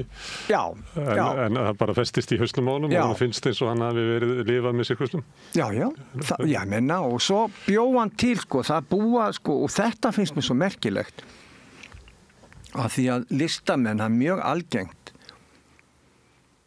að ég tel að listamenn margir hverjir, ég er ekki að segja þessi algilt, en þeir búa til sína útgáfu að sjálfum sér að einhverju leyti. Mér finnst það besta atriði í myndinni þegar hún segist alltaf að fara til Ítalíu að finna sjálf sig. Já. Og þess að finna sjálf sig, okkur bara býrði ekki til. Já. Mér finnst það besta settingin. Já. Það sýnir eiginlega afstöðu Dylan. Já, og þarna tengi ég. Ég hef aðlagað mína sögu, reynslunum mína, ofbeldið, æskuna, vertíðarnar, hægt og rólega, smíðar í þína sögu. Hún þarf ekki að vera röng, hún þarf ekki að vera rétt, en það er þín saga. Og þegar ég sá þetta í myndinu hugsaði ég, ok, þarna erum við á sama báti og mér fannst þetta svo frábært og hann gerir þetta, hann mæti þessi að, hver er þú? Já, ég er nú búin að vera hérna að ferðast í 2 ár með Lightning Hoppings og Blind Lemon Jefferson eða hvað sem það var og svo var ég í sirkus, hann var alltaf með sirkusinn sirkus, hann var upptekinn af sirkusinn, hún fannst það vera einhvers konar byrtingaform frelsisins. Já, líka eitthvað svona þráður í honum þegar hann segir eitthvað í mann setna ég er bara songa dansmenn. Það er það sama að ég er bara skemmtikraftur, ég er bara eitthvað sem kemur inn og ég flytti sér lög og svo fer ég Guðspænum ekki verið að gera eitthvað meir úr mér og svo er hann með sennilega einhverja votta Aspergen eða einhverfu. Ég held að það sé ekki spurning. Ég man bara þegar ég hitt hann í mýflugumynd 1990 að þá virkaði hann á mig eins og stór skadaði maður. Þetta var bara, og svo var ég að tala við gítarleikarar hans G.B. og hann hérna sagði, ég var að segja að verða góði tónleikar í kvöld. Ég reddaði þeim hassi, þeir báðum 11 grömm og það var ekkert hass til í bænum. Ég fann það í Kjósinni og hérna og ég sagði út af hverju 11 grömm, bara það var beðið það og þeir reyktu þetta allt 11 grömm í hérna í einni pípu, einni búningsherbyggi og það stinkaði alltaf á slökkulið. Þetta var mjög skemmtileg reynsla. Og hann sagði hann er búin að vera rosa peppaði fyrir þessum tónleikum. Hann sagði við vorum að koma frá Ísrael, við vorum að spila fyrir 60.000 manns, hann sneri baki allan tíman í fólkið. John Petty var orðinn klökkur og farin að grátbiðja að snúa sér að fólkinu. og þá sagði hann watch me. Það bara þá var hann eitthvað pirraður sko, vegna þess að þá voru byrjar að hrópa hann væri sko gýðinga fulltrú ekkur og svo voru þessi tónleikar þó að í minningu hann er náttúrulega fæddur gýðingur en hann snerist til kristni þarna einhverjum 10 árum áður en þessi tónleikar voru þetta, og menn voru óanægðir með þessa tónleika þetta voru brilljant tónleikar, þeir voru aldir í Laugardalshöllinni fyrstu tónleikar. Það er ekki margir sem halda því fram. Nei, þetta voru brilljant tónleikar, þeir voru algjörlega. Almannarómur það að svo hafi ekki verið. Já, og það bara, oftast hefur almannarómur ekki rétt fyrir sér í þessu. Þú veist að menn hafa kvartuð mikið yfir þessu tónleikum. Já, en ég held að menn sáu þetta, sko, þeir sáu þetta, þeir sem voru að kvarta, það var gamla gengið. Það voru þeir sem voru hrifnir á honum eins og fólki á Newport Festival áður en hann fór rafmagn. Hann byrjaði á rafmagnuðum tónleikum sem voru æðislegir, byrjaði á Johnny's in the Basement, Mixing of the Government, hvað heitir það hérna? Jæja, manna ekki, nema hvað.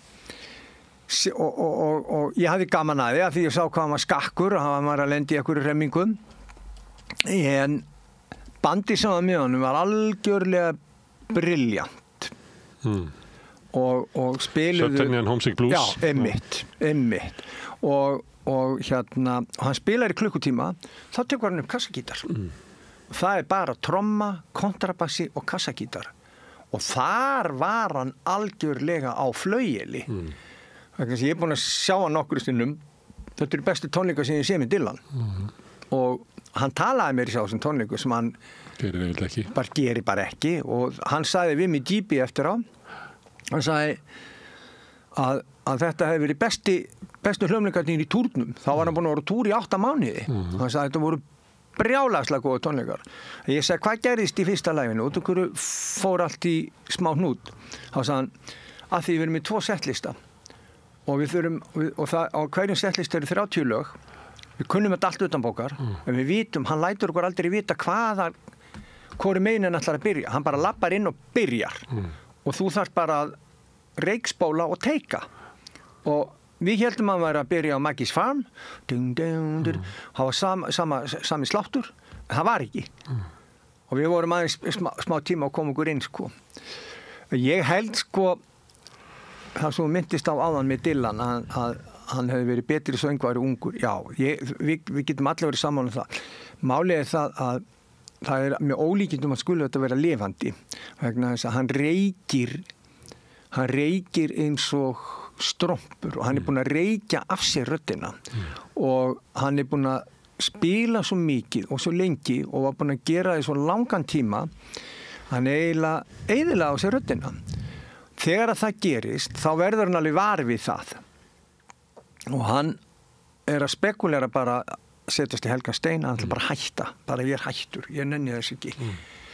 En finnur þá einhverja leið sem hann segir einhver maður hafi kennt honum þessa tækni, en hann finnur sér leið til að geta sungið lögin áfram, en bara allt öðruvísi.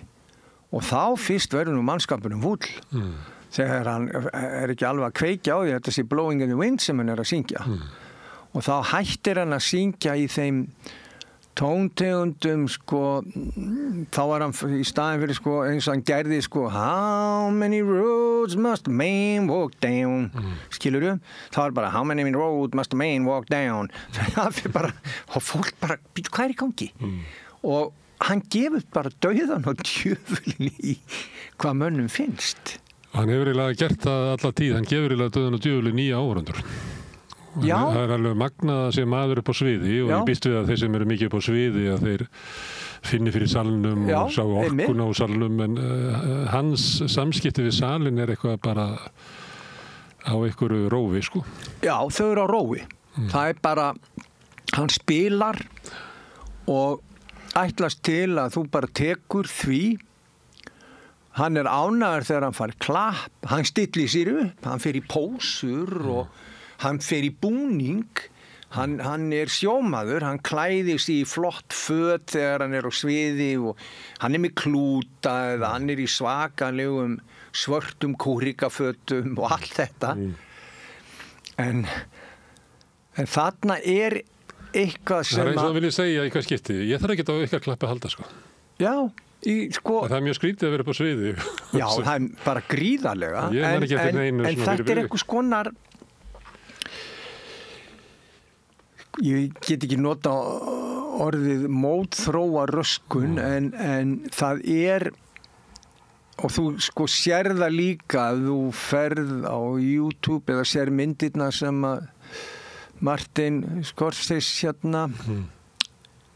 gerði eða Bring It All Back Home eitthvað hér með honum Þannig að ferðin til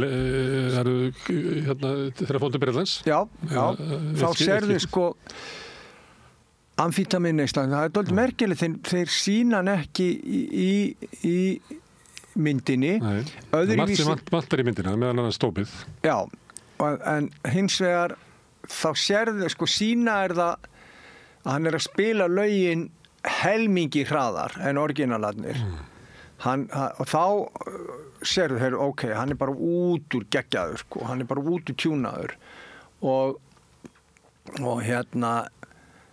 og hann sko í upptökunum það sko how many roads must man walk down svo sérðu hann Newport how many roads must man walk down og bara hann bara keyrt í gegn og rosa aggressjón og einhvers konar furðutaktar sko.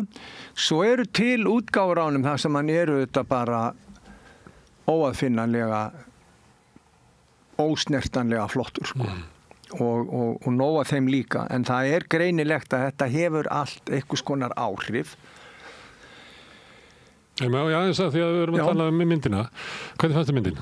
Frábær ég mér áttum geggjuð og að því að sko bíómyndir eru bíómyndir og bíómyndir eru gerðar til þess að skemmta þér bíómyndir eru ekki gerðar nema þessu heimildamyndir þá eru það gerðar til að fræða þig eða halda sig við einhvers konar staðreyndir eiginleiki kvikmyndar að taka raunveruleikan og setja hann upp eins og henni sýnist og þessi saga fleitir kellingar bara á lögunum hans þessi meirinn helmingurinn bara hann að syngja Já og þegar að ég sagði við dóttur mína sem 17 ára það verði ekki bara syngalong og þóttist alltaf að vera að syngja með hún náttúrulega stoppaði mig vildi ekki að pappi sinni þið skammar en þeir svona syngalong mynd Já, en að sama skapi gerur hún sko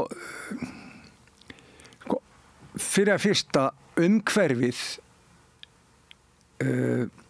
leikmyndin Þið langaði að vera að koma hérna til Grímsvöllins 60 og taka kaffibolla þetta var rosalega en það saman sem vantar í vantaði dópið það vantaði býtningsskáldin sem höfðu mikið Ginsberg var ekki hérna svo nefna menni svo býtu þetta kannski aðeins og orðum íkt að hann eiginlega sé svona rosalega selvið menn þú nefndir hérna menn sem hann hafði raunverulega stólið frá og ég meina máttu þeir ekki verið í þessari sögu eitthvað neginn Jú þetta væri meiri svona hreyfing og fleira Já, ég alveg en ég vissi vegna þess að Dylan hann skipti sér ekki að þessu og maðurinn sem var að gera þessa mynd hann gerði Johnny Cash myndina og þar átt hann auðveldara með að sína dópneyslu Johnny Cash og allt þetta hvers vegna hann sýnir ekki sko þessa spýtkeislu Dylans á Bretlandstúrnum þegar hann komin í rafmagnið og með Robinson og The Hawks sem að setja með The Band og allt það og líka sko ég hefði alveg getað pinpointað þetta alveg bara sko nelt þetta nú bara þetta ekki nóg gott þetta en vegna þess að ég þekki söguna það vel en það sem skemmti mér var bara mér fannst ég vera bara ég bara mættur, ég að labba hérna nei, þannig hann maður, nei og þannig þetta og svo fannst mér fyrir þá sem að þekki þessa sögu þá var þetta svolítið eins og svona coffee table book maður flettur upp og maður man þessa sögur allar meira og það var ekkert sem kom mér óvart í þessari mynd, kom þér eitthvað óvart í myndinni? Nei, það kom mér ekkert óvart ekki neitt en mér þótti óskaplega vænt Woody Guthrie senuna ég hefði viljað sjá þegar hann bankaði upp á hjá frú Guthrie og Arlo Guthrie opnaði dyrnar og tók á móti honum og hleypti honum inn og enginn vissi hver í ánskotanum þetta væri en mér fannst frábær senan þegar að hann komin á geðveikrahælið og heyrir banjótóninn og lappar inn í hann og þar Pete Seeger og það var sagnfræðilega allt rétt, satt Pete Seeger við beðinn og söng og hins vegar var Pete Seeger aldrei viðstaddur þegar Dylan söng fyrir Woody. Það var Cisco Houston og hann kemur ekkert fyrir í myndin og Cisco Houston var auðvitað maðurinn sem masteraði Woody Guthrie og gerði það svo vel að þegar Dylan var heima ungu maður og búinn að mastera Woody, þá kallar á hann tónlistagúrúinn í þorpinu og segir, heyrðu, hvað er þetta þykist að gera? Og hann eitthvað svona og hann segir, kottu hérna, ég ætla að vera að heyra dálítið. Og Dylan fer heim með honum og hann sér bara stærsta plötusat sem hann hefur séð og hann fer að fletta og hann tekur út plötu með Cisco Houston og setur hann á og Dylan fer taugaáfall. Þarna var maður sem hljómaði betur en Woody Guthrie og hann myndi aldrei ná þessu og það svona sló hann aðeins niður. Þegar hann kemur til New York þá Cisco Houston, hann alveg bara mjög ennþá þekkt nafn og í þessari senu og það hann sem að segir svo við Woody þetta næsta sprengja en það samt fallegt hvernig þetta sett upp og Pete Seeger tekur hann inn á heimili sitt, það rétt og satt frá. Ég saknaði þetta að hann skildi ekki vera heima hjá Van Ronk sem að hefði glatt mig mikið. David Van Ronk bara þarna að segja hann að fara á norðurbæinn og þar sé Woody og einhverjum spítala. Hann óheppinn, hann fær aldrei að vera í myndum, ekki einu sinni mynd sem var byggð á hans eigin minningum. Coen-bræðrum, hún var snill svo mynd. En hann fekk ekki að vera með þar heldur. Nei, hún endaði svo átakanlega að ég enn að jafna mig á þessum endir. Að skuggina Bob Dylan í lokaatriðin á senunni. En að því sögðu þá fannst mér Edward Norton algjörlega brilljant í hlutverki Pete Seeger og þar voru þeir dálítið sagtfræðilega réttir. Newport Festival greinilega uppsetningin á sviðinu, uppsetningin á fólkinu á sviðsvanginum, Pete Seeger sitjandi, ljómandi eins og Jesúbarnið að sjá þannig artakinn kominn, hann að fara að bjarga fólksenunni. En að sumuleyti myndi náttúrulega það hvort að ég spila rafmagn og svona, kannski það mikið gert þannig að Pete Seeger benti nú á það að það var nú bara rafmagnandi kvöldi áður. Það voru einhverju blúsarar sem voru að spila með rafmagni. Þetta snýrist ekki það. Nei. Heldur snýrist þetta kannski maður gæti túlka söguna þannig að Pete Seeger vill að hreyfingin þessi fólkhreyfing sem nátengd bara sósíalískri byltingu, hann var bara kommunisti. Já, hann var gríðalegur. Og tengdist frelsisbaráttu svartra og kvenréttindum og hann mætti alltaf eins og þú og fleiri bara allstað þess að það þurfti á að halda. Hann mætti til þess að syngja með. Hann var rosalega duglegur. Bara músíkin hluti af hreyfingu fólksins. Já, hún hreyfi afl. Já, og svo kemur fáður þetta fyrirbrigði sem Bob Dylan og hann sér bara, við getum bara lyft þessu upp, þetta getur orðið mainstream. Já, við munum ná völdu bara með þessu. En þá tekur Dylan svona móderníska beygju og segir að listamaðurinn ekki til þess að þjóna hreyfingunni. Nei, ég enganlegu listamaður, ég fer á mótorhjól þar sem enginn getur verið með mér, kannski einn stelpa fyrir aftan mig, svo keyri ég bara í burtu. Og þetta dálítið svoleiðis og líka held ég að Dylan hafi einhverju hlut, mjög líklega hafa hann ekki haft taugakerfi, hann hafði ekki maga eða taugar í að höndla þessa rosalegu frægð sem að var eins og flóðbylgja það var byrjað að seitlum fætur hans en hann sá alveg vegginn sem var að koma. Og sem var svo stór og mikil að það bara, getur engin ímyndað sig hvað það er. Nei, það er dálítið svoleiðis, sko, og hann hins vegar gerir það sem að fæstir listamenn gera, sko, hann yfirgefur senuna. Hann reynir einhvern veginn að hrista þetta af sér. Og meiri sé að fyrir að gera viljandi hérna lélegar plötur. Hann fyrir að búið til coverplötur til þess að hrista hiskið af sér og gerir svo skrýtnar plötur sko tíma self-portrait og aðra plötur þar sem hann að syngja svona standard eins og Mr. Bojangle og Simon & Garfunkel alls konar The Boxer og svona skrýtnar hluti og fer til Nashville og eitthvað fleira Já, það var frábært vegna þar var dálítið grunnurinn hans í countryinu og það sem meira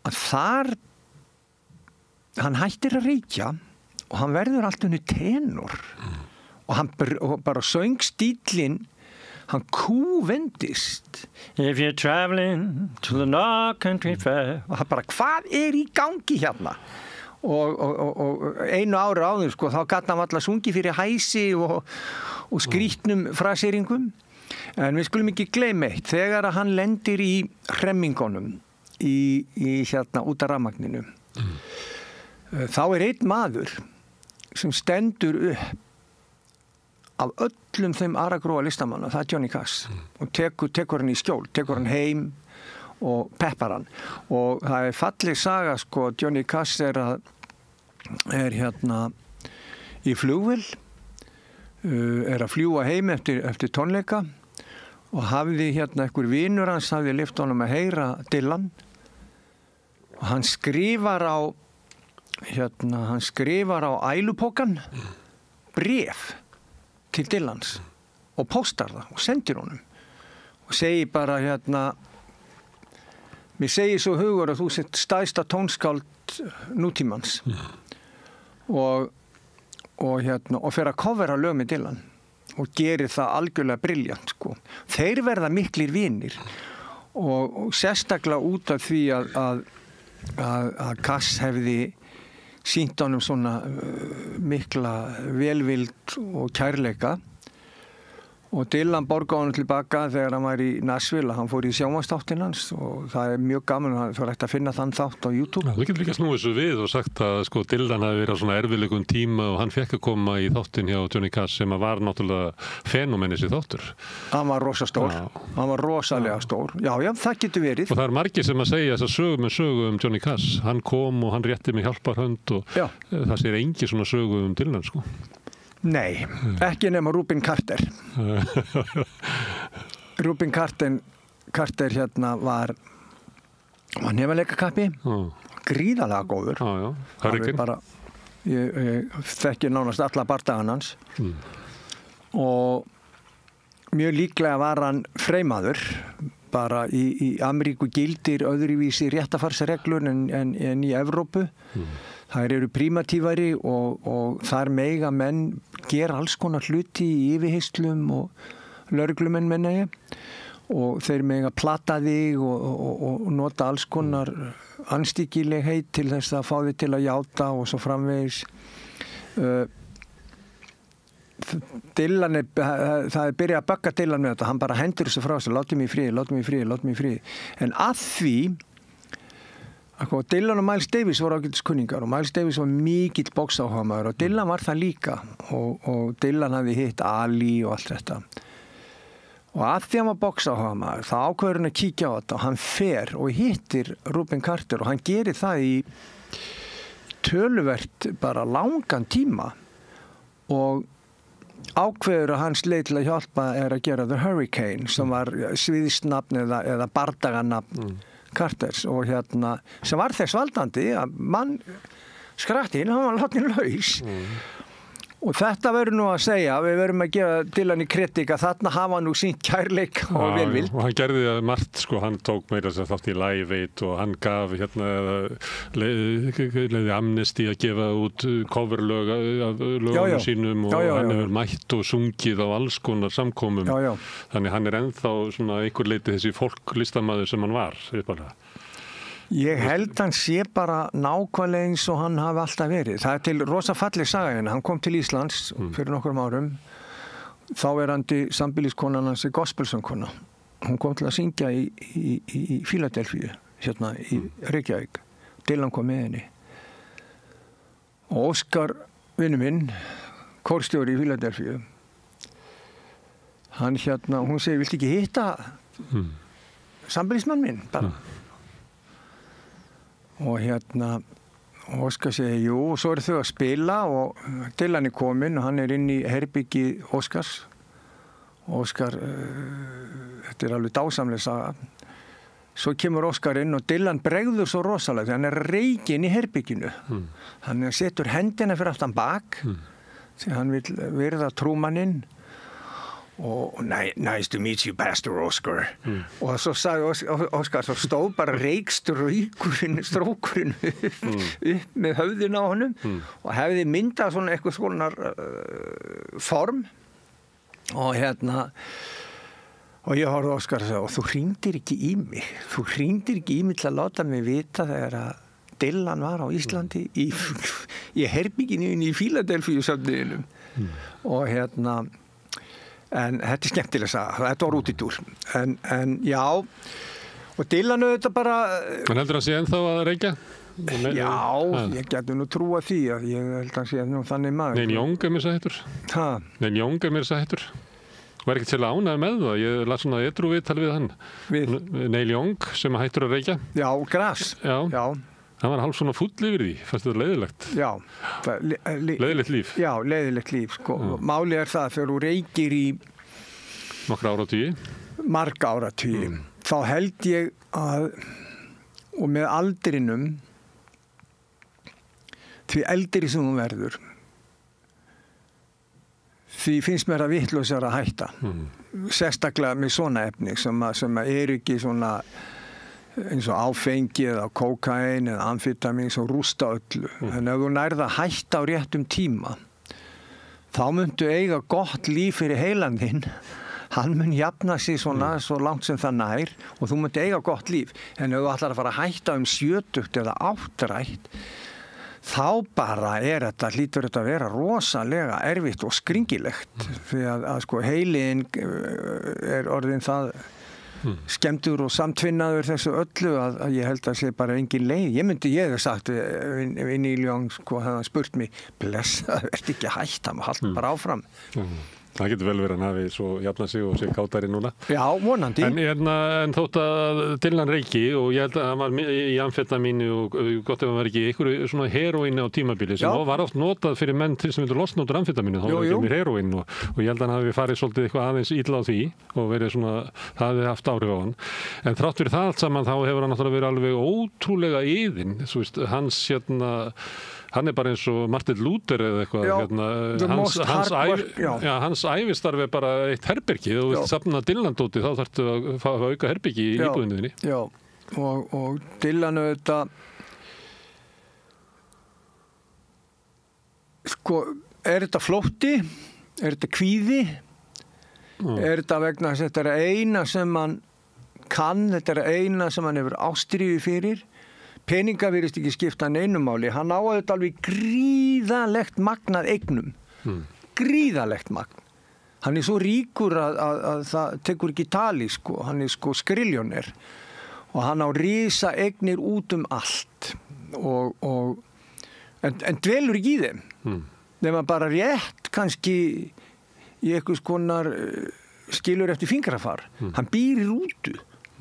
Og hann býr bara í rútu á þessum endalausa túr sínum og svo bara er rampur úr rútunni og hann lappar úr og svo ramp upp á svið að sviðin upp í rútu og keyrir á stað. Þetta er magnað og hann virðist aldrei hafa sko, hann á snekkju og það löngu liðið að hann hafi verið eitthvað að þvælast Karabíahafið eða eitthvað því líkt. Þannig að þú veist, ef maður reynir að svona giska og kíkja og finna út hvað í gangi, þá finnst mér þetta allt bera þessi einkenni. Þetta er maður sem að hefur enga löngun til neins nema að gera bara þetta og hann bara gerir það. Jú, það geti verið svona bara eins og eitthvað bara sem að dettur bara í að spila tölvuleikið eitthvað. En það sem að öll þessi leið hans náttúrulega linnulaus leið að einhverju svona endurnýjun. Og kannski svo kannski á síðar árum eiginlega að hverfa aftur til upphafsins. Mér finnst það sömuleyti að hann eiginlega orðin eins og bara amerísk söngbók sko. Bara vellur upp úr honum og mér finnst til þessu útastættirnir þegar hann kom með þá með þetta ótrúlega fallegu hluti af svona bara höfundaverki. Þeir voru frábærir. Já, það sem hann einhvern veginn eiginlega að segja okkur sko hvaðan hann kemur sko og hvert hann muni hverfa sko. Því að sömuleyti hann bara hverfa inn í svona, já, ég veit ekki. Hann á gresjunni, hann bara sökk honni hana. Hann að sökk honni í gresjunna. Já. Og ég held sko. En fyrir listamann, þá lítur þetta að vera svona einhver leiti að því að hann síast inn í því þegar þú ert bara kornungur. Já. Og þú gengur munt alltaf ganga með hennar mann. Hann er, ég segi oft. Hann hafði stórkostlega áhrif á sko, afstöðu þína til ástarinnar og hann söng inn í því hugmyndið þínar ástina. Já, Sad Lady of the Lowland. Já. Það er, ég að skrifa bók sem tónlistarsaga mín og hún byrjar á þegar ég heyri Beatlunum í fyrsta skipti og svo bara ég að þræða mig áfram og svo segi ég alls konar hliða, sögur og fólk sem ég hitti og upptökur í stúdíu bla bla bla en ég segi þessi áhrif þegar ég heyri Sad Lady of the Lowland og á þeim tíma var ekkert, það voru engin símar og það var bara ein útastöð og eitt sjónvarp og allt það. Ég hafði að vísu upplifað að það var stórkostlegt músiklíf annars staðar í heiminum í útvarpi. Ég fór svo oft til Danmörkur og það vakti mig mikla furðu. Ég heyrði svo mikið á tónlist sem ég hafði aldrei á ævi minni heyrt. En nema hvað, þegar ég heyrði þetta lag og þá ég verið svona þegar ég skildi það, svona 13 og mér fannst að vera að tala við mig og ég spilaði þetta lag alltaf áður en ég fór að sofa. Ég spilaði þetta lag á verbúðunum áður en ég fór að sofa og þetta var heil hlið á plötu og hvernig hann söng það, hvernig hann kom því frá sér og þetta allt yfir Hammond orgel sem að litaði ferilinn hans framan af þar sem að maður sem kunni ekki orgel var talin vera eitt besti orgelleikari samtímans, Hammond orgelleikari og kom Hammondinu í rauninni inn í poppið. Það var enginn búinn að setja Hammond orgel inn í poppið fyrir að hann geri það, Al Cooper og ég hugsaði svona þetta er leiðarstjarnan mín, svona eiga ástartextar að vera. Ástartextar er ekki að vera bara einhver væll, she loves you, yeah. Heldur geta þeir verið svona langir, þeir geta verið djúpir, þrungnir merkingu, en samt verið bara að segja þennan hlut og ekkert annað. Ég er svo skotinu, maður langar að ríða þér og ég sé ekkert annað fyrir mér en þig og ég finn lyktina þér af fingrunum mínum, ég finn þig allstaðar og þetta er drifkrafturinn og ég hugsaði með mér ég ætla að gera bestu ástalög sem hægt er að gera. Þetta bara satt inn í mér og fyrir utan all hinn áhrifin. Dylan er uppalandi minn. Hann gekk mér eitthvað leiti í föðustaf og var vegvísir minn. Af honum lærði ég jafn mikið og allt þetta fjallabókum sem ég las sem úlingur og barn og framan af. Því að í tónlist Dylans og bókunum fann ég öryggið og með gítarinn í fanginu, það var akkeri mitt og björgunarbáturinn. Og ég var einmitt að hugsa þetta núna þegar ég að skrifa tónlistarsögu mína sem er eitthvað skonar æviminning ferðalag mitt í gegnum tónlistina. Að þá fann ég að alveg eins og Woody er partur af af sjálfsmynd og DNA Dylans, þá Dylan partur af sjálfsmynd minni og DNA. Og Woody þar lendi afiðinn. Og þar Woody líka og þaðan kemur Lead Belly og ég hef alltaf verið amerískari tónlistarmaður en bresku tónlistarmaður sem til kemur út af þessari arfleið. Og ég held að Bubbi Morthens, listamaðurinn Bubbi Morthens, hefði aldrei orðið til nema vegna þess að hann heyrði Bob Dylan. Hann allavega ekki orðið samur. Eitt í þessu að því að þú varst líklega sem barn og unglingur alltaf með gítarinn með þér. Já. Svipað og Dylan. Já. Og það hann var alltaf með gítarinn með sér. Og það sem ég var að hugsa þegar að horfa á myndina var að hann var alltaf að spila. En hann góður gítarleikari eða? Frábær kassagítarleikari. Frábær. Alveg frábær. Hvernig gítarleikari hann? Hann folkgítarleikari. Hann masteraði það ákveðin tækni í þjóðlagatónlistinni. Það pop, plokk. Þar sem að þumalputtin gengur frá kannski E-D-A eða þá A-D-E. Dung, ding, dung, dung, dung, ding, dung, dung. Og síðan það 1 eða 2 puttar. Ég lærði hins vegar að plokka af frönskum gítarleikara sem hét Marcel Dadi og hann notaði sem sagt 4 putta. Þannig að mitt plokk var aðeins frábrugðið. Dylan lærði líka flat top picking sem kemur úr bluegrass tónlistinni. Þannig og síðan var hann með rosa flottan hljómasans, hvernig hann setti saman grip og líka hvernig hann gat smíðað frábærar melódíur úr 3 hljómum. Og þá skulum við bara tala um Blowing in the Wind eða All Along the Watchtower. Þannig að sem gítarleikari var hann mjög góður kassagítarleikari. Hann ekki eins góður rafmagnsgítarleikari og þar við báðir á sama báti nema hann vill dálítið vera að gera gítarsóló. Hann ætti ekki að vera að gera það. En þau samt út úr kú en samt sjarmerandi og skringileg og maður sér svipinstundum á þessum frábærum músikköntum sem með honum að þeim finnst það sama og ég, þeir svona bara, og hann ekkert að láta vita endilega, hann ætla að taka sóló, hann bara það kannski eitthvað að byrja og hann bara tekur hann og þá hættir þetta viðkomandi, hann vil ekki styggja í holy bobness. Nei, að hann bæði og, en hann líka B+ píanóleikari. Hann hefur samið mörg lög á píanó og hljómagangurinn það sama hjá honum, hann hverfist svona ákveði svið á píanó, hljómagang á píanóinu. Og ég lærði í rauninni að spila gítarinn af Dylan, Donovan, Cisco Houston, Woody Guthrie. Þetta mínir kallar, að þeim lærði ég.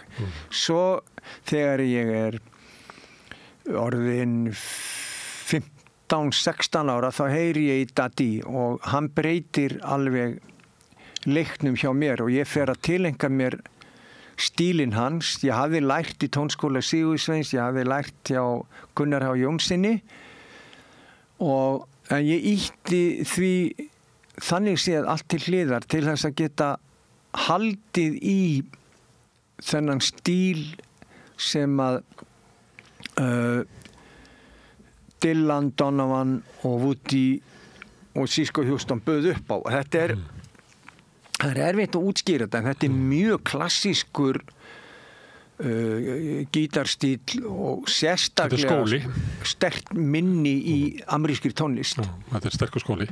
Svo hann frábært tónskáld og getur eiginlega allt í amerískum tónlistararfi. Hann hefur samið frábær gospellög og folklög og rocklög og blueslög. Frábær. Bara endalust. Já, frábær. Frábær lög. Já. Svo var hann náttúrulega hann textahöfundur þó að þú veist að síðan rennið fyrir mönnum hann ljóðskáld og hann var Nóbeli sem náttúrulega ævintýrlegt fyrir að textahöfunda. Það kom mér ekkert óvart vegna þess að sko bara þessar plötur sem ég nefndi hérna fyrst frá 1961 til 66 bara fyrir þær plötur á að Nóbelin skilið.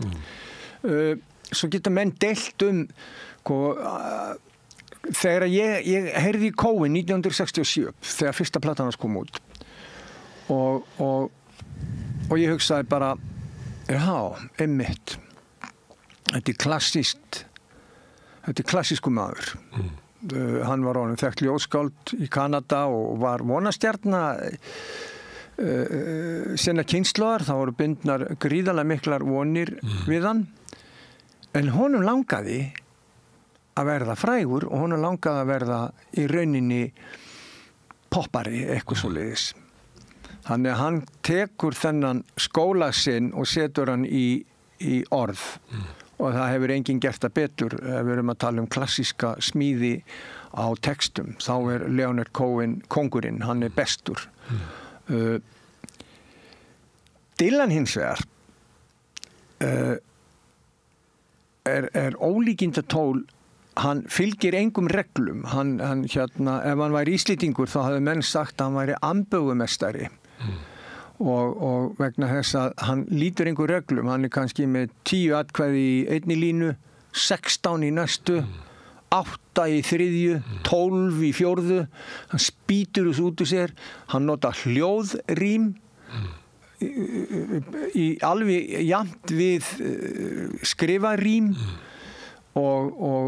en metafórian hans eða myndlíkingarnar eru svo brjálaðar og svo er hann með þennan arf, þennan gamla þýska, írska, norska, sænska tónlistaarf sem kom í innflytjendunum og breiðist út og það eru polkar og það er ræll og það er vals og það er fiðlutónlist og það er klassísk og hann tekur allan þennan arf með sér í það sem hann svo er að gera og svo fer hann að setja texta við þetta og hann sækir þá þekking og getu úr bókmenntaheimi sínum og það sem hann hefur lesið og það sem hann hefur heyrt og út úr verður eitthvað algjörlega nýtt, eitthvað splunkunýtt og hann býr til nýja tegundatónlist sem er kölluð folkrock. Hann kemur með bókmenntirnar inn í poppið. Hann í rauninni gerir poppið marktækt hjá elítunni og mentasnoppinu. Þau get ekki hort lengur framhjá. Þannig að sko auðvitað á hann skilin Nóbelin en svo eru bara svona bókmenntafólk sem að vill vita betur og vill hanga í einhverju kjaftaði sko. Ég er með hérna held ég þegar að segja þá er ég með hérna þýðingu sem er alveg aldeilis frábær en til marks sem það hversu Íslendingar eru samansnúraðir og saumaðir og skrýtnir þá hérna er það nú þannig að þegar að við fáum sko þegar við fáum hérna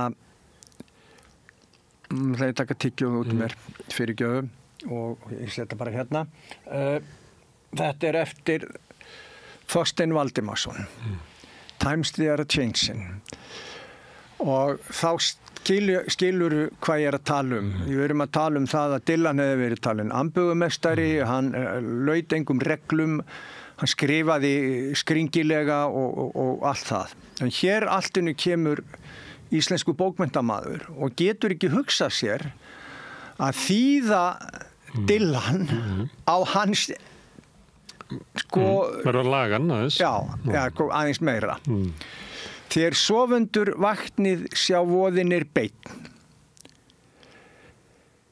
Hinn vaksandi flóðbylgju stenst einn og kannist hver við að hans kostur einn og knappur sá frestur sem veitist að læra að synda eða sökkvins og steinn því nú byltist allt og breytist. Þér skáld og þér sjáundur sjáuði nú glögt því seint að spá þegar ljósiði slögt og 12 kastar í taflinu snögt þar sem teningur veltist og þeytist. Hið klökna mun harna, hið harða stögt, því nú byltist allt og breytist. Þér þingmenn og landsdrottnar lítið á rök en læsið ei dyrum þér standið í vök þar sem orusta geysar og sannur að sök verður sá gegn réttlæti beitist það sprengir hans múra það mólar hans þök því nú byltist allt og breytist.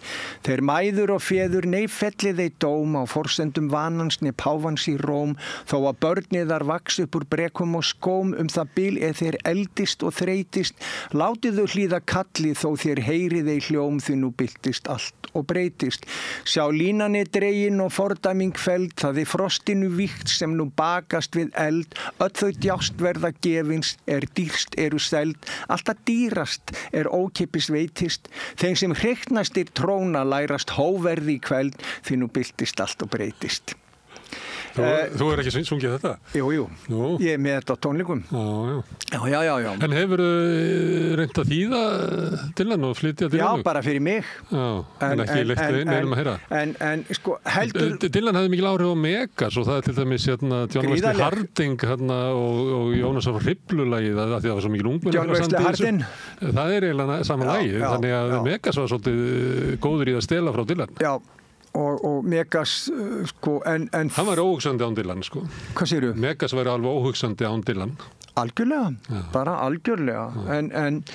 En sko ef þú setur þetta svo í samhengi sko, þetta forneskja en þetta alveg list. Þetta svona 1918 ungmennafélagsandi. Já, þetta frábærlega gert, frábærlega smíðað en þetta næstum því eins langt frá laginu og hugsast getur. Þetta líkar að Pete Seeger. Þetta er líkar að Pete Seeger. Já, þegar ég sá þetta, ég hef alltaf verið hrifinn af þessu, en ég hef alltaf, sko, þetta munurinn á Dylan og gamla tímanum þann liggur þarna, þetta svo skýrt Dylan röddin hann rödd sinna kynslóður og líka bara hvernig hann sko setur þessa hluti fram, hann setur þá á töluðu máli á tungumáli sem tala þann dag sem hann semur það en ekki tungumál sem tilheyrir einhverri stjætt sem telur að valdi sér falið í stöðlum og höfustöðum, skilurðu mig. Þannig að þetta þetta, en mér þykir vænt þetta, alveg frábærlega vænt þetta. Eitt með Dylan, einn góðsögnum hann, að fólk kom til hans og vildi að hann yrði einhver svona leiðtogi og hann sagði fólki að svo var ekki. Nú hefur margir viljað sko að Bubbi þjóni hinum og þessum málstannum eða tilganglum og sannarlega. Stundum gerur það en stundum skreppur undan svolítið eins og Dylan. Já. Viltu ekki láta temja þig og Nei, og bara í dag þetta orðið ég ætla að syngja fyrir núna 1. mars ætla ég að syngja til þess að safna fyrir hjálpatólum fyrir slösuð börn og fólk á Gaza en ekki til að mótmæla Ísrael en þetta bara finnst mér skipta gríðalegu máli að geta lagt lið þarna þannig að einhver lítil stelpa fái fót og líf og þá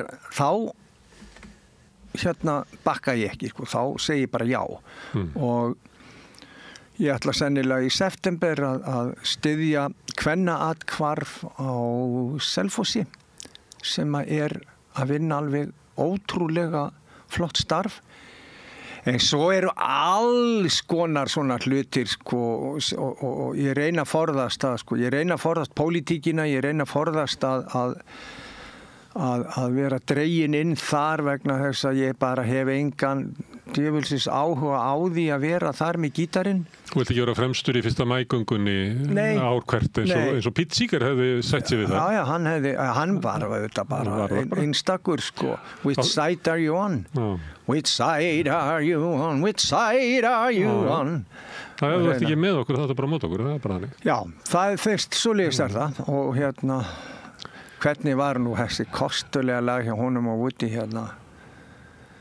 I'm sticking to the union I'm sticking to the union till the day I die og ef þú gerir það ekki þá bara hrynja verkefnishreyfingin niður og sjáðu hvað varði í Bandaríkjunum þeir eru betur hlustað á þá Bandaríkin eru í dag eru Bandaríkin ónýtt samfélag nánast og það er einræði ríkjandi og við erum bara rétt að sjá toppan á ísjakanum hvað að koma. Það bara því miður, það bara þannig og ef þú ert búin að lifa tímanna tvenna og hefur ágætis skilning á sögunni og getur lesið í hluti þá hver helvita maður ætti að búa sig undir að við erum að sjá heimsögulega atburði gerast og hvernig svo löndin fara út úr því, það verður að koma í ljós en ég meina Rómaveldi fjall og öll þessi gömlu stóru veldi sem hafa verið í tímanna rás þegar fallið og svona má lengi telja sko. En Pete Seeger var æðislegur og mamma mín sem var að yfirstétt hún dýrkaði hann og sagði einmitt það sem þú varst að segja sko. Hún sagði, þú verður að hafa rödd og þú verður að taka málstað þeirra sem minna mega sín. Og ég hef nú oftast reynt að gera það en svo bara svo erfitt að standa í þessu eilífða stríði sko, hægri, vinstri en hins vegar held ég að þegar að auðræðið orðið eins og það og það eru bara vinir aðals í rauninni sem eru að fá bestu bitana og aðrir þurfa jafnvel að borga og mæta afgangi þá verður að taka afstöðu og ég geri það í tónlistinni minni, ég syng það og ég skrif það og þar finnst mér ég gagnast best að það að þegja ekki það sko mesta syndin sem þú getur framið þögnin að þegja ef þú sérð berja einhvern mann þá lappar ekki framhjá þú stígur inn og ef þú sérð óréttlæti eða misrétti hvort sem það vegna þess að það verið að hengja eitthvað ósekju í MeToo-byltingunni og þó að fjöldin sé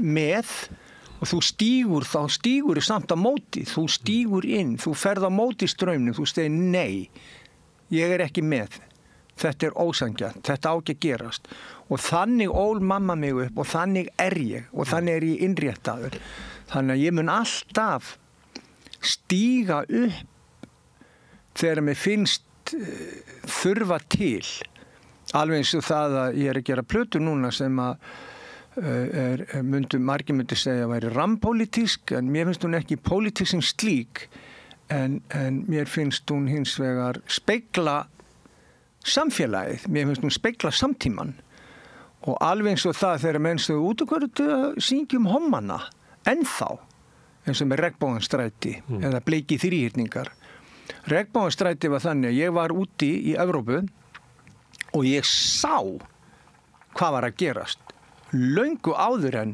að við fórum að finna fyrir sig hérna og kveikjan svo að því að ég geri lagið svo að ungu maður á Seyðisfirði þeir og vinir hans og stelpur höfðu farið nótt og málað fyrsta Regnbogansstrætið á Íslandi sem lá að kirkjunni og ég sá þessa göttu og hann sagði mér þessa sögu Svo var ég í Færeyjum og þar var líka svona andstaða gegn samkynhneigðu fólki og ég kláraði lagið í Færeyjum og þetta langur bálkur og fjallar þá sem eins og Magga í Bristol, Elias Marr og Reynir Mávin minn sem að dóriðni en líka mig og þig og alla hina. Þetta lag sársauka og endurlausn en líka það að þú verður að standa upp þegar þú sérð óréttlæti. Þú mátt ekki þegja. Það er glæpur að þegja. Að sitja hjá þegar þú sérð einhvern beittan óréttlæti. Þar er ég ekki með. Þar stíg ég inn og ég er alveg tilbúin þess vegna að fórna ferlinu mínum, fórna afkomu minni ef þess þarf. Af því þetta er inngróið í mér. Svo hef ég farið alls konar kottnís að ég er mannlegur Þessi plata sem þú ert að gera, sem þú segir að sumir þessi pólitísk, þú ert að gera hana með kassagítar og munnarspil? Já. Með gömlu tækjunum með Dylan? Já, og gömlu tækjunum mínum, eins og ég byrjaði. Og ég er búin að vera... Þannig að þegar þú vilt segja eitthvað satt sem er mikilvægt, verður að strípa hann yfir. Þá ertu ekki með hljómsnir á bakveg. Nei, það skiptir vegna þess að þá verður að vera rödd skilurðu mig ekki predika, en þú verður að vera rödd og þú verður að heyrast hljónsveitin og allt það er bara partur af því að elska tónlist og búa til tónlist og upplifa blossan á sviðinu og fólkið en þegar þú ert einn með gítar eins og ég er oftast þegar ég spila að þá ertu bara þá ertu ómengaður og beintengdur í hennu spámanlega gerfi. Kannski já, kannski er það þannig. Þú ert að lýsa þarna með að þú hefur séð hluti og þeir koma í gegnum þig og þeir geta verið forspáir og það vantar nú ekki spámanns gerfið á Dylan á þessum árum sem þú varst að lýsa. Það sem að vall upp úr honum bara spásagnir. Já, stanslaust. Og það mér finnst það líka svo hrífandi eins og mér finnst skemmtilegustu lögin hans Coens vera þessi löngu söguljóð eins og The Stranger Song sem fjallar par í rauninni og pókerspilara og það eru myndhverfingar sem eru algjörlega brjálaðar eins og það að pókerspilarinn situr við borðið og finnur það er alltaf fallonum í óhag og áður fyrir var hann svo leikinn með fingurnum í spilin but now he's rusted from the elbow to the finger þetta er þetta alveg rosaleg og þetta er með Dylan þegar að þú hlustar á þennan tíma þessi ótrúlegu 6 ár þar sem hann snýr tónlistaheiminum á hvolf og breytir hittir í kynslóð tónlistamanna. Það er ekki til sá tónlistamaður nánast sem er fæddur frá 1948 og jafnvel fram á þennan dag sem er ekki undir áhrifum frá honum. Ef ekki frá honum þá einhverju sem var fyrir áhrifum á honum. Já. Þú ert að tala Cohen og Dylan, þannig gömul saga það að Dylan spurði Cohen, hann var hrifinn af Halleluja. Já. Og spurði hvað varst þú lengi að þessu? Þá sagði Cohen 15 ár. Já. Og spurði á móti, hvað varst þú lengi að semja þarna? Blowing in the Wind. Nei, ég held að hann hafi verið Rolling Stones sem hann hefði spurt. Já. Hann sagði 15 mínútur. Já, einmitt. Já. En þetta er ólíki menn, Mjög klassískur maður sem lagði gríðarlega mikla natni í smíði sína eins og Cohen. Cohen og Dylan eru svona, ef ég væri með hillusamstæðu, þá væri Dylan ekki efstu hillu, hann væri neðstu hillu því það væri auðveldast að nálgast hann. En Cohen væri hillunni fyrir ofan. Menn segja alltaf í efstu hillu, en efsta hillan fyrir mér er svo hilla sem það er svo erfitt að komast í. Það er svo geymir kökurnar fyrir jólinn svo að börnin komast ekki í það. Já, en já. Er þetta bara eitt í loka áttur móturjól? Nei, sem betur fer. Þannig þú fórst ekki þangað? Nei, ég held ég hefði dreipið mig. Já. Herðu, Bubbi, gaman að fá þig til að tala Dylan. Við getum gert þetta svo sem á hverjum degi. Hverjum degi, en bara takk fyrir að hafa mig. Takk hjá það. En við höldum hérna áfram við rauðaborðið að reyna að skilja samfélagið og svo sem að segja sögur og hafa bara gaman að því að spjalla saman, maður manns gaman. Hér næsti kaflir eftir augnablik. Með því að ganga í leigjendasamtökin styður þú baráttu leigjenda. Leigjendasamtökin eru fyrir öll þau sem vilja vinna að réttlæti og öryggi á húsnæðismarkaði. Leigjendasamtökin.is Bubbi Mortens og Gunnar Smári ræddu Bob Dylan og við förum þá beint út í svona réttlætisbaráttuna, kjarabaráttuna, verkalýðsbaráttuna. Það Sólveig Anna Jónsdóttir, engin önnur, formaður Eflingar sem að talar ræstingafyrirtækin og þann skandal allan. Já, það var ástríða í þessu viðtali og við hurðum öll ansi reið eða langflest held ég þegar við fórum að heyra hrylling að var ekki Ríkisútvarpið sem að flutti okkur fyrst viðtal af konum sem að eru pissa í fötu í bíl, hendast á milli ræstingasvæða af því að við erum ekki lengur menn, við erum bara gráðuværa vélar sem að höfum útýst einhverjum óskapnaði og það bitnar á okkar á þeim sem síst skildi. Ég talaði nú þetta í fyrra þetta kom skýrsla út hjá Vörðu rannsóknar setri vinnumarkaðarins, þannig að þetta er alveg eiginlega búið að vera alveg þekkt og svo öll þessi skandalmál sem koma reglulega upp líka vinnuleigurnar og mannssölin og allt þetta. Réttlætiskennd rýmu misboðið, ég sé það þegar fylgist með. Hún er svona spurning hvort hún er í jaðarhópi, ég veit það ekki alveg. En við skulum hlusta á ég held að við lýsum því ekkit betur en hún sjálf, það er Sólveig Anna Jónsdóttir, formaður Eflingar, ræði við Gunnar Smára ræstingaskandalinn. Gríðarlega öflug kona,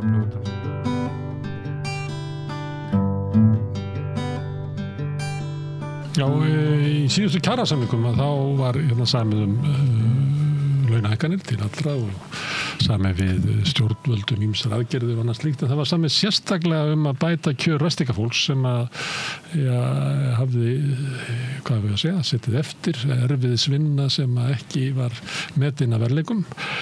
En svo þegar þær kjarabætur eiga svona rúllast út og kemur í ljós að þær ekki að rata til fólksins, heldur fólki neitt til þess að gera nýja samninga. Hingað komin Sólveig Anna Jónsdóttir, formaður Eflingar. Er þetta ekki cirka svona, söguþráðurinn? Jú, þetta er partur af söguþráðinum í það minnsta, en hann er dálítið flókin, eða réttar sagt kannski ekki flókin, en þessi ræstingabransi og fyrirkomulagið hér, þetta er svolítið svona eins og laukurinn sem þú byrjar, þú veist, og svo alltaf bara meira og meira. Og svo fara allir að gráta, þetta er alveg þannig, Þannig að, jú, við sömdum í kjarasamningunum sem sagt allir fengu bara venjulegu hækkunina og svo var samið til viðbótar fyrir ræstingafólk 2 launaflokka og svo þennan svokallaða ræstingaauka. Og á endanum var nálgunin við ræstingaaukan að einhverju leyti sambærilega við það sem við gerðum hjá Reykjavíkurborg 2020, sérstök hækkun til þess að þá vorum við að lyfta upp þarna lægslaunaðasta hópnum og þarna var þá sérstök hækkun til þess að leiðrétta kjör hóps sem að við í Eflingu og SKS-félögunum sem eru með ræstingafólk vissum að stóð höllum fæti og vorum til viðbótar við þá vitneskju með niðurstöðu könnunar Vörðu sem er rannsóknarstofnun eða rannsóknarmiðstöð ASI og BSIB en þar hafði verið unnin sérstök könnun lífsskilyrði og tilveruskilyrði ræstingafólks sem að leiddi í ljós að staða þeirra er verri bara á öllum mælikvörðum en annara. Vinna við lág laun, mikið álag og þykir kröfur að það sé leiðrétt og við semdur ykkur samþykkja það. Já. En svo kemur að því að fólk á að fótborgað. Þetta skrítið að vera í kjarasamningsviðræðum, maður er að takast á við fjölmörg mál og það verður með svona stóri breiðfylkingu og erum líka þetta að bíða eftir innleggi frá ríkinu, þá er að mörgu að huga en við vorum algjörlega sammála það bara strax frá fyrsta degi í breiðfylkingunni að leggja sérstaklega áherslu á kjör ræstingafólks og leiðin sem að var svo farin til þess að lenda þessum kjarasamningum var svo að við sömdum hækkun lægsta, þú getur ekki farið undir vissa krónutölu og svo breytist krónutalan í prósentur. Þannig að taxta hækkunin inn í töfluna var á fyrsta ári samning svona cirka 5,9%. En svo til viðbótar við þetta svo kallaða svigrúm þá vorum við með 0,7% til ráðstöfunar. Við í Eflingu og SGS notuðum hluta af þessu svigrúmi sem okkar var þarna náðarsamlegast fært af Samtökum atvinnulífsins til þess að hraða ávinnslu orlofsdaga hjá verkafólki. En við notum stærstan partinn af þessum 0,7% eða það bil 45% í að leiðrétta kjör ræstingafólks. Og svo áttum við okkur á því að þessi vegferðir hafin hjá einhverjum fyrirtækjum að þau eru þá að færa fólk úr því sem kallað tímamæld ákveðisvinna, þá vinnur hraðar en ella en færð meira borgað. Þá að færa þér bara í fiskvinnslu og víðar. Þá færa þessum bil 20% hærri laun og nú eru eins og dagar eins og fjallað hefur verið að færa fólk úr tímamældri ákveðisvinnu yfir í venjulega tímavinnu og með því lækka laun fólks 16-20%. En svo vandinn í þessum geira miklu meiri og djúpstæðari, mjög svona kerfislægur og erfiður vandi. Að ræstingakaflinn í kjarasamningnum hann mjög flókinn og honum breytt 2014 eða 2015 og þá sett inn í hann partur af dönsku kerfi en hann miklu verri en danska kerfi vegna þess að danska kerfi þannig að það raun og veru allir á tímamældri ákvæðisvinnu. Það bara, þannig kerfið og þannig að þá eru þó allir að vinna á þessum aukna vinnutakti en allir fá borga í samræmi við það. En fyrirtækin geta í raun valið hvernig þau gera þetta hér. Þannig að þú getur borga fólki samkvæmt tímamældri ákvæðisvinnu en þú getur líka eins og við segjum að ræstitækni geri verið með fólk bara á venjulegu tímakaupi en í raun að praktiserað tímamælda ákvæðisvinnu. Bara með svona áherslum sem að koma frá verkstjórum og fleira. Það bara fyrirkomulega vinnunar bara þannig. Tímamælda ákvæðisvinnan svoleiðis, þú færð bara x mörg stykki. Þú getur þetta á skólagötunni, þú getur að búin hann og þú verður að klára það. Á Laugaveg. Já, þetta ekki eins og venjuleg launamann að vinna þar sem að vinnudagurinn búinn og ef þú nærð ekki að klára eitthvað verkefni þá klárar það síðar. Þannig bara áttu að klára verkefni og eins og fram hefur komið í viðtölum við hana Andreinu, trúnaðarmann Eflingar hjá ræstitækni, þá var verið að láta þau þrífa 13-14 stykki svo kallið á dag sem gerði það að verkum og við létum mæla þetta vegna þess að það á að framkvæma svona uppmælingar. En eins og kerfið líka hér, þá í raun geta fyrirtækin með liðsinni frá Samtökum atvinnulífsins einfaldlega neitað að afhenda gögnin uppmælingarnar og bera fyrir sig viðskiptaleynd sem auðvitað tómt bull vegna þess að hver viðskiptaleyndin, þetta bara bull. Þannig að við létum til dæmis mæla þarna stykki og í ljós kom að vinnuhraðin miklu meiri heldur en vinnuhraðin sem ætti að vera tímamældu ákvæðisvinnunni og sko miklu meira en það og það náttúrulega til dæmis ástæðan fyrir því að hún og hennar samstarfsfólk kemst ekki á salerni, þú veist, getur ekki fengið að borða matinn sinn og bara að þeytast á milli staða þannig að það líka partur af vandanum þannig að þetta flókin kafli í kjarasamningi þetta mjög svona ógagnsær kafli, það erfitt að átta sig á honum og fyrirtæki eins og Dagarjá þau sem sagt núna að gera þetta, þau færa fólki á tímamældu ákvæðisvinnu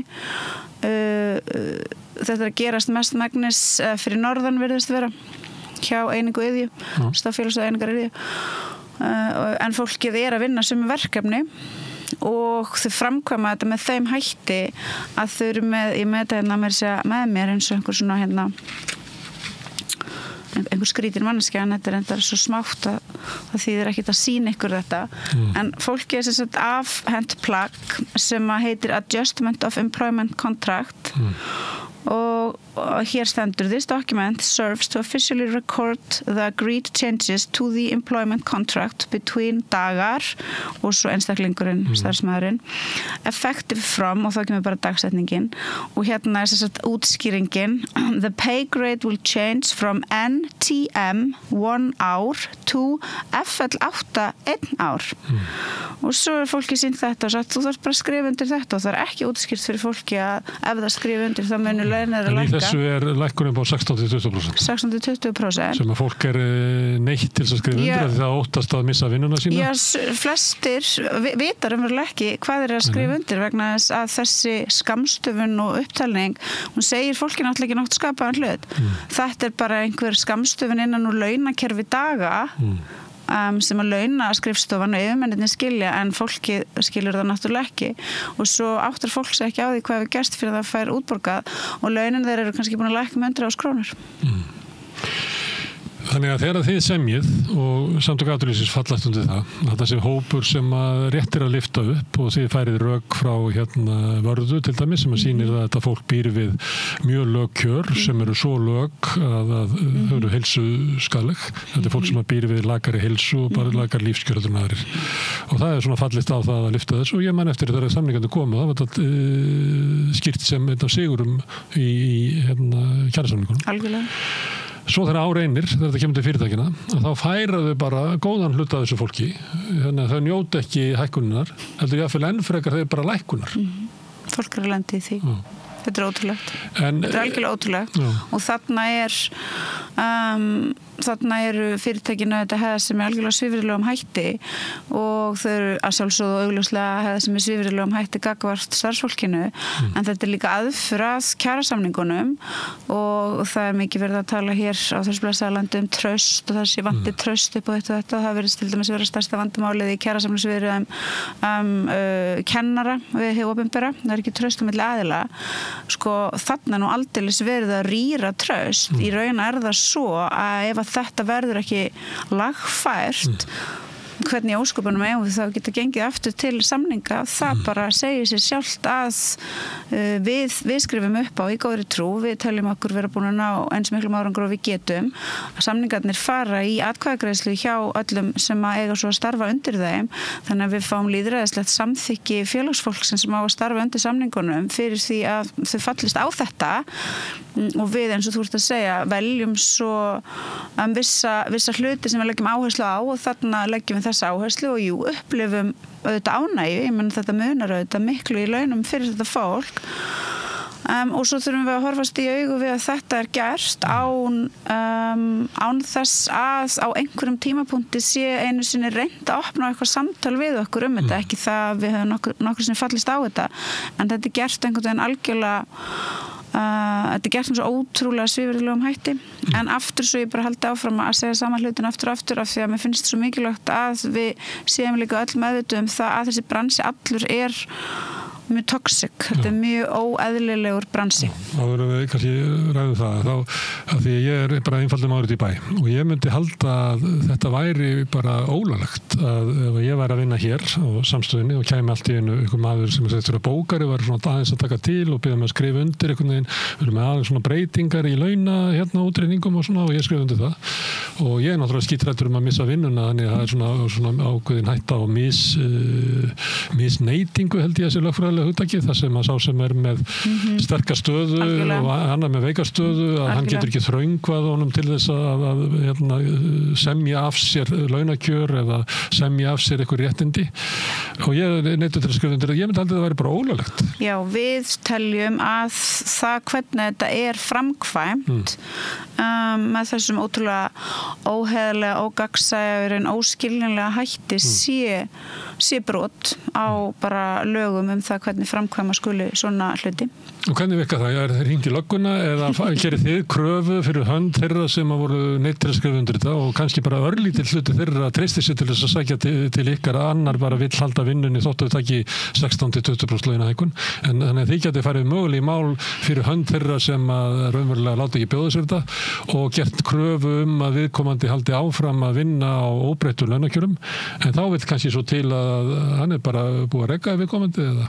Við getum auðvitað á einhverjum tímapunkti ákveð það að fara í mál en afstaða eflingar í svona hlutum að við viljum fara aðrar leiðir, við förum í mál ef við þurfum að fara í mál og auðvitað það oft þannig að það þarf að leita, en við viljum gera þetta með öðrum hætti og við auðvitað setjum fram bara kröfu það að þessi breyting, þessar breytingar verði einfaldlega dregnar tilbaka. Við erum búin að funda einu sinni með fulltrúum Samtaka atvinnulífsins og fulltrúar Eflingar, fulltrúar SKS og ASÍ eru núna að funda bara alveg reglulega á hverjum degi til þess að við séum öll bara meðvituð hvað að gerast þá hjá hverju félagi og hvað alþjóðsambandið að gera. Við skulum sjá hvað gerist.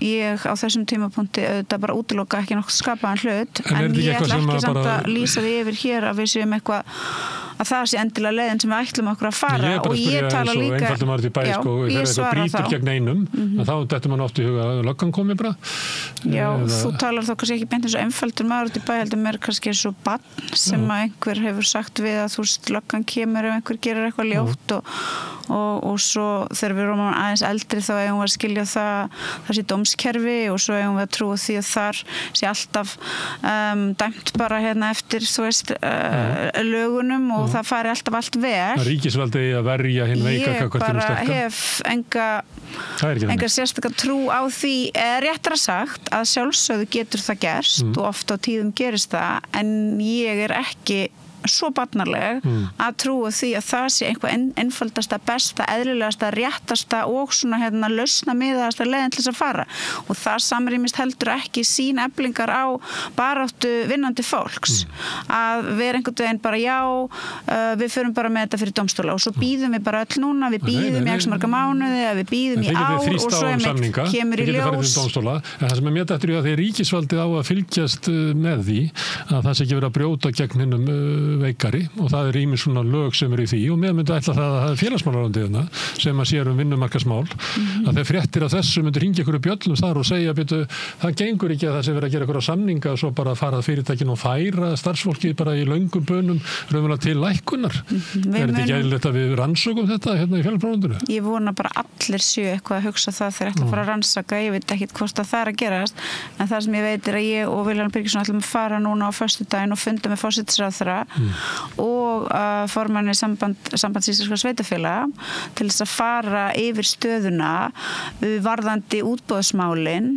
varðandi það að hið opinbera þetta á endanum stærsti kaupandi á þjónustu ræstingafyrirtækjana og það partur af vandanum að þessi störf voru eitt sinn unnin sem bara fólk tilheyrði bara vinnustaðnum og var launafólk hjá þá stofnun, hjá leikskóla, hjá spítala og svo mætti áfram telja en svo fer af stað þessi útvistunar herferð þá verður þetta til þetta æðiskegna gróða tækifæri fyrir kapitalistana og kerfið útbúið með þeim hætti og það meðal annars það sem við ætlum að ræða við þær að lægsta tilboð mögulega bara alltaf tekið og við í Eflingu og það starfsfólki sem borgar lægsta tilboð ég menn þannig eru bara einstaklingar þannig ég bara að selja aðgang að vinna aflinu þínu á útsölu verði og svo þarf ég auðvitað til þess að ég geti tekið til mín að gróðan þá þarf ég að halda verðinu niðri því annars gengur þetta viðskiptamódel mitt ekki upp og í stað þess að ráðuneytin og sveitarfélögin segja heyrðu við getum ekki kvittað upp á svona framkomu við borgarana, við getum ekki kvittað upp á svona framkomu við vinnuaflið við skattgreiðendur þá taka þau mjög einbeittan þátt í því að viðhalda þessu kerfi og eru að mínu viti einn helsti sökudólgur í því að svona komið fyrir okkur að við erum með stóran hóp mest kvenna, fátækra kvenna sem starfa við mjög erfið starfsskilyrði á mjög lélugum launum útkerðar á sál og líkama búið við skelfilegar fjárhags áhyggjur til þess að það sé hægt að vera í einhverjum niðurskurðarplönum og til þess að það sé hægt að halda einhverjum Excel-skjölum nógu flottum þetta þetta þarna valdið, þarna pólitíkin búin að bregðast algjörlega skildum sínum gagnvart bara samfélaginu með því að láta þetta líðast og ég vona að þessi umfjöllun núna og þær sögur sem við getum sagt sem eru allar studdar gögnum mögulega verið til þess að fólk átti sig á því að þetta gengur ekki, þetta bara skammablettur á samfélaginu okkar, þetta grefur bara undan samfélagssáttmálanum marg umrædda, þetta festir fólk í fátækt, þetta eyðileggur möguleika kvenna á að sjá fyrir sér og börnunum sínum og við getum ekki fallist á að það sé eitthvað sem við ætlum bara að sætta okkur við til framtíðar, ég trúi því ekki. Og þetta var gerst á tildulega skömmum tíma fyrir svona, ég veit að við þurfum ábyggilega ekki að fara aftur bara max 20 ár, að þá var megnið af þessari vinnu unnið af konum sem unnu beint hjá fyrirtækinu í svona ákvæðisvinnu, þannig að stykki eldgamalt hugtak það sem að því oft þetta unnið utan vinnutíma og þá bara samið að þú þrýfur þetta og þetta 2 stykki og þú svona borgað og framdi göttunum og ég ekki að halda fram að þetta hafi allt verið rífandi gott fyrir 20 árum en ég man það bara af svona fólki af minni kynslu og það voru dæmi það að konur unnu fyrir sig með námi og fleira með því að taka og þetta var allt öðruvísi. Já, en þú veist, þetta ekki beint svona uppgrip en þetta var ekki svívirðilega lágt launað. En síðan gerist það bara mjög hratt að það kom einhverju kallar hana inn og búa til svona einhver fyrirtæki og bjóða svo meðal annars stofnunum hins opinbera að lækka ræstingakostnaðinn og stofnanir hins opinbera eru allar undir kröfu að finna einhvern sparnað og fleira og það freistast til þess að gera svona samning og reikna það einhvern veginn út að þarna sé eilítill sparnaður. Já, svo þau spara líka svo mikið í launakostnaði. Já, og svo hægt og bítandi þá kannski ekki sparnaður því að kallanir vilja auka sitt kött og hægt og bítandi verður þetta kannski bara svipa verð og áður var. Það ofta í það minnst það á endanum engin sparnaður vegna þess að byrðin sem að lögð á samfélagið, hún augljóslega verður svo mikil. Þetta ekki þjóðslega hagkvæmt. Nei, en það sem þeir eru að gera, þetta snýst það að minnka kostnaðin við ræstingarnar en svo sést það með svo skýrum hætti þegar svona útvistunarprógram fara af stað, þá verið að færa störfin af opinbera markaðinum yfir á almenna markaðin og með því hægt að lækka launakostnað svo mikið inn á þessum stofnunum vegna þess að þú ert kannski með fólk sem að starfa í ræstingar sem eru auðvitað frekar lágum launum en þau njóta allra réttindanna sem opinberi starfsmenn njóta, þau eru með ríkulegt veikindaorlof, þau eru með veikindafrí afsakið, þau eru með fleiri orlofsdaga, þau eru með mjög ríkulega uppsagnavernd, það er eiginlega engin uppsagnavernd á almenna markaðinum og þetta rekaði bara fyrir ekki neitt, skilurðu. Þannig að það er miklu svona tryggara, betra og öruggara ráðningarsamning sérstaklega fyrir láglaunafólk. Þannig að það er svo stór partur í þessu útvistunarprógrami og þetta í gangi allstaðar í kringum okkur og ekki bara í ræstingunum. Ég er í samskiptum við frábæran trúnaðarmann Eflingar konu sem búin að vera að vinna hjá einum leikskólum Reykjavíkurborgar í meir en 20 ár. Fyrst var hún lengi á deild og svo var hún í eldhúsinu á samstarfsfélaga sínum og svo eldhúsið lagt niður og því útvistað og henni sagt upp með basically SMS-i daginn fyrir gamlástag. Konan sem með 20 pluss ára starfsreynslu á borginni, eðal manneskja og til viðbótar trúnaðarmaður. En þetta að gerast allstaðar í kringum okkur. Svo maður skilji svona mélina bak við þetta til einföldunar.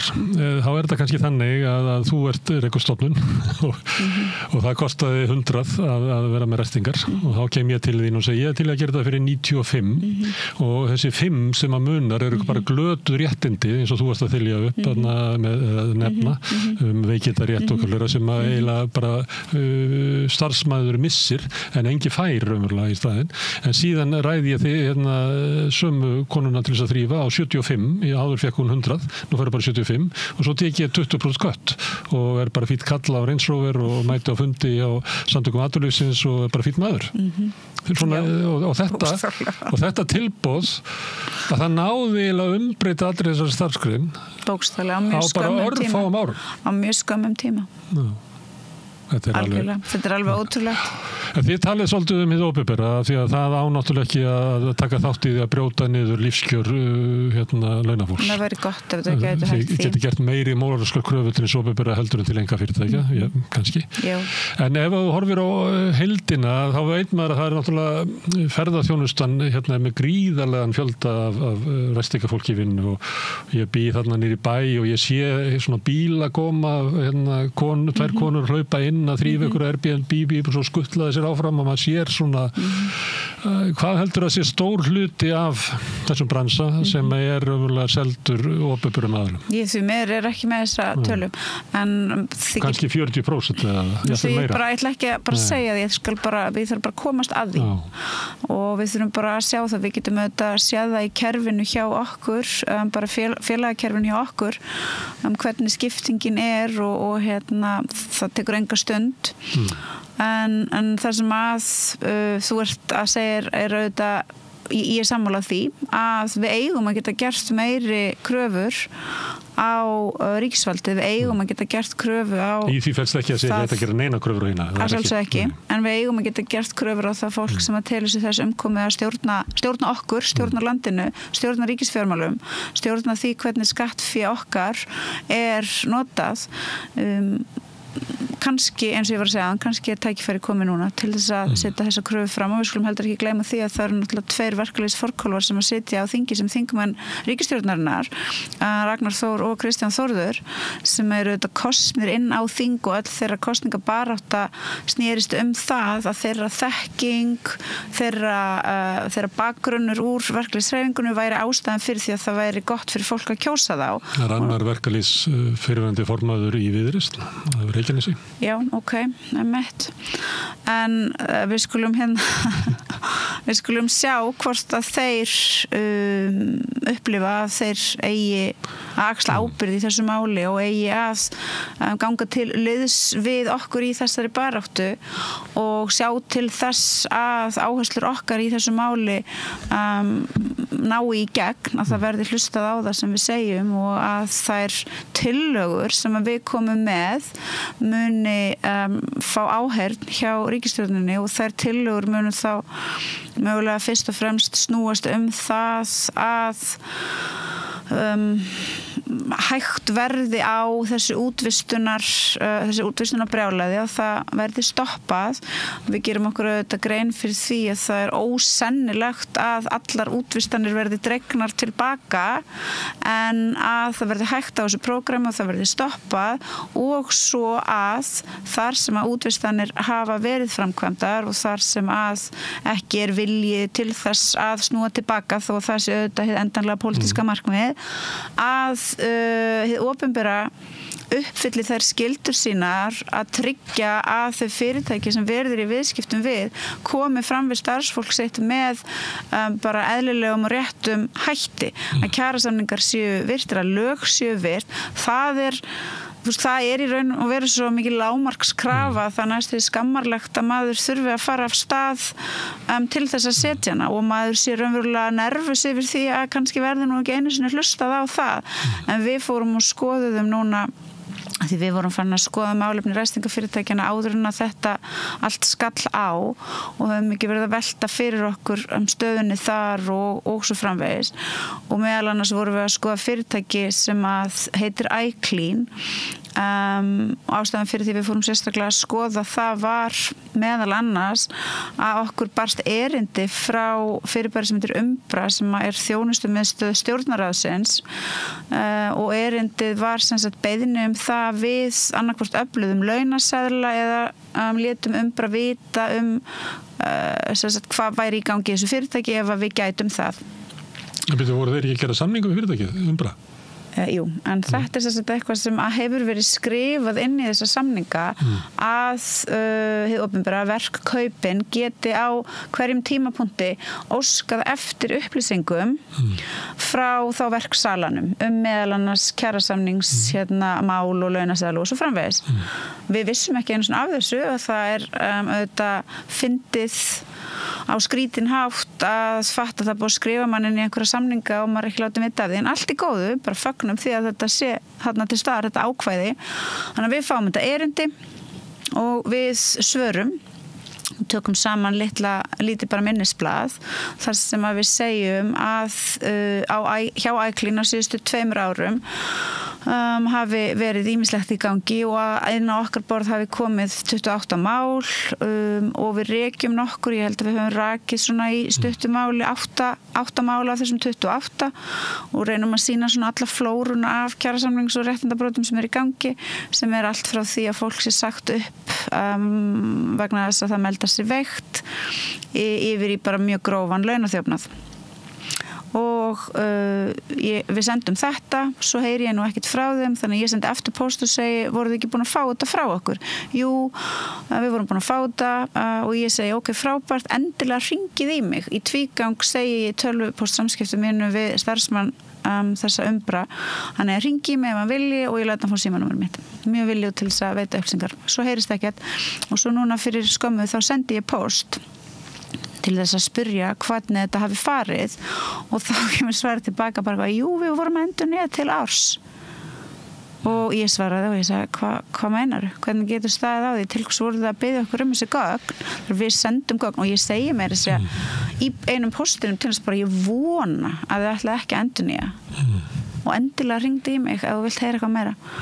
Jú, búin að endurnýja til árs sem þýðir að þetta fyrirtæki að fara að fá að við skoðum hvað þið opinbera búið að senda til þessa fyrirtæki á síðustu 2 árum sem það byrja 900 milljónir af því að þau eru að þrífa öll ráðuneytin, þau eru að þrífa hjá ríkislögreglustjóra, hjá lögreglustjóranum, Landspítalan, Landsbókasafnið, bara út allt.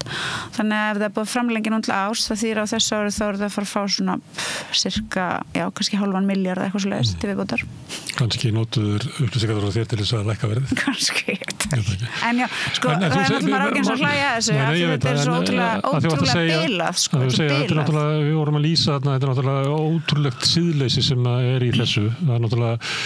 Það er eyðilegging á samfélaginu að konan sem að þrífur skrifstofu borgarstjórans sé ekki hluti af starfsmannaheildinni og ekki á afsatinu og eitthvað fleira. Þetta er svona, ég veit að margir myndu taka undir það að þetta er óeðlileg samskipti. Þeir sem eru að vinna lægstlaunuðu störfin til ekki lengur hópnum og séu bara leigð af einhverjum svona köllum á einhverjum jeppum. Þetta sé niðurbrot og þú segir, við verum bara að stöðva þetta en er eitthvað eftir? Ég meina, er það ekki tildulega fátítt að restingakonan oftast sé hluti af starfsmannahópnum í opinberum stofnunum? Eflaust, jú. Það er eiginlega, ég menna það er líklega Æklín sagður er að þrífa skrifstofu Kristrúnar Frostadóttur og ég skrifaði einhvern veginn þetta með hvernig klopning starfsmannahópsins ráðhúsið og það andmælti því enginn að það voru fólk sem að koma og þreif ráðhúsið og meins að gefa fólkinu að borða sko, sem er ekki hluti af starfsmannahópnum það er fólk sem er leikt af einhverjum svona köllum út í bæ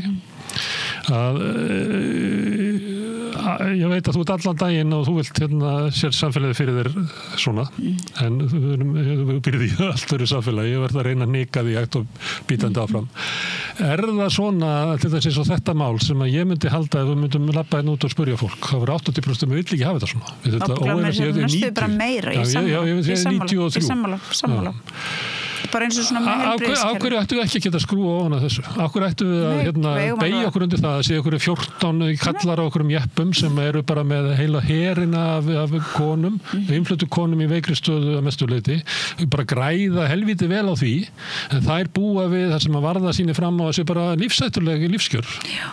Á hverju ættu við að setja okkur við þetta? Við ætlum ekki að setja okkur við þetta, en ég bara reyni að vera ekki að halda því fram að ég muni, ég trúi því ekki ef það gerist, þá skal ég vera svo ánægð að ég bara veit ekki hvað en ég á erfitt með að trúa því að ég fari á fund forsætisráðherra á föstudaginn, jafnvel þó að ég og Villi Birgir saman getum verið ansi ítinn og mögulega stundum dálítið sannfærandi, þá ímynda ég mér að það verði samt ekki niðurstaðan og það segir bara eitthvað, já, vorum einmitt að hugsa um þetta er náttúrulega bara algjört hneyksli og við munum að sjálfsögðu innvista bara öll aftur og bara, gefum okkur ár í það kannski ef Guð lofar en þess vegna er ég að segja það þarf að byrja að skrúfa ofan þessu já og það þarf að stoppa þetta verkefni og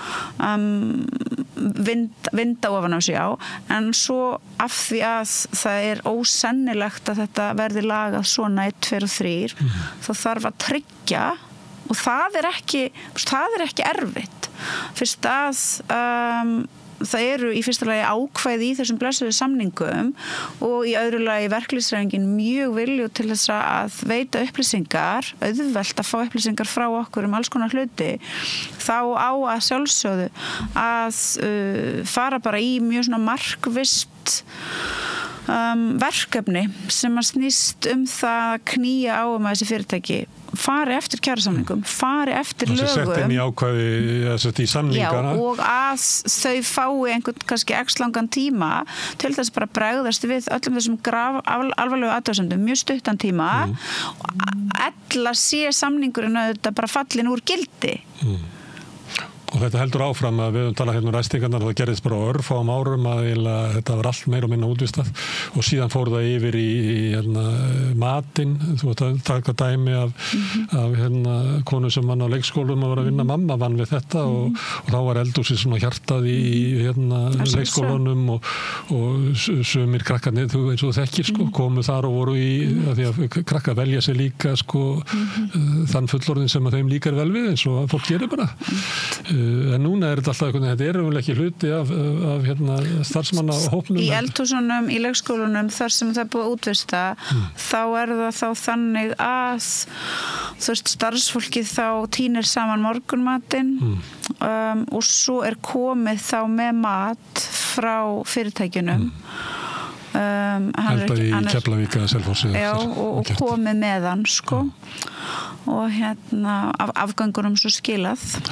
Og svo kemur bara nýrmatur á morgun þannig að það er ekkert það er ekkert svona input í það og við á mínum leikskólum sem ég vann á þá til dæmis vorum við lefðum börnunum að greiða atkvæði hvað þau vildu fá og þetta átti að vera eitthvað svona lýðræði sjálfur og kannski var það alveg, þetta var alveg skemmtilegt svo þá máttu þau kannski velja fiskibollur eða hakk og spagetti og svo greiddu þau atkvæði með kuppum og það var bara fyndið líka að sjá svona dýnamíkin og sem eru rosa bara fastir fyrir og letu ekki neitt hópþrýsting hafa áhrif á sig.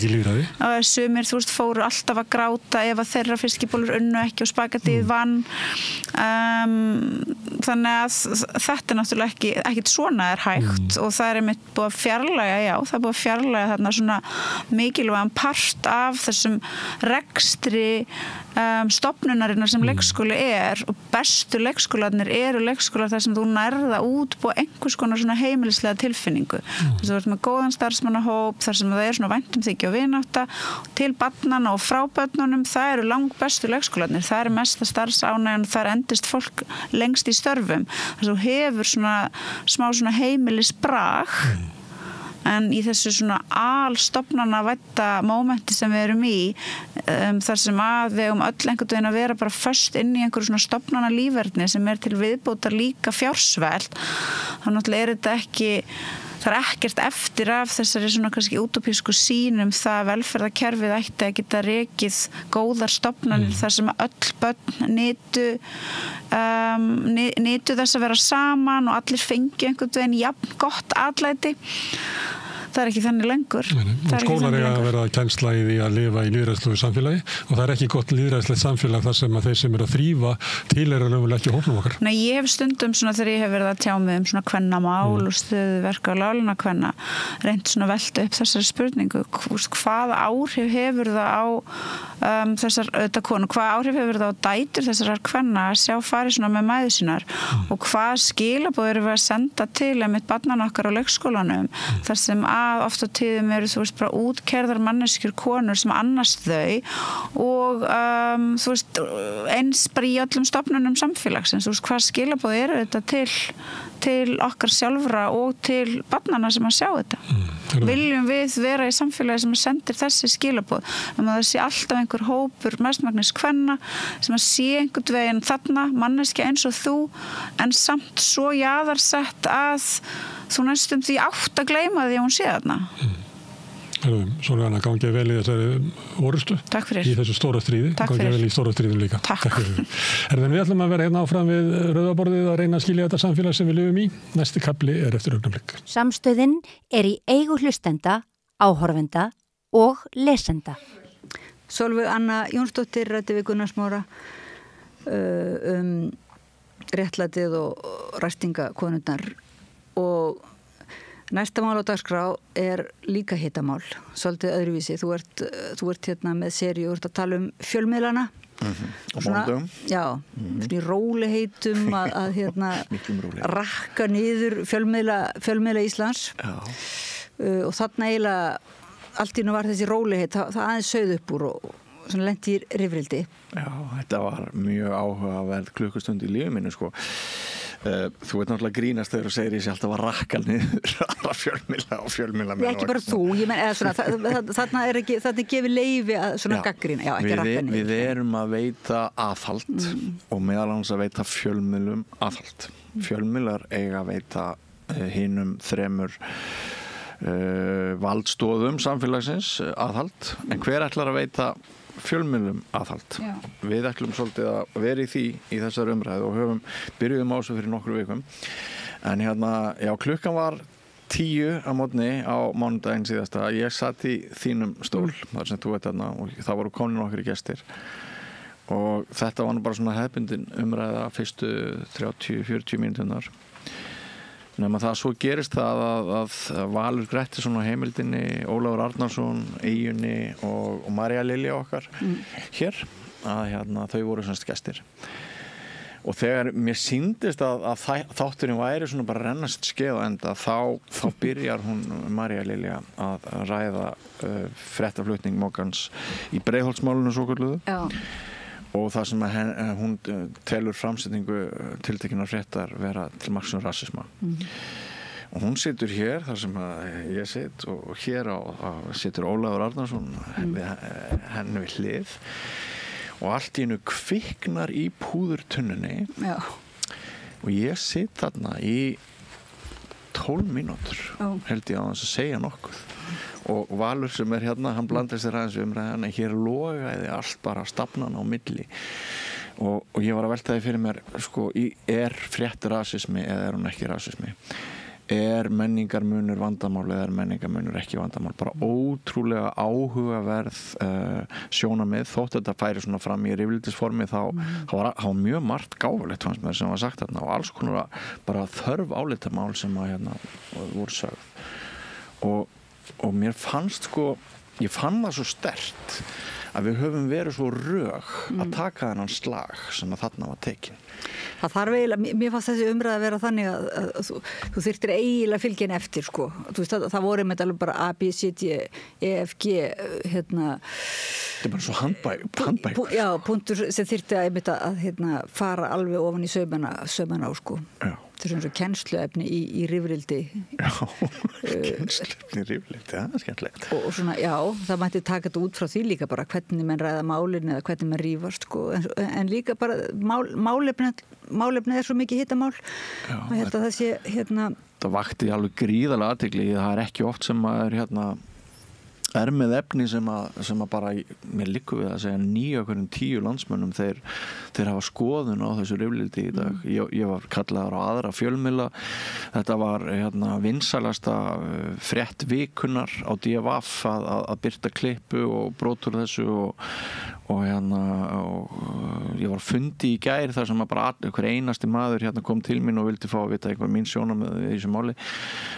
Niðurstaðan tölum þetta, við erum ekki hrætt, það kom svo skoðun á einhverju tímabili hefði Ísland eftir vil orðið frjálslynt og í þættinum, ég held að það væri Valur sem og af því á einhverjum tímapunkti urðu frjálslynd að hans mati þá var fólk sem vildi lýsa áhyggjum, það upplýsti, það liður sér sem jaðarsett. Ég veit ekkert hvort við urðum frjálslynd eða við erum ekki nógu frjálslynd, en ég veit bara að við þurfum að ræða þetta og þess vegna fannst mér þetta áhugaverð dagskrárgerð. Og svo kemur hérna í framhaldinu í úrvalinu umræður skólamál og þar eiginlega kemur þetta líka aftur upp, sko. Já, þú veist, þetta með frjálslyndið og rasismann. En við skulum þá hlusta á þessa umræðu og þetta rifrildi, bara umræðu lengi vel, þetta er nú lengi vel mjög bara málefnilegt spjall. Björn Þorláksson fekk til sín Marju Lilju Ingveldar Þrastardóttur Kemp, Ólaf Arnarsson og Val Grettisson. Gjörðu svo vel.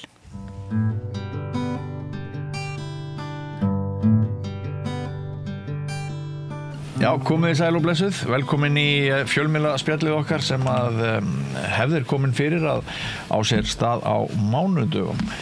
Ég fengið 3 góða gesti til mín í þetta skiptið. Við ætlum að ræða kannski fréttir líðandi stundar og álitaefni í fjölmiðlun, stöðu fjölmiðlunar, blæðingu eða atgerfisflótta blaðamanna yfir í aðrar stéttir mun bera á góma og heilt yfir þá staða fjölmiðla ekki nógu góð hér á landi og það kannski ekki verið að ræða þessum skildi. Það svona eitt tilgangurinn með þessum þætti. En velkomin Valur Grettisson, þú starfar á Heimildinni og ert svona búin að vera nokkuð lengi í þessum bransa, ekki áður fengið þig hér í fjölmiðlaumræðina, gaman að sjá þig þennan ágæta mánudag. Nú María Lilja, þú ert starfsmaður Samstöðurinnar. Mikið rétt.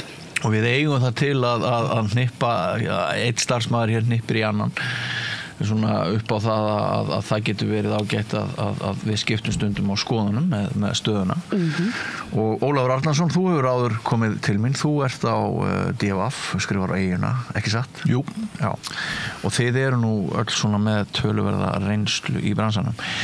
Ég nefndi þetta með atgerfisflóttann, síðasta vika var svolítið þannig að maður nánast las daglega að gott fólk að yfirgefa þennan bransa. Eitthvað við því að gera, verðum við bara alltaf einhvern veginn að sætt okkur við það að peningar og það ekki einu sinni atvinnuöryggi sem að kaupa fólk. Þú veist, ríkisstjórnin springa, kjörtímabil bara 4 ár, en samt fólk að fara úr blaðamennsku til þess að fara inn í einhverja aðstoðarmennsku hjá ráðherrum eða upplýsinga fulltrúa jobb eða eitthvað svoleiðis. Þetta bara svona náttúrulegumál að blaðamennskan verði einhvern veginn, hún sitja alltaf á hakanum, við byrjum á þér, Valur. Náttúrulegumál að fréttamennskan sitja á hakanum? Já, það augljóst að blaðamennska og fréttamennska yfir höfuð náttúrulega mjög svona mikið álag í blaðamennsku og þetta mjög erfitt starf. Þetta ekki svona kannski fyrir alla. Þú ert mikið í átökum sem kannski eitthvað sem margir eiga mjög erfitt með. Blaðamenn þrífast mjög vel í þannig upplausn, getum orðað þannig. Þannig að þetta augljóslega líka ekki kannski gott fyrir fjölskylduna, þú ert að vinna lengi oft, þetta oft líka vaktir og annað eins. Og þetta þegar þú kemur heim þá haldur áfram að hugsa það sem þú ert búin að vera að gera yfir daginn eða morgundaginn og svo framvegis. Þannig að hættir heldur aldrei almennilega í starfi. Nei, lífstíl frekar en starf kannski? Já, ég hef nú reynt að hafa ekki þannig. Ég hef reynt að vera bara meiri fjölskyldumæður heldur en blaðamaður og það bara getur verið mjög erfitt jafnvægi í alla staði. Þetta svona hugsunarstarf svolítið. Já, ég náttúrulega nýhilisti líka Mér almennt, ég trúi sjálfur sér ekki á margt. En ég trúi bara á fjölskylduna og og prinsipið sem maður hefur En aftur á móti þá hjálpar það líka mikið til að ríkið að borga 1,7 miljón fyrir í laun fyrir aðstoðarmann á meðan blaðamaður að fá kannski hvað það á milli 600 og 800.000 eða eitthvað meðallaun. Ég veit ekki hvað það allt saman, ég held að það sé nær 800.000 í dag. Og það þýðir það að ríkið augljóslega leiða ákveðið svona ákveðna launaþróun hefur verið að gera lengi og mun stærra vandamál heldur en endilega bara fjölmiðlar. Þannig að mér boðin helmikið hærri laun, helmikið minni vinna og ég get slökkt á mér í lok dagsins, þá held ég að sé ekki vafi að fólk vilji frekar í fjölskyldunni heldur en að vera að ólmast í blaðamennskunni. María Lilja. Já, ég veit það ekki ég held ég myndi drepast úr leiðendum sem að stafmaður þannig að þetta svolítið svona þess að ég segi, ég held að maður sé meira í þessu af einhverju hugsjón heldur en annað svo þetta mjög lifandi starf og gefandi og hittir mikið af fólki alls konar skoðanir og þetta einhvern veginn gott upp á það að gera en eins og Valur segir þá þetta maður fer aldrei almennilega úr vinnunni maður alltaf svona hálfur heima hjá sér einhvern veginn og maður tekur eftir því og fjölskyldan manns tekur eftir því að maður svona með hugan oft við annað sérstaklega þegar stór fréttamál í gangi eða mikið álag en Svo þetta bara, þetta snýst þetta að stórleiti til laun og einmitt, þetta eins og Valur segir, álag, laun og ég skil alveg að fólk rói svona á nýmið, en það sem er reyndar svona athyglisvert við það að það snúa flesti blaðmenn aftur í blaðmennsku eftir að hafa verið í upplýsingatjobbinu í eitthvað tíma. Ef þeir geta það. Já.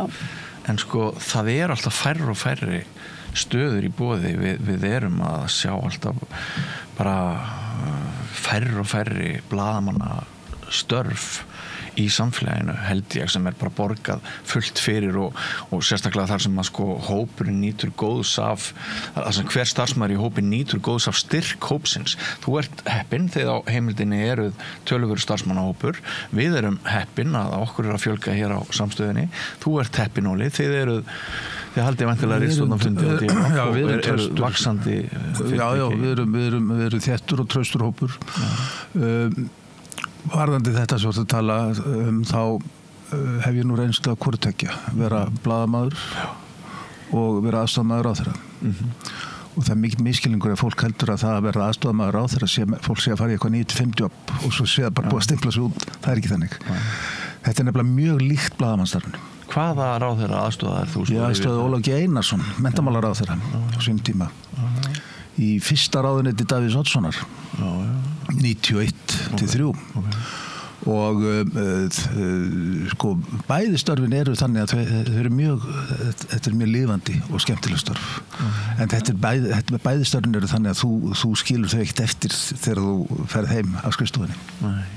Það er alltaf tveir aðstofamenn núna, það er ekki bara einn. Nei, þú varst einn það ekki? Ég var einn, jú. Enda hefur náttúrulega, það hefur allt bólnað. Já, það er alltaf bólnað út á vegum ríkisins. Ég er að segja það. Menn fjölmiðlun í einkarekin fjölmiðlun. Já, hún er að skreppa saman. Og það er í raun og veru er ekki margir einkarekni fjölmiðlar. Það er til dæmis má setja mjög stórt spurningamerki við það hvort að Morgunblaðið sé einkarekið í þeim skilningi eða hvort það sé fjölmiðill. Já, af því þú minnist á Moggann þá, ég hafði samband við þá á Morgunblaðinu, ég bauð þeim að koma í þessa umræðu núna, vegna þess að Mogginn hefur verið töluvert til umræðu í síðustu þáttum, ekki bara hér heldur, bara út allt samfélag. Skiljanlega. Við kannski tókum eftir kveðju Heimis Más, nýs upplýsingafulltrúa flokksfólksins, hvert hans fyrsta verk var. Hann sendi þeim nú heldur betur kveðjuna, en sem sagt Moggamenn vildu ekki senda fulltrúa í þennan þátt. Og það er annað sem að við getum kannski rætt núna, að mér finnst það óþægilegt að ég upplifa að íslensk fjölmiðlun sé að polariserast, liðaskiptast og það sé erfiðar og erfiðar fyrir almenning að vita hvað er áróður og hvað er frétt og úr hvað átt kemur þetta og svona. Þetta er ekki bara að gerast hér, þetta er að gerast allstaðar og við sjáum það að svona stórir og sterkir fjölmiðlar bæði hér ef við skilgreinum Morgunblaðið sem fjölmiðil þetta er í raun og veru að verða málgögn eða áróðustæki fyrir mjög öfluga hagsmuni. Morgunblaðið náttúrulega fyrir sína eigendur, fyrir útgerðina. Morgunblaðið er íslenskt, svo erum við með náttúrulega fjölmiðlana í Bandaríkjunum sem virðast margir hverjir vera komnir undir hælinn á bara auðmönnum sem skipta sér af ritstjórn blaðana. En ef við reynum nú að vera svolítið erfiðu núna og bara spyrja okkur sem hér erum, er þetta nokkuð skárra hjá okkur? Eru þið á DFF ekki bara undir einhver eigendavaldi? Er ekki eitthvað dulið erindi þar? Eru þið á heimildinni ekki með eitthvað svona lefty rebel erindi? Eru fjárfestarnir komið að ekki þörf hópi og eru við ekki á samstöðinni bara kolbjöguð einhverju klikkaðir sósíalistar sem ekkert að marka? Allavega ég. Allavega þú. Þannig að ef við lítum okkur líka næróli, hvað er hérna? Jú, það er alveg klárt mál að fjölmiðl stendur fyrir eitthvað. Já. Það er einhver bías hjá fjölmiðli. Það er ekki til sá fjölmiðl er ekki til sem er bara skoðað áðanalaus, hlutlaus og segir ekkert nema fréttir. Fréttir eiga auðvitað að vera fréttir og það er það sem hefur breyst. Sko, ritstjórnargreinar eru það sem þær eru. Þar kemur fram skoðun ritstjórnar, skoðun eigenda eftir atvikum. En fréttir eiga að vera fréttir, en fréttir geta verið sko, það þarf ekki að segja ósatt í fréttum, það er hvaða fréttir þú velur, á hverju hamastu og það ég held að sé það sem að Heimir Már var að hnýta Morgunblaðið út af. Morgunblaðið er í einhverju herför gegn náttúrulega þessari ríkisstjórn, en það sjálfstæðisflokkurinn málsvari útgerðarinnar orðin valdalaus, þannig að Morgunblaðið ætlar að koma þessari ríkisstjórn frá. Hvernig gera það? Jú, það er búið að skilgreina flokk fólksins sem veikar hlekkin í þessari ríkisstjórn. Þess vegna er hamast á flokki fólksins. Það er hamast út í eitt. Og þá er fjölmiðl komin langt út fyrir sitt svið, fréttafjölmiðl. Já, sko, þá er þetta ég veit ekki, sko, þetta er ekki trúverðugt. Sko, nei, málið er samt þetta, sko, út frá sjónumæði fréttamanns, sko, hérna, þú veist, þá er alveg frétt í því sem var sagt frá flokki fólksins. Þú veist, það eru líka bara það. Það er ekki fréttir sem byrta 5 sinnum á dag í 20 daga. En þetta er það, þó að fyrirgefið takk orðið af því. En þetta var fullkomlega eðlileg frétt, þetta var fullkomlega eðlileg umræða. Það athyglisverðasta er kannski að sjá bara Morgunblaðið er umverulega umbreytast í bara fréttablað aftur. Núna loksins er það að fara að segja fréttir, en ekki bara að einmitt kannski vera svolítið svona að grafa undan, breiði yfir, getum orðað þannig.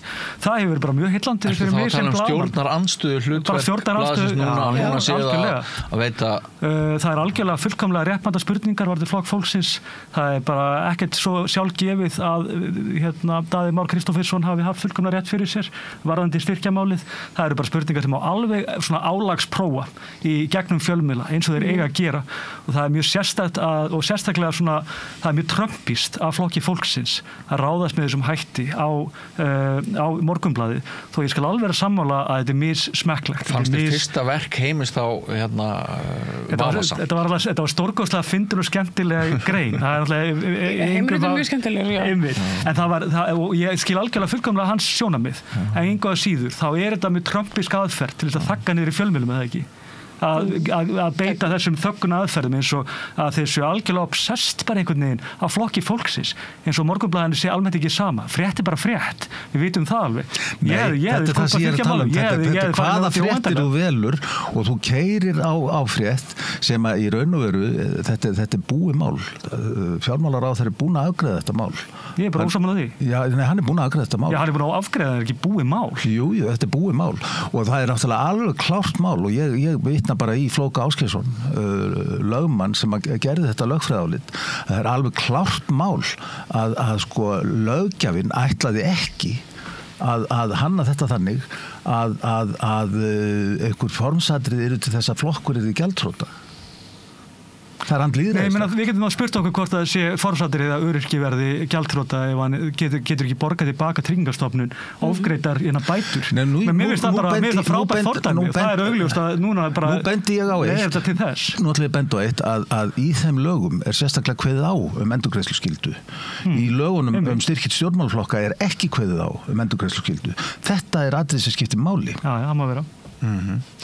Sko það hefur nú þótt dyggð í blaðamennsku í þessu landi sem og í öðrum löndum að fjölmiðlar tali röddu almennings og ef þeir hjóli eitthvað eða veiti einhverju aðhald þá sé það valdið þar sem það er þykkast og mest og mér heyrist að þú sért sko þú tellir það að moggin hafi áður fyrir sem sagt ekki sýnt þessu sterkasta valdi okkar aðhald vegna þess að þeir væru hluti að því en núna eru þeir ekki hluti að því þeirra menn eru ekki fyrir á fæti þar sem að aðrir sem voru tryggir mogganum voru yfirleitt og þess vegna sé Morgunblaðið að rífa af sér ákveðin ham. Það blasir við að Morgunblaðið er búið að vera óvenju svona mikið umræðin undanfarið og það er ekki ástæðulaus. Þeir búið að vera að flytja alvöru fréttir og alvöru pólitík. Það er bara eitthvað sem ég hef ekki séð lengi. Nei. Þannig að hér í þessu herbyggi eru mjög skiptar skoðanir á því hvort Morgunblaðið með allt niður sig eða ekki. Sko, mér finnst ekki verið með allt niður sig, það var það kannski áður, einmitt eins og vel segir, einmitt, og þú bendir á að þau kannski svona, á meðan þau voru hluti af valdaklíkunni, þá svona fór minna fyrir þessu beittu blaðamennsku. Það fór ekkert fyrir þessari beittu blaðamennsku. Málið að Morgunblaðið, fjölmiðill í eðli sínu alltaf í stjórnarandstöðu, hann alltaf að veita valdinu og valdhöfum aðhald. Þess vegna hljótum við bara að fagna því ef að Morgunblaðið Morgunblaðið í þeim skilningi að Morgunblaðið ekki fjölmiðill vegna þess að þegar sjálfstæðisflokkurinn í ríkisstjórn. Hvað áttu við með að segja ekki fjölmiðl? Ég að segja, hann ekki að sinna því hlutverki fjölmiðla að veita valdinu aðhald vegna þess að þegar sjálfstæðisflokkurinn í ríkisstjórn þá veitir Morgunblaðið ekki aðhald. Það fer ekki að veita aðhald. Það sé hagsmunasamtök. Það hagsmunasamtök, já. Þetta er raun og veru bara áráðustæki. Eins og samstöðin þá hagsmunasamtök, eða?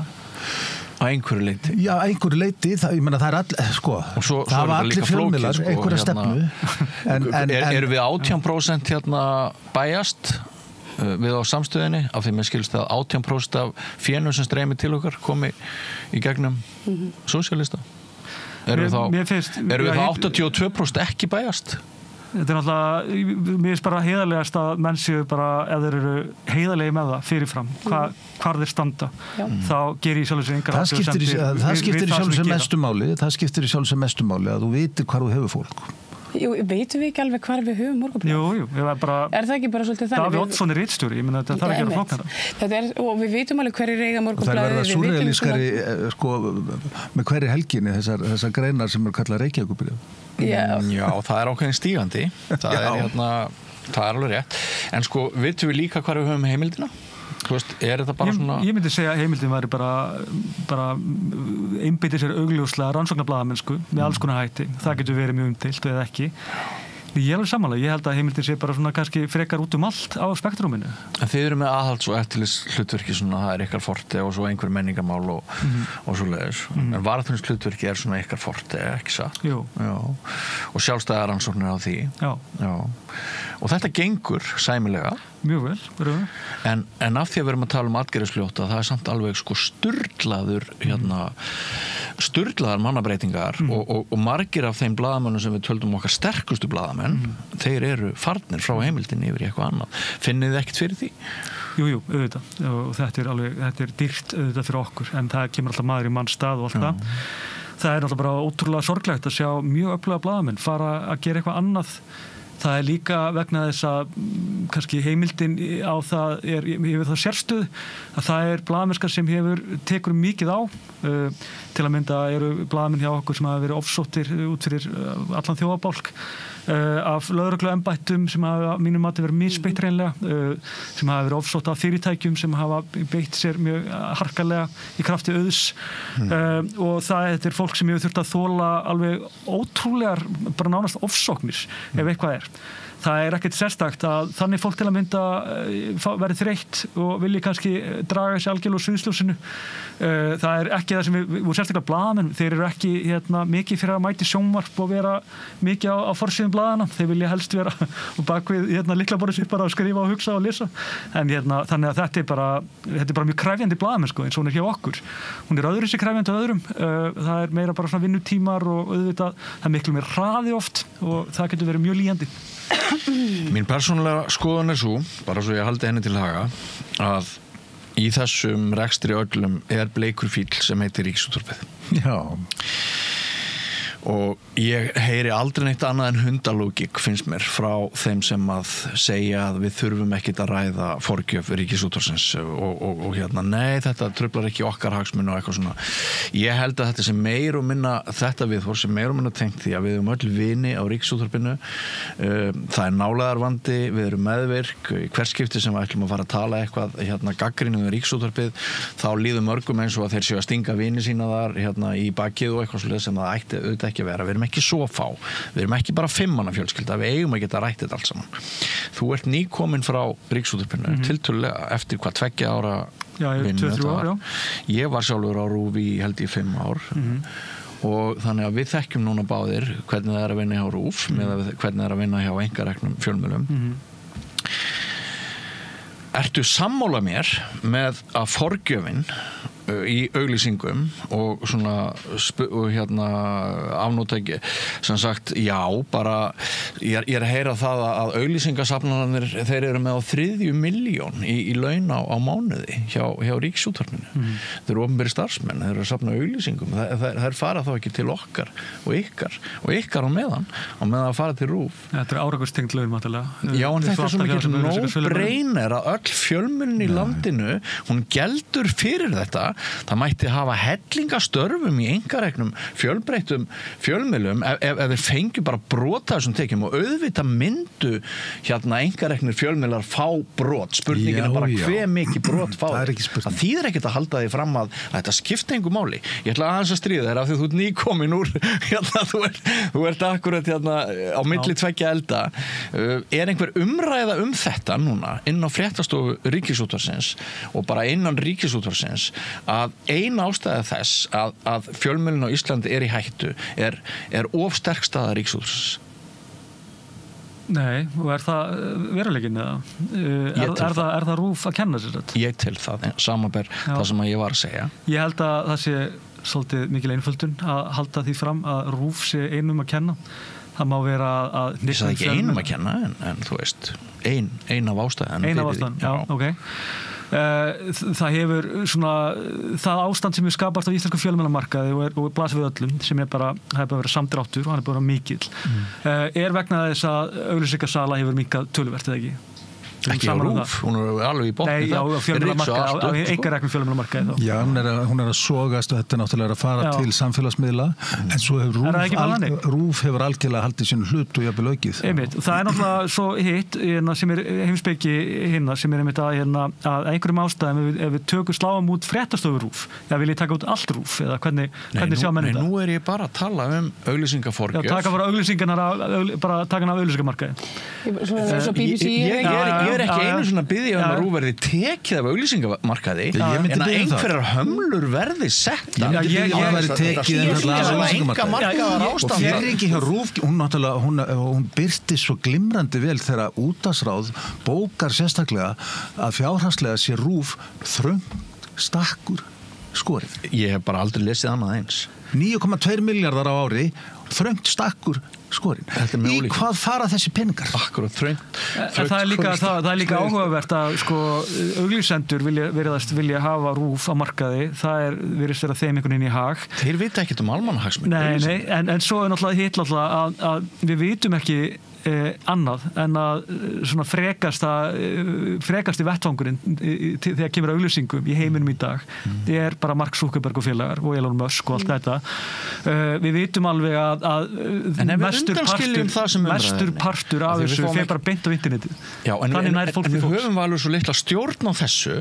Það er þannig að innlent auglýsingafé fer á milli 55 og 60% núna út fyrir landsteinana á erlendar efnisveitur. Þá eru samt ekki eins og borgað vaskur af þeim auglýsingum. En þá eru samt eftir kannski 45% þessara peninga og ef RÚV heldur allt á sínu og hinir fá alltaf minna og minna þá deyr þetta allt drottni sínum þótt áskrifendavaldi sé aðeins að bústast hjá ykkur á heimildinni við séum að lifa af hérna vegna áskrifenda og svona. Ég segi bara að þið eru að horfa vitlega svona óvitt. Ég skil ekki akkur allir að hamast í RÚV út af þessu. Þetta er bara gagnrýnin umræða. Hamast í samfélagsmiðlum. Þetta er engin óvinur en þetta er gagnrýnin umræða. En ég er að segja, af hverju er ekki verið að setja meiri kröfu á þingmenn að tálma einhvern veginn þessa auglýsingasögu sem þessi samfélagsmiðlar eru. Þú veist, að setja einhvers konar regluverk það getur nú verið erfitt að gera það. Þú getur sett það undir vask til dæmis, þannig að þessi greiddur virðisaukaskattur að þessu sem er ekki í dag og ég rekna nú með og endi þess að ný ríkisstjórn gerir þær breytingar en við verðum líka að horfa á það að þar sem að er rekið ríkisútvarp sem er náttúrulega víðast hvar í Evrópu þar er ríkismiðillin ekki á auglýsingamarkaði þannig að hann fær ríkisstyrk. Ég meina, ef það er sáttmáli það, þá skiptir það heldur einhver tilfengilega máli verið neitt, sko. Nema bara skakreiðendur auðvitað og svo ultra hægri menn, sko. Það náttúrulega, því skal haldið til haga að skoðun mín örugglega einhverju leyti bæjast í ljósi þess að við vinnum hér á miðli sem þetta raddir okkar heyrast í útvarpi og sjónvarpi og internetinu og svona, og við eigum auðvitað í samkeppni við RÚV einhverju leyti auglýsingar. Ef þið á heimildinni væru sjálf útvarps- eða sjónvarpsstöð, þá væri kannski ástæðin önnur en af því að þið eru bara með þetta ágæta blað og þennan ágæta mann sem nú ótrúlega skelving ógn gagnvart fjölmiðlun en mér finnst sko þið hafið tekið eftir því að hver nefndin, pólitíska nefndin á fætur annari, hún fjallar alltaf á ríkisútvarpið, alltaf komast að sömu niðurstöðu, það verður að gera eitthvað. Það er aldrei gert neitt og ég myndi telja mjög gott ef að ríki ætlar að reka útvarpsstöð þá á svo útvarpsstöð eða sá fjölmiðill að vera stofnun ekki OHF og vera fullt gegnsæi á rekstrinum. Það er ekkert gegnsæi á rekstri RÚV í dag. Við vitum ekkert í hvað þessir 9,2 miljardar fara. Nei. En miðað við gæðin og allar endursýningarnar sem koma frá RÚV þá gefur maður sér það að eitthvað talsvert af þessum peningum fari í einhverja órásíu. Já, ég og þú, við erum sennilega elstir hérna í hópnum eða ég giska. Já, ég veit ekki, það er náttúrulega alls konar hérna. Ég vil bara taka það fram að ég vann á RÚV. Hvað kostar peninga? Dagskrárgerð, það er bara þannig, hún bara kostar fullt af pening. Kostar mikla peninga að endursýna. Þú veist, 9,1 Við erum að tala samtalið dagskrárgerð, við erum ekki að tala bara fréttastofu RÚV. Ég held að séu mörg ár síðan að ég setti á sko Rás 1 á RÚV og fekk ekki tilkynningu eftir þáttinn. Þessi þáttur var áður á dagskrá 9. júní 1987. Já, en ég að tala þá í sjónvarpi, þú veist að dagskrárgerðin hjá RÚV hefur nú bara verið með sterkara móti í vetur til dæmis og undanfarið því, ég meina við erum hérna með Vigdísi og alls konar Vigdísi, þeir gátt ekki einu sinni sýnt alls konar evróska glæpaþætti það var eitthvað bókhaldstæmi hjá þeim sem var til þess að þeir gátt ekki sýnt það var ekki hægt að sýna á jólið, það var að bíða fram á nýtt ár. En Valur, við erum að ræða hérna líka þetta álag og svona hætturðu á Ríkisútvarpinu vegna þess að þér fannst vaktirnar vera leiðilegar og langar og leiðilegt að vinna nóttin og helgar og jól og páskar. Já, ég meina, það er ekkert launungarmála að það er bara mikið álag á fréttamönnum RÚV. Þetta er gríðarleg vinna, hún er mjög, þetta er á vöktum og annað eins og það bara hendaði mér ekki. Er það skýta laun sem við erum að tala um? Nei, það er, og hækka þau aðeins? Já, ég held það sem bara samningsatriði svo sem en þau eru ekkert eitthvað hræðileg. Ég held reyndar að fréttamenn séu almennt á ágætislaunum eða í það minnst í einhverju millitekjum. Samkeppnishæfið önnur störf, sýnist þér að það sé þannig? Ég sko að einhverju leyti en ég meina ekki við aðstofum að ráðherra. Það er einmitt. Ég var að ræða aðeins hérna eina frétt sem að þið voru með í, ég greip hérna vitlaust tölublað, ég ætlaði að taka nýjasta tölublaðið ykkur á heimildinni. Það var svolítið hérna sláandi úttekt hjá ykkur og svo kom bara leiðari sem var heil opna það að það væri mjög vafasum hugmynd að ráða Brynjar Níelsson sem héraðsdómara. Já. Og rök blaðsins fyrir því ef þú tíundar það í örstuttum máli því þú hafir ekki skrifað hérna, ég skrifa ekki leiðan og svar ekki fyrir það. Nei, en það var Aðalsteinn Kjartansson sem að skrifaði fréttina. Eitt af því sem að þið voruð að segja frá og við vissum semst ekki af fyrir en eftir að var búið að skipa Brynjar í þessa stöðu setja til eins ás þakka þið fyrir að leiðrita það hjá mér. Eitt af því sem við vissum ekki var til dæmis að eins og staðhæft var þarna að fjöldi umsækjenda hefði dregið umsókn sína tilbaka eða vissu að Brynjar það sem mér þykir mjög áhugavert í þessu má ég taka af þér orðið það sem mér þykir mjög áhugavert í þessu er sko hlutur ráðherrans í þessu því að það er ekki bindandi að fara eftir og skipa dómara eftir áliti þessara hæfnisnefndar Við talum að hún Sigríður Þorbjörg Ingadóttir Obba að hún hefði átt að snúa vali hæfisnefndar. Hún hefði alveg getað gert það, já. Hefði hún getað það? Hún hefði getað gert það. Það er dálítið jarðsprengjusvæði fyrir ráðherra. Ég meina, hann var ekki skipaður nema af ráðherra og það er ráðherra sem skipar í þessu stöðu. Ég veit ekki betur en að það sé hlutverk ráðherra að hlusta á fólkið sitt og ganga erinda þeirra sem að sannarlega kusu þá. Þannig að, og mér heyrist ekki betur heldur en að einmitt stór hópur af bara viðreisnar konum sé mótfallnar því að Brynjar Níelsson hafi verið settur í þessa stöðu. Af hverju heldur hann hafi verið skipaður? Það er svo hæfur, ekki augljóst. Er það? Þitt eigið blað sýnir okkur fram á að hann er ekki hæfastur. Það er niðurstaða nefndarinnar að hann sé einhverjum ástæðum en ekki heimildur hennar, ekki blaðamennsku. Heimildin dregur einfallega fram hæfið og af hverju það finnur út að hann sé hæfastur. Hann gerir grín að því að sko við greinum bara frá því það birtist að 15 mínútna sérfræðistörf Brynjars í þegar hann var atvinnulaus hjá Bjarna Ben og aðstofamennskana hjá Jóni Gunnars hafi verið talin þegar hann var borgarfógeti hérna á Patreksfirði er það ekki að grína þessu í blæðinu? Sko, nú vil ég bara taka það fram að Brynjar Níelsson er ágættu vinur minn. Okkur greinir á margt, jafnvel flest í pólitík, en við erum ágættu vinir. Já, ég er líka mjög góð vinnur að við erum báðir britsarar. Já. Það var einmitt til að tala til tekna. Það var talað til tekna að vera fórseti britsarars. Ég segi við verðum að geta rætt hvert annað.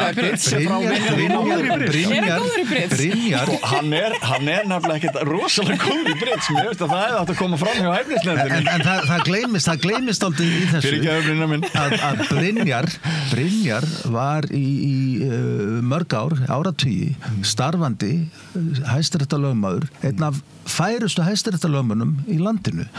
Að draga hæfni hans til þess að gegna dómarastöðu í efa, það er bara út í hött. Já, bara hann hafi verið hæfastur.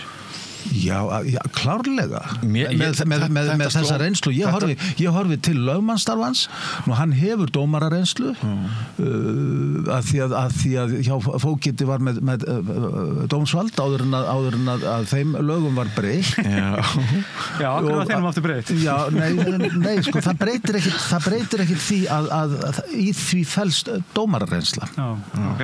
Og Brynjar er sko, hann hefur sína skoðanir en hann hefur sjálfur bent á það að dómara ber ekki að dæma eftir sínum skoðunum, honum ber að dæma eftir lögunum og ég treysti Brynjar alveg fullkomlega til þess. En þú sem að hefur María Lilja verið hérna í baráttu fyrir minni hlutahópa svona mjög aktíft með dettur í huga að þú setir spurningamerki við svona traust.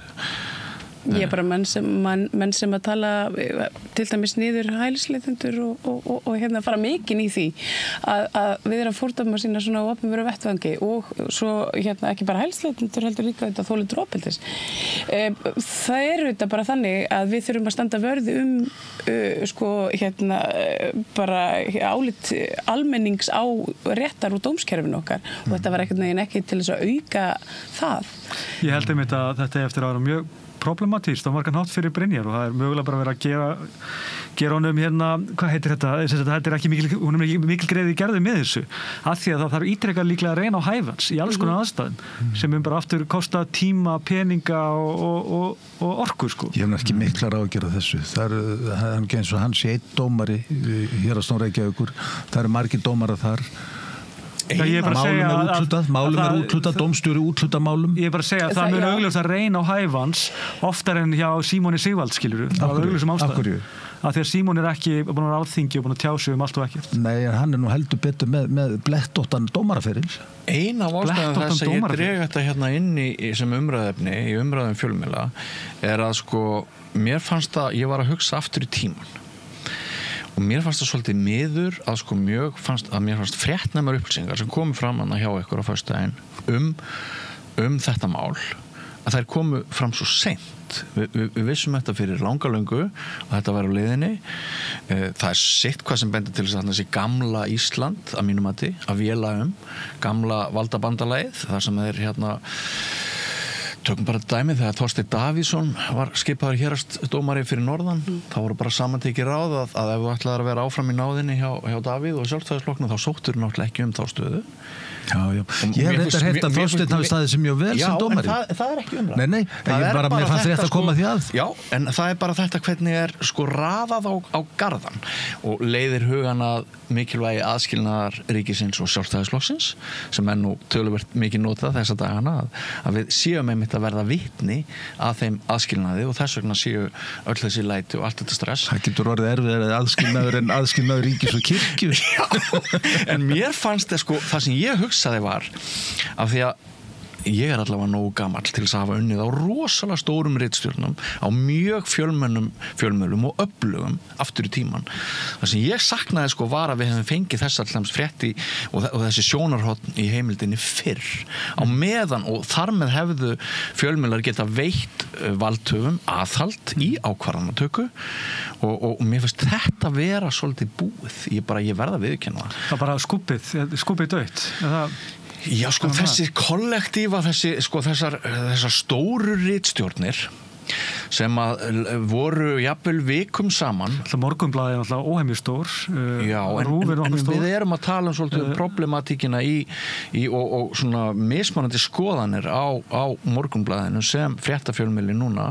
Ríkisútvarpið hefur sannlega mannaplan en hefur það þorið, hefur það sjálfstæðið, nennir það að taka þessa slægi. Er það ekki og frætt að fá 1000 símtöl og hvart Vandinn kemur náttúrulega ofanfrá bæði Morgunblaðinu og Ríkisútvarpinu.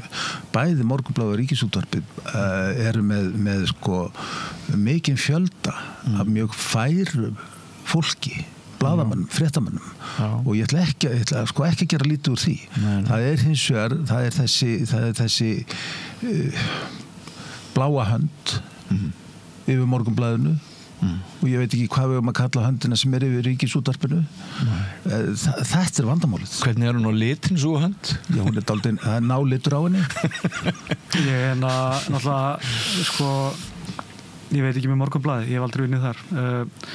Þau unnið næsta hús síðan á tímabili á blaðinu forðum daga, en þá get ég bara sagt að það er ekki engin náhönd sem liggur yfir einum eða neinum. Heiðar Örn er mjög kröftugur fréttastjóri, það hefur engin áhrif að hann stýrir sínu eftir sínu viti og er mjög hugrakkur í mörgu sem hann gerir og svo framvegis.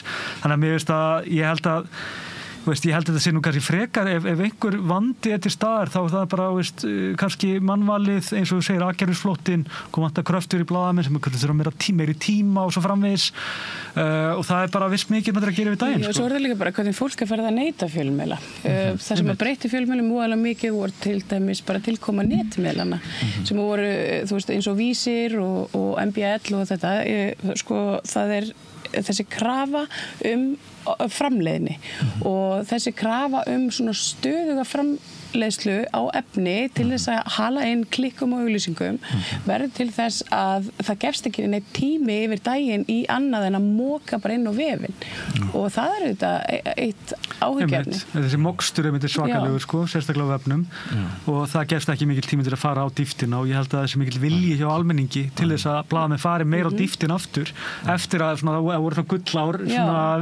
vefmiðlana, Vísis og MBL og allt þetta. MBL til að mynda á Morgunblaðið, þetta er mjög fyndirendar, maður hittar oft fólk sem segir bara að lesi aldrei mokkan, það er svo lélegt blað og svo framvegis, en Morgunblaðið er mjög gott blað, það eru frábæra fréttir þarna, frábæri fréttamenn, briljant menning og svo framvegis, en auðvitað síðan þegar kemur að skoðana hluta blaðsins, þá náttúrulega getur fólki sitt hverjum hvað það varðar. Þú sér líka hvernig þeir nota mannskapinn þegar Svo ég skjótið aftur inn bara afsakið, en þetta hefur verið að breytast lítilega. Hingað til hefur ritstjórnin að mér finnst að hafa verið mjög öflug í innlendu fréttum á MBL, og sérstaklega MBL reyndar, en líka á Morgunblaðinu. En ég hef verið að sjá mjög furðulega fréttir núna, oftar en einu sinni, fréttir sem eru að tala um einhverja nafnlausa forstjóra að kvart yfir í að starfsfólkið er að vera að hætta að fara í vinnu hjá borginni, sem er mest að furðufrétt sem ég lesið hana, og svona fréttir sem eru svona sína ákveðin dómgreinda brest í ritstjórninni, hjá ritstjóra, allara fréttastjóra. Og það veldur mér áhyggjum að einhver leitinu til að það er svona að vera að brjóta ákveðin prinsipana mjög einkennilega. Mér finnst að veikja trúverðuleikann líka þegar sömu aðilarnir, sömu blaðamennir sem eru bara augljóslega out there to get you eru skrifaðir fyrir eiginlega öllum fréttunum sem að fjalla sömu málin. Já. Ég get ekki séð sko breytina í því að sami maður alltaf í sama málinu og við vitum algjörlega skoðanir hans, þá hefur þetta missið Morgunblaðið einhverju leyti trúverðuleika sinna mínu mati. Og þá talaðu hvað Andrés Magnússon eða? Ég þori ekki nefna neinu nöfn. Nei. Þetta eru sömu nöfnin, þetta er ekki mörg nöfn, sömu nöfnin sem koma þarna og þú talar að það skort á að fara á dýftina. Já, ég veit það ekki. Morgunblaðið kannski að fara á dýftina þegar þeir hamra á einhverju máli sem að sko, eins og til dæmis þessu með styrkjamáli. Þeir hamra á því dag eftir dag, þetta er búið að vera í margar vikur núna. Reynda textum einhvern veginn alltaf að missa af því að Sjálfstæðisflokkurinn fékk nú líka styrki án þess að vera formleg stjórnmálasamtök. Þeir missa alltaf af því. Og Vinstri græn og Samstöðin. Já. Þannig að sko, þetta er ekki fréttamennska, en þannig er vissulega farið á ákveðna dýft. Það eru alveg sko, það er alveg fréttir þarna innanum, við erum öll saman um það, en ef þú keyrir agenda með bara svona svakalegum svipuhögum dag eftir dag, bara í dag þá er eitthvað svona líka vont dag, skrýndist mér á forsíðunni, skilur þetta það er alveg svolítið mikið svona old man Jelsat klátt þú hættir að treysta fjölmiðlum hægt og rólega og það pólariserast allt bara yfir einhverja lesendabréfa dálka að óbreyttu. Traustið á Morgunblaðinu, það er að fjara mjög undan því. Er það ekki? Það er bara alltaf lægi. Þú veist, þannig bara markaður. Já, þannig bara virkar þetta. Ég meina það er þeirra vandamál, en það er ekki bara þeirra vandamál. Það er nefnilega líka okkar vandamál. Þetta er traust á fjölmiðlum. Það er vandamál blaðamennskunar og vandamál af því við erum að tala hérna að flestir blaðamenn sem ég þekki, þeir reyna að vinna þannig að við lyftum röddum þeirra sem að hafa veika rödd. Flestir bara blaðamenn sem ég þekki. Flestir blaðamenn sem ég virði, þeir lyfta valdinu neðanfrá. Þeir eru ekki að hossa því valdi sem er stærst og öflugast og þykkast og er efst uppi vegna þess að þeir eru með upplýsingafulltrúa og hera fólki til þess að styrkja sitt eigin vald. Blaðamennskan þarf að huga að þeim sem eru ekki með sem öflugasta stöðu í samfélaginu og trúverðuleiki almennings gagnvart upplýsingum blaðamanna náttúrulega, það skiptir máli að við förum ekki bara öll í ólíkar áttir hvað varðar þetta traust. Er það ekki? Skiptir það ekki máli? Sko, það sem skiptir máli, það sem mér þykir áhyggjuefni, bara svo við höldum áfram að hnýta í Morgunblaðið því það mætti ekki. Það er sko þessi rasíska slagsíða sem að hefur verið að birtast á síðum Morgunblaðsins.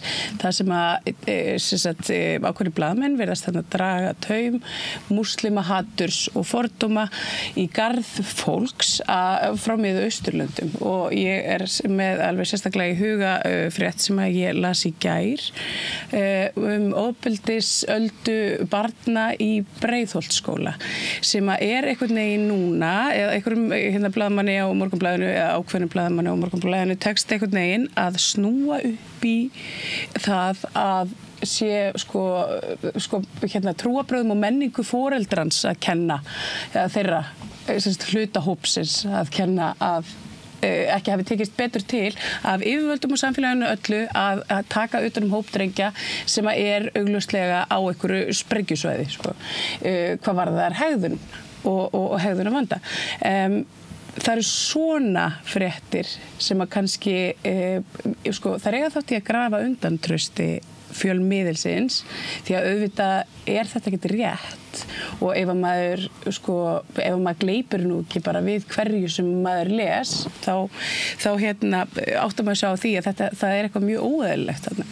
Þetta var mjög sérstakt. Þetta var einhvern veginn fullyrt að börnin væri einhvern veginn menguð af þessari menningu og viðhorfi til kvenna og þar að leiðandi var þetta einhvern veginn einhvers konar vandi. Ég hef aldrei lesið svona grein á þau og mér finnst það mjög sérstakt. Og þetta er líka að fullyrða það að múslima kallar hati konur bara svart og hvítu. Það má alveg vel vera það sem staðan og svo framvegis. Múslímakarlar hata ekki konur. Nei, ég veit það ekki, kannski það í þessu tilfelli, kannski hefur hann rock solid heimildi fyrir því.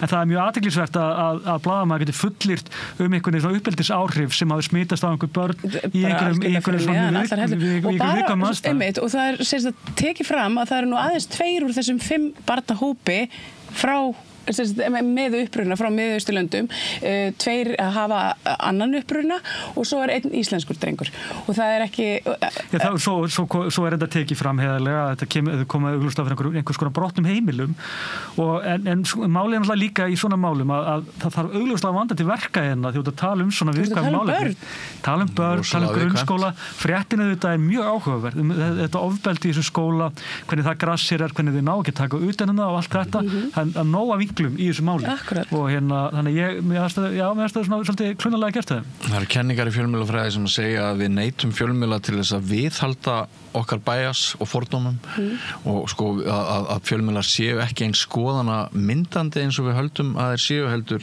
næri þeir okkar eigin skoðanir. En varðandi þetta mál, nú þekki ég ekki smáatriði þessa máls en ég held hins vegar að það sé mikil afneitun í því fólkin að sko horfast ekki í augu við að það eru vandamál sem þarf að leysa þegar mismunandi menningarheimar mætast og það er þekkt að í mörgum samfélögum til dæmis fyrir Miðausturlöndum að þar er staða kvenna allt önnur en hér á landi og Nú langar mig að heyra bara nú þarf þú að fræða mig að ég er mikil feministi með tengingu við Miðausturlönd og nú þarf ég að heyra bara frá þér hvað eru við að tala um? Já, sko, við skulum ekki halda okkur við Miðausturlönd förum líka til Arabíu og við erum nú að tala um það að hvað eru 3 eða 4 ár síðan að konur fengu til dæmis réttindi til að keyra bíla í Sádi-Arabíu. Ég er að tala um að konur í mörgum samfélögum á þessu heimsvæði þá eru konur ekki með fullgild réttindi. Konur almennt í veröldinni eru ekki með... Nei, ég er að tala um þennan menningarheim sem hér kemur. Hvers vegna er þessi menningarheimur endalaust dreginn út fyrir svega? Af því það verða vandamál. Segir hver? Við erum að horfa á þau. Þekkirðu arabískar fjölskyldur? Við erum að horfa á þau. Þekkirðu arabískar fjölskyldur sem búa á Íslandi? Ég hef búið víða, ég hef búið í Þýskalandi. Já, en ég búið í Bandaríkjunum. Það svarar ekki spurningunni. Þekkir þú arabískar fjölskyldur? Þekkir þú arabískar fjölskyldur sem búa á Íslandi? Ég þekki sambúð arabískra fjölskyldna í vestrænum samfélögum við vestræn samfélög og það koma upp ég á ekki arabíska vini á Íslandi og veist þú hvernig þeirra inngilding er háttað og hefur þú einhverja hugmyndum það er mikil afneitun í því að það megi að halda því fram að hér komi ekki upp vandamál þegar svona ólík menning mætist það er fullkomin afneitun. Hvað er svona ólíkt við menningu þú veist, tökum hérna út fyrir svega palestínufólk, af því að nú er það sko, það eru flestir sem hingað hafa sótt hæli. Ég er ekkert að taka einhvern einn hóp. Þú tókir alveg að Sádi Arabíu. Ég veldi bara fyrir mig hvaða máli skiptir það nákvæmlega í þessu samhengi? Að halda því fram að hér sé ekki mál sem við þurfum að horfast í augu við að þið eru að halda því fram hér. Þið eru að halda því fram hér. Það með ekki eins og ræða þetta. Eigum við ekki bara fjalla um vandamáli þegar við komum upp? Þið eru að halda því fram að með ekki eins og ræða þetta. Eigum við ekki bara fjalla um vandamáli þegar þið komum upp sem blaðamenn? En ekkert einhvern veginn svona að gefa okkur það að það gætu komið mögulega upp einhver vandamála því að við erum svo hrætt við einhverju menningu. Kom ekki vandamálið upp? Er ekki vandamálið til staðar þarna? Vandamálið er það að það er einhverjum drengjum sem líður illa í Breiðholtsskóla. Það er vandamálið. Já. Og við getum ekki tekið utan á þessu samfélag. Hlustaðu á mig. Nei, það má ekki ræða það að mögulega er hluti af þessari vanlíðan vegna þess að þeir þurfa að vera í tímum hjá konun sem kenna. Samkvæmt hverjum? Má ekki ræða þessa hluti. Samkvæmt hverjum? Jú, mér langar að heyra það, einmitt. Nei, það má ekki. Þetta vandamál er ekki til. Þú segir að þetta sé ekki til. En hvað? En á hvað má það ekki ræða það? Það vil allir ræða. Við erum að bjóða núna. Hvað er málið með konur og þessu arbeids og stráka? Hver er staða þeirra, segir þú? Morgunblaðið segist hafa heimildi fyrir því að eitt hluti vandamálsins sé að það sé ekki hægt að skólayfirvöld get ekki nálgast fjölskyldundan vegna þess að það megi bara feðurnir tala við skólan, mæðurnar mega það ekki. Þetta er vandamál. Þið útskýra ekkert fyrir eitthvað. Geta feðurnir ekki tala við skólan? Er það vonandi? Það næst ekki í þá. Ég var nú með pappa hérna í viðtali sem var í... Það næst ekki í þá. Ég er að byggja þetta á þessari frétt. Á fordómum? Nei, á þessari frétt. Það segir ekki fréttin, það náðu ekki feðurnar. Akkur er ekki talað við pappana? Skólinn ef það er eitthvað erfitt að ná í mæðurnar vegna þess að það er eitthvað menningar skólinn má ekki tala, mæðurnar með ekki tala við skólan. Nei, okkur talaður ekki við pappan þá? Finnst ykkur ekki vandamál ef að hingað kemur kúltúr þar sem að konur mega ekki vera fulltrúar fjölskyldunar til dæmis gagnvart skóla? Það er nú bara... Það er ekki vandamál. Það er nú bara, sko, veistu þetta er ekki kúltúr. Hvers slags fáránleika leikhús er þetta? Nei, þetta er bara, ef það er, þá er það bara einhvers konar heimilisofbeldi. Nei, þá er það bara einhvers konar heimilisofbeldi og það er bara fullt af íslenskur heimilum sem er nákvæmlega svona. Þetta er hér í hnotskurn vandinn við það að það má ekki tala um hlutina. Það má ekki viðurkenna að það koma upp vandamál. Hvert er vandamálið? Veistu það, ég nenni nú ekki eins og að tala við þig að þú skilur ekki mín orð að hér er vandamál, þú las sömu fréttina, þú gerði þessa fréttað umtalsatriði að því þér fannst hún svo fáránleg. Mér finnst hún ekki fáránleg. Mér finnst hún alls ekki fáránleg. Hvert er vandamálið? Við erum að benda á augljóslega í fréttinni eru ákveðin atriði sem blaðamaður gefur sér sem eru mjög vafarsum. Hann er að gefa sér það að sé ákveðin inngilding í börnin sem gera það verkum að þau séu að haga sem þeim hætti í þessu stóra máli sem varðar ofbeldi gagnvart öðrum börn. Þið eruð að hafna því með öllu. Við vitum það ekki. Þið eruð að hafna því með öllu að menning og uppeldi hafi áhrif á börn. Á meðan við vitum ekki meira. Ég hef hvergi hafnað því. Jú, þið hafið hafnað því. Ég segi bara þessi ósatt. Ég er bara algjörlega ósammála því.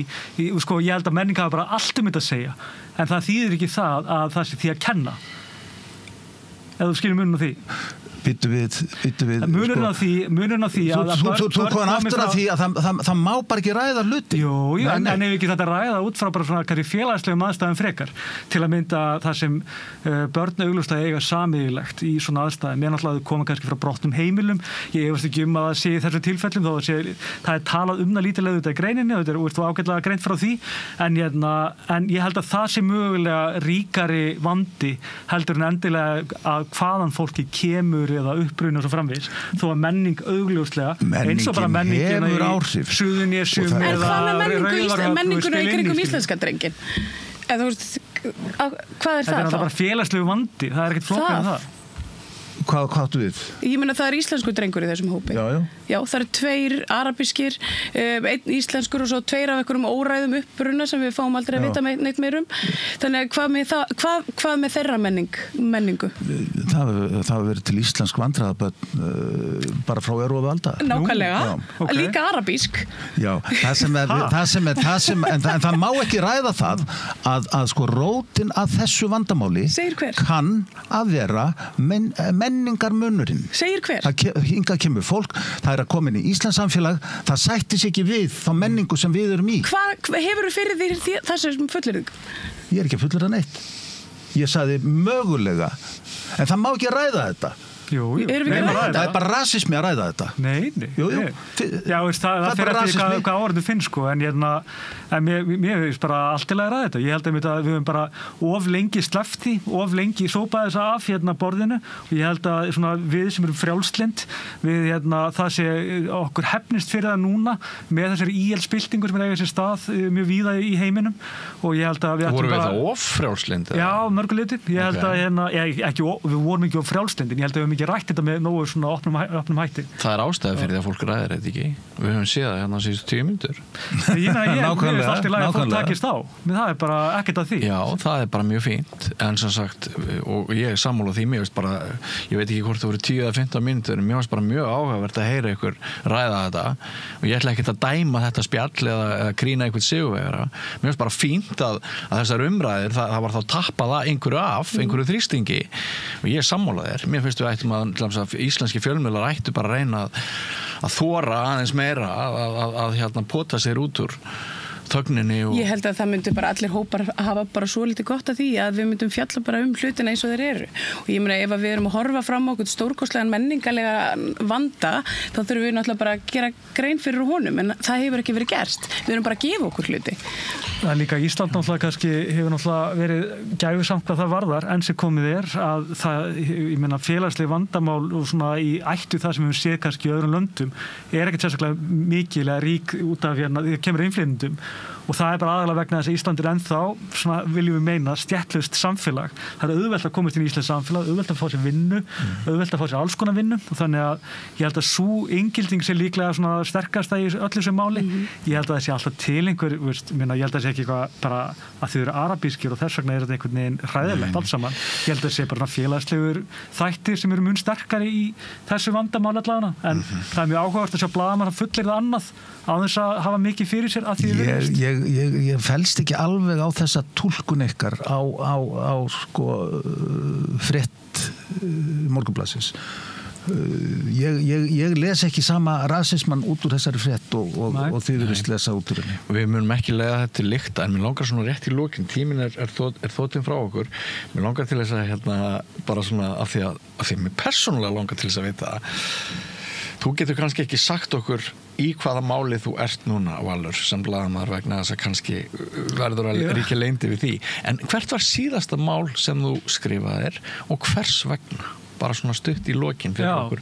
Ég með 2 af vísu. Ég var annars vegar með ölduna, brimbrettamálið hana í Þorlákshöfn sem er mjög áhugavert mál og bara svona sýnir kannski svona útþenslu og svona uppbyggingu lítið sveitafélags sem bitnar mjög illa á fágætari, svona viðkvæmari menningu. Og hvers vegna fórstu í það mál? Það var bara fyrir tilvíljun sko, ég hafði í sjálfur sér engan áhuga á þessu máli, en svo þegar maður að skoða betur, þá þegar maður að sjá svona eins og með allt þetta. Það er aldrei tilvíljun sem ræður í hvaða mál við ákveðum að setja tíma í, það er alltaf að lokin einhverju skoðun, ekki satt? Ég er smá tækifæri sinn oft í vinnunni sko, bara til að hafa eitthvað að gera sko, en svo náttúrulega hittir auðvitað var ég að ringja alla borgarfulltrúa í kringum slitin miklu, sem voru náttúrulega með ólíkindum og Framdi Einar Valdarán á sjálfum sér. Hann plottaði yfir sig. Já, ég held að hann sér bara svona leiksoppur örlagana og Inga Sæland hafi verið svona the kingmaker getur maður þannig að En voru þetta tilvílunarbundi giggjæður bara? Var það ekki svona engin innri ástríða að lyfta röddum brimbrettafólksins sem yrði undir í hagsmunabaráttu við risakorporisma og veist eitthvað svoleiðis Þetta er aldan sem gleypti engar hugsjónur sem að keyra þína blaðamennsku áfram?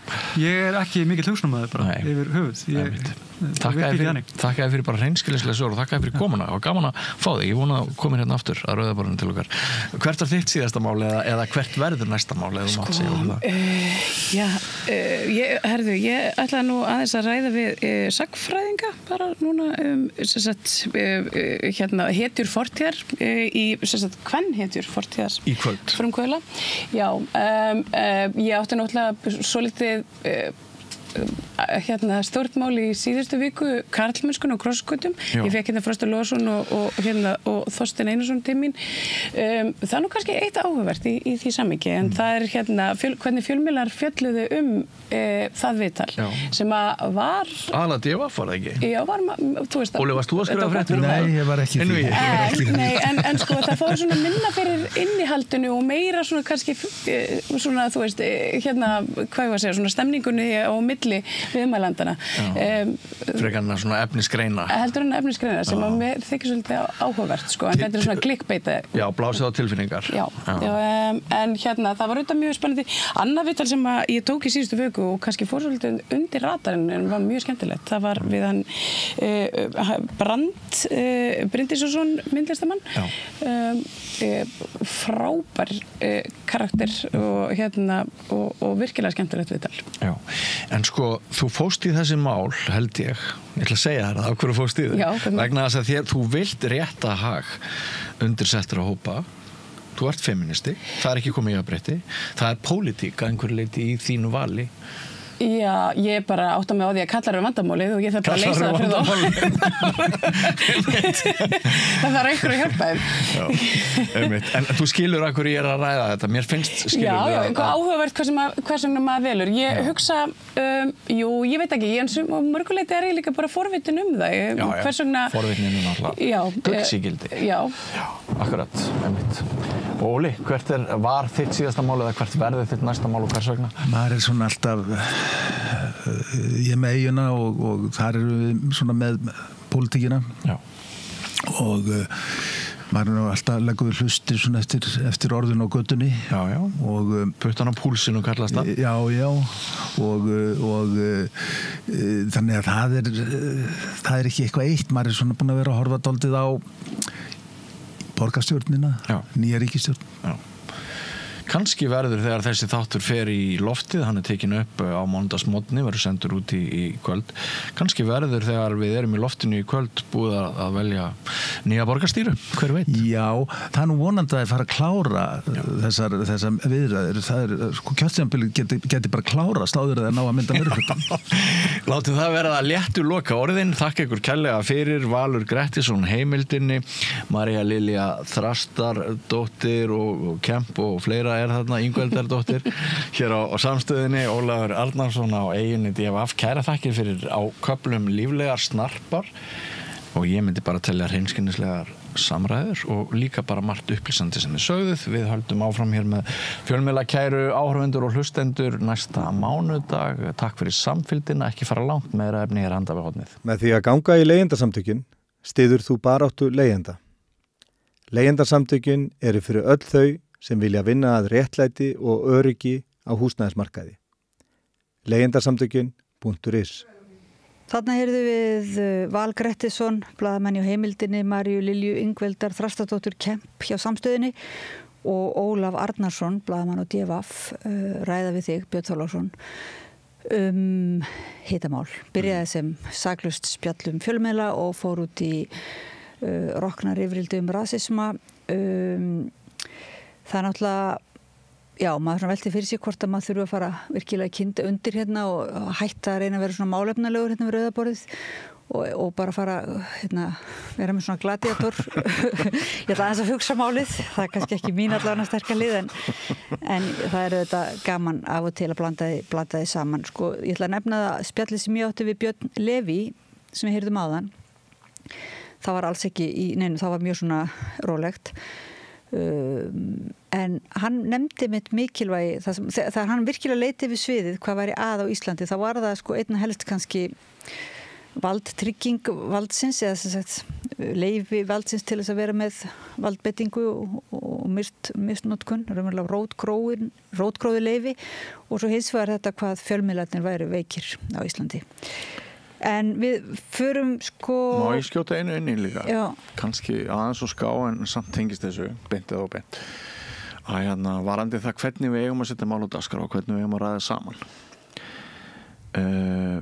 Ég er sennilega búin að heyra 100 sögur, reynslutilvik frá opinberum stofnunum þar sem að koma upp samstarfsörðuleikar á milli A og B.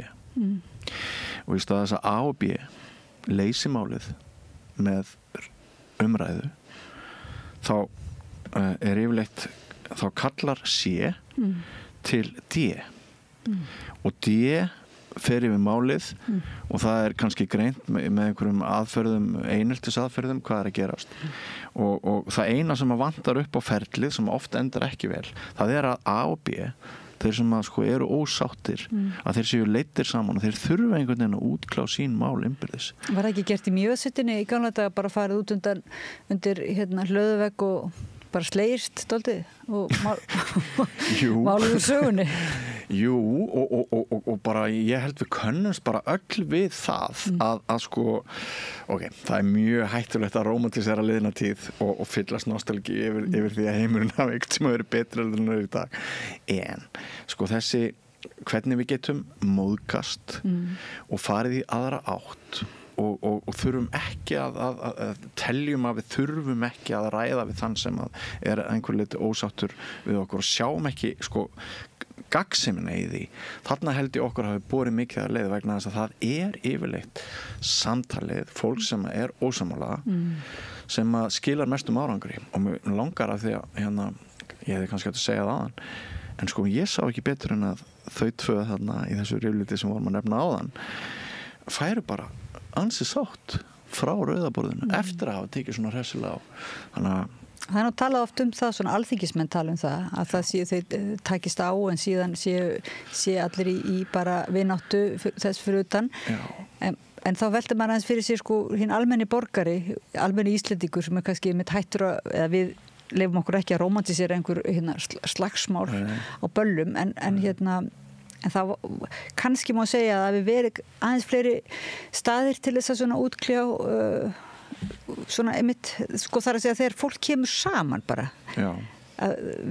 hvar komum við saman einmitt í dag eins og í Reykjavík hvar komum við og hittum þá sem okkur finnst ekkert endilega þægild að hitta ég held að við séum búin að búa til svolítið landamæri þannig að við þurfum ekki að hitta þá sem við hitta og þess vegna finnum maður oft við rauðaborðið að það svolítið spennandi að leiða saman fólk sem mjög ósammála Já, Þorgrímur Þráins núna í vikunni, hann leyfði sér að viðra skoðanir sem ekkert mjög vinsælar og ræddi við skólabörn og það voru strax komnir sérfræðingar, svona fólk sem við vitum betur en þú af því að við erum með einhverja menntun og eitthvað svona.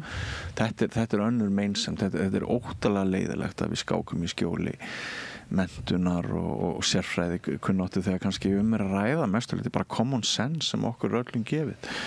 En þetta út fyrir... Ég veit ekki hvað að segja, þannig erum við komin, þannig þú svona sérfræðingarnir að sunnan. Nei, ég er svo sem alveg, ég myndur alls ekki taka undir það að sérfræðingar séu, og þeir með ekki taka þátt í samræðinni. Þeir með það? Já, þeir með þetta, það er enginn að banna þeim, en kannski er málið að bara þeir... Þú veist, ég myndi ekki vilja skipta bara henda út öllum sérfræðingum og hafa bara eitthvað common sense, þú veist, að ég held að common sense sé nú oft bara líka eitthvað norm sem búið til hjá Gísla Marteini eða eitthvað, þú veist, ég held að það sé ekkit endilega eitthvað frábær common sense alltaf. Nei, en með sama hætti og sko, mér finnst að það sé aðeins svona tilbóta að við séum eftir að þriðji aðili var alltaf kallaður eða þá að það talaði einhver guð af himninum og útkláði einhverju máli sem að fólk hefði átt að útklá sjálft. Sama tíma og það svona kannski gæti verið smá breyting í þessu þá að því ég var að tala Þorgrím Þráinsson þá tek ég eftir því að alls konar fólk kemur honum til varnar núna og einn læknir skrifaði að sko menntuð fíbl væru ekkert betri fíbl heldur en ómenntuð fíbl og þú gætir algjörlega haldið áfram að vera fíbl þótt þú væri menntuð. Sko vikan er ekki liðin. Þannig að ég er sammálaður með sérfræðingarna, þeir eru mikilvægir, ég er sammálaður með menntunina. Það er mikil áhersla lögð á menntun í minni eigin fjölskyldu en við þurfum samt að bera einhvern veginn meiri virðingu hvert til öðru og við þurfum að geta tala saman öll burtséð frá menntun og stétt á þess að einhver þriðji aðili. Já, ég bara segja, ég er einmitt sammála þessu, þú veist, fíbl ef þú ert með órökstuta skoðun og bara raunverulega eða fordóma, þú veist, það kemur einmitt fram í spjalli mínu líka sem við spilum á eftir við fordóma gagvart transfólki sko, það er alveg miklu fordómar hjá þeim sem eru sérfræðingar og svoleiðis sko. En þetta er nú mjög mikið hittamál sem að við getum bara rætt áfram þá við rauðaborðið í næstu viku. Þessi vika er svo þrungin af viðkvæmum málum en þú ert með nýjan lið sem er óþekkti þingmaðurinn. Já, smá orðalegur óþekkti, það er stutt á milli óþekkti og þekki. Já. Og ég vona að lesblindir missi af tíðinu og þeir lesi þetta sem óþekki þingmaðurinn. Er hann óþekkur hann Jón Pétur Sipsen? Þingmaður Sjálfstæðisflokksins? Hann nefnilega uppfyllir allar kríteríur það var óþekkur. Hann fylgir engum flokkslínum, hann fylgir ein samfæringu, hann veit ekkert hvað hann er að gera í Sjálfstæðisflokknum, það er algjör tilviljun að hann er inn á þingi, hún datt aldrei í hugan færi inn og hann valsar og hann er búin að gera allt brjálaði þessari viku. Hann gerði þau brjálaði út á tappamálinu. Hann var augljóslega að segja einhverja brandara en menn tóku það sem alvöru og sko ég fór að hugsa það, Oddný, að við vitum oft aldrei hvaða innri mann þingmenn hafa að geyma. við fylgjumst með þeim úr ræðustóli, þeir fara í þessa spjallþætti og við teljum kannski að við vitum eitthvað fólk, en auðvitað þetta fólk alltaf í vinnunni sinni, það bara með grímuna á sér og svona.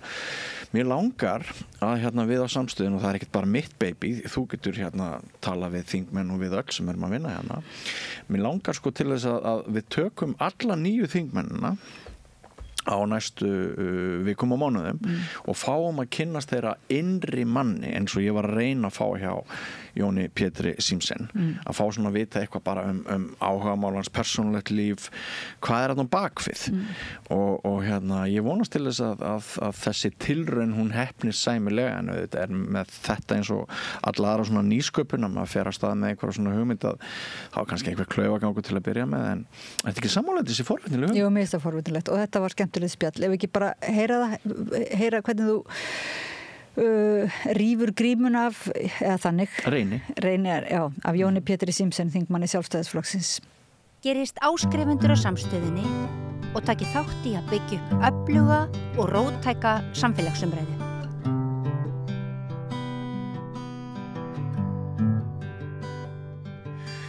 Já, það hefur ekki farið fram hjá ykkur að það eru ansi mikil umskipti inn á Alþingi. Við erum með sögulegan fjölda af nýjum þingmönnum. Sumt af þessu fólki þekktu við fyrir, kemur náttúrulega ýmsum áttum. En það eru líka þingmennarna sem við vitum þekkjum hvorki hausni sporða á. Við hér á Samstöðinni höfum eiginlega ákveðið að standa fyrir kynningu á nýjum þingmönnum næstu vikur, vera kannski svona með einn í viku, til þess að þið fáið greinargóða mynd eða gleggri mynd af því hvaða mann þetta fólk hefur að geyma. Og við ætlum að byrja hér á þingmanni Sjálfstæðisflokksins, hann heitir Jón Pétur Simsen. Velkomin til okkar. Já, takk að bjóða mér. Það var ekki endilega svona ljóst að þú myndir hljóta þingsæti þegar þú tókst slægin í fyrra vetur, en þetta fjall réttu megin og þú dast inn eiginlega bara í loka tölum, ekki satt?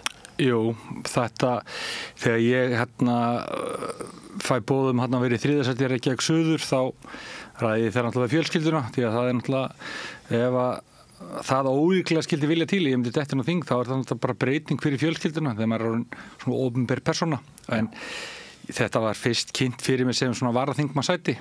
Já, fórstu með það í huga? Já, ég fór með það í huga, en auðvitað var alltaf annað bónus og ég hafði reyndar aldrei verið með neitt þingmann í maður og hafði ekkert hugsað mér að fara á þing. Nei. Ég gat ekki hugsað mér svona harða prófkjörsbaráttu þar sem að yrði eitthvað hjaðningavík innan sama flokks og ég nefndi því ekki og hafði bara ekki áhuga á því, en þegar þetta tækifæri kemur upp og mér finnst líka vanta bara svona málsvara fyrir börn og menntun, kennara og skólakerfið í heild sinni, þótt að mæta svolítið afgangi á þinginu, þannig að mér rann líka blóðu til skildunar að ef að þannig myndi vilja til, þá gæti ég kannski líka komið inn á þing sem varaþingmaður í eitthvað tíma, þá gæti ég látið eitthvað að mér kveða, en þetta var alveg skemmtilega óvænt þarna í hádeginu og sunnudeginum daginn eftir kjördag að þegar þessi rúllata fyrir gang og ég hafði aldrei verið inni nóttina, hálfa mínútu, en ég skildi þetta inn og ég var ofsalega ánægður og þakklátur bara þjóðinni fyrir það að treysta mér fyrir því að vera þingmaður þjóðarinnar. Í ljósi þess að þú nefnir börnin, myndirðu lýsa þar sem mjúku manngerðinu í Sjálfstæðisflokknum? Ég veit ekki hvernig við getum skilgreint okkur sem mjúk og hörð. Ég í ákveðnum hlutum ég grjótharður og ég mýkri í öðrum. Ég held að sama eigi við flokkssystkini mín, en ég alltaf samt með, ég hef alveg ýmsar tengingar út fyrir menntamálin í atvinnulífinu og öðru slíku, en mér finnst ef að menntamál eru mjúkmál, ég segi þau eru ekki mjúkmál, þau eru hörðmál vegna þess að þau eru í raun efnahagsmál og þau bara fjalla samkeppnishæfni þjóðarinnar og það kannski eitthvað bara sem fólk áttar sig ekki á. Þetta eru grjóthörð efnahagsmál. Ef við náum að virkja kraftin í hverjum einasta íbúa landsins, hverju einasta barni og lyfta öllum upp og ná að hámarka lífsgæði allra, þá náum við í besta út úr þjóðinni og þá eykst samkeppnishæfnin og við höfum það öll betra hvar sem í þjóðfélaginu við erum og fyrir það vil ég standa og svona einstaklingsframtakið. Ég ætla að heimitt undir lok viðtalsins aðeins að beina spjótunum eða sjónum okkar að því sem að gerast hérna akkurat í menntamálunum þennan daginn, en þá það spurningin, hvernig verður maður eins og þú til? Hvar ertu fæddur? Ég fæddur í Reykjavík og elst upp mín svona fyrsta ár sem ég man eftir mér úr Njarðvíkum, úr ytri Njarðvíkum. Hvaða ár ertu fæddur? 1971. Átti heima þar á Holtsgötu og pabbi var kennari í skólanum þar í Njarðvík, hann fekk vinnu þar þannig að við fórum þangað og hann sé Sigöldu á sumrin og dró svona björg í bú fyrir fjölskyldan og mamma var heimavinnandi.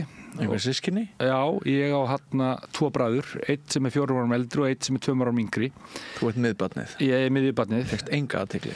Jú, ég fekk alveg fullt athygli því að þessi sem 4 árum eldri, hann var það mikið eldri einhvern veginn að ég var elsta barn fyrir okkur bræðuna 2. En síðan flytt ég upp í Breiðholt og þar 6 og 7 ára í Breiðholtsskóla og það sem pabbi að kenna líka. Þess að ég eldi bara starf pappa og mamma heimavinnandi þarna ennþá og svo endan með flyst í bústaðahverfið þar sem ég slít svona barðskónum og gengi í Breiðagerðisskóla og Réttarholtsskóla og svo menntaskólan við Sund og svo háskólan. Þannig að það svona skólagangan. Kennaraháskólan á þeim tíma? Já, kennaraháskólan á þeim tíma og það svona hefur verið svona ákveðin svona kennara element í mér.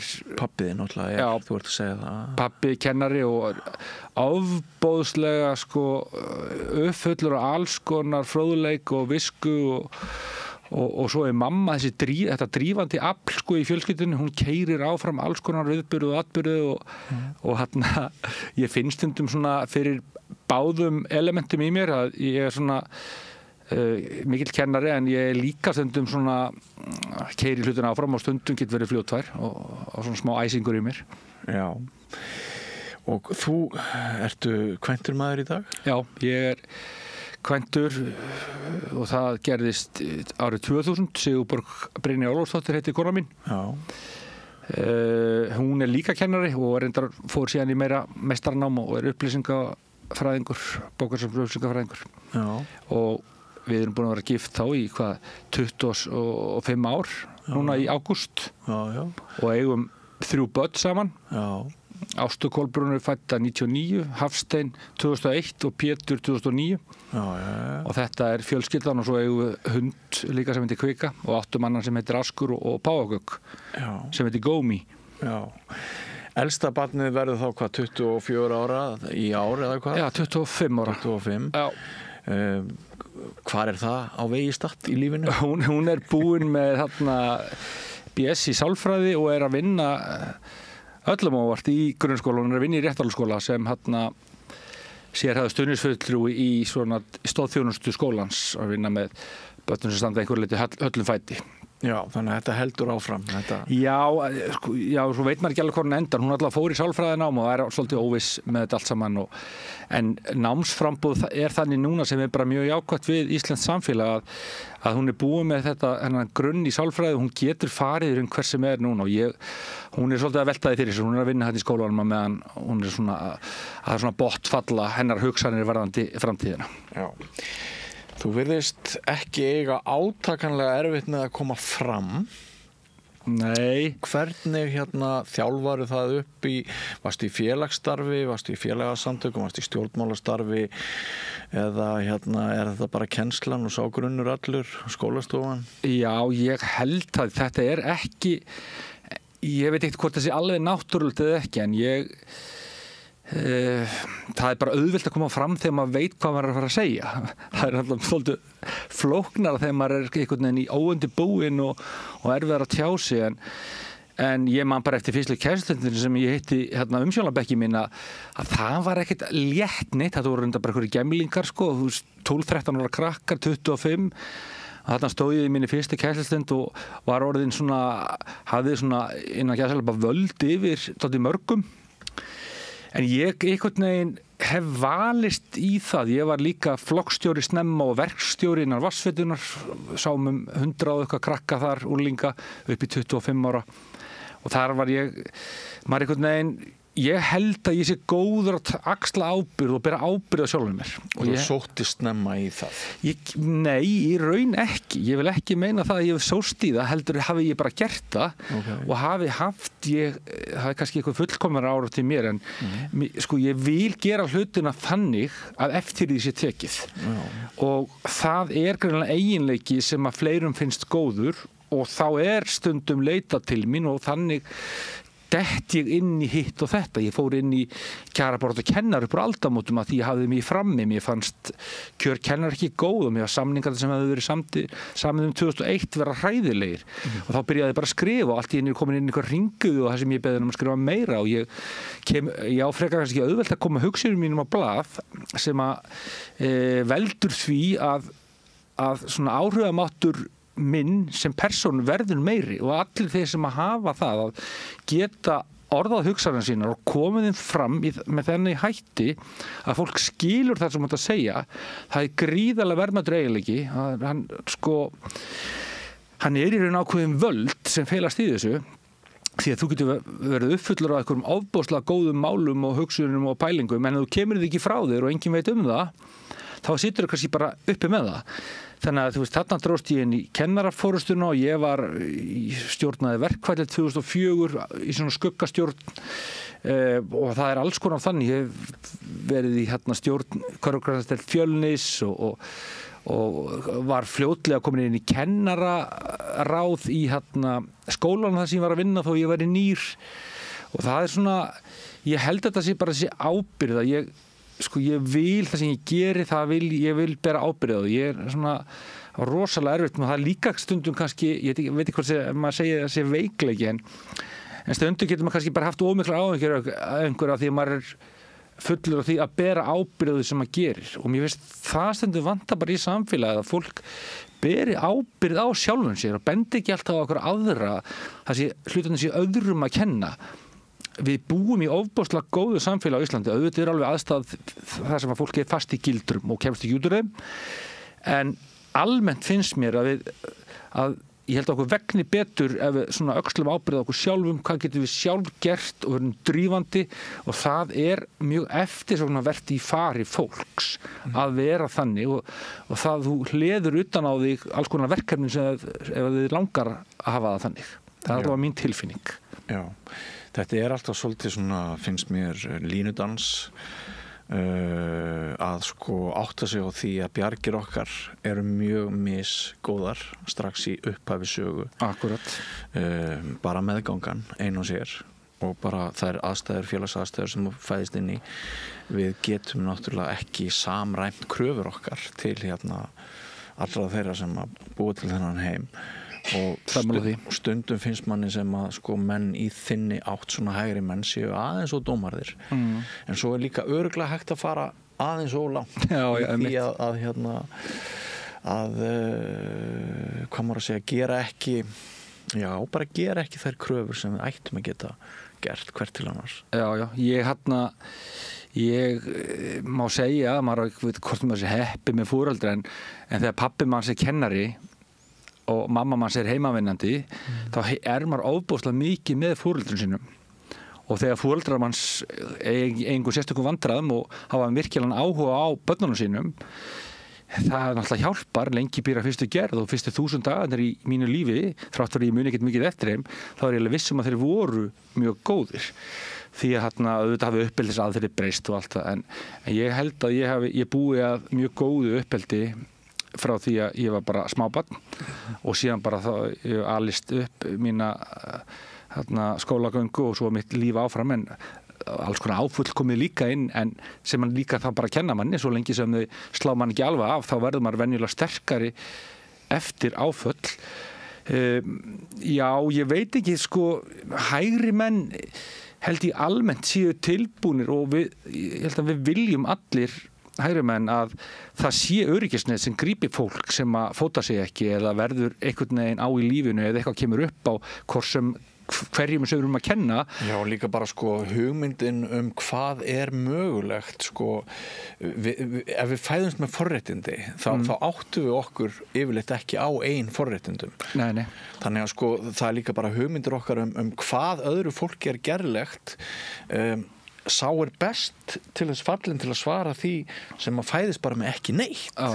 Enga forgjöf og vinnur sig upp úr engu, ekki satt. Jú, ég held að sko íslenskt samfélag sé ágætt með betri samfélagum í heiminum fyrir fólk að fæðast í. Ég held að það sé staðan. Ég var í gegnum skólastarfi við alla flóruna og fánuna í þessu. Það eru börn sem fæðast með mjög mikið og önnur bara með mjög lítið eða ekkert og alls konar erfiðleikar. En það geta flestir hámarka sína möguleika og ef þeir ná því þá lifa þeir oftast góðu lífi og hamingja og farsæld ekki fólkin í efnislegum gæðum sko. Það kannski fyrir mig að segja það einhverjum voða fínu í voðalegum jakkafötum og með einhver þingmannalaun sko. Ég hef bara alltaf fundið það sjálfur mér að fjárhagsstaða mín auðvitað vont að hafa fjárhagsstöðu þannig að maður sé að berjast í bökkum eða láta endan á saman. Maður þarf að verða blankur til þess að geta rætt blankheit. Blankheit eru. Ég var svo heppinn að ég misti eiginlega allt mitt eftir hrun. En samt ekki fasteignina. Þannig að það kendi mér óbúslega margt að hafa ekki lengur efnað að fara í klippingu og þurfa kannski að kaupa Ritz-keks bara einu sinni í mánuði. Bara einn pakka. Þarna ég sammála, þetta á bara við alla þætti lífsins, saman með heilsuna. Við tökum hana sem sjálfgefinni. Þú veist, það ekki fyrir en við lendum í einhverju sem þannig að við þurfum að hugsa okkur að við gerum okkur grein fyrir því í hvaða stöðu við erum og í hvaða stöðu við vorum. Og þetta ættu við öll að hugsa og reyna. Sko, við getum rétt hjálparhönd og við getum stutt fólk, hrósa fólki og gerum það. En það bara svo verðmætt fyrir fólk, mig og alla aðra ef þeir setja sér eitthvað svona mark hvort sem það stort eða lítið og þeir ná einhvern veginn að uppfylla það. En það má náttúrulega ekki vera þannig sko, og það vont ef að samfélagið þannig og einhverjir búa við þannig kjör að þeir séu fastir í einhverju og sjá enga möguleika að komast það þannig. Það þannig. Allt annað væri ánýtun á raunveruleikanum. En við höfum það samt ef við skoðum bara þróunina hvernig við höfum það almennt þá höfum við það miklu betra núna heldur en þegar ég var úlingur til dæmis þá borðuðu við það ekkert að því, borðuðu fisk 4 sinnum hann var þverskorin ísa því hún var ódýr og svo skyr í hádeginu og haframjöl á morgnana. Það var ofboðslega góður matur. Maður har ekki keypt spægipilsa eða appelsínsafi á þessum tíma því að þetta var bara dýrt. Ég ekki að segja ég hef upplifað eitthvað fátækt, alls ekki. Þetta var bara gott, ég pældi ekki eins og í þessu. Ég var bara hamingjusamt barn sem var að trillast einhvers staðar og það voru ekki erfiðleikar heima sem eru ákveðin forréttindi kannski. Við höfum það veraldlega, við höfum meira umleikis í veraldlegu tilliti heldur en á okkar uppvaxtarárum en okkur líður ekki endilega betur. Jafnvel líður okkur verð. Já, þetta nefnilega góður punktur. Ég algjörlega sammála þessu. Ég held að börn á þessum tíma þegar ég var úlingur að ef að líðan þeirra hefði verið mæld þá ég held að hún hafi verið töluvert betri heldur en líðan barna í dag. Það að segja sko þeirra barna sem ekki féllu milli skips og brygg. Við náttúrulega vitum það að við vorum ekki með einstaklingsbundna aðstoð. Gott þú takir þetta fram. Þau börn og þau náttúrulega bara duttu alveg niður og það var enginn sem vildi vita á þeim eða einu svona. Það var bara hræðilegt að verða vitni að mörgu því sem að var vitni að í skólanum.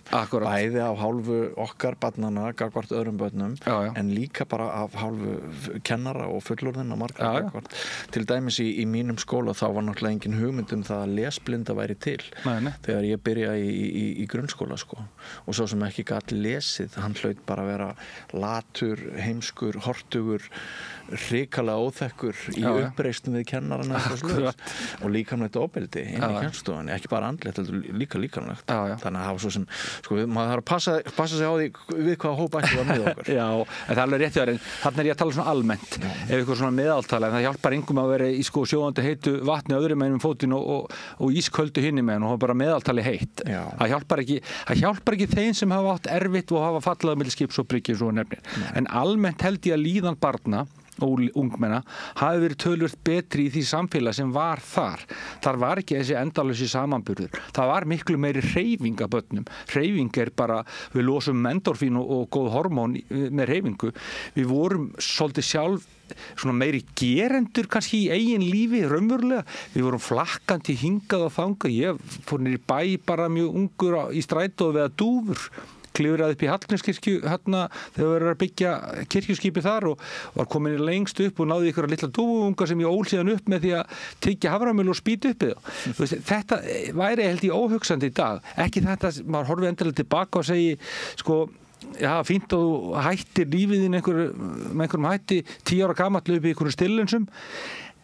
En það svona millivegur. Við verðum líka að leyfa börnunum okkar að upplifa einhvers konar áhættu innan svona skynsamlegra marka og líka ákveðna erfiðleika sem þau þurfa að yfirvinna sjálf. Af því að, ég hef oft sagt það, ef að tré vex upp í algjöru skjóli þá verður það hávaxið og grant og fellur í fyrsta stormi. Við þurfum sterkt rótarkerfi og sterkan stofn fyrir börn og fyrir okkur sem til að vaksa til að vera fullorðin. Við verðum að fá líka kljást við ákveðna hluti sem ekki þess eðlis að þessi bara hættulegir og bara lífsskemmandi. En ég held að við sem samfélag séum einhvern veginn svolítið að ryðja öllum hindrunum og vegi fyrir börnunum okkar og leyfum þeim ekki sjálfum svolítið að takast á við eitthvað sem kemur upp í félagslegum samskiptum því að það er líka bara félagsfærni fyrir aðeins fram þar sem þú gerir eitthvað á hlut annars þú færð þá einhver félagsleg viðbrögð frá jafnaldra og þá lærir þú svolítið þannig beint og að þú ert alltaf bara litla prinsessa eða litli prinsinn hjá mamma og pappa þá getur aldrei tekist á við neitt mótlæti og þá líður þau líka bara illa. Ég tek eftir því að það sem öðruvísi við þig heldur en marga aðra er það að þú þorir að halda skoðunum þínum á lofti og við lifum svolítið í heimi sem þannig að allir eru hættir að segja nokkurn skapaðan hlut vegna þess að það hjólað í allt og best að segja bara aldrei neitt, heldur tala bara í klukkutíma ekki neitt.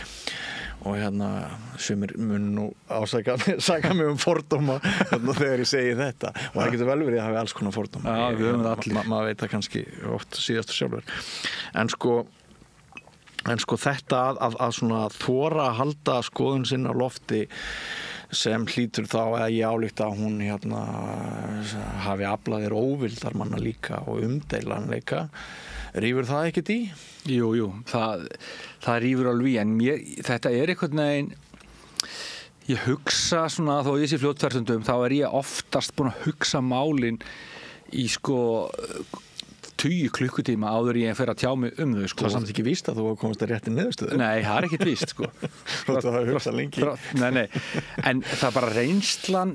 Ég hef alveg svona reynslu úr allavega rosalega mikið varandi samskipti. Allavega búin að umgangast alveg 3-4 mann í kringum börnin og foreldrarinn sem ég hef umgengist í gegnum tíðina. Og lært mikið af börnum? Já, alveg bara mjög mikið og kent þeim náttúrulega líka, vil ég meina, mjög mikið. Kannski eitthvað. Já, alveg pottið mig, ég bara alveg viss það.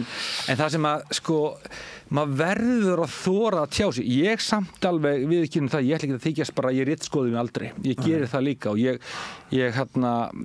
segi ekki alveg alltaf allt sem að mér býr í brjósti af því að það kannski það skadar þá málstæðin til skams og lengri tíma það ásist stað og stund ákveðnar upplýsingar maður verður svona að meta það svolítið sjálfur en almennt held ég að í mínu umhverfi sem frekar vinstri sinnað sem að skólaumhverfið Myndirðu lýsa því sem vinstri sinnuðu? Já, ég held að Er bara manngerð sem leitar í kennslu, hún frekar til vinstri heldur hún ja? Ég held bara að það sé bæði þannig og svo líka þegar þú ert opinber starfsmaður og launin ekki allt há og þú ert einhvern veginn á þeim vinkli að þú lífsskoðurinn mótast held ég svolítið af því líka en svo á ég ekkert kannski með það að dæma það hvort að skólakerfið sem vinstri sinna eða ekki. En ert þú kannski upplifur þig sem svolítið frávik inn í íslenska kennsluheiminum áður en þú fórst á þing? Einhverju leyti en samt ekki. Ég náði alveg ofboðslega góðu sambandi við það fólk sem ég var að vinna með bæði í meðalskóla og réttarhaldsskóla og átti svona í mjög farsælu sambandi við, held ég meira að minna bara alla, auðvitað komið upp einstaka tilvik þar sem að einhver ágreiningu var en þá hafði ég sérst sterka tilhneigingu til að ræða það og fá einhvern botn í þau mál.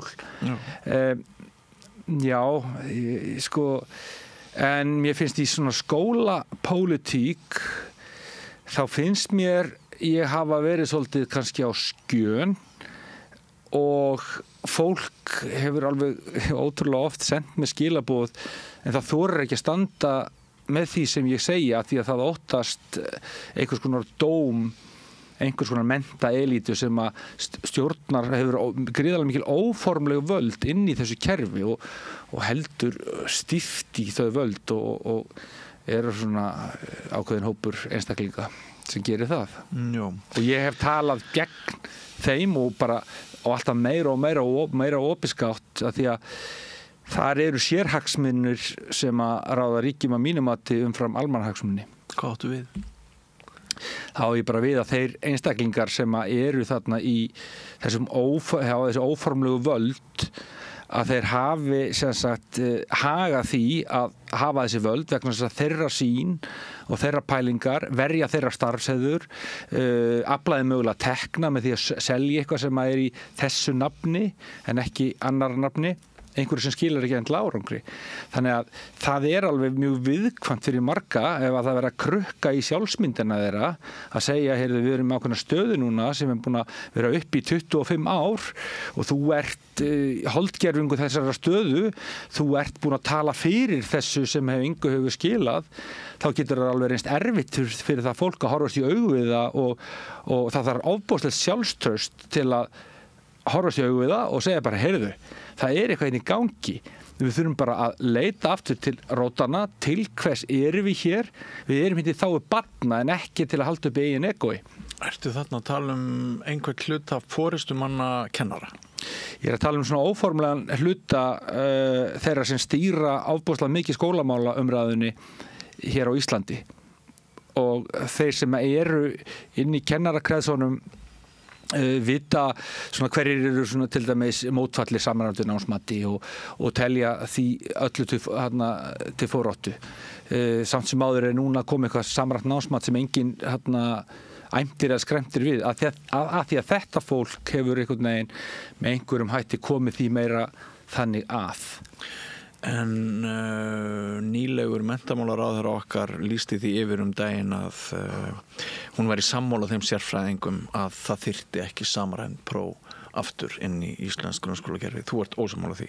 Það eru núna, hún var einmitt að segja það í pontu í gær og það er í þessu matsferli sem hefur verið núna frumvarp til laga er til umsagnar í allsherjar- og menntamálanefnd. En fyrir nokkrum dögum var þetta haft eftir henni? Já, það sýnir kannski bara á hvaða stað hún er í umræðunni. En eru til sem sagt bæði samræmdpróf og önnur típa á samræmduprófum? Er þetta... Nei, það er bara að skoða þetta frumvarpsdröðin hafa bara talað samræmt námsmat. Það er samræmt mat. Já, mat. Já. En prófin? Þú vilt próf, er það ekki samræmt próf aftur? Já, hver er munur á samræmtu prófum og samræmtu mati? Já, ég veit það ekki. Nei, ég er ekki alveg sem allir viti það neitt, sko. Nei. Og ekki, þannig að, já, það sem ég segi bara, við erum með samræmtan námstíma sem er 10 ár, með samræmtan námskrá sem eru með ákveðin viðmið. Við erum að borga fullt af peningu fyrir þetta. Börnin okkar, það er svona ákveðin jafnræði sem þau að standa þannig að við erum að vita hvernig standa ákveðnar til dæmis stofnanir, mögulega eru ykkur kennarar eða svæði eða eitthvað slíkt sem að leggja bara ekki nóg mikla áherslu á til dæmis ykkur greinar í skólanum. Það er svona, og þetta er líka fyrir, segjum bara börn sem komi úr erfiðum jarðvegi en nái með einhverjum hætti í gegnum kannski góða kennara að blómstra. Að þau fái bara viðurkenning á sinni getu í gegnum það að þessum þau geta bara sýnt fram á hæfni sína í ákveðnum greinum. Þannig að þau séu ekki bara einhverjir séu valdi peninga eða félagslega stöðu, þau geta bara keyrt áfram sín börn.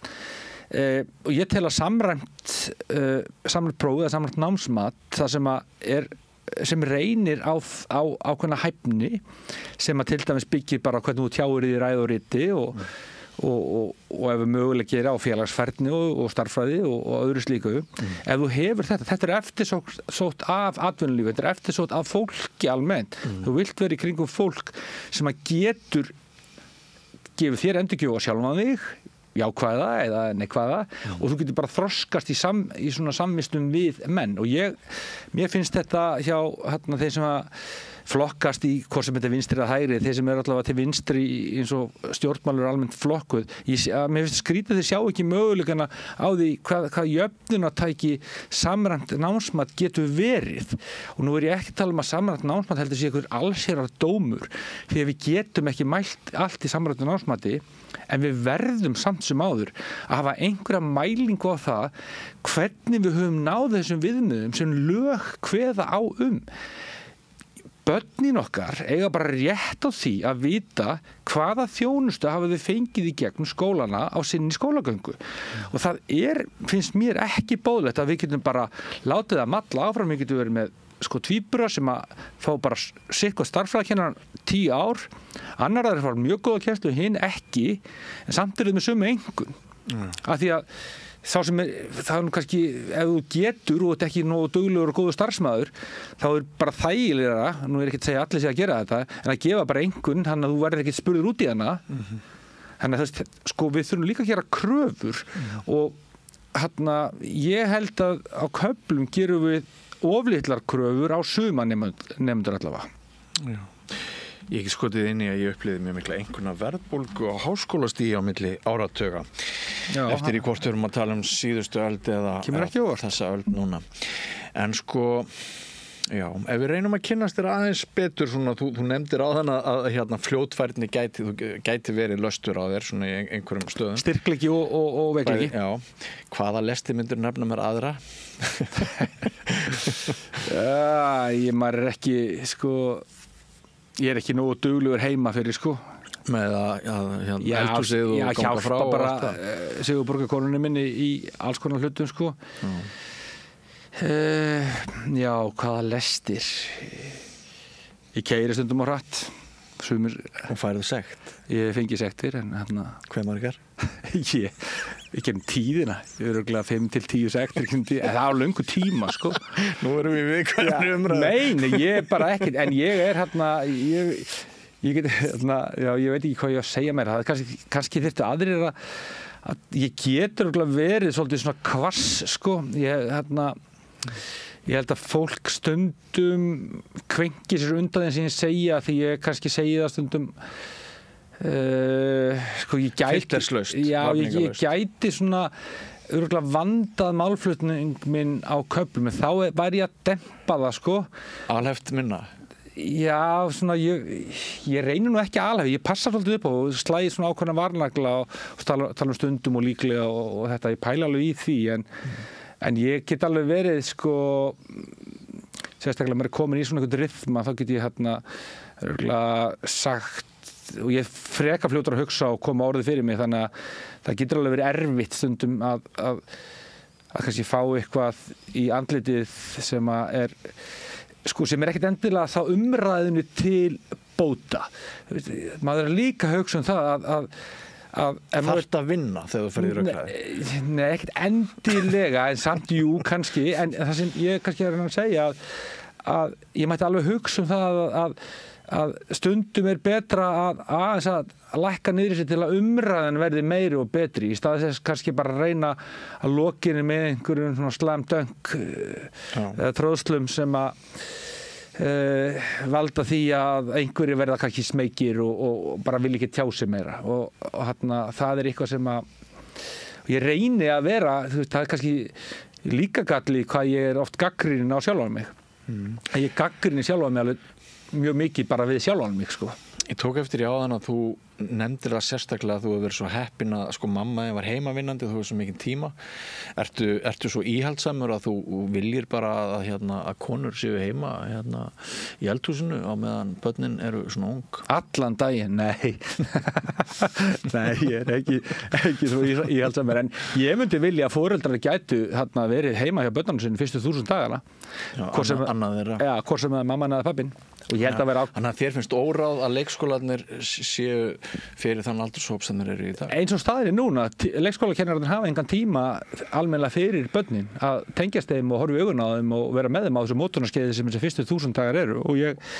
það þyrfti bara að vera miklu meiri þurftum að bjóða upp á eitthvað svona kerfi þar sem að foreldrar getur frekar þá að vera heima með börnin og fyrir vikið myndi minnka álagið á leikskólana og þá væri fleiri leikskólakennarar og starfsmenn leikskóla á barn með einhverju kerfi sem að þó myndi kosta atvinnulífið eitthvað að foreldrarnir væri aðeins lengur heima en til lengri tíma litið að þessi fyrstu 1000 dagar skipta öllu máli. Þetta algjörlega svona til framtíðar uppbygging á tengslum, orðaforða og öðru slíku fyrstu 1000 dagarnir. Ef við gerum þetta, það tekur 10, 15, 20 ár að raungerast en við búum til miklu sterkari þjóð ef að foreldrar fá að vera með börnunum sínum meira þessa fyrstu, eins og ég segi, 20.000 daga eða þá að leikskólakennararnir séu fleiri á börn og geti sinnt þeim enn betur. En þyrftirðu þá ekki bara fyrst að gjörbylta öllum efnahagsveruleika svo ótrúlega margra heimila því að það er ekki eins og að sko, þessi forréttinda lúxusstaða ef þetta er val, það er ekki eins og að fólk hafi mikið val hérna ótrúlega margar fjölskyldur. Já, en það þyrfti að því fólk þá að það þegar börnin fara snemmin á leikskóla þá kostar það mikið. Sá peningur, hann til, hann mætti þá bara fara á þessu heimili og það verður svona einhver skref í rétt átt og að búa allavega þeim sem að vilja það, ég er ekki að tala um að skikka einn í þetta, ég held bara að fólk fengi almennilega fræðslu mikilvægi þessa sem ég er að tala um núna,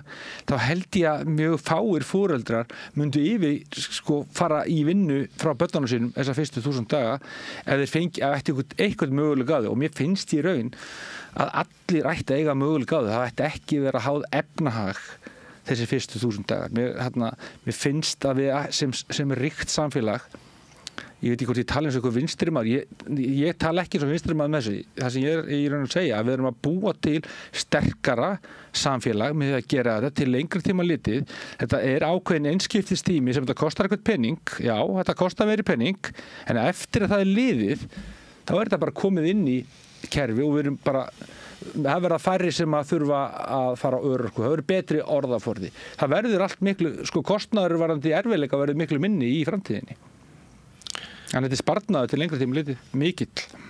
En svo vorum við líka mögulega hérna hér í þessari umræði bara sem karlar með skekkt sjónarhorn, það er eða hvað? Já, það getur alveg verið sko. Ég er ekki kona, þannig að ég get ekki sett mig beint í spór þeirra, en ég held að bæði karlar og konur, einhverjir myndu kjósa það. Og ég held ef við hugsum bara mikilvægið á þessum fyrstu dögum og í æviskeiði barns þá held ég að ég myndi allavega sjálfur vilja og þegar ég fór í fæðingarorlof eða var með krökkunum mína því ég var kennari þegar börnin mín eldri voru lítil þá hafði ég rosalega tíma því við sumarið höfum við svona töluvert svona frjálsari tíma með endurmenntinin okkar, þannig að við getum nýtt hann í alls konar og þá var ég með þeim mjög mikið eins og pabbi var með okkur, börnunum sínum sem kennari og það fannst mér tími sem að er til framtíðar bara besti tími sem ég hef eytt í eitthvað. Því þarna náðum að tengslum við litla stúlku og lítinn dreng sem að liti á mann eins og einhverja guðlega veru og maður gæti haft ofboðslega áhrif og bara þessi og maður vissi það maður var að það var ákveð öryggi sem við upplýðum kringum okkur foreldrarna þau gæti alltaf leita til okkur með einhverja hluti maður talaði við þá með fjölbreyttum orðaforða og var alltaf að spyrja þá alls konar hluti hvað var í fána og hvað var í flóra og benda á stein og fugla og ánamaðka og þessi tími að vera með börnunum sínum sem að ég hafði efna á þá sem kennari var algjörlega ómetanlegur og fyrir vikið þá var maður í góðum tengslum við þessum unglinga og ef það kem eitthvað upp á þá leituðu til manns og þetta ánáttúrulega sérstaklega við feður sem eru oft farnir að vinna mikið og reyna að draga björg í bú og kynnast ekkert börnunum sínum og leið og kemur eitthvað upp á þá grætur barnum fyrir mömmuna og þegar börnum 2, 3, 5 ára þá fara til mömmu eitthvað að og pappin svona refsivöndur. Það rosalegt tap fyrir það kalla sem í þeirri stöðu. Þetta kannski allt öðruvísi hjá foreldrum sem eru 25 ára í dag heldur en við erum að tala saman noturnar og upplifa en vonandi. Já, ég held það nú en ég skil alveg hvað þetta að segja og ég skrifaði nú sjálfur bók sem heitir Heimkoman þetta ævintýri þegar ég var svo heppinn að ég var rekinn rétt eftir hrunið frá 365 og ég var atvinnulaus í fyrsta skiptið á ævinni og fekk tíma fyrir son minn sem var 8 mánaða gamall og hafði verið fjarverandi þegar eldri sonur minn hafði fæðst og mér finnst þetta svo mikið ævintýri ég skrifaði bara heila bók þetta Heimkoman heitir hún og hefur bara elst vel en mér sagt þetta var 2009 Þú upplifur þetta eigin skinni ég er ánægð með því að hafa skrifað líka bók því þetta ég hélt tilfinningum mín til að haga þetta nefnilega alvöru mál en hluti af því sem við erum að segja jarðsprengjusvæði eiga síður og þú verður dæmdur harðlega fyrir sumt af því sem þú ert að halda fram vegna þess að við lifum í þannig veröld að það er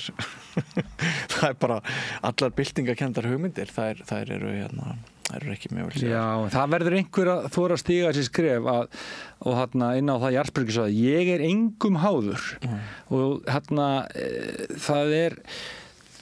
það bara þannig Nú ertu háður flokksaga Sjálfstæðisflokksins Ég bara þingmaður og háður sjálfur mér Ertu ekki undir einhverjum flokksaga?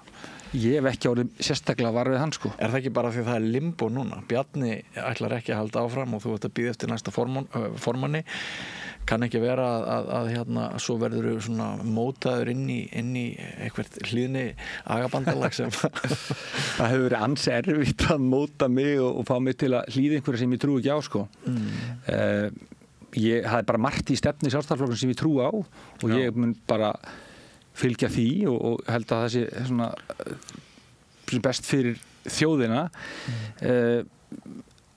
Ég að taka menntamáli núna föstum tökum og var mikil umræða í gær og hefur verið hávær það og ég hef alveg gagnrýnt það mér finnst menntamál hafa verið afgangsstærð í langan tíma hjá ríkisstjórnum og það þar á meðal Sjálfstæðisflokkurinn þannig að þá þarf maður bara að gera eitthvað í því og ég að gera það með því að hafa dottið inn á þing Það eru fleiri syndir feðrana hjá Sjálfstæðisflokknum það náttúrulega öll þessi spillingamáli kringum formanni Bjarna Ben og svona mikil tiltekt núna koma Sjálfstæðismenn fram og viðurkenna það að þeim hafi liðið illa út síðustu árum þetta áherslur hafi allar farið hinn almenni flokksmaður hafi horfið þetta stétt með stétt hafi farið þetta voru svona elitismi og allt það þannig að það eru rosalega mörg verkefni það ekki sem að þú sér fyrir þér að þinn flokkur standi frammi fyrir núna ertu bjartsýnn á að landsfundurinn og nýr formaður minni leið ykkur eitthvað inn í nýja og svona betri tíma hvað varðar viðhorf hins almenna manns vegna að það ekkert rosalega gott gagnvart Sjálfstæðisflokknum þið fengu þau skilaboð þegar þið fengu 19,8% í síðustu kosningum ég einhvern veginn ekki það ég kann rosalega lítið á Sjálfstæðisflokkinn sem slíkan Ertu bara nýgengin í hann? Já, ég hef ekkert verið Bara fyrir þetta prófkjör? Nei, ekki prófkjör, fyrir þessar kosningar Þannig ég ekkert, ég þekki ekki innviðina og ég bara að kynnast fólki núna Þannig ég veit ekkert alveg hverju stjórna hverju sinna hvaða stöðum í Valhöll og þetta svona síjast inn Kannski eru mestu verðmætin í þar á meðan þú veist það ekki og þeir alveg sama Já, ég eins og ég segi, ég engum háður og sem óvinnilegt þegar maður tala við Sjálfstæðisflokksins Ég veit það nú ekki en ég vil ekki tala aðra en ég alltaf, það þannig að ég bara horfi á málin eins og þau koma fyrir mér og reyna að kynna mér þau eins vil og ég get og reyna síðan bara að vera heill í því ég held að ég kom ekki til að stala mikið gegn stefnu Sjálfstæðisflokksins en það var alveg, það eru örugglega í menntamálum ekkert allt kannski þeir eru meira kannski fyrir það halda að einkaskólar séu góðir. Þeir geta alveg verið það örugglega, en ég svona meira fyrir það að við bjóðum upp á bara góð úrræði í almennu skólum. Þú veist, ég verð þar og það bara svona, en ég ætla ekki að ætla þingflokknum eitthvað annað, þau bara verða að svara fyrir það. En ég held bara þessi grunnur að við höfum þetta atvinnufrelsi, ég held að peningurinn almennt sé betur borgi hjá fólki til að stækka kökuna heldur en að ríki sé að skipta þessu öllu niður, og svo vil ég bara heiðarleg stjórnmál. Ég vil að við búum í þessu norræna velferðarsamfélagi sem eru borgaðir ákveðið miklu skattar og það fari í samneysluna. Ég vil að þeim peningum sem vel varið, en það sé ekki sóun þar og það sé ekki og ég held að sé ákveðin sóun í opinbera kerfinu. Ég held að líðist frekar þar heldur en í einkageiranum. Í einkageiranum fer það bara á hausinn og þetta eru þá þínir peningar meira. Ég held að menn hugsi betur sína peningar heldur en peninga annarra. Þetta svona ykkur kannski sjálfstæðis frasar, en ég held það bara, ég er bara mjög metnaður, ég vil vinna allt sem ég tek þátt í og ég vil bara vinna þetta, að Ísland vinni, að við höfum besta menntakerfið, við búum börnum sem þetta höllumfæti bestu hugsanlega aðstæður eins og hægt er, að þessi þetta höllumfæti fái þá aðstóð til sjálfshjálpar. Við gerum þetta vel og hugsum alla, því að það skipta allir í samfélaginu miklu máli. Það breytir engu máli hvort þú sért forstjóri einhvers staðar eða hvort þú sért rafvirki eða trillusjómaður eða að skúra eða að búa rúm eða hvað sem er. Við skiptum öll miklu máli og líka bara taka eftir fólki sem að vinna þessi ósýnilegu störf, að það sé ávarpa líka hvað það fólk skiptir miklu máli. Og ég skrifaði þetta á Facebook síðunni minni mikið, þannig að bara hvert fólk er að kíkja á það, en það er svona, ég veit ekki hvort það sé mjúkmál, ég vil með þetta bara hörðmál, því betur sem fólki líður, því betri starfskraftar eru þau og því betri starfskraftar sem fólk er, því betur gengur samfélaginu og því meiri eru samkeppnishæf við aðra þjóðir og velmegun verður meiri fyrir alla. Ég tekið eftir í síðan við erum Facebook-vinnir bara út af starfinu mínu að þú skrifar börn, þú skrifar tilfinningar. Já. Það er í sjálf og sér það sem að kannski greinir þig að frá mörgum öðrum karlþingmönnum Sjálfstæðisflokksins. Já, kannski. Ég skrifa bara, ég er ástríðufullur í því sem ég er að gera.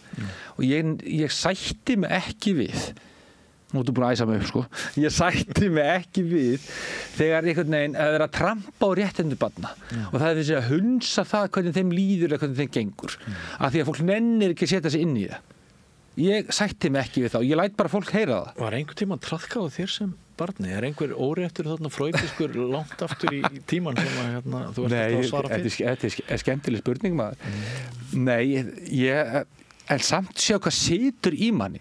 Ég man bara í menntaskóla einu sinni, þú veist, úlingur komin albar til fullorðin, en þá var mér kennt eitthvað, ég satt á milli tveggja drengja og var sendur eitthvað fram ég var ógeðslega pirraður, ég man það mér þess að núna og sama gerist einu sinni í háskóla, en þá var ég reynda segur en ég var smánaður fyrir framan hópinn en ég held að það sé ekkert þannig sem sitt í mér, bara eftir þú kynnist þessu starfi sem kennar, þú kynnist þessum krökkum, það eru öll börn góð, þau bara eru sprottin upp úr einhverjum jarðvegi, þau sem hegða sér ekki vel, einhverju sem hefur ýtt þeim þangað það sem þau eru og þau eru ofboðslega móttækilega venilega að komast frá þessum stað, ef einhver hlustar á þau, einhver réttar þeim hjálparhund, einhver hefur trú á þeim, einhver vil gera eitthvað aðeins fyrir þau og stígur nokkur skref til þeirra og fer ekki burtu þó að þau kvæsi á því í fyrstu 10 skiptin.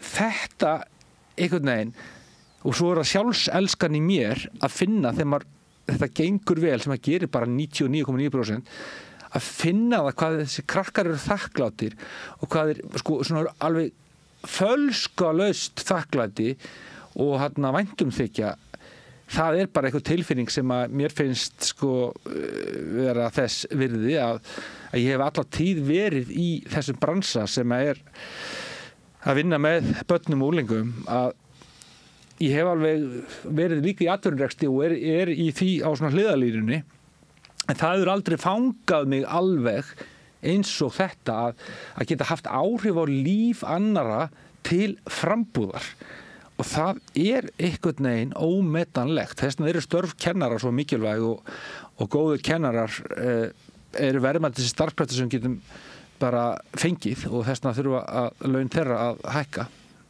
En ég sagði á hann að við myndum kannski enda umræðuna á einhverju sem að væri svona bundið deginum í dag frekar en þér og þinni persónu og þínu persónuleika.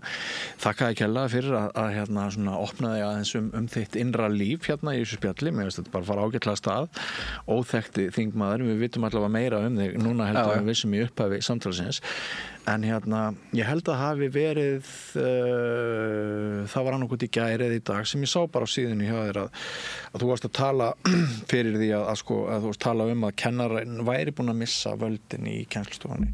Hann réð ekki sjálfur. Er ekki rétt? Jú, og eitthvað í tengslu við mögulega Breiðholtsumræðuna eða hvernig það var? Já, bara almennt að þegar það gerist í kennslustofum hjá kennurum að þeir missa völdin þá ástandið orðið rosalega vont og það gerist. Hvernig endurheimtir kennari aftur völdin í kennslustofunni það þarf bara, það töluvert mikil vinna sem þarf að fara fram þar til að það gangi, það að greina aðstæðunar mjög vel. Það eru venjulega völdin fara venjulega til barna sem að þeim gengur ekkert rosalega vel í náminu eða hafa ekki áhuga að læra og það einhvers konar og það kemur ekki tómarúmi, það einhvers konar vanlíðan venjulega þar á ferðinni og þau eru betri í svona kaos og æsingi börnin heldur en að sitja og kannski eiga vona á því eða geta ekki svarað og finna fyrir ykkur svona lítillækkunni því að vera heimsk eða eitthvað slíkt, þá betra að hafa óróa og rugl í gangi í stofunni.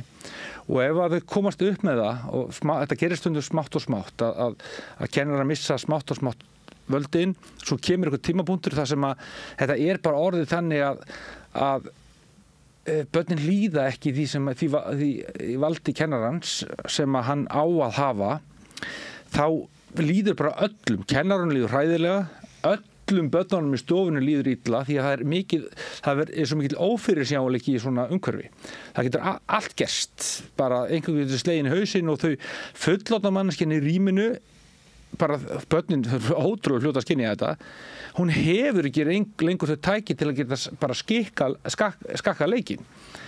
Þannig að þetta eitthvað sem að þegar svona gerist þá þurfa skólar að hafa úrræði til að vinda ofan af þessu því að í svona stöðu bara brenna kennarar upp á nokkrum dögum og það alltaf kvíðið að fara inn þessar kennslustundir og krakkarnir sem þeim líður líka illa þeir sem láta illa en þau eru á sínum heimavelli í þessu því að þarna eru þau komin bara í umhverfis sem þeim líður betur í mögulega einhverjum æsingi og rugli heldur en það sem að þau eiga hætta á því að uppgötist að þau kunni ekki allt og séu kannski illa læs eða ná ekki að lesa félagsleg samskipti. Þannig að þetta ofboðslega mikilvægt og þetta svolítið í kennaraháskólanum með HÍ, það lítið held ég farið í þetta, ég man ekki eftir þetta svona mínu námi, maður lærið þetta bara sjálfur hvernig, hvað skiptir ofboðslega miklu máli ef það byrjar að rakna eitthvað upp þá þarf að stoppa það strax og það þarf að stoppa það með góðum hætti, það þarf að stoppa með þannig hætti að þeir sem byrjar að rekja upp, þeir skilji það að það sé í allra þá að það sé ekki þannig, þá ólíklegt að það gerist aftur. En það held ég aukna líkur á því inn í skólastofunni, meiri núna heldur en voru bara fyrir 5 árum, að þetta ástand skapist, af því að það bara meira svona rof orðið í íslensku samfélagi, félagsfærni barna minni, þau eru stundum og alls ekkert alltaf afgangsstærð einhvers staðar og þau þurfa þá útrás fyrir einhvers konar athygli hvort sem jákvæð eða neikvæð og þá verður það oft svona þessi félagahópur inn í skólastofunni og til að vera góðu kennari sem hefur stjórn á aðstæðum þá þarf það að vera rosalega flinkur starfsmaður. Það langt frá því öllum gefið að ná að halda utan um 25-10 ára krakka Einmitt.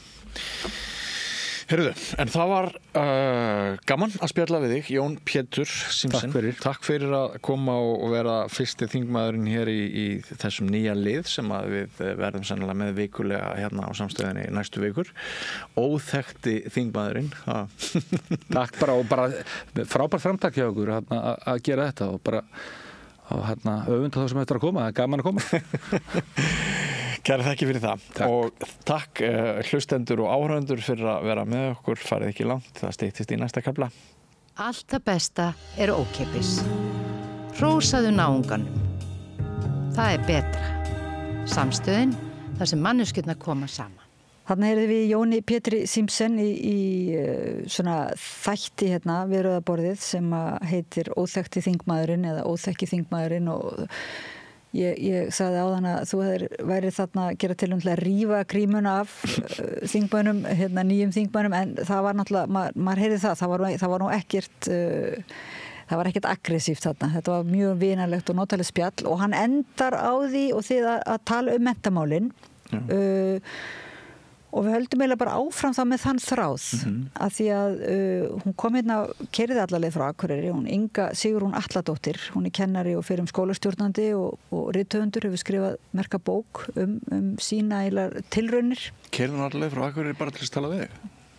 Ég held að segja mig það. Hún áttu nú kannski hérna önnur erindi líka. Þá ert þú búin að slá mitt persónulega með. Ég veit að maður keyrði einu sinni frá Sauðakróki til að tala við mig hérna við rauðaborðið.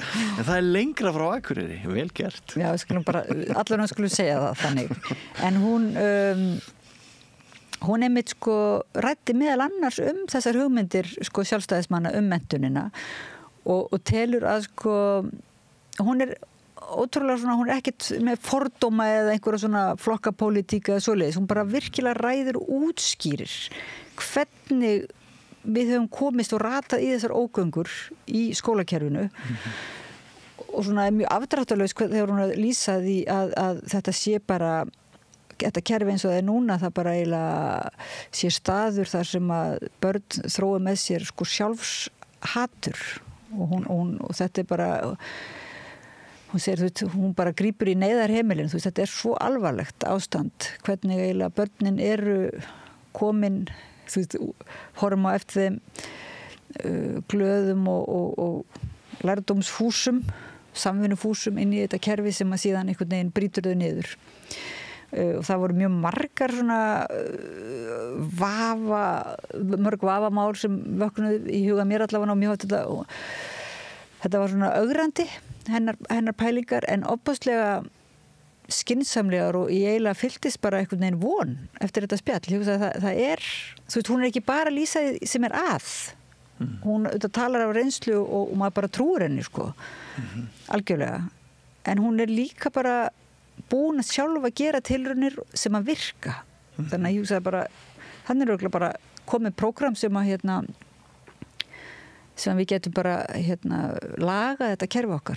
Já, ekki veitir af. Við skulum heyra í Ingu Sigrúnu Atladóttur kennara fyrir skólastjórnanda rithöfund ræða sjálfshatur í skólakerfinu. Ertu á leið heim úr vinnu? Stilltu á FM 89,1.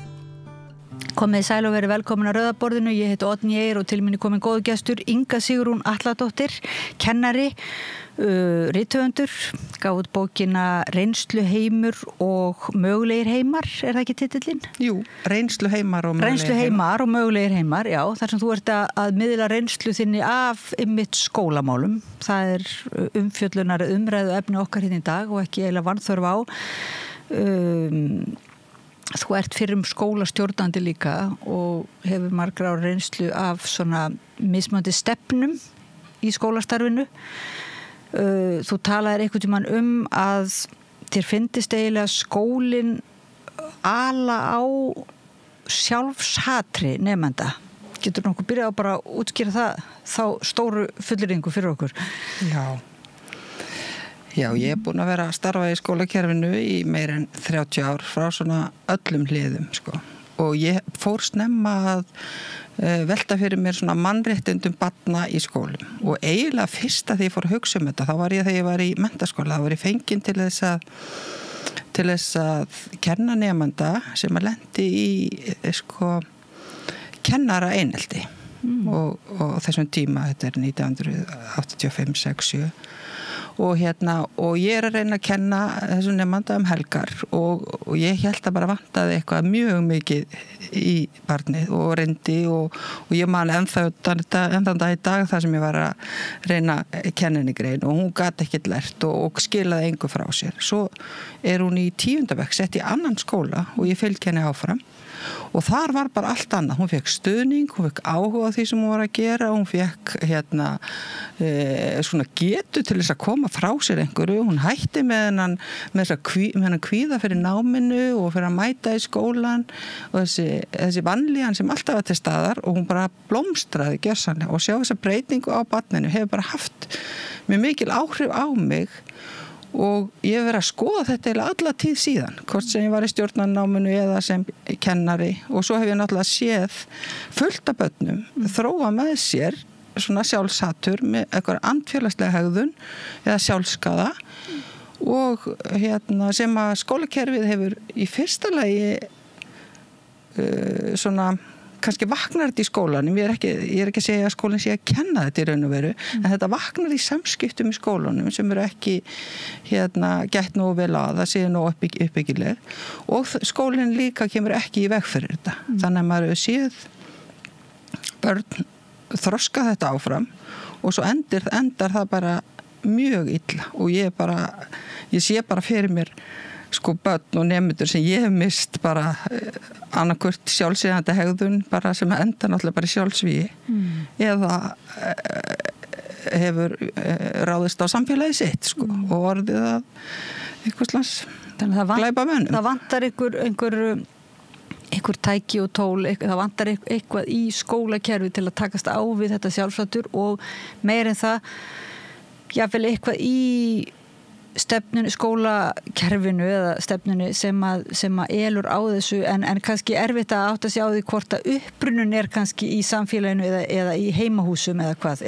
Já, en ég veit það bara ekki ef þú ert í skóla og kemur inn kannski 6 ára fullur af gleði með nýja skólatösku eins og maður sér og svo lendur í sífeltar einhver sem segir ógeðitt eða eitthvað aðsniðin og lemið eitthvað svona þú veist, þú breytist sem persóna þú ferð að þróa með þér eitthvað, þú verður að vera varumnið, þú verður að vera kvíðin og svo ef það ekki tekið af þessu og þetta heldur bara áfram þá bara getur þetta endað illa og mér finnst fjölskyldur oft vinna svona gegn þessu, þú eru að reyna komið veg fyrir og byggja upp og eitthvað svo leiðis, en mér finnst flestir skólar bregðast í þessu og ég fullir þið bara og ég get staðið við það hvar sem eftir alla mína reynslu og frá öllum þessu hliðum að mannréttindi eru brotin í hverjum einasta skóla og hverjum einasta degi og þá er ég ekki að meina 2 í viku í nokkrum skólum, það bara svoleiðis og þetta árás á sóma barna, árás á hvert þau eru, árás á mannorð þeirra,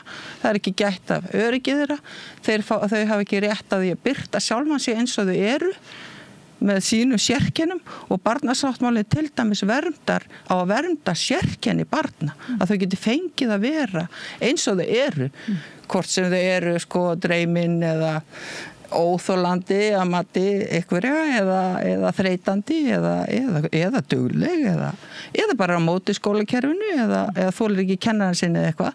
Allt þetta á fagmennska kennarans og fagmennska skólans að yfirvinna. Og þá vera kerfi sem að laga það. Þetta eru börn sem hafa ekki hugræna getu til þess að stjórna sér betur og svo á bara sumir fljótir að læra að lesa og aðri fljótir að læra að hafa stjórn á sjálfum sér. Sumir er bara mjög lengi að hafa stjórn á sjálfum sér og maður hefur kannski sjálfur reynt að breyta einhverjum óvana sínum og það gengur ofta ekki alltaf vel. Og við erum að gera allt mikla kröfur á barn og þau þurfa að bera ábyrgð langt umfram það sem þau geta ábyrgð á sínu félagslega umhverfi og enginn sem að grípur þau í því og þetta eru þau viðkvæm. En þetta félagslega umhverfi sem þú talar í skólanum er hægt að breyta þessu með einhverju skólastefnu eða menntastefnu eða hvernig væri hægt að taka á þessu? Hefur svona pælt í því? Já, skólastefna fyrst og fremst þarf bara að opna augum fyrir þessu og það finnst mér vera með umræðu mannréttindi og og ef við hugsum skóla án aðgreiningar sem nú skólastefna sem samþykkt á Íslandi og margir vilja hætta við skóla án aðgreiningar en ef við hugsum bara hvernig þessi skólastefna eða þessi stefna tilkomin þá það 92 sem að Ísland samþykkir barnasáttmála Sameinuðu þjóðanna og til þess að innleiða barnasáttmálan í skólastarf þessi Salamanca yfirlýsing sem var undirrituð þá 94 og svo taka sveitarfélögin við skólunum 96 og áttu að innleiða þetta allt saman. En að mínu mati hefur bara ekki gengið að endurskapa skólakerfið í átt til þessara mannréttinda og þess fjölbreytileika sem að skóli án aðgreiningar byggir á. Að því að við erum ennþá með gamla skólaumhverfi, við erum með gamlu stofnanirnar og þegar ég að tala mannréttindi þá finnst mér að innan skólan sé vandinn sá að stofnunin trompar mannréttindin eða eitthvað reglur eða eitthvað svo leiðis, þá trompa þau mannréttindin eru ekki númer 1 þú veist, ef einhver kemur og segir við þig út ógeð ég meina, hvað getur þú gert sem barn í skóla einhver umboðsmaður, einhver sem þú getur farið til og sagt og einhver segir, þú ert ekki ógeð það enginn sem á að segja þér að vera það nú förum við í málið og þetta óviðunandi að þetta sé sagt við þig En núna finnst manni nú eins og að sé kannski algengara að börn segi þetta við kennara sína og sé með kjaftátt og þú veist að talaði svona rosalegt agaleysi og svona ofbeldi bara meðal barna sem rakið til alls konar þátta, það eru samfélagsmiðlar og fjölskyldur, brotna fjölskyldur og það eru alls konar raskanir og róf og vöntun á greiningum eða of margar greiningar, þú veist þetta allt fyrir utan skólan raunverulega og svo, þannig að skólinn svona að berjast í bökkum við að bara að Já, og skólinn náttúrulega eins og marga stofnar, við erum bara eiga við fjölbreytileika mannlífsins og við erum með geðveika foreldra og við erum með alls konar foreldra og við erum með alls konar börn líka og innan starfsfólki líka alls konar en við getum ekki breytt því, við breytum ekki kannski samfélaginu, en við getum breytt skólanum og við getum sett upp reglur og við getum sett upp ákveðna lausnir á þessum vanda vegna þess að þar sem ef við erum að tala skólastefnur til dæmis, þá ég búin að vera alla mína svona skólaæfi að reyna að breyta þessu af því að ég hef á einhvern nátt upplifa svo sterkt þennan vanda barna í skólan og sem alveg oft hljóður, þetta eru líka börn sem að hætta bara að tala þú veist og bara bíða af sér tímana eða eitthvað svoleiðis þú veist og þessi þá byrjaði ég að vinna þessu fyrir sunnan sem deildastjóri og við fórum að breyta í 8 námskránni sem kom út núna 2011 eða 13 og sem byggir á fjölbreytileika og mannréttindum ásamt alveg ýmsu öðru, það ýmislegt í þessari námskrá og svo fór ég sem skólastjóri í norður og þar tók ég námskrána vissi svona hvernig átt að innleiða hana og hvað vandamál voru í því og bjóð til bara svona eina stefnu í kringum þennan mannréttinda hluta þarna sem við köllum leiðtogasamfélagið og það var bara svona stefna sem við keyrðum þarna í 7 ár fyrir norðan og það var bara þannig að agamálum, þú veist, þeim fækkaði alveg geysilega mikið en það þýddi nefnilega að við tókum allt. Ef einhver segir við þig, þú ert aumingi eða sparkar eða eitthvað, þá hefur barnið alltaf einhvern umboðsmann í skólan og getur komið og rætt það. Og þetta fjalla ég einmitt í bókinu minni. Mýmörg dæmi þetta, þegar börn að koma og hvaða mikilvægt. Og líka bara þegar kennari brýtur réttindum barna, hvað mikilvægt að það sé farið í það. Og það einmitt eitt dæmi þegar kennari brýtur á réttindum barna og kennarinn ver sig og síðan hættir það bara þannig að það engin lausn þú veist, sem líka bara svo oft þannig En kennari kannski hefur heldur ekki, nú ég svona hefur kannski engan til að ræða við heldur í þessu amstri dagsins líku við, þannig að það lendir í þessu sem að foreldrar kvarta undan kennarunum að þeir séu að brjóta börnunum og það lítur út þannig eins og bara skólinn sé komin í algjör á varnarstöðu. Þannig að það sem þú gerir á Akureyri, þú eiginlega snýrð vörn í sókn, að þú innleiðir einhvers konar system sem þú kallar hvað? Leiðtoga samfélagið. Og þá vorum við við erum að hugmyndin nú svona þetta barni sem leiðtoga sko og ég tala meðfædda leiðtogahæfni og þetta kemur allt úr svona alvöru kenningum svona þroska fyrir barna. Þetta frá PSA, frá kenningun sem hann var enda með áðurna, hann kom með það sem eru algengustu kenningarnar hans, en skiptir ekki máli. En ef við hugsaum barn sem 4-5 ára, þú sér hvað það opið, hvað það skapandi, hvað það tilbúið í allt og eitthvað svona. Vegna þess að það hefur ekki hugræna þroska til þess að setja sig svona aðeins út fyrir hlutina og sjá að þú meinar eitthvað annað með orðunum þínum heldur en ég nota. Og þegar þau eru svona 7-8 ára, þá eru þau farin að hugsa allt öðruvísi og þá byrjar þessi sjálfsbæling og þessi neikvæða sjálfspeglun og eitthvað svona og ég var að reyna að komast svona fram hjá þessu og reyna að virkja þetta sem að börnin eru með og halda því áfram. En til þess þarf skólinn að vera skjól og vernd fyrir barnið. Þú veist, það þarf að geta rætt þann vanda sem að það lendir í, hvort sem manni sem fullorðinn finnst að merkilegu vandi eða ómerkilegur. Það þarf að geta greitt úr því til þess að geta haldið þessu neista sem svo svona listrænn og fallegur og skapandi vegna þess að því að ég líka tala með þessum leiðtoga vegna þess að ég sérhæði mig í leiðtogafræðum, ég tók master í stjórnun og lærði það leiðtogafræði og þar sé ég að nútíma leiðtogakenningar eru horfni frá þessu, vera með svona Hitler og Stalin og eitthvað sem að stjórnar þannig, heldur það komna kenningar, það sem akkurat verið að tala um þetta, þú veist, að vera skapandi, hafa svona trú á eigin getu, geta verið svona authenticity, svona berskjöldun og ákveðnir hlutir sem að maður sér endalaust í þessum 4-5 ára börnum. En það sem var líka gott þetta fyrir norðan, við vorum með sameinaðan grunnleik og tónlistaskóla. Það sem bæði tónlistin kom með svona listina og þann vinkil sem maður gæti nýtt sér og svo börnin úr leikskólanum sko. Og það var mikil samvinna þarna milli og í grunnskólanum að því að aðalega ég nú að gagnrýna grunnskólakerfið á þessu með þetta.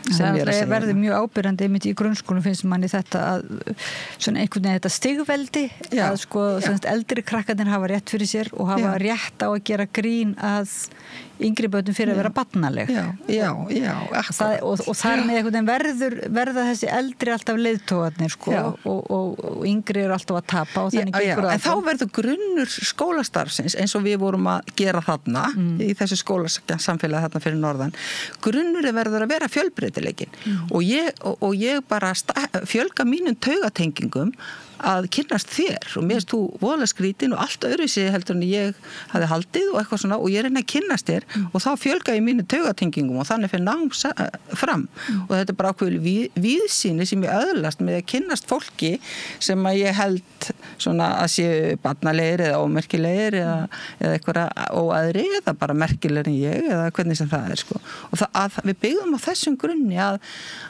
ég alltaf að græða í samskiptum að því ég sé alltaf eitthvað annað. Ég með minn eigin reynsluheim og ég get lokast inn í honum og sagt bara já, Oddný bara greinilega eitthvað svona listamógull, ég nenni ekki að tala við hana sko og ég bara í mínu reynsluheimi eða ég líta þig svona sem mögulegan heim og ég reyna að kynnast þér og hvað getur þú sagt mér og ég kann kannski stækka minn reynsluheim af því og ég svona verð betri manneskja og sé fleiri sjónarhorn og bara teka eftir fleiri hlutum. En þetta alltaf svona heimsbyggileg hugsun einmitt samræðuna, að víkka út, byggja á trausti, umburðarlyndi, forvitni og skapandi þáttur.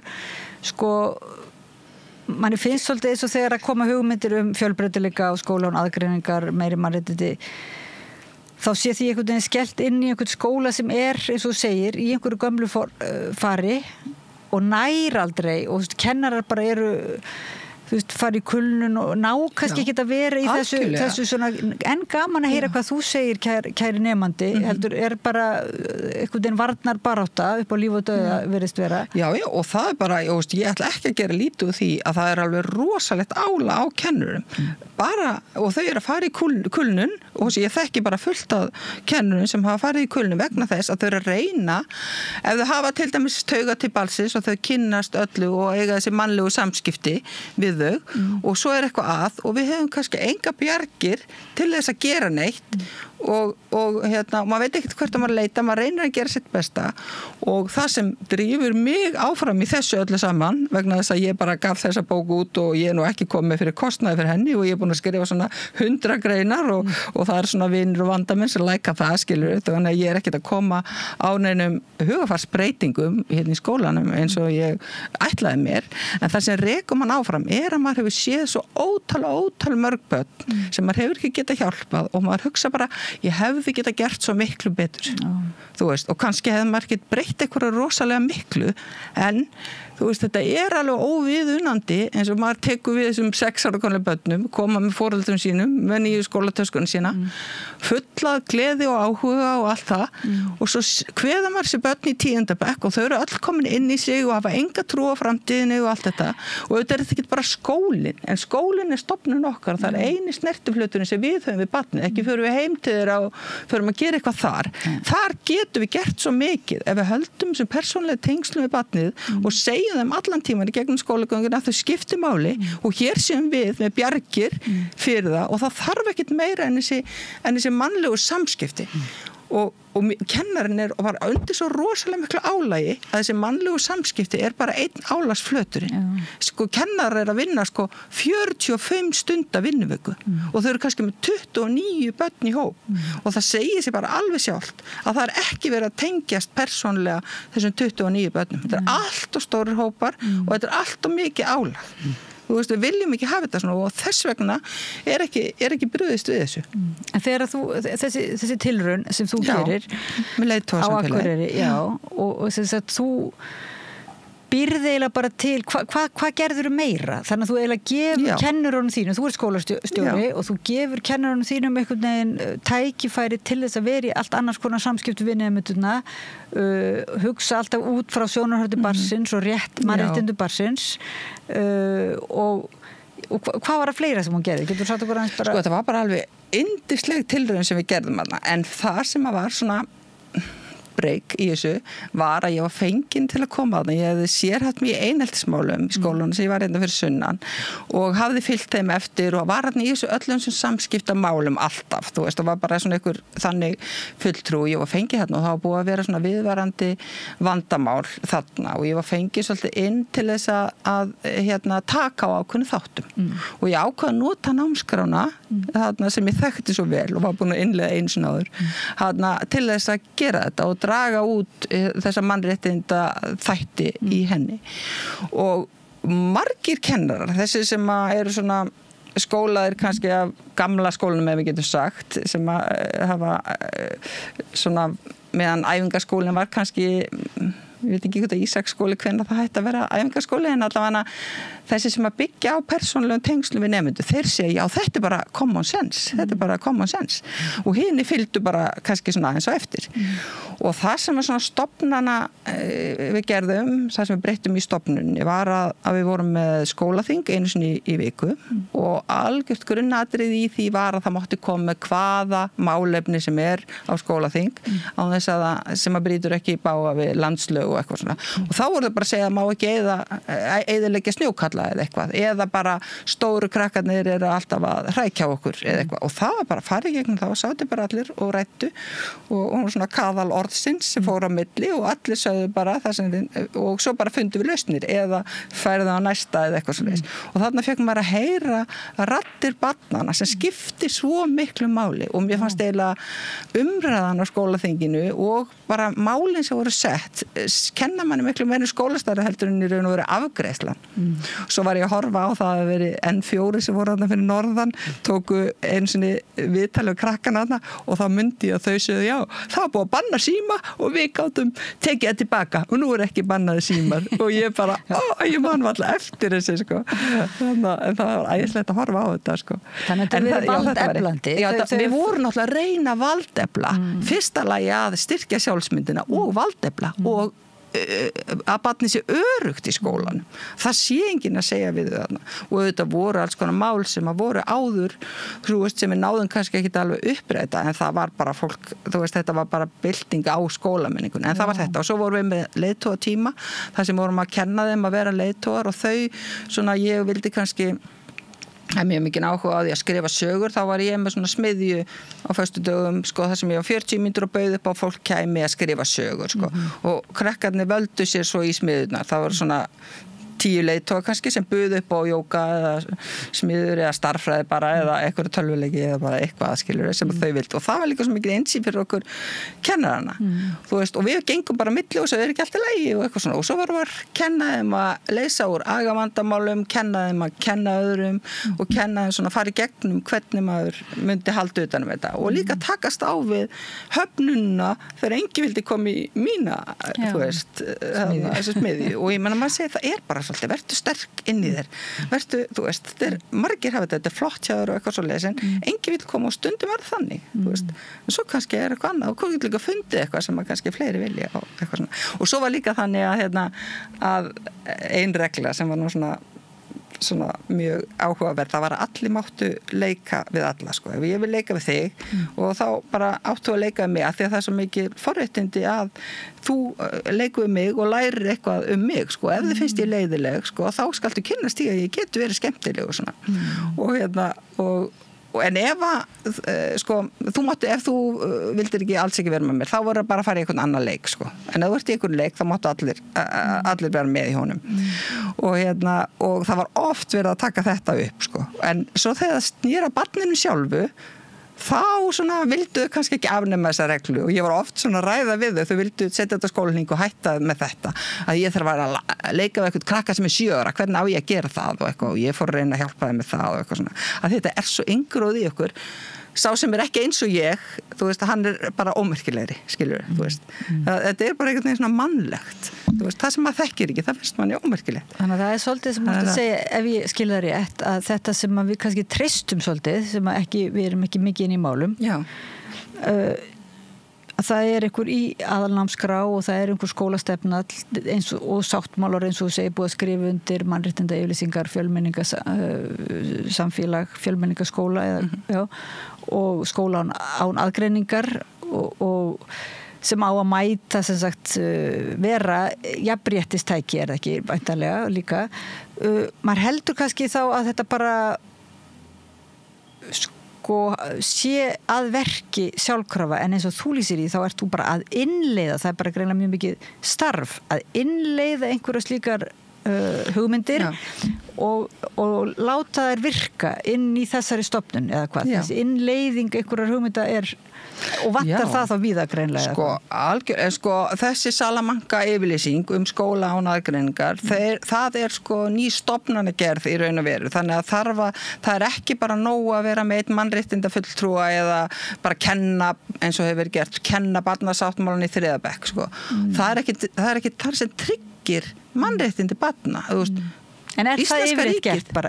Ég meina, ná skólarnir svona bara haka við að þeir séu að uppfylla eitthvað svona mannréttinda ákvæði ef þeir kenna einu sinni viku eitthvað? Sko, það er ekkert eftirlit með því og það sem ég er að segja, ég er að tala mannréttindi vegna þess að það er þetta sem ég vil stoppa að þessi viðkvæmu frábæru hæfileikaríku börn sem að lenda bara í einhverju svona til dæmis út í fríminútum, maður kannski 3 starfsmenn með 100 krakka, þú veist það er ekki þetta að passa það og þá eru það bara sá sem er sterkastur og sá sem brjálaðastur og sá sem minnst svona félagslega svona þroskaður sem ræður bara menningunni og börn eru hræðslustjórnuð og allt svoleiðis og ég bara ekkert að segja þetta sé eitthvað, sko auðvitað margt gott og allt það en það bara allir sem segja það, kennar gott starf og margt gott gert, ég ætla ekki að segja það hérna, því mér finnst þetta svo rosalega alvarlegt og þetta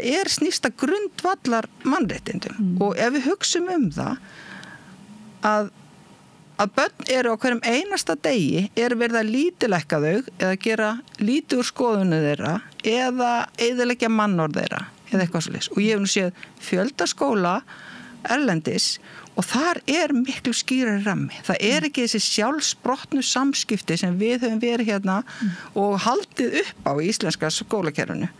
Og þetta kemur niður á þeim sem eru viðkvæmastir og ef eitthvað að, þá gerir þetta illt verra. Ertu að meina að kennarar og skólastjórnendur séu fastir inn í einhverju gömlu tossabekkjakerfi eða svona sem sagt aðgreiningarkerfi þar sem að nemendur eru dæmdir eftir því hvernig þeir eru eða hvaðan þeir koma og einhvern nátt ekki koma á mótsöðu eins og þeir eru? Nei, ég bara segja að þarna 92 og 94 þegar ég í kennaraháskólanum og ég útskrifast 95 þá ég búin að vera leiðbeinandi áður í 3 ár. Ég útskrifast 95 og 96 taka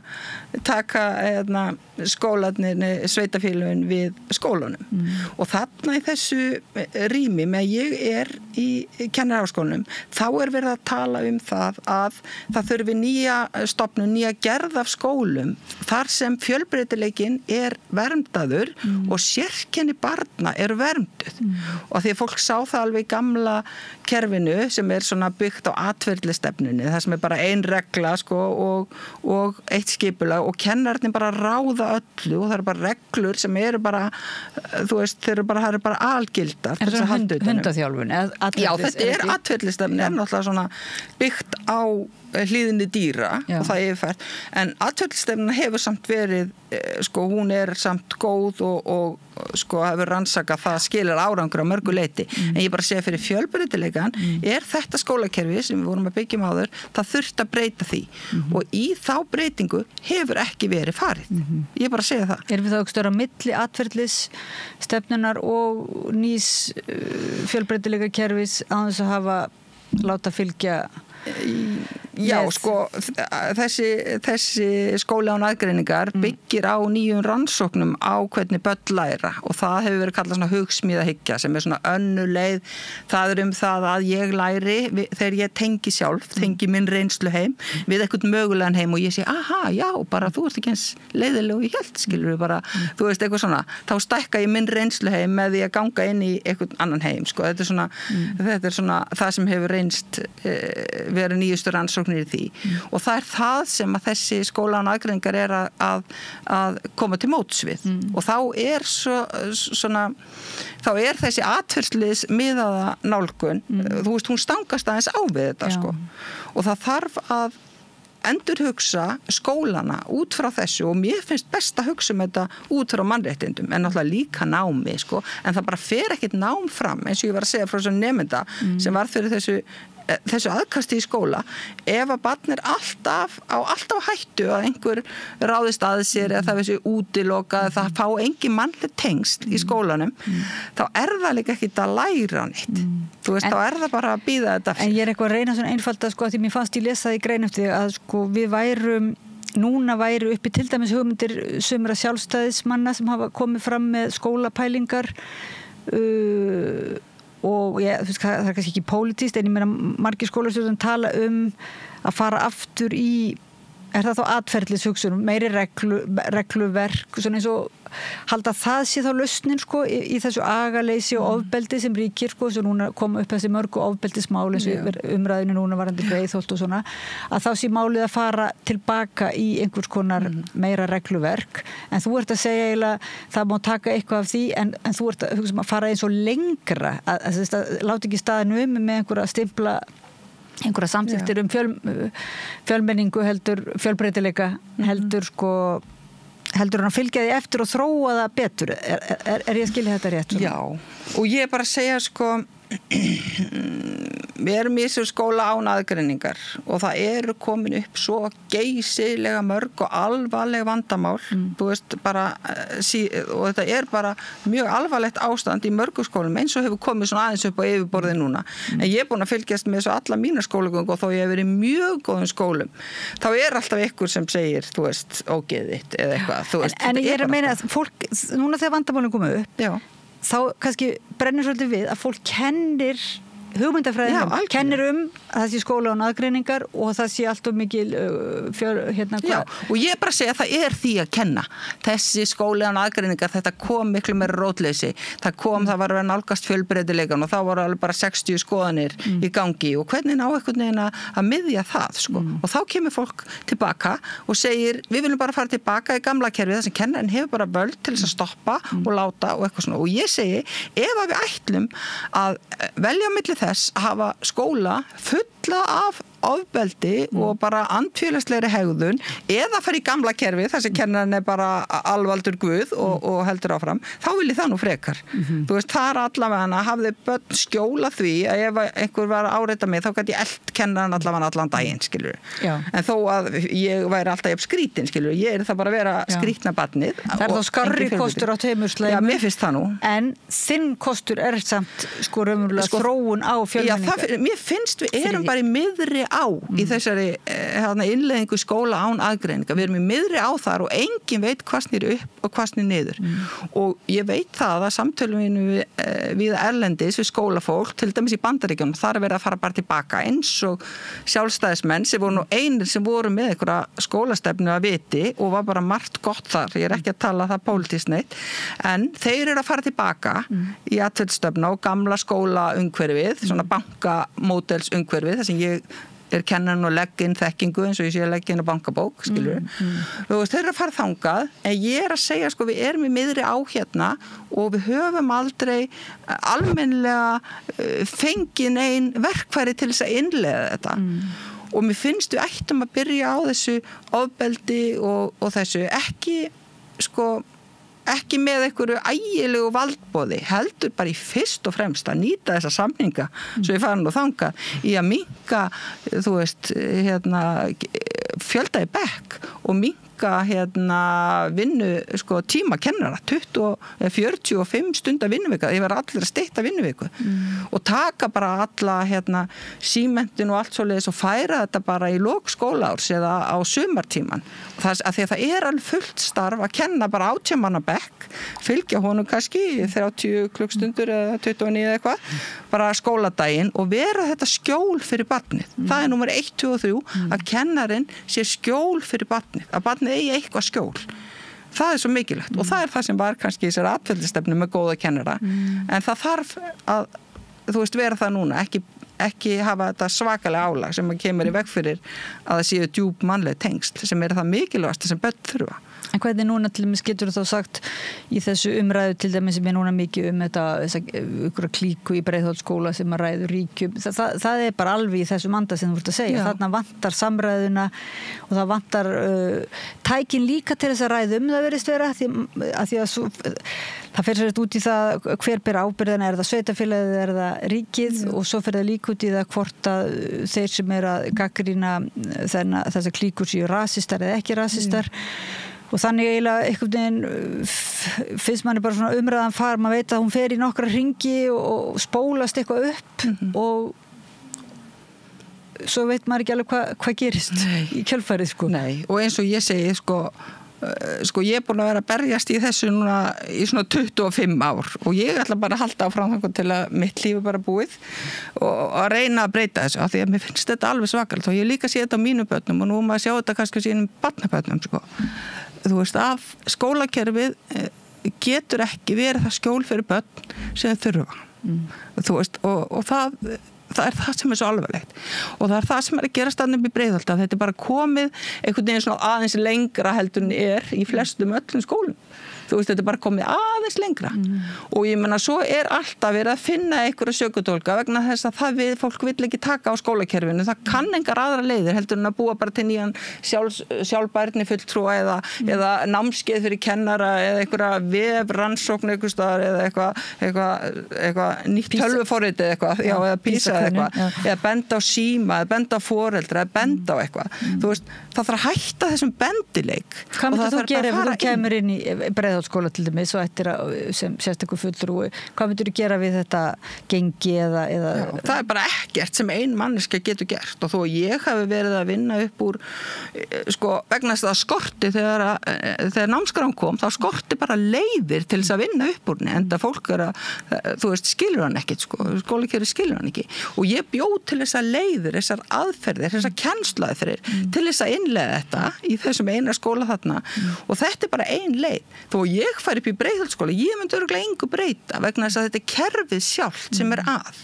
þetta er misskilningur á því og það þarf að hugsa kerfið út frá mannréttindum barna. En ef þú myndir breyta því menna ég ef þú bara færi með þína bók, reynsluheimar og mögulegir heimar og þessa reynslu þína sem sagt af því að innleiða leiðir eða sem sagt, búa til leiðir til þess að vinna úr þessari námskrá á hverju myndir þú byrja þegar það er komið út í ófremdar ástand alveg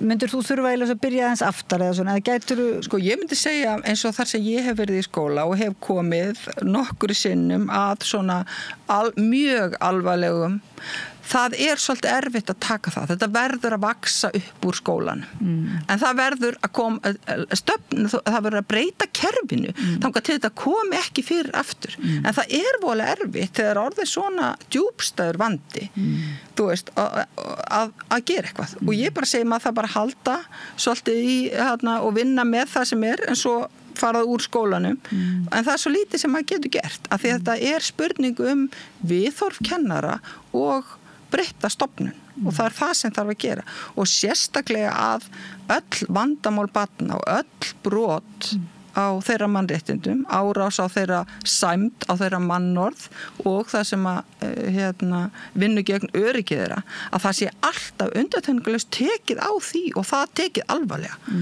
svo börn læri ekki einhvern veginn að það er bara allt í lagi að einhver sé að kalla mig hitt og þetta bara allan daginn, eitthvað sem við myndum aldrei líða á okkar vinnustað og ég bara hugsa svona eins og þetta ofbeldismál sem kom daginn þegar aðstoðarskólastjóri var með kynferðislega áreitni á konur sem þurftu að fara úr skólanum hvernig manneskja sem hugsa svona annað fólk og vill áreita annað fólk hvernig kemur það fram gagnvart börnum sem ekki geta varið sig og barn, þú veist, það er einn fullorðinn einstaklingur inn í bekk kannski og það eru bara börn sem eru vitni af hegðunars hann getur raun og verið gert hvað sem hann vill eða ekki neitt það er bara þannig. Og börn læra ekki þeim er ekki hjálpa að læra og þjálfa sig að svara fyrir sig líka að svara fyrir sinn rétt og vera meðvituð sinn rétt á Þú komast náttúrulega bara ekki áfram með það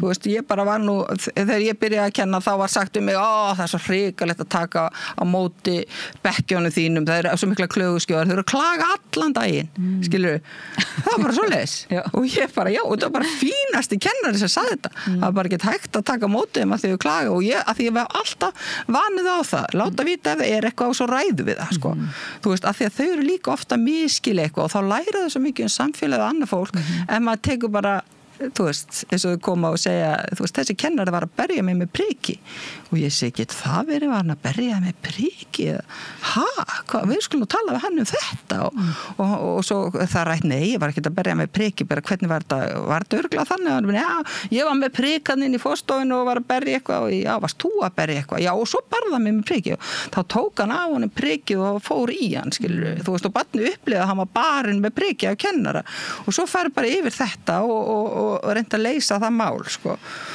en börn er ekki ómarktæk þó að þau sé ekki alltaf 100% sem segja það þarf að læra að skilja börn og það þarf að læra að tala við börn og það þarf læra að tengjast þeim og þeirra eigin forsendum, ekki frá okkar hugmyndum að því að börn hugsa allt öðruvísi heldur en fullur fólk, sérstaklega, þau hugsa bara allt öðruvísi og það bara mikilvægt.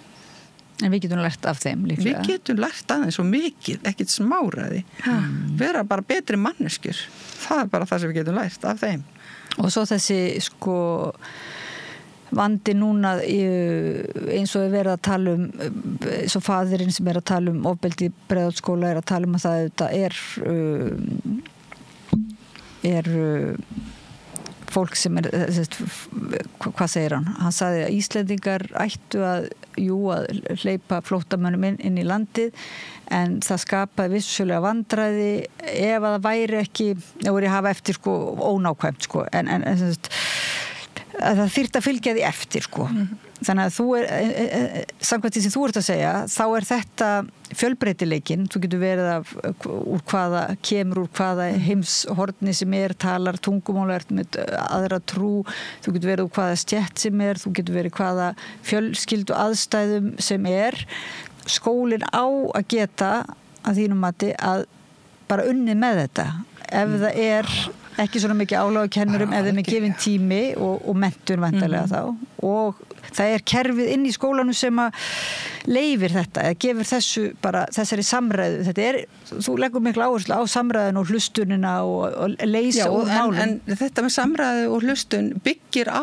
persónlegum tengslum þú veist það þýðir ekki nú allir að segja hvað að bara ein mínúta þú býtu svo 5 mínútur skilur það byggist á að hlusta barnið þegar það vil segja og að barnið hafi aðgang að einhverjum fullorðnum og ég kalla þetta í bókinni að þetta sé umboðsmaður barna í skólanum og þú veist það kemur bara einhver og tala bara, þetta getur verið námsráðgjafi eða bara hver sem að það sé alltaf einhver sem vil hlusta og sem vil sýna þér áhuga sem einstaklingi en mér finnst ég rosalega ána með þennan innflutning á erlendu fólki með að læra ótrúlega mikið á því og ég náttúrulega verið með alveg tugi af erlendum nemendum og sumir svo koma með allt annað svona viðþorf gagnvart námi, bara miklu duglegri og svona ákveðna þjóðir sem bara, þú veist, gera allt svo vel og mér finnst maður að geta lært svo mikið á þeim og fyrir sumbötni tungumáli ekkit vandamál þau renna bara inn í þetta og en svo náttúrulega önnur sem erlend sem erfitt kannski með að stjórna skapi sínu, alveg eins og íslensk börn eiga stundum erfitt með að stjórna skapi sínu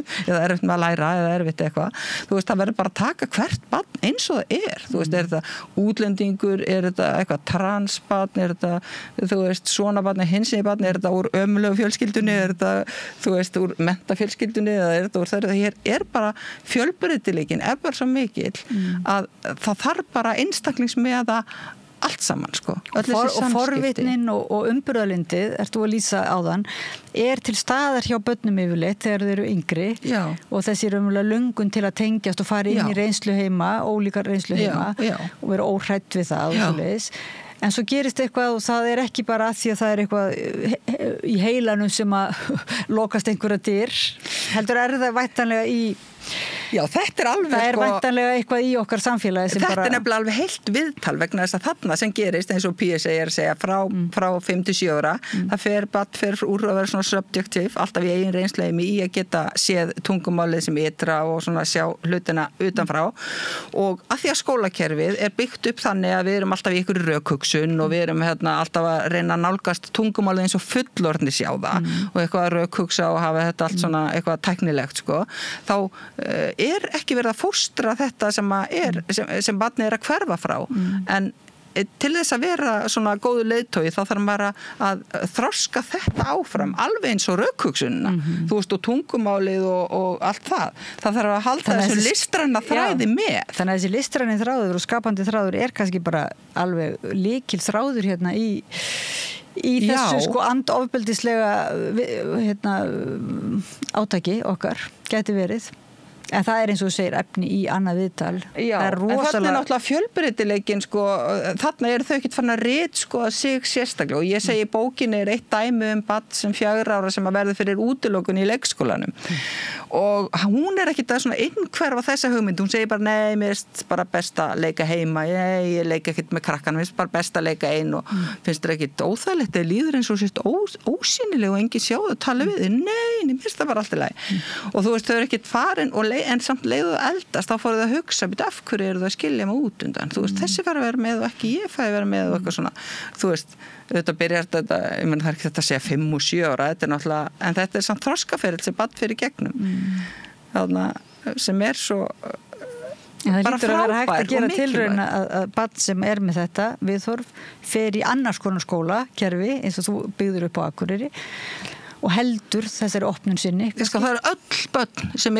þetta meðfætt leiðtogar hæfni barna. Það eru öll börn svona þegar þau eru 4-5 ára. Þú veist, það ekki barn sem eitthvað svona, þú veist, nú rökhugsa ég þetta bara eitthvað. Nei, en ég meina að viðhalda því, sko. Já, það þarf að viðhalda þessi í öllum börnum. Það eru öll börn. En þú ert búin að komast að því að það hægt. Já, og það alveg hægt, en auðvitað erum við bara með mannlegt og það verður aldrei vandamálin verður ekkit úr sögunni eða eitthvað, en við verðum að hugsa og huga að því að í grunni okkar skólastarfs sé gert ráð fyrir fjölbreytileikan, þú veist, og það bara hægt með mannlegum tengslum, þú veist, og að fólk fá að þroska sinn reynsluheima, því að nú ég að tala í þessari bók að ég þarf að hafa sterkan reynsluheim til þess að hafa sterka sjálfsmynd og geta talað, þú ert á móti mér og ég með eitthvað skoðun sem eitthvað öðruvísi, þá þarf ég að hafa trú á sjálfum mér og sterkan reynsluheim og hafa rök í mínu reynsluheimi, en svo get ég alveg komist að ég setna að þú hafði rétt fyrir þér og ég sé það núna, en þá hef ég bara stækkað minn reynsluheim. Skilur, þú veist, ég ekkert alltaf að hverfa frá öllu sem mér finnst gott og en þegar ekki þessi tengsl og ekki þessi samræða og ekki, þessi miklu tengsla þá byggist upp þetta sjálfshattur bara ef að fólk eitthvað öðruvísi og ég segi þetta í bókinu að þetta sé svona tæknilegt viðhorf til barna þú veist, þau eru bara svona nálgust eins og svona eitthvað tæknilegt viðfangsefni, sko og það myndar þetta sjálfshattur innan skólana sem að verður náttúrulega að bara mikið vanlíðan og ofbeldi en við komumst nú ekki lengra í dag, það er rosalega gaman að fá að tala við þig og maður vona nú bara virkilega að ég hlakka til að lesa bókina reynsluheimar og mögulegir heimar og vona bara eiginlega að þú verður kölluð til þess að innleiða Já, ég bara vona að fólk fara að hugsa og ég vona að þessi samningar sem eru núna milli sveitafélagana og kennarana, ég vona að það veri gert eitthvað alvöru og að veri breytt einhverju þó ég kannski ekki mikla ég sýnist að ekki verið gerast en takk fyrir Inga Sigrún Atladóttir, kennari skólastjórnandi rithöfundur kemur allavega frá Akureyri til að spjalla við okkur, kæra þakkir fyrir að koma að Rauðaborðinu og hlustendum áhörðum þakka ég fyrir að fylgja okkur eftir og vera með okkur í samræðunni ég vona að við höfum náð að tengjast ykkur í gegnum þessar pælingar og ég þakka líka honum Pétur Fjellsteð tæknimanni fyrir að varpa samræðunni yfir til ykkar og ég held að eigi bara vel við að segja núna að við förum í örstutar frímínútur á samstöðinni og höldum svo áfram að ræða málum í Rauðaborðið. Takk. Allir þættir samstæðvarinnar eru fáanlegir á öllum helstu hlaðvarpsveitum. Þarna heyrðum við Ingu Sigrúnu Atladóttur, kennara og fyrrum skólastjórnanda ræða skólakerfið og það er eiginlega tilraunir og aðferðir sem hún hefur þróað til þess eins og að bæta mjög hag barnana með eiginlega mannréttindi þeirra í huga og velíðan og við svona kannski óbeint höldum áhverjum að tala skólakerfið eða kemur fyrir í spjalli sem ég átti við Örnu Magniðu Danks sem að kemur til mín reglulega við Rauðaborðið núna og segir okkur svona transtíðindi eða þannig fréttir úr réttindabaráttu transfólks sem er óbúðslega áhugavert málefni núna sérstaklega vegna þess að það er eins og yfirgangur ofbeldi Trumps og Trumpismas alveg kristallast í aðför gegn transfólki. Já, og við náttúrulega bara, við þurfum svo miklu meiri upplýsingar. Hún fylgist það vel með, bara í gegnum eiginlega persónulegt tengslanett og það var eiginlega svo svakalega sögur að ég hugsa að við þurfum eiginlega að halda áfram með það hún ætlaði að leita sér líka fá fleiri fréttir frá fólki, það er bara verið að þetta gerir svo hratt sko, þú veist, það er bara verið að gangi í hús þessi einhvers konar landamæra lögga og handtaka fólk og setja í fangabúðir.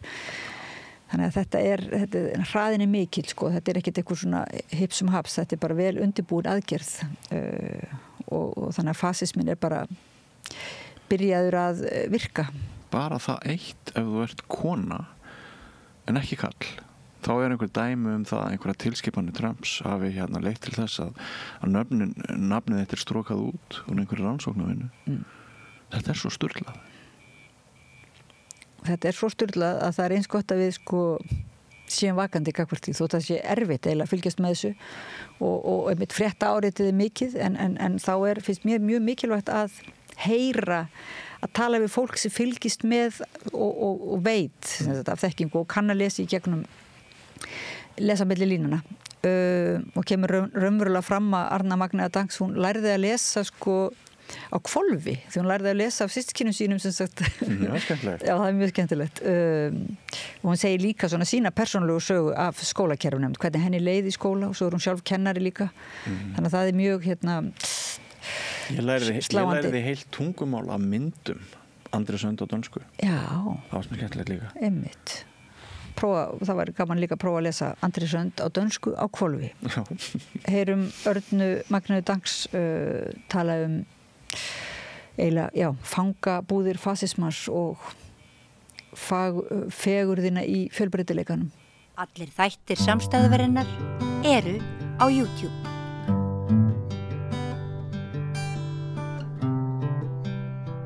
Komið sæl og verið velkomin í umræður það sem við eiginlega köllum fangabúðir fasismans og fegurðina í fjölbreytileikanum og það er viðmælandi minn Arna Magnea Danks sem að eiginlega fann þennan fallega titil, þú ert nú líka ljóðskáld, þér er margt til listalagt. Já, takk. En ert komin hingað eiginlega sem svona fréttaritari okkar á samstöðinni, fréttaritari Rauðaborðsins í mannréttindamálum. Og við erum búin að tala saman eiginlega ástandið í Ameríku og trumpismann og hvernig eiginlega þessi svona, svaðalegi fasismi bitnar að þeir verið fyrst á transfólki eða fyrst og svona mest áberandi og mér langaði eiginlega bara að spyrja þig kannski fyrst bara út í, hvað er svona frétta frá þessu ástandi þarna í Ameríku?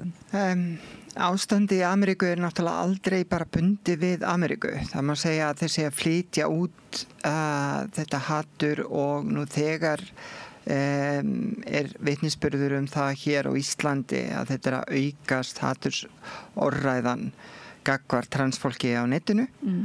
Og það er bara spurning hvenær það raungerist og ofbeldið gagnvart transfólki verði ábyrjandi ekki bara á netinu, heldur í raunheimum líka.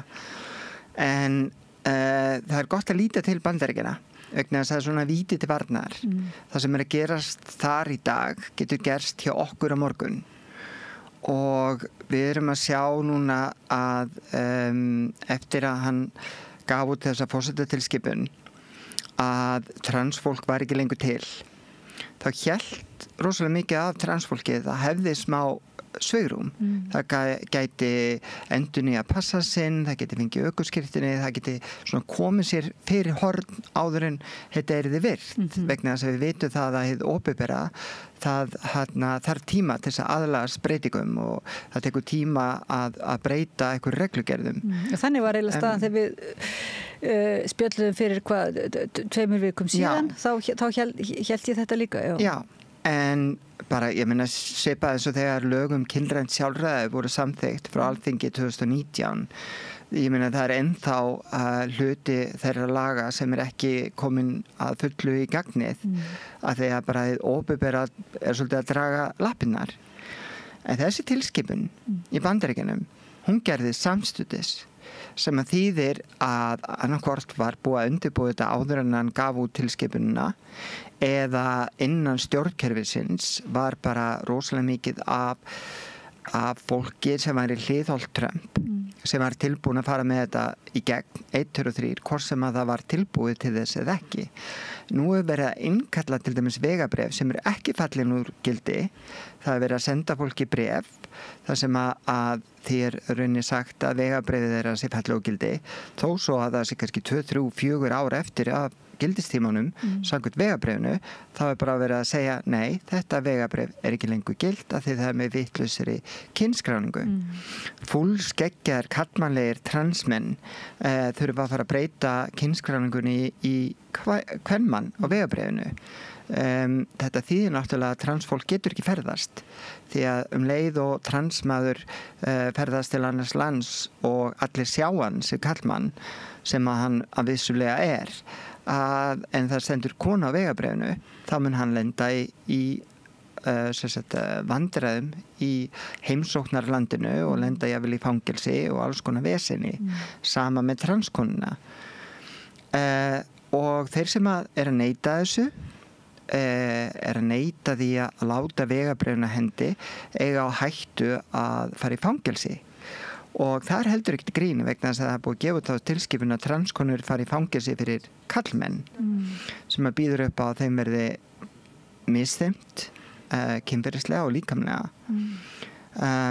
Og þú sagði að þetta er nú þegar, þetta er ekki bara einhver áætlun heldur, er nú þegar einhverju sem hafa lent í fangelsi, er ekki, eða einhvers konar fangabúðum jafnvel? Já, ég meina, ég og vinkonu sem býr í New York sem er transkona og er að frumbyggja ættum, hún er að með minni 1/4 Cherokee, fædd og upprunnin í Bandaríkjunum, en hún er náttúrulega með dekkri húðlit heldur en svona gengur gerist.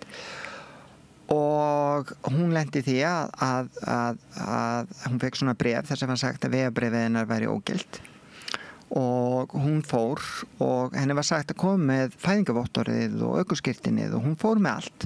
Löglegin borgari sem hefur aldrei fengið þú veist svo mikið sem hraðasegt og það var allt tekið af henni. Og bara daginn eftir kom ICE sem er stofnunin sem hefur að gera með innflytjendur og tollamál og útlendingamál, Immigration and Custom Enforcement Agency. Landamæra lögga og alls konar lögregla sem bara bankaði upp á hjá henni og konunni hennar og ætlaði bara að taka hana og setja hana í svona fangabúðir. Sem átti sig að flytja nú landi til Mexiko.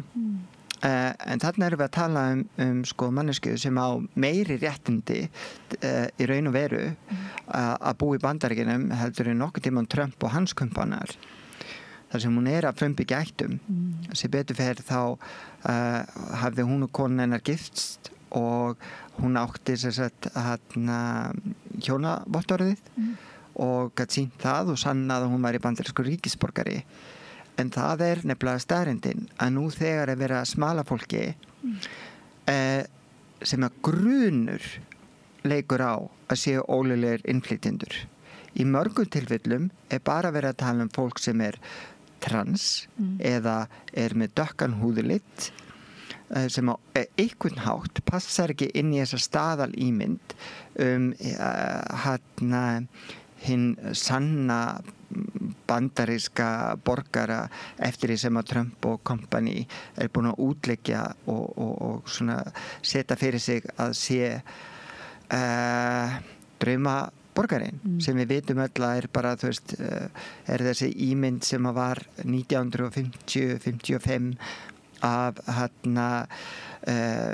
Jack and Jane þar sem að Jack var þú veist með skolleita hár og blá augu og Jane var ljósar og með blá augu og þú veist við erum bara að fara í þennan fasa sama aríska hugmyndafræði og var bara í seinni heimsstyrjöld og þetta er að gerast fyrir fram að nefið á okkur og þetta er ekki að gerast bara þar vegna þess að þessi hugmyndafræði að henni vex ásmegin allstar líka hér á landi. Þú hefur fundið fyrir því bara hefur fundið fyrir því að henni vaxi ásmegin hratt eftir að þetta er eiginlega leyft að gefið einhvers konar leyfi í Bandaríkjunum? Já, ég meina þú veist það voru ef það kom einhver frétt til dæmis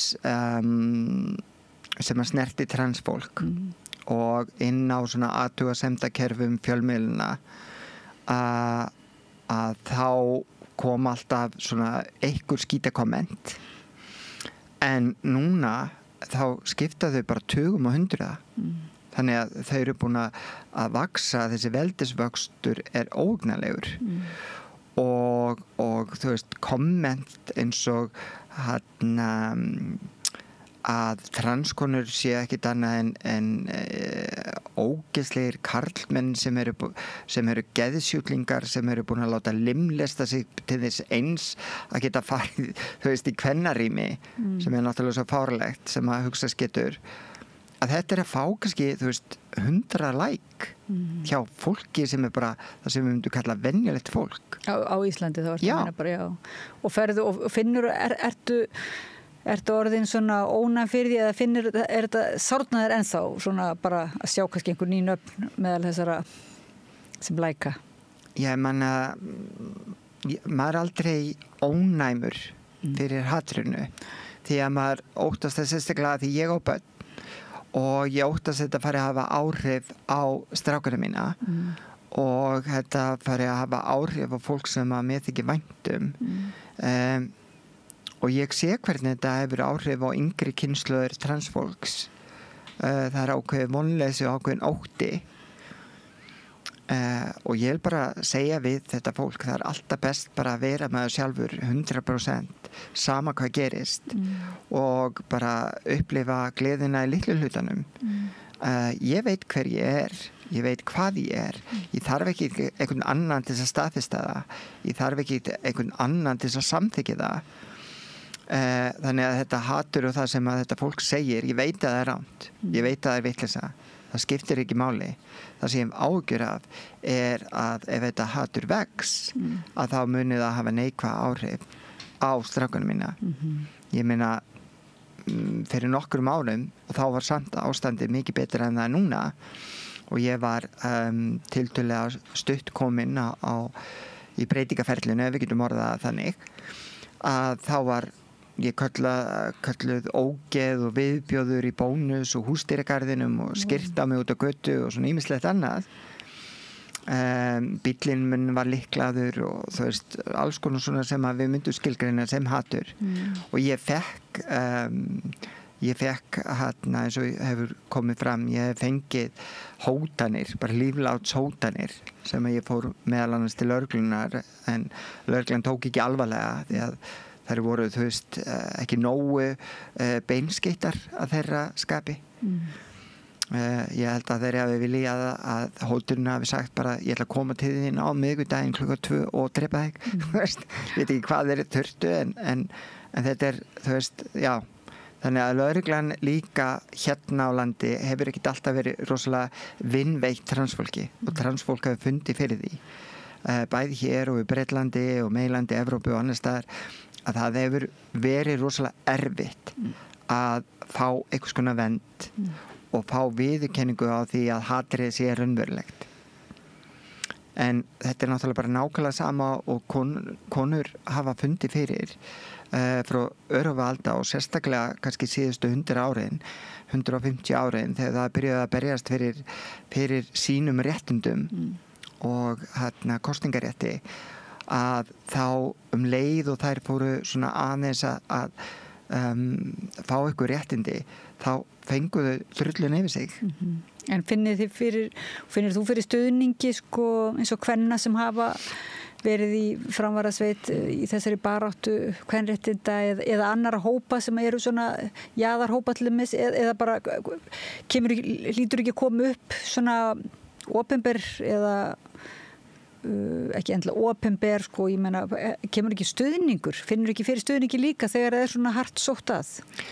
Jú, vissulega, þú veist hér á landi sem betur fer hefur til dæmis kvenréttindafélag Íslands staðið algjörlega með okkur og ég og margar transkonur erum félagar í kvenréttindafélagi Íslands og feminíska hreyfingin hér á Íslandi hefur staðið með transkonum og svona fjölmenningarsamfélagið allt saman og þessi minnihlutahópar sem að berjast fyrir sjálfsögðum mannréttindum hafa verið mjög dugleg að standa saman. Meira hér heldur en gengur gerist annars staðar. Þó vissulega var á tímabili það var svona það var alveg svona ákveður hreyfing feminista hér á landi sem að vildi meina það að það veri bara andstætt þeirra lífsskoðunum að transkonur væri konur. Það sögðu að þetta væri bara annarlegir karlmenn að performa kvenleikan og gerðu sér enga megin grein fyrir þeirri þjáningu sem að aðrar konur hafa gengið í gegnum. Málið bara að transkonur verða fyrir öllum þeim fordómum sem að aðrar konur verða fyrir og í ofanálag verða þær fyrir fordómum fyrir að vera transkonur. Bara alveg eins og innflytjandi konur sem eru innflytjendur sem koma hingað, þær verða fyrir öllu því sama og aðrar konur verða fyrir. Þær verða fyrir fordómum fyrir það eitt að vera konur, en þær verða líka fyrir fordómum fyrir að vera innflytjendur. Þannig að þú veist, þetta er fleiri en ein breyta og það stundum gleymist. Þannig að það er einhver stuðningur auðvitað þegar það er líka einmitt eins og segir aukið, eins og það er líka að tala náttúrulega bara á Íslandi, aukinn rasismi og svona fólk óhrættara við að tjá sig og það er talað bara meiri hömluleysi í svona hatursorðræðu. En segðu mér aðeins með Bandaríkin, eru þar sterkir talsmenn transfólks? Er þú að lesa svona eins og transfréttir frá Ameríku, svona eins og transtíðindi eða skrif sem verið að... Nei, náttúrulega það eru samtök, stór samtök, Human Rights Organization, sem eru mjög duglega að berjast fyrir mannréttindum og þar á meðal réttindum transfólks. Það er líka GLAAD sem var upprunalega homor og lesbíur og eru samtök sem berjast fyrir allt hins einn fólk og eru mjög öflug samtök. Það eru svona áhrifavaldar transfólk sem hafa náð langt og einu öðru sviði sem eru svona, hvað getur sagt, mjög sýnileg í barðunni eins og Laverne Cox og leikona og en það er engin svona transtíðindi og transfólk, þú veist, við erum ekki nema kannski mestalega 1% af mannkyninu, við erum svo fá og að það að gera einhverja ógn úr okkur náttúrulega, þú veist, að allir sem að hafa hálfa skrú í hausnum myndi geta sagt sér að það sem að kallaði í Bretlandi svona, þú veist, rauð sild, red herring. Þetta bara svona blórapökkull sem hefur verið að nota til þess að breiða yfir henni aðra hluti. Ef að þú ert algjörlega vanhæfur í þínu starfi sem stjórnmálamaður, hvað gerur þú? Þú býr til þykjustinni óvinn eða þykjustinni vandamál og sem leysur þykjustinni vandamálið og þar með getur þú talið sjálfum þér og öðrum trúum að þú sést rosalega færi í starfinu einu, að þú leystir þykjustinni vandamálið sem þú bjóst til sjálfur. Og það er nákvæmlega sama það sem fólk að gera með transfólk. Það að búa til vandamál sem ekki vandamál, hefur aldrei verið neitt vandamál og mun ekki vera neitt vandamál. Og ráðast á það og segja síðan, hei, sjáu hvað við erum að gera. Og það er farið fram mjög eins og segir, það er ógilding. Já. Og svo er það fangelsanir. Já. En hvernig fréttir þú af þessu? Nú er þetta vinkonan þín sem verður fyrir þessu. Já. En hvernig fréttir þú annars af því hversu hratt þetta gengur svona? Ég frétti náttúrulega, þú veist, ég á 2 vinkonur sem eru trans í Bandaríkjunum sem að ég í miklum samskipti við og reyni meiri samskipti núna eftir að Trump var kosinn, bara að maður hefur áhyggjur af þeim og maður óttast þær og ég myndi helst vilja að þær myndi bara flytja úr Bandaríkjunum. Ég sagði við aðra þeirra, þú veist, þegar þetta kom upp á akkur bara kemur ekki til Íslands, þú veist að því að það, ég held að fólk skilji það ekki sem að upplifir það ekki á eigin skilni fyrir ekki að það að vera trans í Bandaríkjunum í dag bara mjög svipað og vera gyðingur 1933 í Þýskalandi. Við vitum ekki hvort þetta fari alla leið þangað, en Trump nú þegar farin að tala að stækka Guantanamo. Hann að tala að búa til nýjar búðir nálægt landamærunum.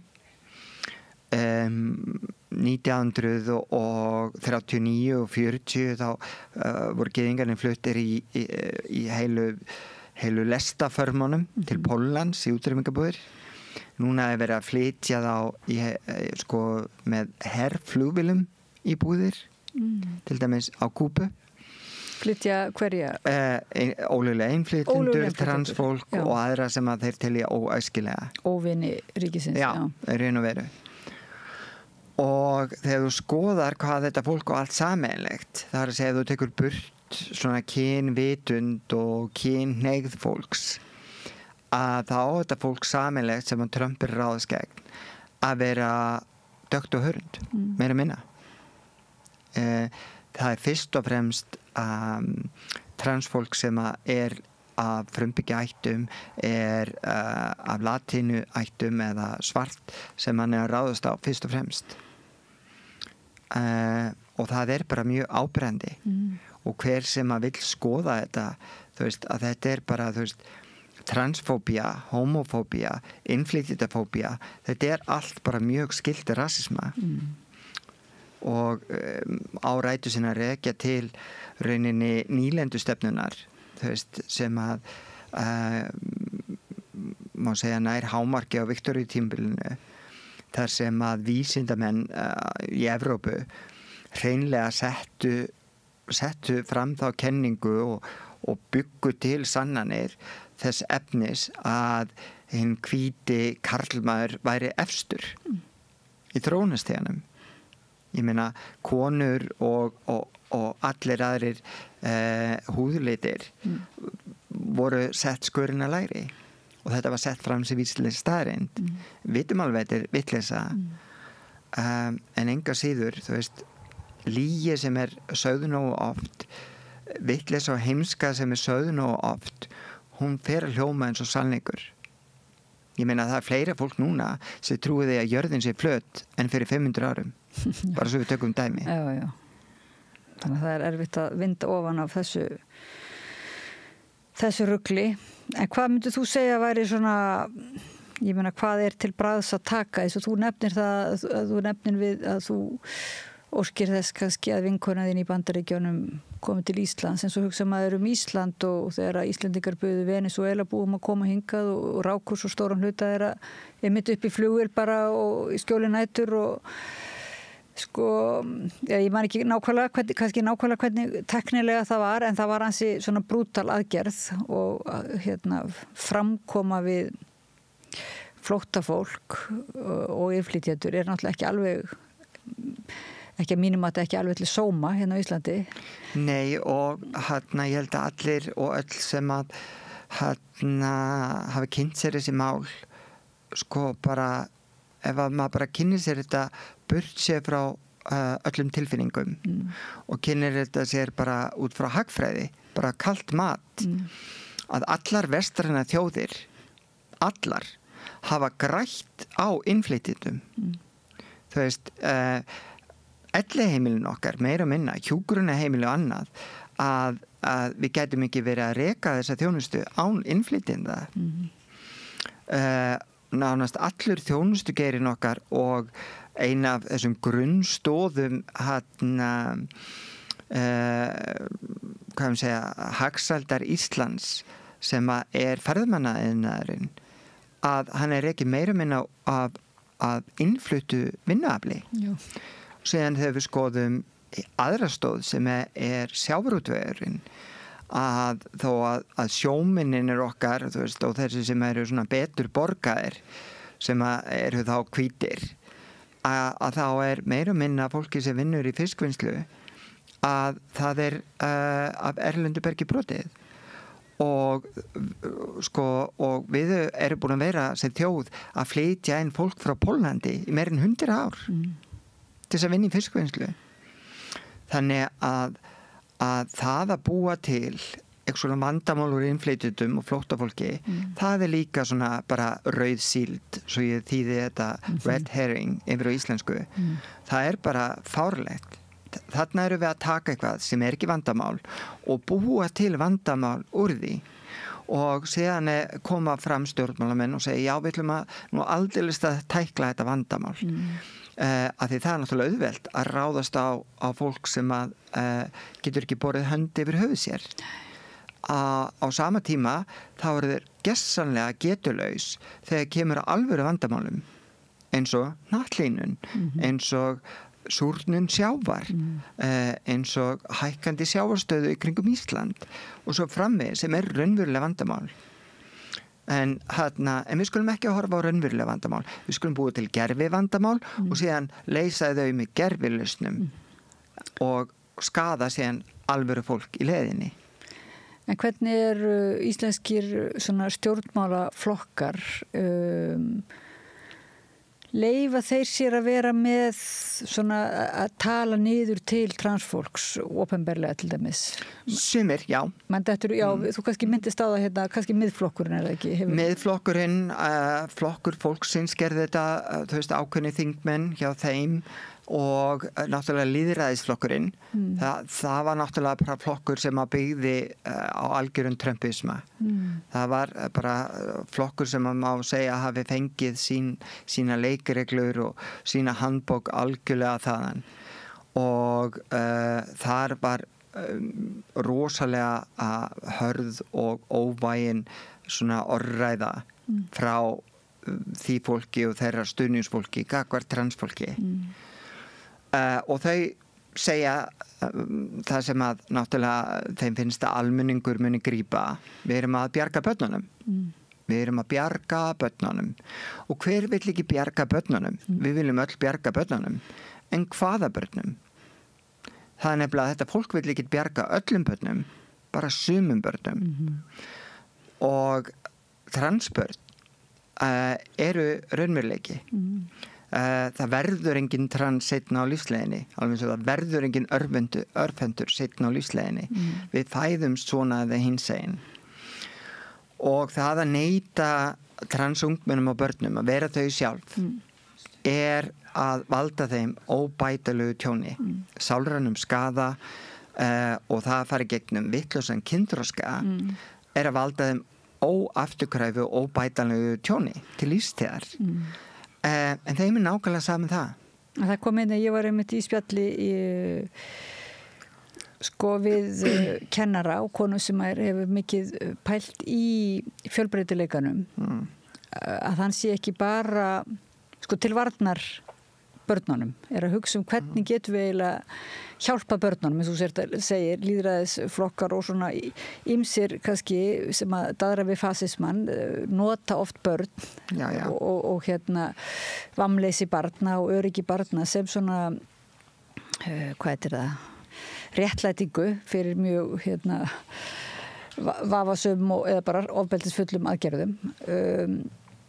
En svo hefur komið á daginn að þessi fjölbreytileiki sem að kannski var samþyktur í einhverjum skjölum í skólakerfinu honum hefur aldrei verið fylgt eftir sem stefnu, sem raunverulegri opnun og prógrami sko. Þannig að núna eru fólk að tala að þetta bara ómögulegt þessi fjölbreytileiki og þetta það sem orsök vandamálana og þetta orsök ofbeldisins og svoleiðis. Á meðan að þeir sem þekkja til að segja að það eiginlega bara, við höfum aldrei stutt nægilega vel við fjölbreytileikan og það að þeir virðist eina leiðin til þess að sportna við ofbeldinu sko. Þannig að það einmitt akkurat öfug leið. Þar að ef þú ætlar að vernda börnin þá áttu að styðja við starf sem að styðja við fjölbreytileikan. Já. Þetta hljómar svolítið eins og þú sérst að tala skóla án aðgreiningar sem er stefnan sem við erum að vinna eftir hérna á Íslandi. Já. Og allir kennarar, og nú er ég sjálf kennari, að hérna viðurkenna að þessi stefna hefur verið svolítið erfið í praktís og kannski höfum við ekki verið nógu dugleg að segja akkurju hefur hún verið svona erfið. Hún hefur verið erfið vegna þess að gamla skólakerfið áður en það var tekið upp er henni sama skólakerfið og við erum með núna. Hefur svo lítið breyst og þegar við tökum upp nýja stefnu eins og skóla án aðgreiningar og lögðu niður sérskóla fyrir til dæmis fjölföllu börn og börn sem voru með allskyns raskanir þá átti náttúrulega fylgja því þessi sérfræðingar áttu að fara inn í almenningsskólana og fjármagni áttu að fylgja og hérna en staðreyndin er svo að sérfræðingarnir komu aldrei með þessu börnum í staðinn var ákveða að fjölga stuðningsfulltrúum og stuðningsfulltrúanir sem er dásanlegt fólk sem er að gera þetta þú veist bara af einu stóru hjarta er yfirleitt fólk sem er frekar ungt er að gera þetta með námi ofta gera þetta af hugsjón en er kannski ekki nægilega þjálfuð og undirbúin til þess að tækla erfiða og krefjandi nemendur sem eru kannski með fjölþætta og erfiða raskanir á bakinu og þegar þú ert með nemenda sem er með margar og erfiða greiningar og þú veist ekkert hvað þú átt að gera og þú ætlar að reyna bara að sussa hann eða beita hann svona, þú veist, svona það sem við kallum tough love og bara segja, nú hættir þú og eitthvað svona dæmi að þá gerur bara hlutina verri þú veist, ég sé nemendur það sem að þú veist, bara blíðasti og bara einstaklega góðhjörtu manneskja sem var stuðningsfulltrúi bara, þú veist bysti sig aðeins að því að hún taldi að þetta var nú það sem þurfti að því að krakkin var nú bara rifna úr frekju og krakkin bara umturnaðist og hann var með flókna og erfiða greiningu meðal annars var hann með þroskaskerðingu og mikla einhverfu og hann fór bara í burnout þar sem að þessi einstaklingu þurfti fyrst og fremst á að halda var eitthvað sem skildi þú veist hvað lá að bakvið því að hann var að hegða sig svona og í uppbyldi til ábyrgðar sem er svona kerfi sem ég er mjög hlynnt er alltaf að tala um að það er alltaf einhver ástæða bakvið alla hegðun og fyrsta skrefið er að komast að því hver er ástæðan fyrir því að barnið sé að haga sig svona og vinna út frá því og reyna að fá barnið sjálft til þess að vinna sig út úr því sem að það er að glíma við með því að með leiðandi spurningum og með þolinmæði en þetta er náttúrulega rosalega tímafrekt kerfi og þegar þú ert með uppeldi ábyrgðarkerfi og ætlar að gera það vel þá þýðir það að það þyrftir henni að vera 2 kennari í öllum bekkjum vegna þess að annar kennarin þarf að sinna þessu hann þarf ofta að sinna því að slökkva þessa elda og kerfið okkar er bara ekkert byggt þannig upp. Kerfið okkar er byggt þannig og því miður virðist vera eins og samningarnefnd sveitarfélaga er að reyna að gera núna að það er byggt þannig upp að það er verið að hrúa allt of mörgum nemendum saman í bekk með kerfi eins og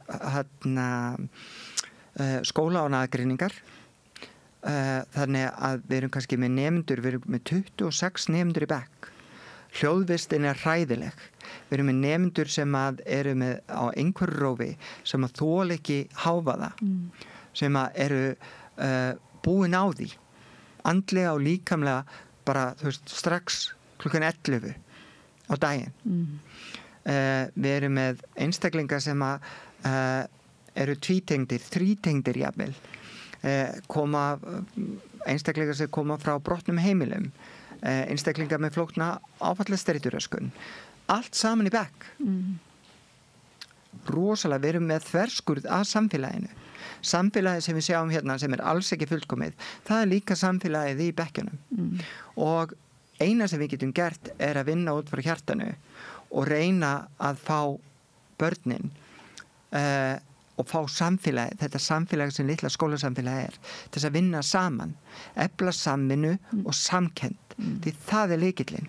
Því að leið og þau skilja að þau eru saman í þessu öllu saman, einn fyrir all og allir fyrir einn og allt það, og þeim fyrir að líða vel í einn skinni, að þá geta þau lært hvað sem og þá geta allir lært hvað sem en við gerum það ekki með að við erum að reyna að tróða sömu kennslubókinni á alla og við erum ennþá að beita sömu aðferðum og við vorum að gera 1952 og við gerum það heldur ekki með að við erum endalaust með einhverja mælingar og við erum að reyna að setja þetta upp í eitthvað fallegt Excel-skjal þar sem að við getum mælt árangurinn og árangurinn betri í dag en í gær. Að framleiðnin sé betri í dag en í gær. En börn eru ekki, þú veist, fiskar á færibandi og við eigum ekki að koma fram með þau þannig. Og barn sem að nær kannski ekki fullkomlega að lesa núna, það nærði á morgun. Þú veist, við þroskust mismunandi, við tökum mismunandi langa tíma í það og þú veist, og við eigum aldrei að gefast upp á einu einasta barni. Ekki einu einasta. Hvernig var þín skólaganga svona? Þín líðan í skólanum? Ég kannski svona kennari, þú veist, að því að mín skólaganga var nú ekkit til þess að rópa úr yfir. Ég var eiginlega bara sjálfal í skólanum því að ég átti auðvelt með að læra og var svona það sem einhverju bráðgert barn. En þegar ég var 8 ára þá kemur nýr útskrifaður kennari að kenna okkur og henni fannst ég bara stórfurðuleg og var alveg með það á hreinu ég hlýt að vera heyrnarlaus og sendi mig í heyrnarpróf, ekki einu sinni heldur 2 og einhverja greiningar og út úr þessu greiningum kom það að ég var í bráðgerð, ég var í velgefin, ég læsi á hvolfi, þurfti að læra að lesa på nýtt. Já. Ég lærði að lesa af sjálfri mér og var orðin fluglæs 5 ára en bara hvolfi. Já. Og það var vegna þess að eldri bróðir minn, hann las alltaf fyrir mig og systur mína meðan hann var heima og ég lá alltaf á maganum og á mótunum og fylgdist með myndunum og svona og einhvern veginn lærði ég að lesa svona. Og hérna, já, og síðan kom úr þessari sjálfgreiningu að hérna ég væri svona náttúrubarn sem virtist verið í lagi. Þannig að þetta var nú greiningin sem ég fekk. Náttúrubarn sem virtist verið í lagi sem að var hugsanlega heyrnarlaus og bráðger sem að læsa á hvolfi og þurfti að laga það. Og það var náttúrulega ekki mikið hjálp heima. Við vorum eiginlega bara mjög snemma gerðar ábyrgar fyrir okkar eigin námi, ég og systir mín. Og ég, að því hún var yngri, þá var ég oft gerð ábyrg fyrir hvernig henni gekk. Og það kom í ljós mörgum ára seinna, hún var bæði lesblind og skrifblind og afburða vel gerð og vel gefin manneski alla staði. En fekk ofta að heyra það frá föður okkar hvað hún væri heimska því að hún átti erfitt með að læra að lesa. Þú veist, þetta manneski sem hefur bara skilað sínu mjög vel í gegnum lífið og hárgreiðslukona og businesskona í alls konar business og bara gengur rosalega vel og hérna og langt í frá að vera vitlausari en systir hennar sem að situr hér en hérna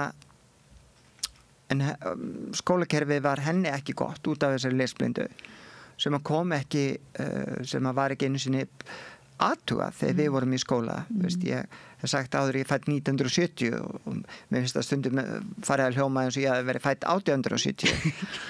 En það var eitt kennari og það kannski, þú veist, þessi kennari sem að og við eigum öll svona kennara og Vigdís Finnbogadóttir sagði þetta á sín tíma. Við munum öll eftir þessum góða kennara. Og ég hef átt nokkra virkilega góða kennara en þegar ég var 10 eða 11 ára, ég var hljóðvilt. Ég heyrði ekki mun og ó og ö og alls konar svona hljóðum. Og hún rétti mér bláu stafsendingabókina sem að mörg okkar sem erum eldri þekkjum. Hún sagði, nú verður þú bara að læra þessa bók með öllum reglum utanaf. Og í staðinn leiðu mér að vera oft inni í frímínútum og ég lærði þessa blessuðu stafsendinga orðabók utanaf með öllum reglum og annað. Og ég kannski, þú veist, skrifa á sem ljóð og svona, þú veist, bara út af henni. Hún kendi mér íslenskun á allt annan hátt. Hún fann það að ég var öðruvísi, ég þurfti öðruvísi nálgun. Á þessi tíma var ég líka lendi einelti að því ég var skrítin og öðruvísi. Og hún bjargaði, þú veist, alveg, hugsa ég, alveg einu ári af mínu lífi og rúmlega það. Og þessi kona hét Helga Möller, ekki söngkona. Hún látin fyrir mörgum árum úr krabbameini, en þú veist, henni verði ég ávallt þakklátt. Og kannski þessina fór ég líka sjálf út í kennslu að því að ég vil vera kennarinn sem að, þú veist, og mér alveg nákvæmlega sama hvort að nemendur að ná A, B eða C, þú veist, að þeim líði vel og þau séu að ná persónulegum árangri. Þú veist, að nemandi sem að nær árangri og betri í dag en í gær, þú veist, og kannski bara samt sénemandi, samt nemandi sem að standa sig frábærlega vegna þess að hann, hún eða hán í stöðum framförum. Að með nemandi sem bara A og þarf ekki að hafa fyrir að læra, eins og ég í framhaldsskóla, þú veist, sem að keypti bækunar og skilaði síðan aftur í plastinu, þú veist, á vorin og las það ekki neitt og náði samt prófunum, þú veist, og þú veist,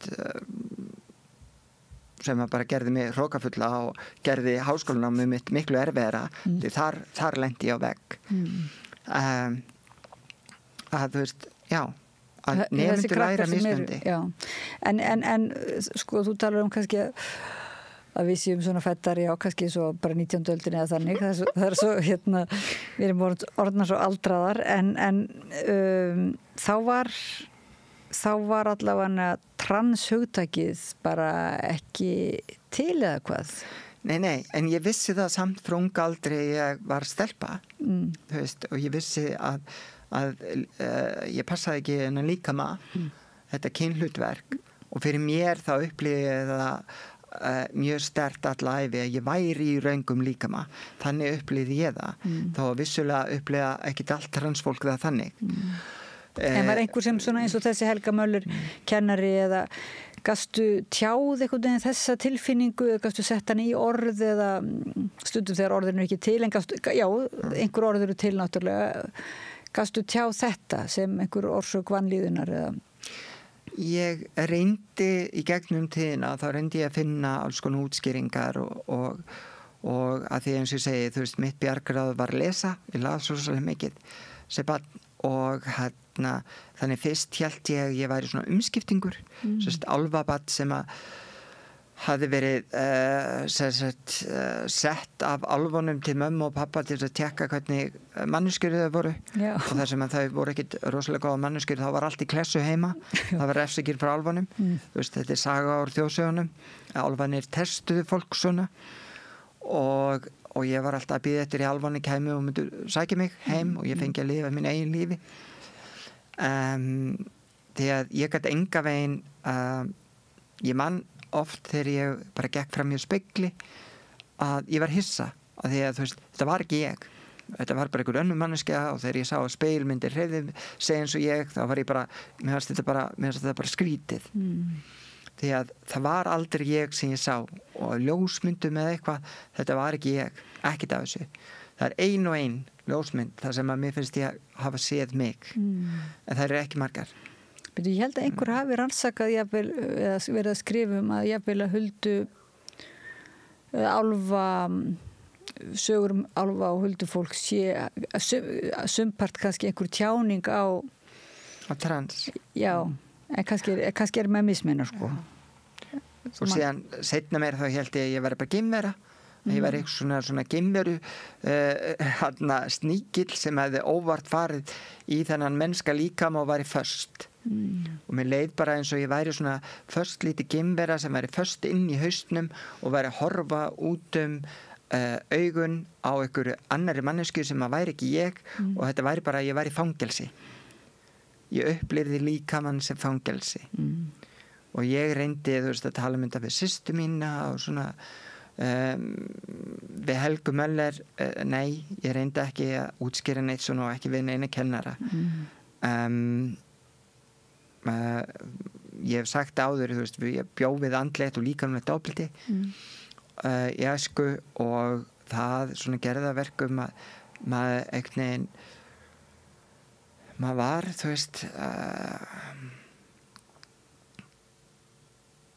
maður var ekki að tala við kennarana sína maður talaði ekki við neitt því að maður tók það inn á sig að ég var lamin að því að ég var öðruvísi og þess vegna var þetta mér að kenna Já En þú sem kennari ertu svona næm fyrir því þegar þú sérð nemendur þína sem að þú upplifir að séu svona í þessari vanlíðan af þessum toga svona þessar sem upplifir sig sem kannski þurfa ekki upplifa sig sem geimverur núna, kannski hafa hugmyndina vonandi og hafa orðin en verður þú vör við þessa vanlíðan í skólakerfuna þá? Já, því miður það ennþá rosalega feilleikur og það var transstúlka sem að kom svona stundu til þess að fá að spjalla og hún gerði það eiginlega í hálfgerðum feluleik og þetta er rosalega viðkvæmt og það var svona tímabil sem að maður hélt að þetta væri á réttri leið og þau voru að koma út eitt og eitt og svona anstæðingar þessi anstæðingar segja þetta að veri tískupóla en það var ekki tískupóla bara leið og þú veist hvað þú ert þá náttúrulega bara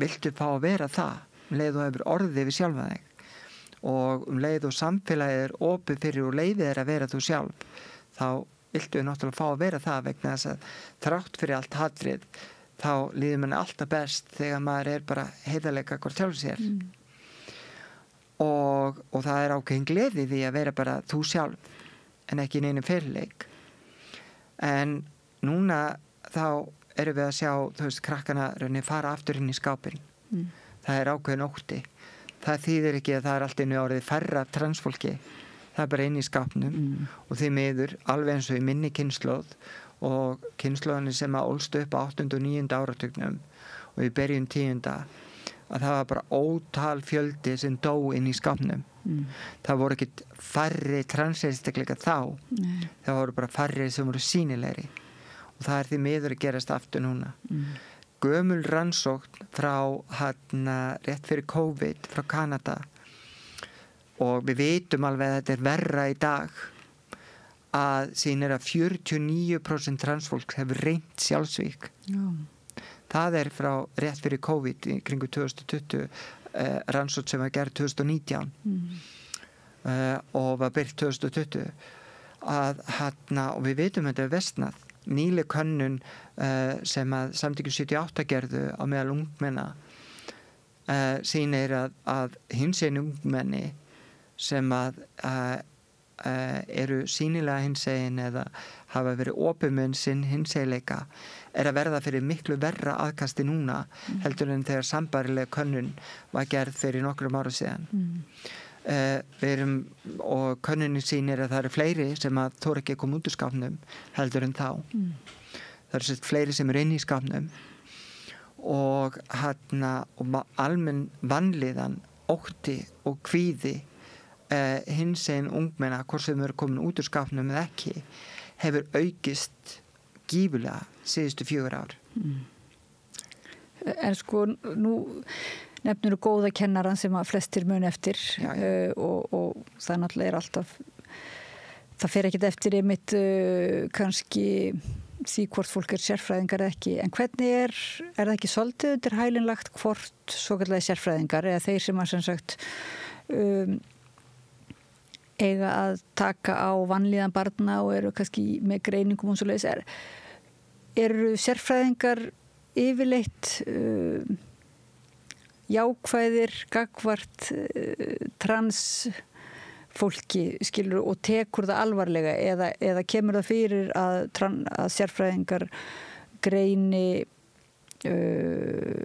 mannesku sem að kemur og lýsir þessari tegund kvíða eða mannlíðanar sem að þetta sé eitthvað annað sem einmitt geðsjúkdómur eða sem fælni eða sko skilur spurninguna eða? Já. Ég bara pæli það er líka önnur mýta að þetta sé, þú veist, bara leið og komur út sem trans fyrir sjálfið þér eða sjálfri eða að þá bara lappir þú inn til næsta læknis og bara lappir leikum við út hringkurðina með öll þín hormónalyf og bara beint í skurðagerð og málið er bara búið bara á núleitni. En þetta er ekki svona. Þetta er erfitt ferli, þetta er oft niðurlægjandi ferli, þú farið oft mjög erfiðar og krefjandi spurningar, þú ert næstu því yfirhærð aftur og aftur og aftur og það er enginn sem að leiku sér af því að vera trans sem er ekki trans. Það er fullt af fólki sem fer inn í ferlið og bara, þú veist, sem er kannski ekki alveg viss og gefst upp vegna þess að ferlið er svo erfitt og þetta er áður en þú farið nokkura hormóna eða nokkur skapaðan hlut. Þannig að ég er eiginlega að meina sko, þú sem sagt, maður vissi það nú kannski að læknakerfi og svona væri dálítið þungt í vöfum en líka eins og sálfræðingar og félagsráðgjafar og svona sem eru er það bara raunverulega tilviljun hvort að menn hafa fordóma eða ekki eða hvað? Það er ennþá svo ég er búin að lendi því og ekki bara ég heldur mikið að transfólki að við lendum í því að fara til sálfræðings og það kannski ykkur allt öðru og við byrjum á því að eyða gífurlegum tíma í að fræða viðkomandi sérfræðing hvað er að vera trans af því að það er bara þekkingin er ekki til staðar. Fyrir nokkrum ára síðan þá voru þeir að tala að færa hlut af þjónustunni við transfólk yfir á heilsugæsluna. Þeir gáfust upp á þeirri hugmynd vegna þess að þú veist að það var engin fræðsla og heimilislæknar og heilsugæslulæknar þau bara höfðu ekki hugmynd hvernig ætti að þjónusta þetta fólk. Margir læknar sögðu bara nei, við gerum þetta ekki. Þú veist, við höfum nóg á okkar könnu þó við séum ekki taka þennan hóp líka. Og þau sem að tóku þennan hóp að þau bara vissu ekkert hvað þau voru að gera. Ég lendi á heimilislækni sem hún var yndisleg en það voru 3 tímar sem ég borgaði fyrir þar sem ég var bara að fræða hana. Veist, ég var bara með fyrirlestur eftir fyrirlestur og alls konar upplýsingar og hvar hún gæti afla sér frekar upplýsingar. Veist, ég hefði átt að rukka hana en og þetta við erum að lendi í þessu og því miður er það þannig að við lendum eins og líka hjá sálfræðingum og félagsfræðingum að þau hafa ekki þekkinguna og ekkert er verra en þegar þú ert á mjög brothættu tímabili. Þú ert búin að koma út, þú lendir í einhverju áfalli og þú ætlar að leita þér hjálpar og sérfræðingurinn segir bara hvað er það? Nei, er þetta ekki bara eitthvað bull? Þannig að fá þér bara nokkrar svona þunglítistöflur og þetta bara, gleymdu þessu, þetta er nú bara eitthvað kjaftaði og þú labbar út eða bara, þú veist eitt reseft upp á 50 skammta af sterkasta þunglítislyfi sem að getur og þú bara freði næsta árið á eftir og þú ferð að efast sjálfan þig.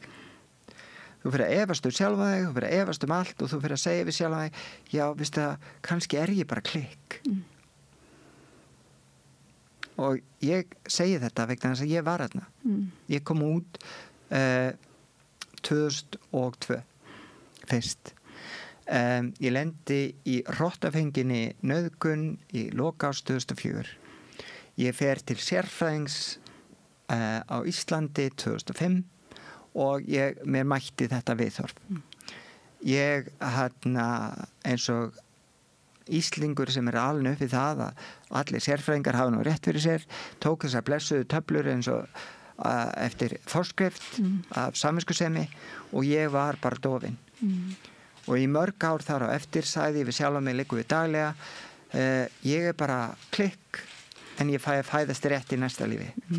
Það er alltaf eins og maður veit, það er mjög erfitt að endurheimta svona trausti á sinni eigin dómgreind ef maður missir það sko. Já. Það er alltaf ekki alveg og þarna heyrist mér að það er þá ekki raunverulega, þú átt ekki vísa stuðning neinstæðar eiginlega í kerfinu eða nema kannski hjá þeim þá og þess vegna komum við aftur að fangabúðunum og transfólki og innflytjendum í Bandaríkjunum núna sem er byrjað að, eins og þú segir, það er bara byrjað að banka upp á og handtaka fólk.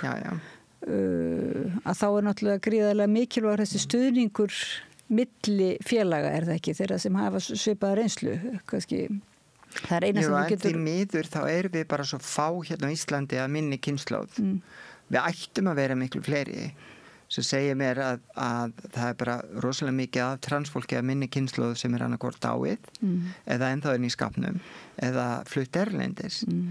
Og þannig að þegar maður fer til dæmis og reynir að fá svona jafningjastuðning að þá er maður kannski ekki alveg að fá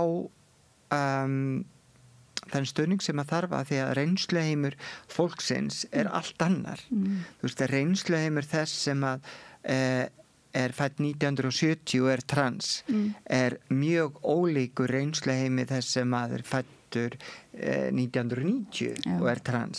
Hvað þá einhvern sem er fæddur 2000.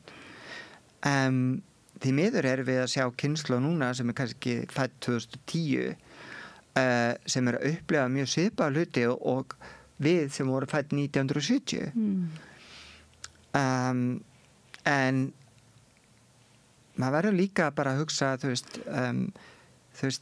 eins og bara ég er sönnun þess að sama hvað þú reynir að gera transmannesku að sís og streit þú veist, með góðu og illu og þú veist, og ég mér þess að sjálf tók þátt í bullinu og fór til 1.000.000 alls konar sérfræðinga og andalækna og guðm og veit hvað til þess að reyna að láta laga mig og bjarga mér frá því að vera trans. Ef þú getur ekki breytt transmannesku í sís og hetero með öllu þessu ofbeldi, andlegu og líkamlegu, með góðu og illu, áratugum saman, þá getur ekki breytt, þú veist, hetero-sís mannesku sem að, þú veist, með því einu að kenna transfólk með því að gera það meira sýnilegt. Ég meina bara eins og alla teiknimyndinar, það er allt vitlaust núna ef þú sér 2 teiknimynda stelpur kissast. Það eru teiknimynda stelpur. Það er alltaf líka eitt einkenni á fasisma, það er óttin við upplýsinguna raunverulega. Já. Að það eigi bara raunverulega að það megi ekki einu sinni miðla upplýsingum. Ég meina besti vinur fordómana og hatursins er fáviskan. Þú veist, heimska og svona fasismi, þau ganga alltaf hönd í hönd. Arna Magnea Danks fréttaritari okkar hérna í mannréttindamálum takk fyrir að koma að Rauðaborðinu og gefa okkur svona smá skýrslu og mér langar til að biðja þeim að koma reglulega og óreglulega ef þú ert til í það sko að því þú fylgist vel með og sérstaklega núna hvað er að gerast í heiminum sem verður okkur leksía náttúrulega og ef við náttúrulega bara spyrja þér rétt árum hættum hvað ert þú að þú lítur að gera eitthvað annað þessa dagana heldur en að fylgjast með fréttum eða þessum hörmungarfréttum. Já.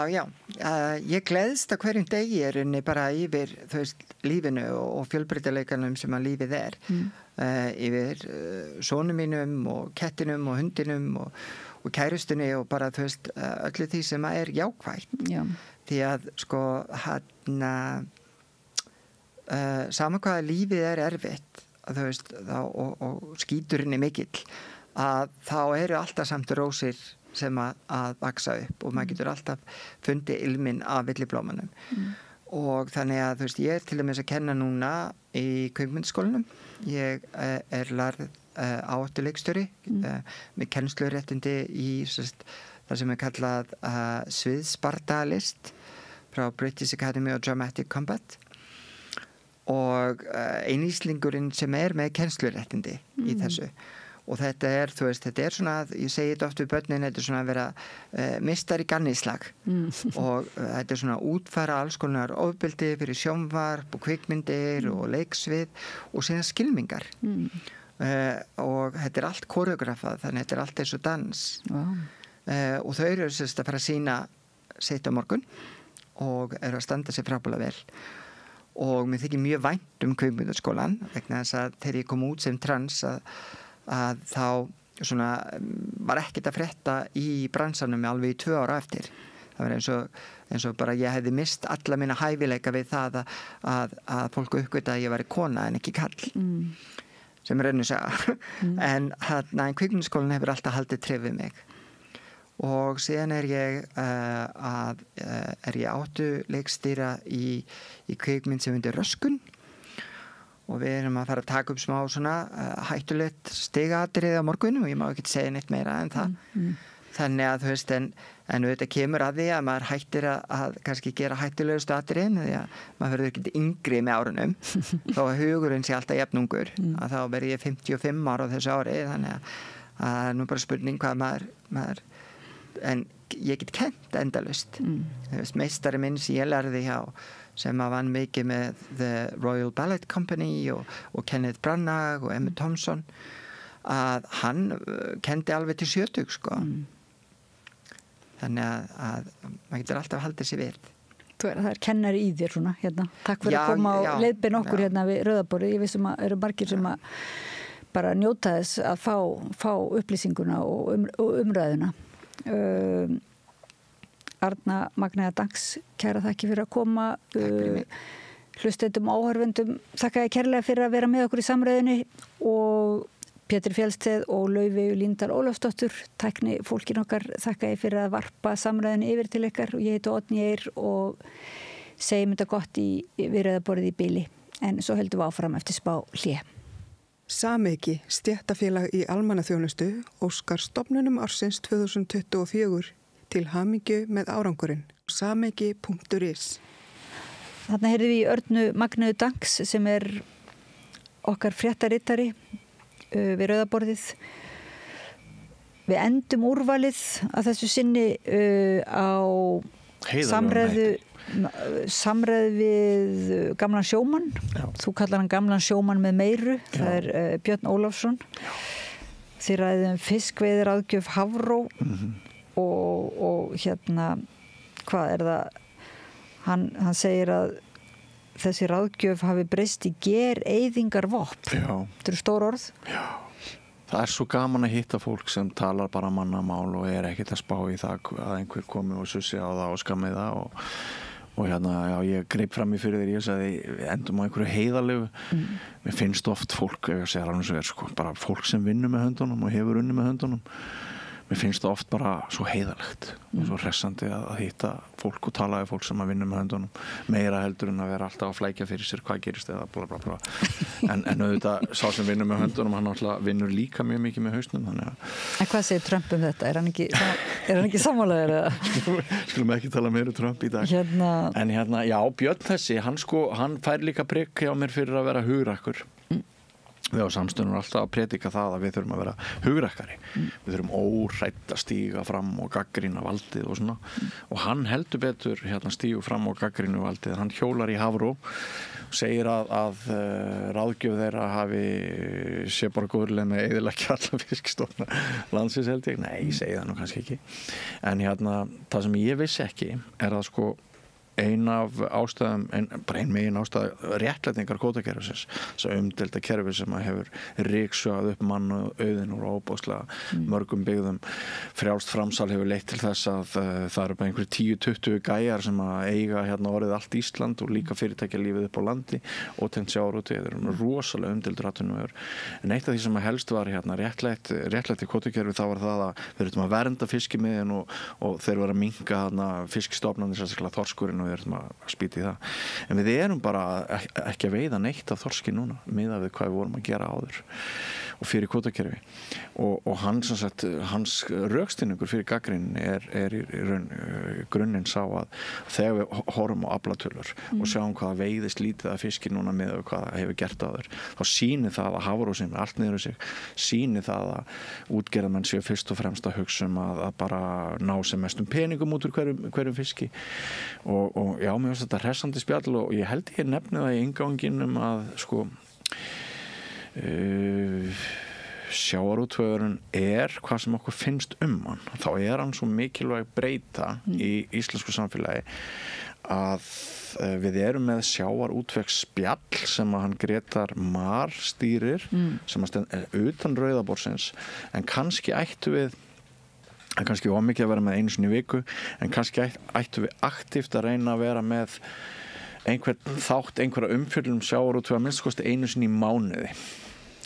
Ég held að jafnvel latti lepjandi 101 áhorfandinn vilji kynna sér sjávarútveg og ekki síst gagnrýna umræðum sjávarútveg meiri mæli heldur en boðið upp á í dag. Sko, þá vil ég nú minna líka á annað spjall sem ekki hérna í úrvalinu, en er umræð þorskinn. Gunnar Smári ræddi við sakfræðinga um þorskinn og merkingu hans.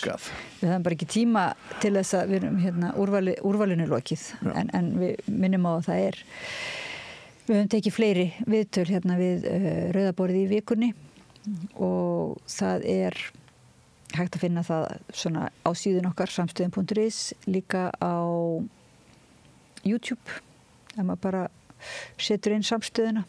Hvað eru við tvö annað en þorskar á þurru landi? Já, það var nú gott að enda bara á einu bubbalagi og rognin komin, en ég held við segjum þetta bara gott núna, minnum auðvitað fólk á að farin á síðun okkar og gerast áskrifendur, því að það eru áskrifendum að þakka að við getum haldið út þessari dagskrárgerð og svo auðvitað öllum viðmælendum okkar að þakka líka. Ég var að heyra að einhver smá kippur í fjölgun áskrifta. Ekki 40.000 manns eða eitthvað svoleiðis sem talið að fylgjast með okkar efni. Jú. Það nú ansi góður stabbi og sennilega að skapast gríðalegt auglýsingatækifæri. Það annað sem að ég vona áhorfenda vegna og hlustenda vegna að verði svona hleypt aðeins, spýtt aðeins í lóana hvað varðar, vegna þess að við finnum það að þessir 40.000 sem að fylgjast með okkur í hverju viku, þetta svo þakklátt fólk, þetta fólk sem að segir að það sjái ekki neinum öðrum fjölmiðli þau efnistök sem að búið hér upp á. Það nú aðalega ykkur hinum að þakka, en maður reynir að vera með ykkur. Já.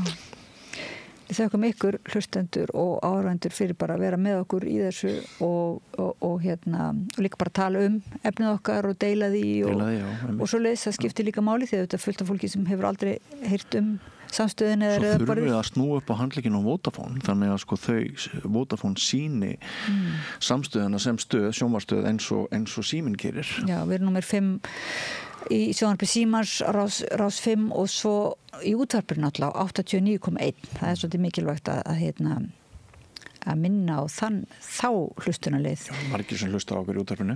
Ég þakka þér, Björn Þorláksson, fyrir að sitja með mér hérna og spjalla og kynna inn þessi viðtöl okkar þessa vikuna. Ég þakka auðvitað hinum þáttastjórnendunum og tæknimönnunum okkar.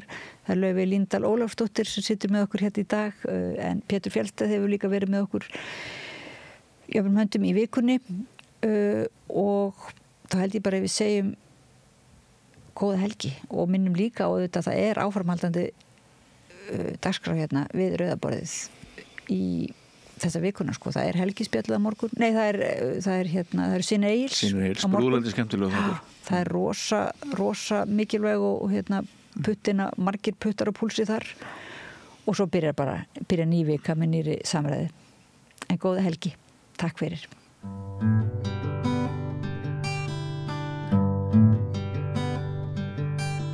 Já, við ætlum að halda áfram að fjalla örlítið sjávarútveg.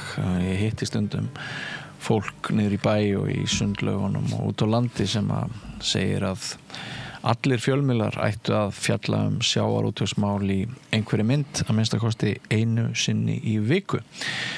Og í þetta skiptið ætla ég að ræða við mann sem hefur verið að skrifa ögrandi greinar undanfarið sjávarútveg og það sem betur mætti fara. Hann heitir Björn Ólafsson. Ertu velkomin nafni? Takk.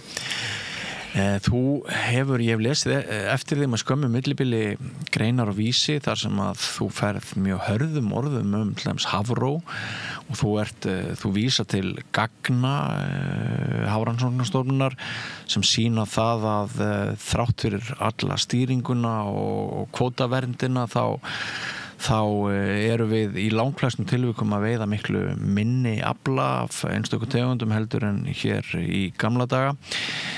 Þú hefur gagnrýnt mjög harðlega hvernig Hafrannsóknastofnun tekur ekki þátt í umræðu ákvarðanir Hafró og ég get nú bætt því við í þeim efnum að ég hef reynt að fá fulltrúa frá Hafró til þess að bregðast við þínum gagnrýnu skrifum.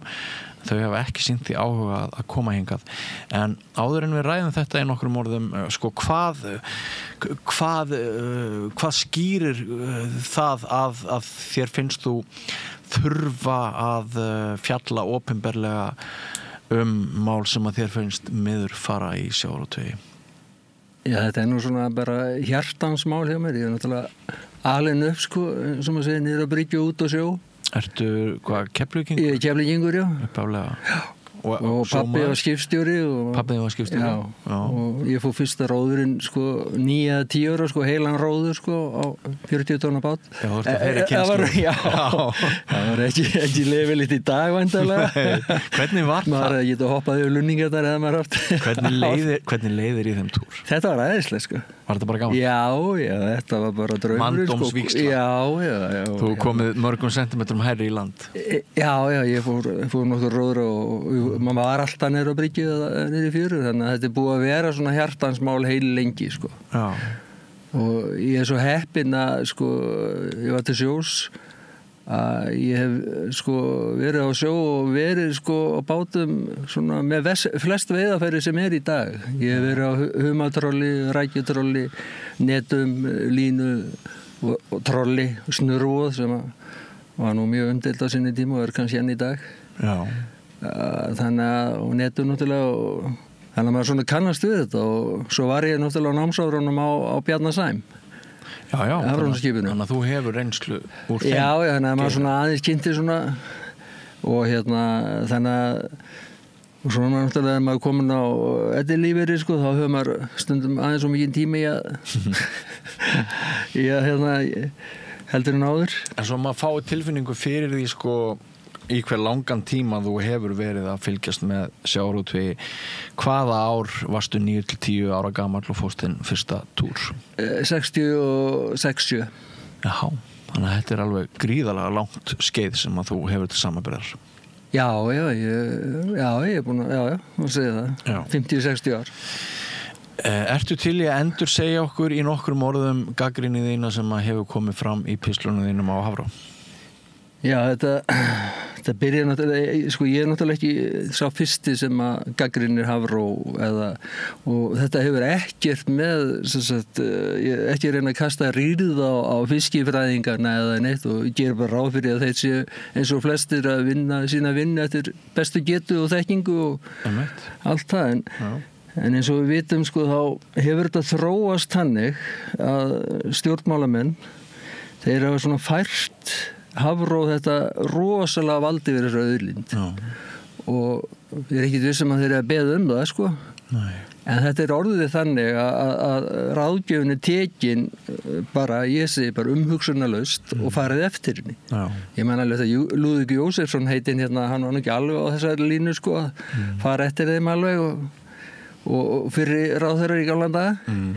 En svona, þannig að þeir hafa fengið völd sem að þeir hafa kannski ekki beðið og nú er þetta langu tími og svona gagnrýnislaust, svona að mestu, auðvitað hafa menn skrifað greinar og verið með upprópanir og slík sko, þannig en þeir eru nú ekkit voðalega gjarnir á svara gagnrýni. Og ef ég má bæta við það sem alltaf svolítið óþægilegt, sérstaklega í seinni tíð, það það sko að hve miklu leyti Hafró er ekki háð að einhverju leyti sko vilja útgerðarmanna.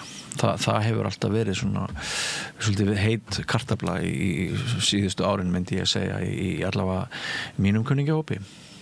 Já, ég held þetta bara óhjákvæmilega hafi þetta breyst og óhjákvæmilega síast þetta inn þegar lífeyrissjóðir eru farin að fjárfesta í útgerðarfyrirtækjum sem náttúrulega peningur okkar alla og þannig að ég og þetta að fá lánu skipjum og slíkt þetta, ég er ekki að segja þetta sé spilling en þetta er svona þú veist óhjákvæmilega ef það er hugsanlega hægt að ímynda sér að geta verið spilling þá er stutt í hana. Það vekur mjög áleitnar spurningar. Já, nákvæmlega. Og hvort sem er óavitandi eða vitandi að menn svona kannski tókast í aðra átt heldur en hina. Þetta er allt vekur spurningar. Já. Og það sem ég fór að gera, ég er náttúrulega búin að liggja yfir gögnum og lesa og ýmislegt svona til að bæta ofan á það sem ég vissi áður sko. Og svo bara þegar maður fyrir að skoða söguna sko, því sagan lýgur ekki. Og allar þessar tölur, allar þessar upplýsingar eru frá þeim sjálfum komnir. Aflatölur. Já, allt saman. Já, bæði aflatölur og það sem ég segi, eða þú staðreindi sem ég láta frá sér, sko. Þannig að þess vegna fór ég að skoða þetta og þá kemur bara ljós að stendur þetta steinu við steini, sko, yfir þessar ráðgjöf. Nei. Það sem sagt, stofnarnir virðast vera minnka og minnka? Já, sko, 1980 þegar þeir fara að huga að setja kvótakerfið, þá þorskstofninn hann talinn rúmlega 1,5 milljón tonna. Já. Og það þótti, sko, nánast ótækt, sko. Já, það var svo lítið. Já, það var svo lítið, sko. Og okkur tókst nú samkvæmt þeim að koma honum niður í, sko, 550.000 tonn, en í dag segja hann sé rúm 1.000 tonn. Þannig að minkað 500.000 tonn.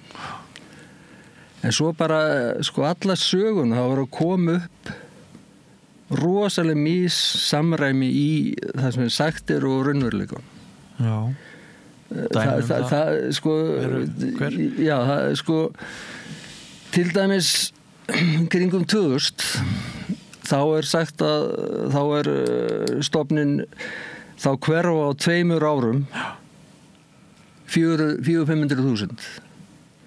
Og ég meni þá var hann Jóhann Sigurjónsson forstjóri Hafró og hann kom og skýrði þetta og það voru sagt, á mannamáli reiknikunsti sem hefði verið að plata á og hann reyndar aðeins kendi skipstjórum og svoleiðisum að þeir vera svona dragað á tálar með of í ákvæðni en tók ekki með í reikningin að sóknin hafi minkað þannig að það var ekki skrítið og skipaður kannski að fiska aðeins meira heldur en áður sko. Þegar eru færra að veiða í sama pottinu og er þeir að fiska betur. Og sko, svo heldur þetta bara áfram sko. Síðan 1983 þegar kvótinu settur á, þá er stofnin allt í hennu komin niður í 820.000 tonn úr 1.510.000 tonnum sko 3 árum áður. Já. Það er rosalegt hrun og síðan er þetta sko, er þessi stopptölur sko, það eru rosalega rokkandi. Já. Og síðan segir Jóhann þarna upp úr 2000 nú ætla þeir að breyta þessu og nú séu konum með henni einu svona formúlu. Hún virkaði ekki svo betur en það 2008-2009 þá sendir þáverandi sjávarútvegsráðherra bréf til alþjóða Hafrannsóknar ráðsins til að óska eftir hjálp. Það er til að bera undir ráðgjöfuna hvort þið séu á réttri leið. Og þá fyrir maður að skoða það. Þetta er svona Norður-Atlantshafsráðið sko. Já. En þá eru Íslendingar rosalega sterkir í þessu ráði. Eða jafnvel formanninn þar sko, í ráðinu. Okay. Þannig að þetta er svona svolítið eins og sem við erum að fá ráð hjá sjálfum sér sko. Já. Og ráðið stimpla það bara að þetta sé alltaf réttileg sko. Því að þarna er, ég veit að leiðilegt að tölum, en þarna er hrygningarstofni sagður sko, þarna 2010, sagður komið niður í 220.000 tonn. Og þá er gert 5 ára plan að rétta hann við. Og alþjóða Hafrannsóknaráðið samþykki þetta plan, þessi bara þetta fínasta plan hjá Hafró. Og 5 ára plani virka mjög vel sko, því að 5 árum seinna er hrygningarstofnin komin upp í 500-600.000 tonn, þannig að búin að meira en tvöfaldast. Og 2016 og 17 gefa þær út að stofnin har aldrei verið sterkari bara í 40-50 ár. Og svona er þetta haldið áfram, 2016, 17, þá er bara allt í blóma hérna. Þá er sko 2017 er stofnin komin upp í 1200.000, 2019 upp í 1400.000 tonn og 2020 þá lækkar hann aðeins niður í 1360 og svo 2021 bara hrynur hann. Það bara hverfa 500.000 tonn. Þá var hann bara 900. Og þá segja þér sko ofmat. Það var sem sagt formúla frá 2002, aftur frá 2009, þá voru þessar formúlur auðsjánlega ekki að virka. Þannig að þetta gefur manni svona, þú veist, tilefni til að þetta sé ekki alveg eins og þetta eiga að vera sko.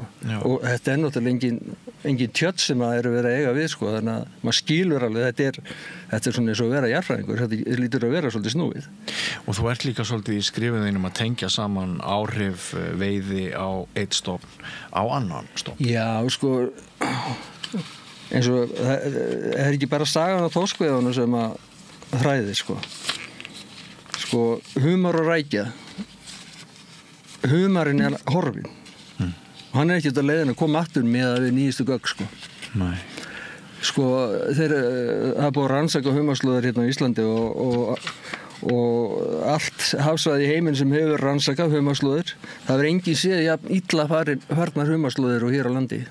Þetta var rannsakað með myndavélum. Þú vilt meina að við höfum bara stútað aðstæðanum? Já, það bara liggur í augum uppi. Það er gefið út að stofnin sé rúm 9.000 tonn veiðistofnin. Árið seinna er bara varla krabba að fá. Nei.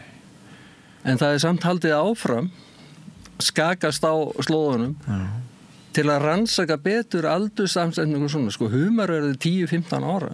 Já. Þannig að þetta er alltaf nægjan loðun og svona. Það er ekki geimvísindi finnst mér svona fylgjast með stopp sem að verður svona gamall og er bara botlægur og heldur svo sömu slóðun. Einmitt. En við bara stútuðum honum. Sama með rækjuna, sama með hörputiskin í Breiðafjörð þar. Já. Sko, það sem þú segir er að alþjóða Hafrannsóknaráðið hafi bent Hafró á að líka aðferðin sem stofnun notaði til að meta humarstofnin væri ekki viðurkennd í fræðunum. Nei, hún var ekki viðurkennd. Hún var bara alls ekki. Þeir voru meðhælt í það sem kallað er aldursgreiningar aðferð og það sem humar heldur sér svo mikið á sko, undir yfirborðinu og svoleiðis. Það fara aldrei rétt að mynda því sko af stöðu stoppsins sko með því bara að toga eftir botninu því að humarkettlingarnar þær halda sig yfirleitt sko neðan bás sko, grafa sig niður göngu og þeir lífa í göngum og svo eiginlega allt sitt líf. Koma svo bara út til að ná sér í eitthvað að éta sko. Þannig að allar svona humarslóðir voru rannsakað með myndavélum. Og við vitum það neðansjá myndavélur eru löngu komna sko. Og það sem þessi humarsvæði er svo staðbundin þá er ekki flókið að slæka niður myndavél og skoða það svæði það sem humarinn heldur sig sko. Hann er ekki með spórskot sem að syndir í burtu sko. Og þú ert líka gagnrýnin á samband loðnuveiða og þorsksins. Já, það náttúrulega bara annar kapitel út af fyrir sig sko, með loðnuna. Og þar held ég að sé sko alveg pottþétt. Ég held það sko, ég veit náttúrulega lítið fyrir mér annað en sko bara, mér finnst það svo bara common sense. Þú ert með okkar mikilvægastu fisktegund þorskinn sem gefur okkur langmest. Já. Sagan segir að við vorum að veiða 400-500 tonn í 30 ára áður settum kvótan og áður við byrjum loðnuveiðar. Já. Það byrjaði upp úr 1976 eða eitthvað svona af einhverju viti. Já. Sko, það eru allar rannsóknir, sko, það er ekkit bara hér, það eru normenn og út allt, það sem loðan hún heldur svona mikið á norðanslóðum. Að loðnan mikilvægast að fæðutegund þorsks. Þú veist, það er bara þannig og það kemur fram í mörgum skýrslum í Hafró að hún sé það og þú getur náttúrulega ekki alið upp stóran og öflugan þorskstofn eða þú ert alltaf að veiða frá honum ætið. Þú ert að segja að við höfum étið útsæðið. Já, og svo sko þorskur náttúrulega rosalegt rándýr í sjónum. Sko hann étur fisk sem sko 1/3 af eigin lengd. Þetta er ímyndað sko 7 kíló þorskur að taka yfir 2 kíló fisk. Og getur náttúrulega látið mikið í sig sko.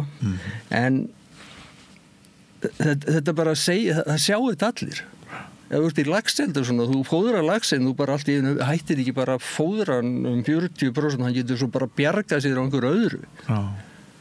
Þó það sé nú kannski heldur svona einföld mynd. Og voru þessar loðnuvertíðir, miklu loðnuvertíðir sem voru hér ekkert fyrir mörgum árum, eru þetta smáaurar í stóra samhenginu við þorskinn? Sko það er náttúrulega svolítið hjákallegt að heyra sko þegar eru verið að básuna það út sko þjóðarbúið sé að verða milljörunum á hann út af við sem ekki að veiða loðnu sem fyrir hvað í dýrafóður og laxafóður og annað þýðinlega sko og náttúrulega hrognin, það er annar kapitili. Já. Þegar við erum sko að svelta stopp sem við getum verið að fá kannski 100-200 tonum meira úr. Já. Margfalt verðmætari. Já. Og þú veiðir ekki prótein upp í sjónum til að búti prótein. Minna prótein. Já. Og það er allir fiskifræðingar allan heim sammála því að það verður að fara rosalega varlega því að sko eins og hann segir í Kanada aðal fiskifræðingur þeirra og rannsóknarstjóri sko hann segir bara loðna sig upp á endir alls bara alfa og omega hún er svo próteinrík og svona hún er sko gerir sko mikið gagn þó hún sé dauð já, einmitt massin fellur já, fellur til boss og þar verður já.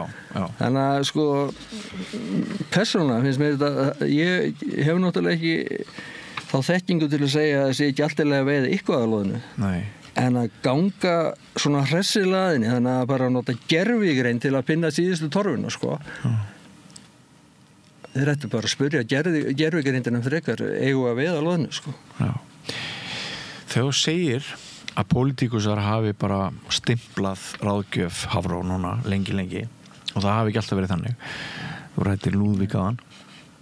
Hvað gætu pólitíkusar annað gert en stimplað ráðgjöf að við teljum bestu vísindamanna, jafnvel þótt spurningar kviknu um hæði eða óhæði eða eitthvað, skilur við? Sko, það er náttúrulega að fá álit sko erlendis frá og þá ekki finnst mér frá eins og Alþjóða Hafrannsóknaráði hérna sem er hérna á norðurslóðum, það sem við erum kannski með formannin í ráðinu, sko. Það er sko, það verður að fara út fyrir þetta ef þeir vilja fá, þeir ætti kannski að tala við Kanadamenn til dæmis eða eins og þeir gerðu Færeyingarna, þeir tölunum bara Ísraela sko til að fá hans álit á svona hvort að Jón Kristjánsson hefði ekki rétt fyrir sig líka og sem hefur nú verið dölug að gagnrýna þetta.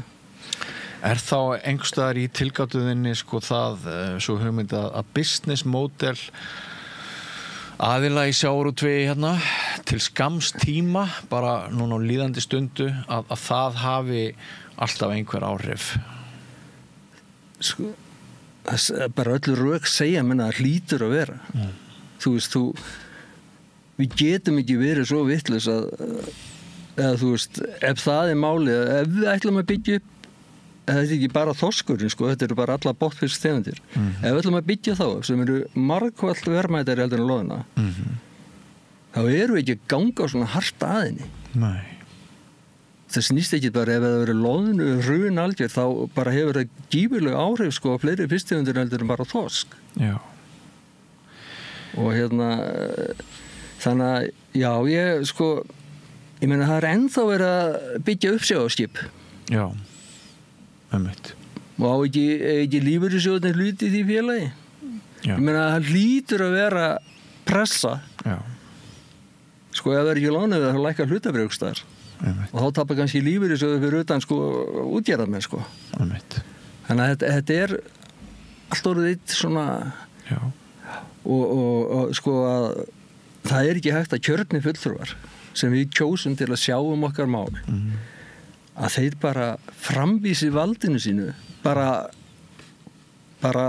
hugsunarlaust til undir stofnunar. Já. Sko ef við gerðum alltaf, ef þeir gerðu alltaf eins og sérfræðingarnir sem eru með segja ég get alveg fullist að það verður ekki alltaf góð útkoma af því sko. Nei. Af því að þú skrifa nokkuð hvasst og þetta eru áhugaverðar staðreyndir og mér hefur verið bent á að tölurnar sem þú nefnir þær séu allar réttar, þær séu allar beint upp úr gögnum Hafró og svona og trúverðuleiki upplýsinga þína er góður. Hefur þið fengið sko já, þú til dæmis orðar að þannig að ráðgjöf Hafró sé geriðingar vopn eða hvernig orðar það, skilur þau? Já, það var það í humrinu sko, á rækjunni, það var bara eitt plan bakvið stóraplanið bara klárum þetta. Já, en af því þú svona tekst stórt til orða, þú ert að hjóla í öfl hefur þið fengið mikil viðbröð? Engin, nánast, nema frá ykkur. Það er bara þögnin? Já. Það kannski segir eitthvað stöðuna í dag. Já, ég er búin að senda þessar greinar við það bara að kippa aðeins í RÚV og svona, það er náttúrulega, RÚV er náttúrulega bara til skammar, finnst mér. Er RÚV til skammar? Ég meina, ekki bara sko að verða mikið álið, það skiptir mig engum máli, en það skuli ekki sko hafa skoðað þetta. Já, ber þeim ekki bara að leyfa röddum fólksins í landinu að óma hverja sem það er? Jú, og ef þeir eru með svona rannsóknarþætti og svona, þú veist, þá er þetta ekki smá mál, en þetta er bara algjör þöggum, við bara siglum þetta bara svona lignaðan sjó sko og það hugsaður engin neitt, bara lefum Hafróum að gera þetta og ég er ekkert sko, þetta er ekkert Hafró endilega að sakast náttúrulega, þeir eru vonandi bara og ég trúi því að langflestir sé bara vinna sína vinnu og maður veit alveg, ef þú sérfræðingur í einhverju, þá er þetta illa að láta einhvern leikmann að segja þetta til sko. Þú veist þetta náttúrulega miklu betur. Já. Og átt að vita það betur. En hvað með að Hafró, sko, þú segir sjálfur í þínum greinum að Hafró talar ekki við þig. Nei, þú veist. Og ég hef reynt að ná í Hafró og ég fæ ekki viðbörð frá Hafró. Hefur Hafró ekki einhverja skyldur í þessum efnum? Sko, þeir þurfa ekkert að tala um mig sko, og skildutin sem þeir hafa að því allt sem ég segi hérna, allar tölur og allt, þetta er bara unnið upp úr skýrslónu þeirra, þetta er allt sem þeir hafa sagt og eru þeir sjálfur sáttir við þessa útkomi hjá sér að keyra eitt stofn af öðrum í kalda kol og ná ekki það sem var markmiðið að byggja upp hérna okkar aðal nýtjastofn og það bara gerist ekkert, minnin ekkert. Nei. Mér fannst aðgengi þegar ég var að byrja í blaðamennsku fyrir ansmörgum áratug. Mér fannst aðgengi að talsmönnum opinbera stofnana sem að eiga að ræða við blaðamenn af því að blaðamenn eru milliliður embættismanna og almennings. Mér fannst svona töluvert meiri vilji hjá mönnum, menn voru ekki svona kynoka sér við það að ræða við fjölmiðlamenn fyrir 20 árum fannst mér, en núna þá er þetta ansi mikið tekið að maður bara næri ekki í talsmenn opinbera stofnana sem er að taka stórar ákvarðanir og jafnvel umdeildar. Nei, í besta falli kannski færið einhvern blaðfulltrúa með fullri virðingu fyrir blaðfulltrúa. Blaðurfulltrúa eins og Jónas Kristjánsson kallaði upplýsinga. En sko, varðandi Hafró, þetta er bara mér finnst það skrítið sko, þeir hljóta að hafa metnað fyrir að gera betur. Já. Eða sko sem vísindamenn sko. Já. Þú heggur ekki alltaf í sama knýrunin sko og bara, og niðurstaðan breytist ekki neitt. Nei. Þú vilt væntanlega sem vísindamenn ná árangur í þínum rannsóknum og þú veist. Já. Og nú þetta búið að ske sko, trekk í trekk að líkunin sem er að nota og þetta ekki neitt einfalt sko, að þau eru bara að klikka og ég ekki að segja sko, þeir að segja þú hefur enga hagsmuni að ég að ræða hlutina með mæti sem voru að gera? Engan sko, ég er bara ellilífeyrisþegi sko. Já, sem brennur fyrir því að við fáum sem mest út úr auðlindin okkar. Já, mér finnst bara sko, eins og ég sagði sko, fólk hefur meiri áhuga í hvaða fötum Kristrún heldur hvað er að verða auðlindu þess. Já, þannig komið fyrir blaðamennskunni. Já, nákvæmlega sko, það er ekkert og þetta liggur allt fyrir það, þú veist, það geta allir blaðamenn og allir sko bara gert þetta eins og ég og það er bara ótrúlega dæmi sem kom upp hérna sko að stofnun láti svona út í sig sko. Já, þú veist að sko þorskurinn lést alveg rosalega fleiri fyrstumundir. Já, það nú ekki. Af því hann fær ekki nóg að geta og þetta eru bara orð Hafró. Já. Og sko til að réttlæta þetta hérna sko það verður bara að lesa þetta sko. Sko holdafar hefur verið fremur stöðugt á tímabilinu. Þeir að tala tímabili sko 1985 til 2008. Okay. Þannig að breytingar á meðalþyngd eftir aldri eru aðalega vegna þess að fiskurinn styttri eftir aldri. Hann minni. Já. Akkur allan sé minni. Þetta alveg ótrúlega sko að þú veist bara maður bara hristi bara hausinn sko. Já. En það samt staðfest að loðna mikilvægast að fæða þoss á Íslandsmiðum og át þoss á loðnu einhvern tali eigi sér stað frá október fram að hrygningu mars og þá var hún hirt á hann sko. Og svo þeir segja það að hann ná ekki að bjarga sér að ná upp fituforðan eða þú veist þroska annan tíma ásins þegar hann næri ekki loðninni sko. Og þess vegna sé hann að léttast og hann er létt sko og það er ekki verið að tala hann smá stofninni kannski að léttast sko 100.000 tonn eða meira sko. Já. Og vantanlega mikið meira sko. Sumir myndu kalla þetta hamfarir. Já, þetta er allt sem við byggðum spítalana okkar og þjóðvegina og stóran hluta þess sem að við vorum stolt af á öldinni sem leið fyrir það er alltaf rómulegt og rússnesku ríksutógararnir voru hérna fyrir utan já, einmitt, fyrir blessaða þorskin en Björn, við þurfum að fara að segja þetta gott hjá okkur í dag já, ekki málið, takk bara en mér langar til þess að spyrja þig sko, ef þú fengir nú áheyrn hjá sjávarútvegsráðherra núna bara eftir hádegið eða í kvöld eða á morgun og þú hefðir 1 mínútu til þess að tala við hann, hvað myndir þú segja? Ég myndi benda hann á að fá einhvern sko óháðan sérfræðing til að fara yfir gögnin og sjá hvort það ekki hægt að gera eitthvað mun betur og bara eitt sko, það er verið að tala núna krókabátana sko ég veit nú ýmislegt veiðarfæri og hvernig þau virka sko og það er náttúrulega bara brandar að ætla að halda því fram að í öllu sko bara ef við skoðum söguna og sagan lígur ekki að halda það að þú að krókabátar fá að veiða 5, 10, 15, 20 tónum meira eða minna að það sé stóramál það hefur einhver áhrif á stoppstærðin og svoleiðis Já, náttúrulega þegar að vita allir að það er rosalegur eðlismunur á krók eða trolli sko Já á 5.000 hestafla togara eða krókabát sko, sem tekur bara það sem fyrir honum verður í staðin fyrir krókabátandi geta ekki tekið nema það sem býtur á hjá þeim sko. Nei. Þetta er svona valveiðaðfæri sko. Og sko sögurnar sem heyrir af þessum togurum sko og að hleypa þeim nálægt landi er yrði skaðræði sko. Já. Eins og þeir að sækja að koma nær og nær. Einmitt. Þá halda þeim fjær og fjær. Akkurat. En þú heldur áfram að skrifa? Já, bara eitt í viðbót að því ég veit að það er mikið talað umhverfis áhrif og svoleið sko, að það geti allt verið sjórinn sé að hlýna eða kólna eða hvað. Já, súrnun sjávar hefur verið nefnt líka. En þá segir bara sko Hafró, þorskurinn kann best við sig í 4 til 7 stiga hita en finnst þó alltaf 0 til 16 gráða hita, jafnvel 20 gráða hita. Hann ekki heldur mjög viðkvæmur fyrir seltu því hann getur verið full söltun sjó eða söltu vatn og árósum, segir Hafró.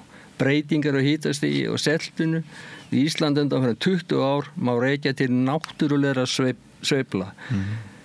Og ég mjög bjartsýnn á framtíð þorskstofnsins þrátt fyrir að sjór fari hlýnandi. Þetta skrifar einn aðalfiskifræðingunum hjá Hafró janúar 2024. Þannig að það ekki hægt samkvæmt Hafró að kenna umhverfis áhrifum á hnignun. Einmitt, svo því sé haldið til haga. Já.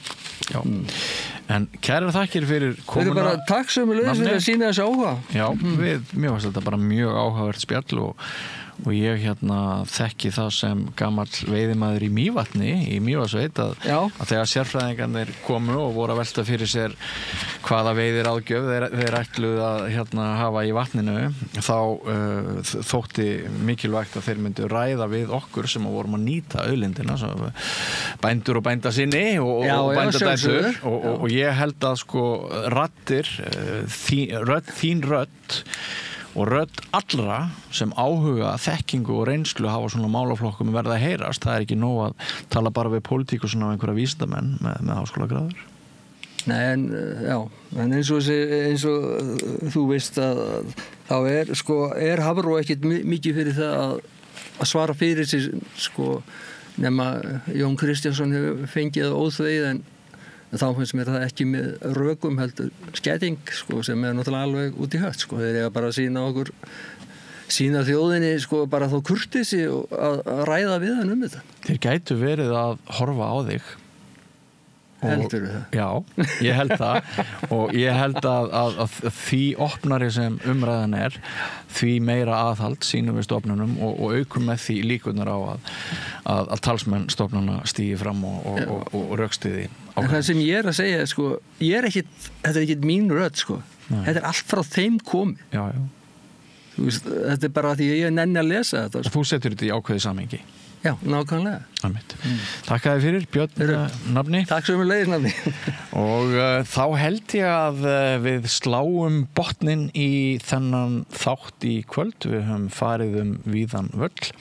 Eins og ég nefndi áðan, þá samstöðin og ekki síst Rauðaborðið vettvangur fyrir ólíkar raddir fólksins í landinu. Við gætum verið uppi með þá stöðu hér í samfélaginu að það væri engin samstöð í loftinu að við myndum neyðast til þess að loka henni vegna þess að þetta kostar töluverða fjármuni að halda út til stöðu eins og þessari. Þannig að við notum nú flest tækifæri hér til þess að minna ykkur, kæru áhorfendur og hlustendur á það að þeir sem eru aflögufærir og vilja áfram að raddir fólksins í landinu heyrist eins og nafna míns hér áðan. Ef þið viljið stuðla að nokkuð róttækri umræðu á köflum, gagnrýninni, en fyrst og fremst frjálsri, þar sem öllum hleypt að borðinu, þá gætu þið kannski íhuga það að fara inn á vefslóð okkar, samstöðin.is, skrolla þess niður og finna hnapp þar sem ástendur áskrift. Og með skitnum leyfi ég mér að segja 2500 krónum á mánuði getur þú orðið eigandi þessarar stöðvar, þessa fjölmiðils.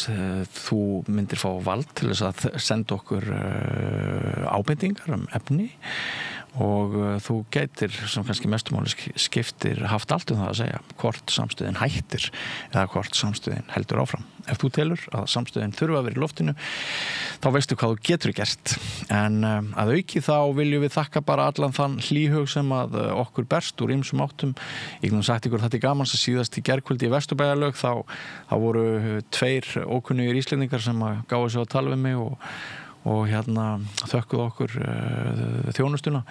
Og mér langar að þakka til dæmis Pétri Fjellsteð sem hér á tökkunum og tæknimanni og öllu ósýnilega fólkinu líka. Ekki síður en okkur dagskrárgerðarfólkinu og alls konar sjálfboðaliðum og heilum her sem hefur stutt okkur. Við erum ekki bara í sjónvarpinu, við erum líka á hlaðvarpsveitum og við erum útvarpsstöð 89,1.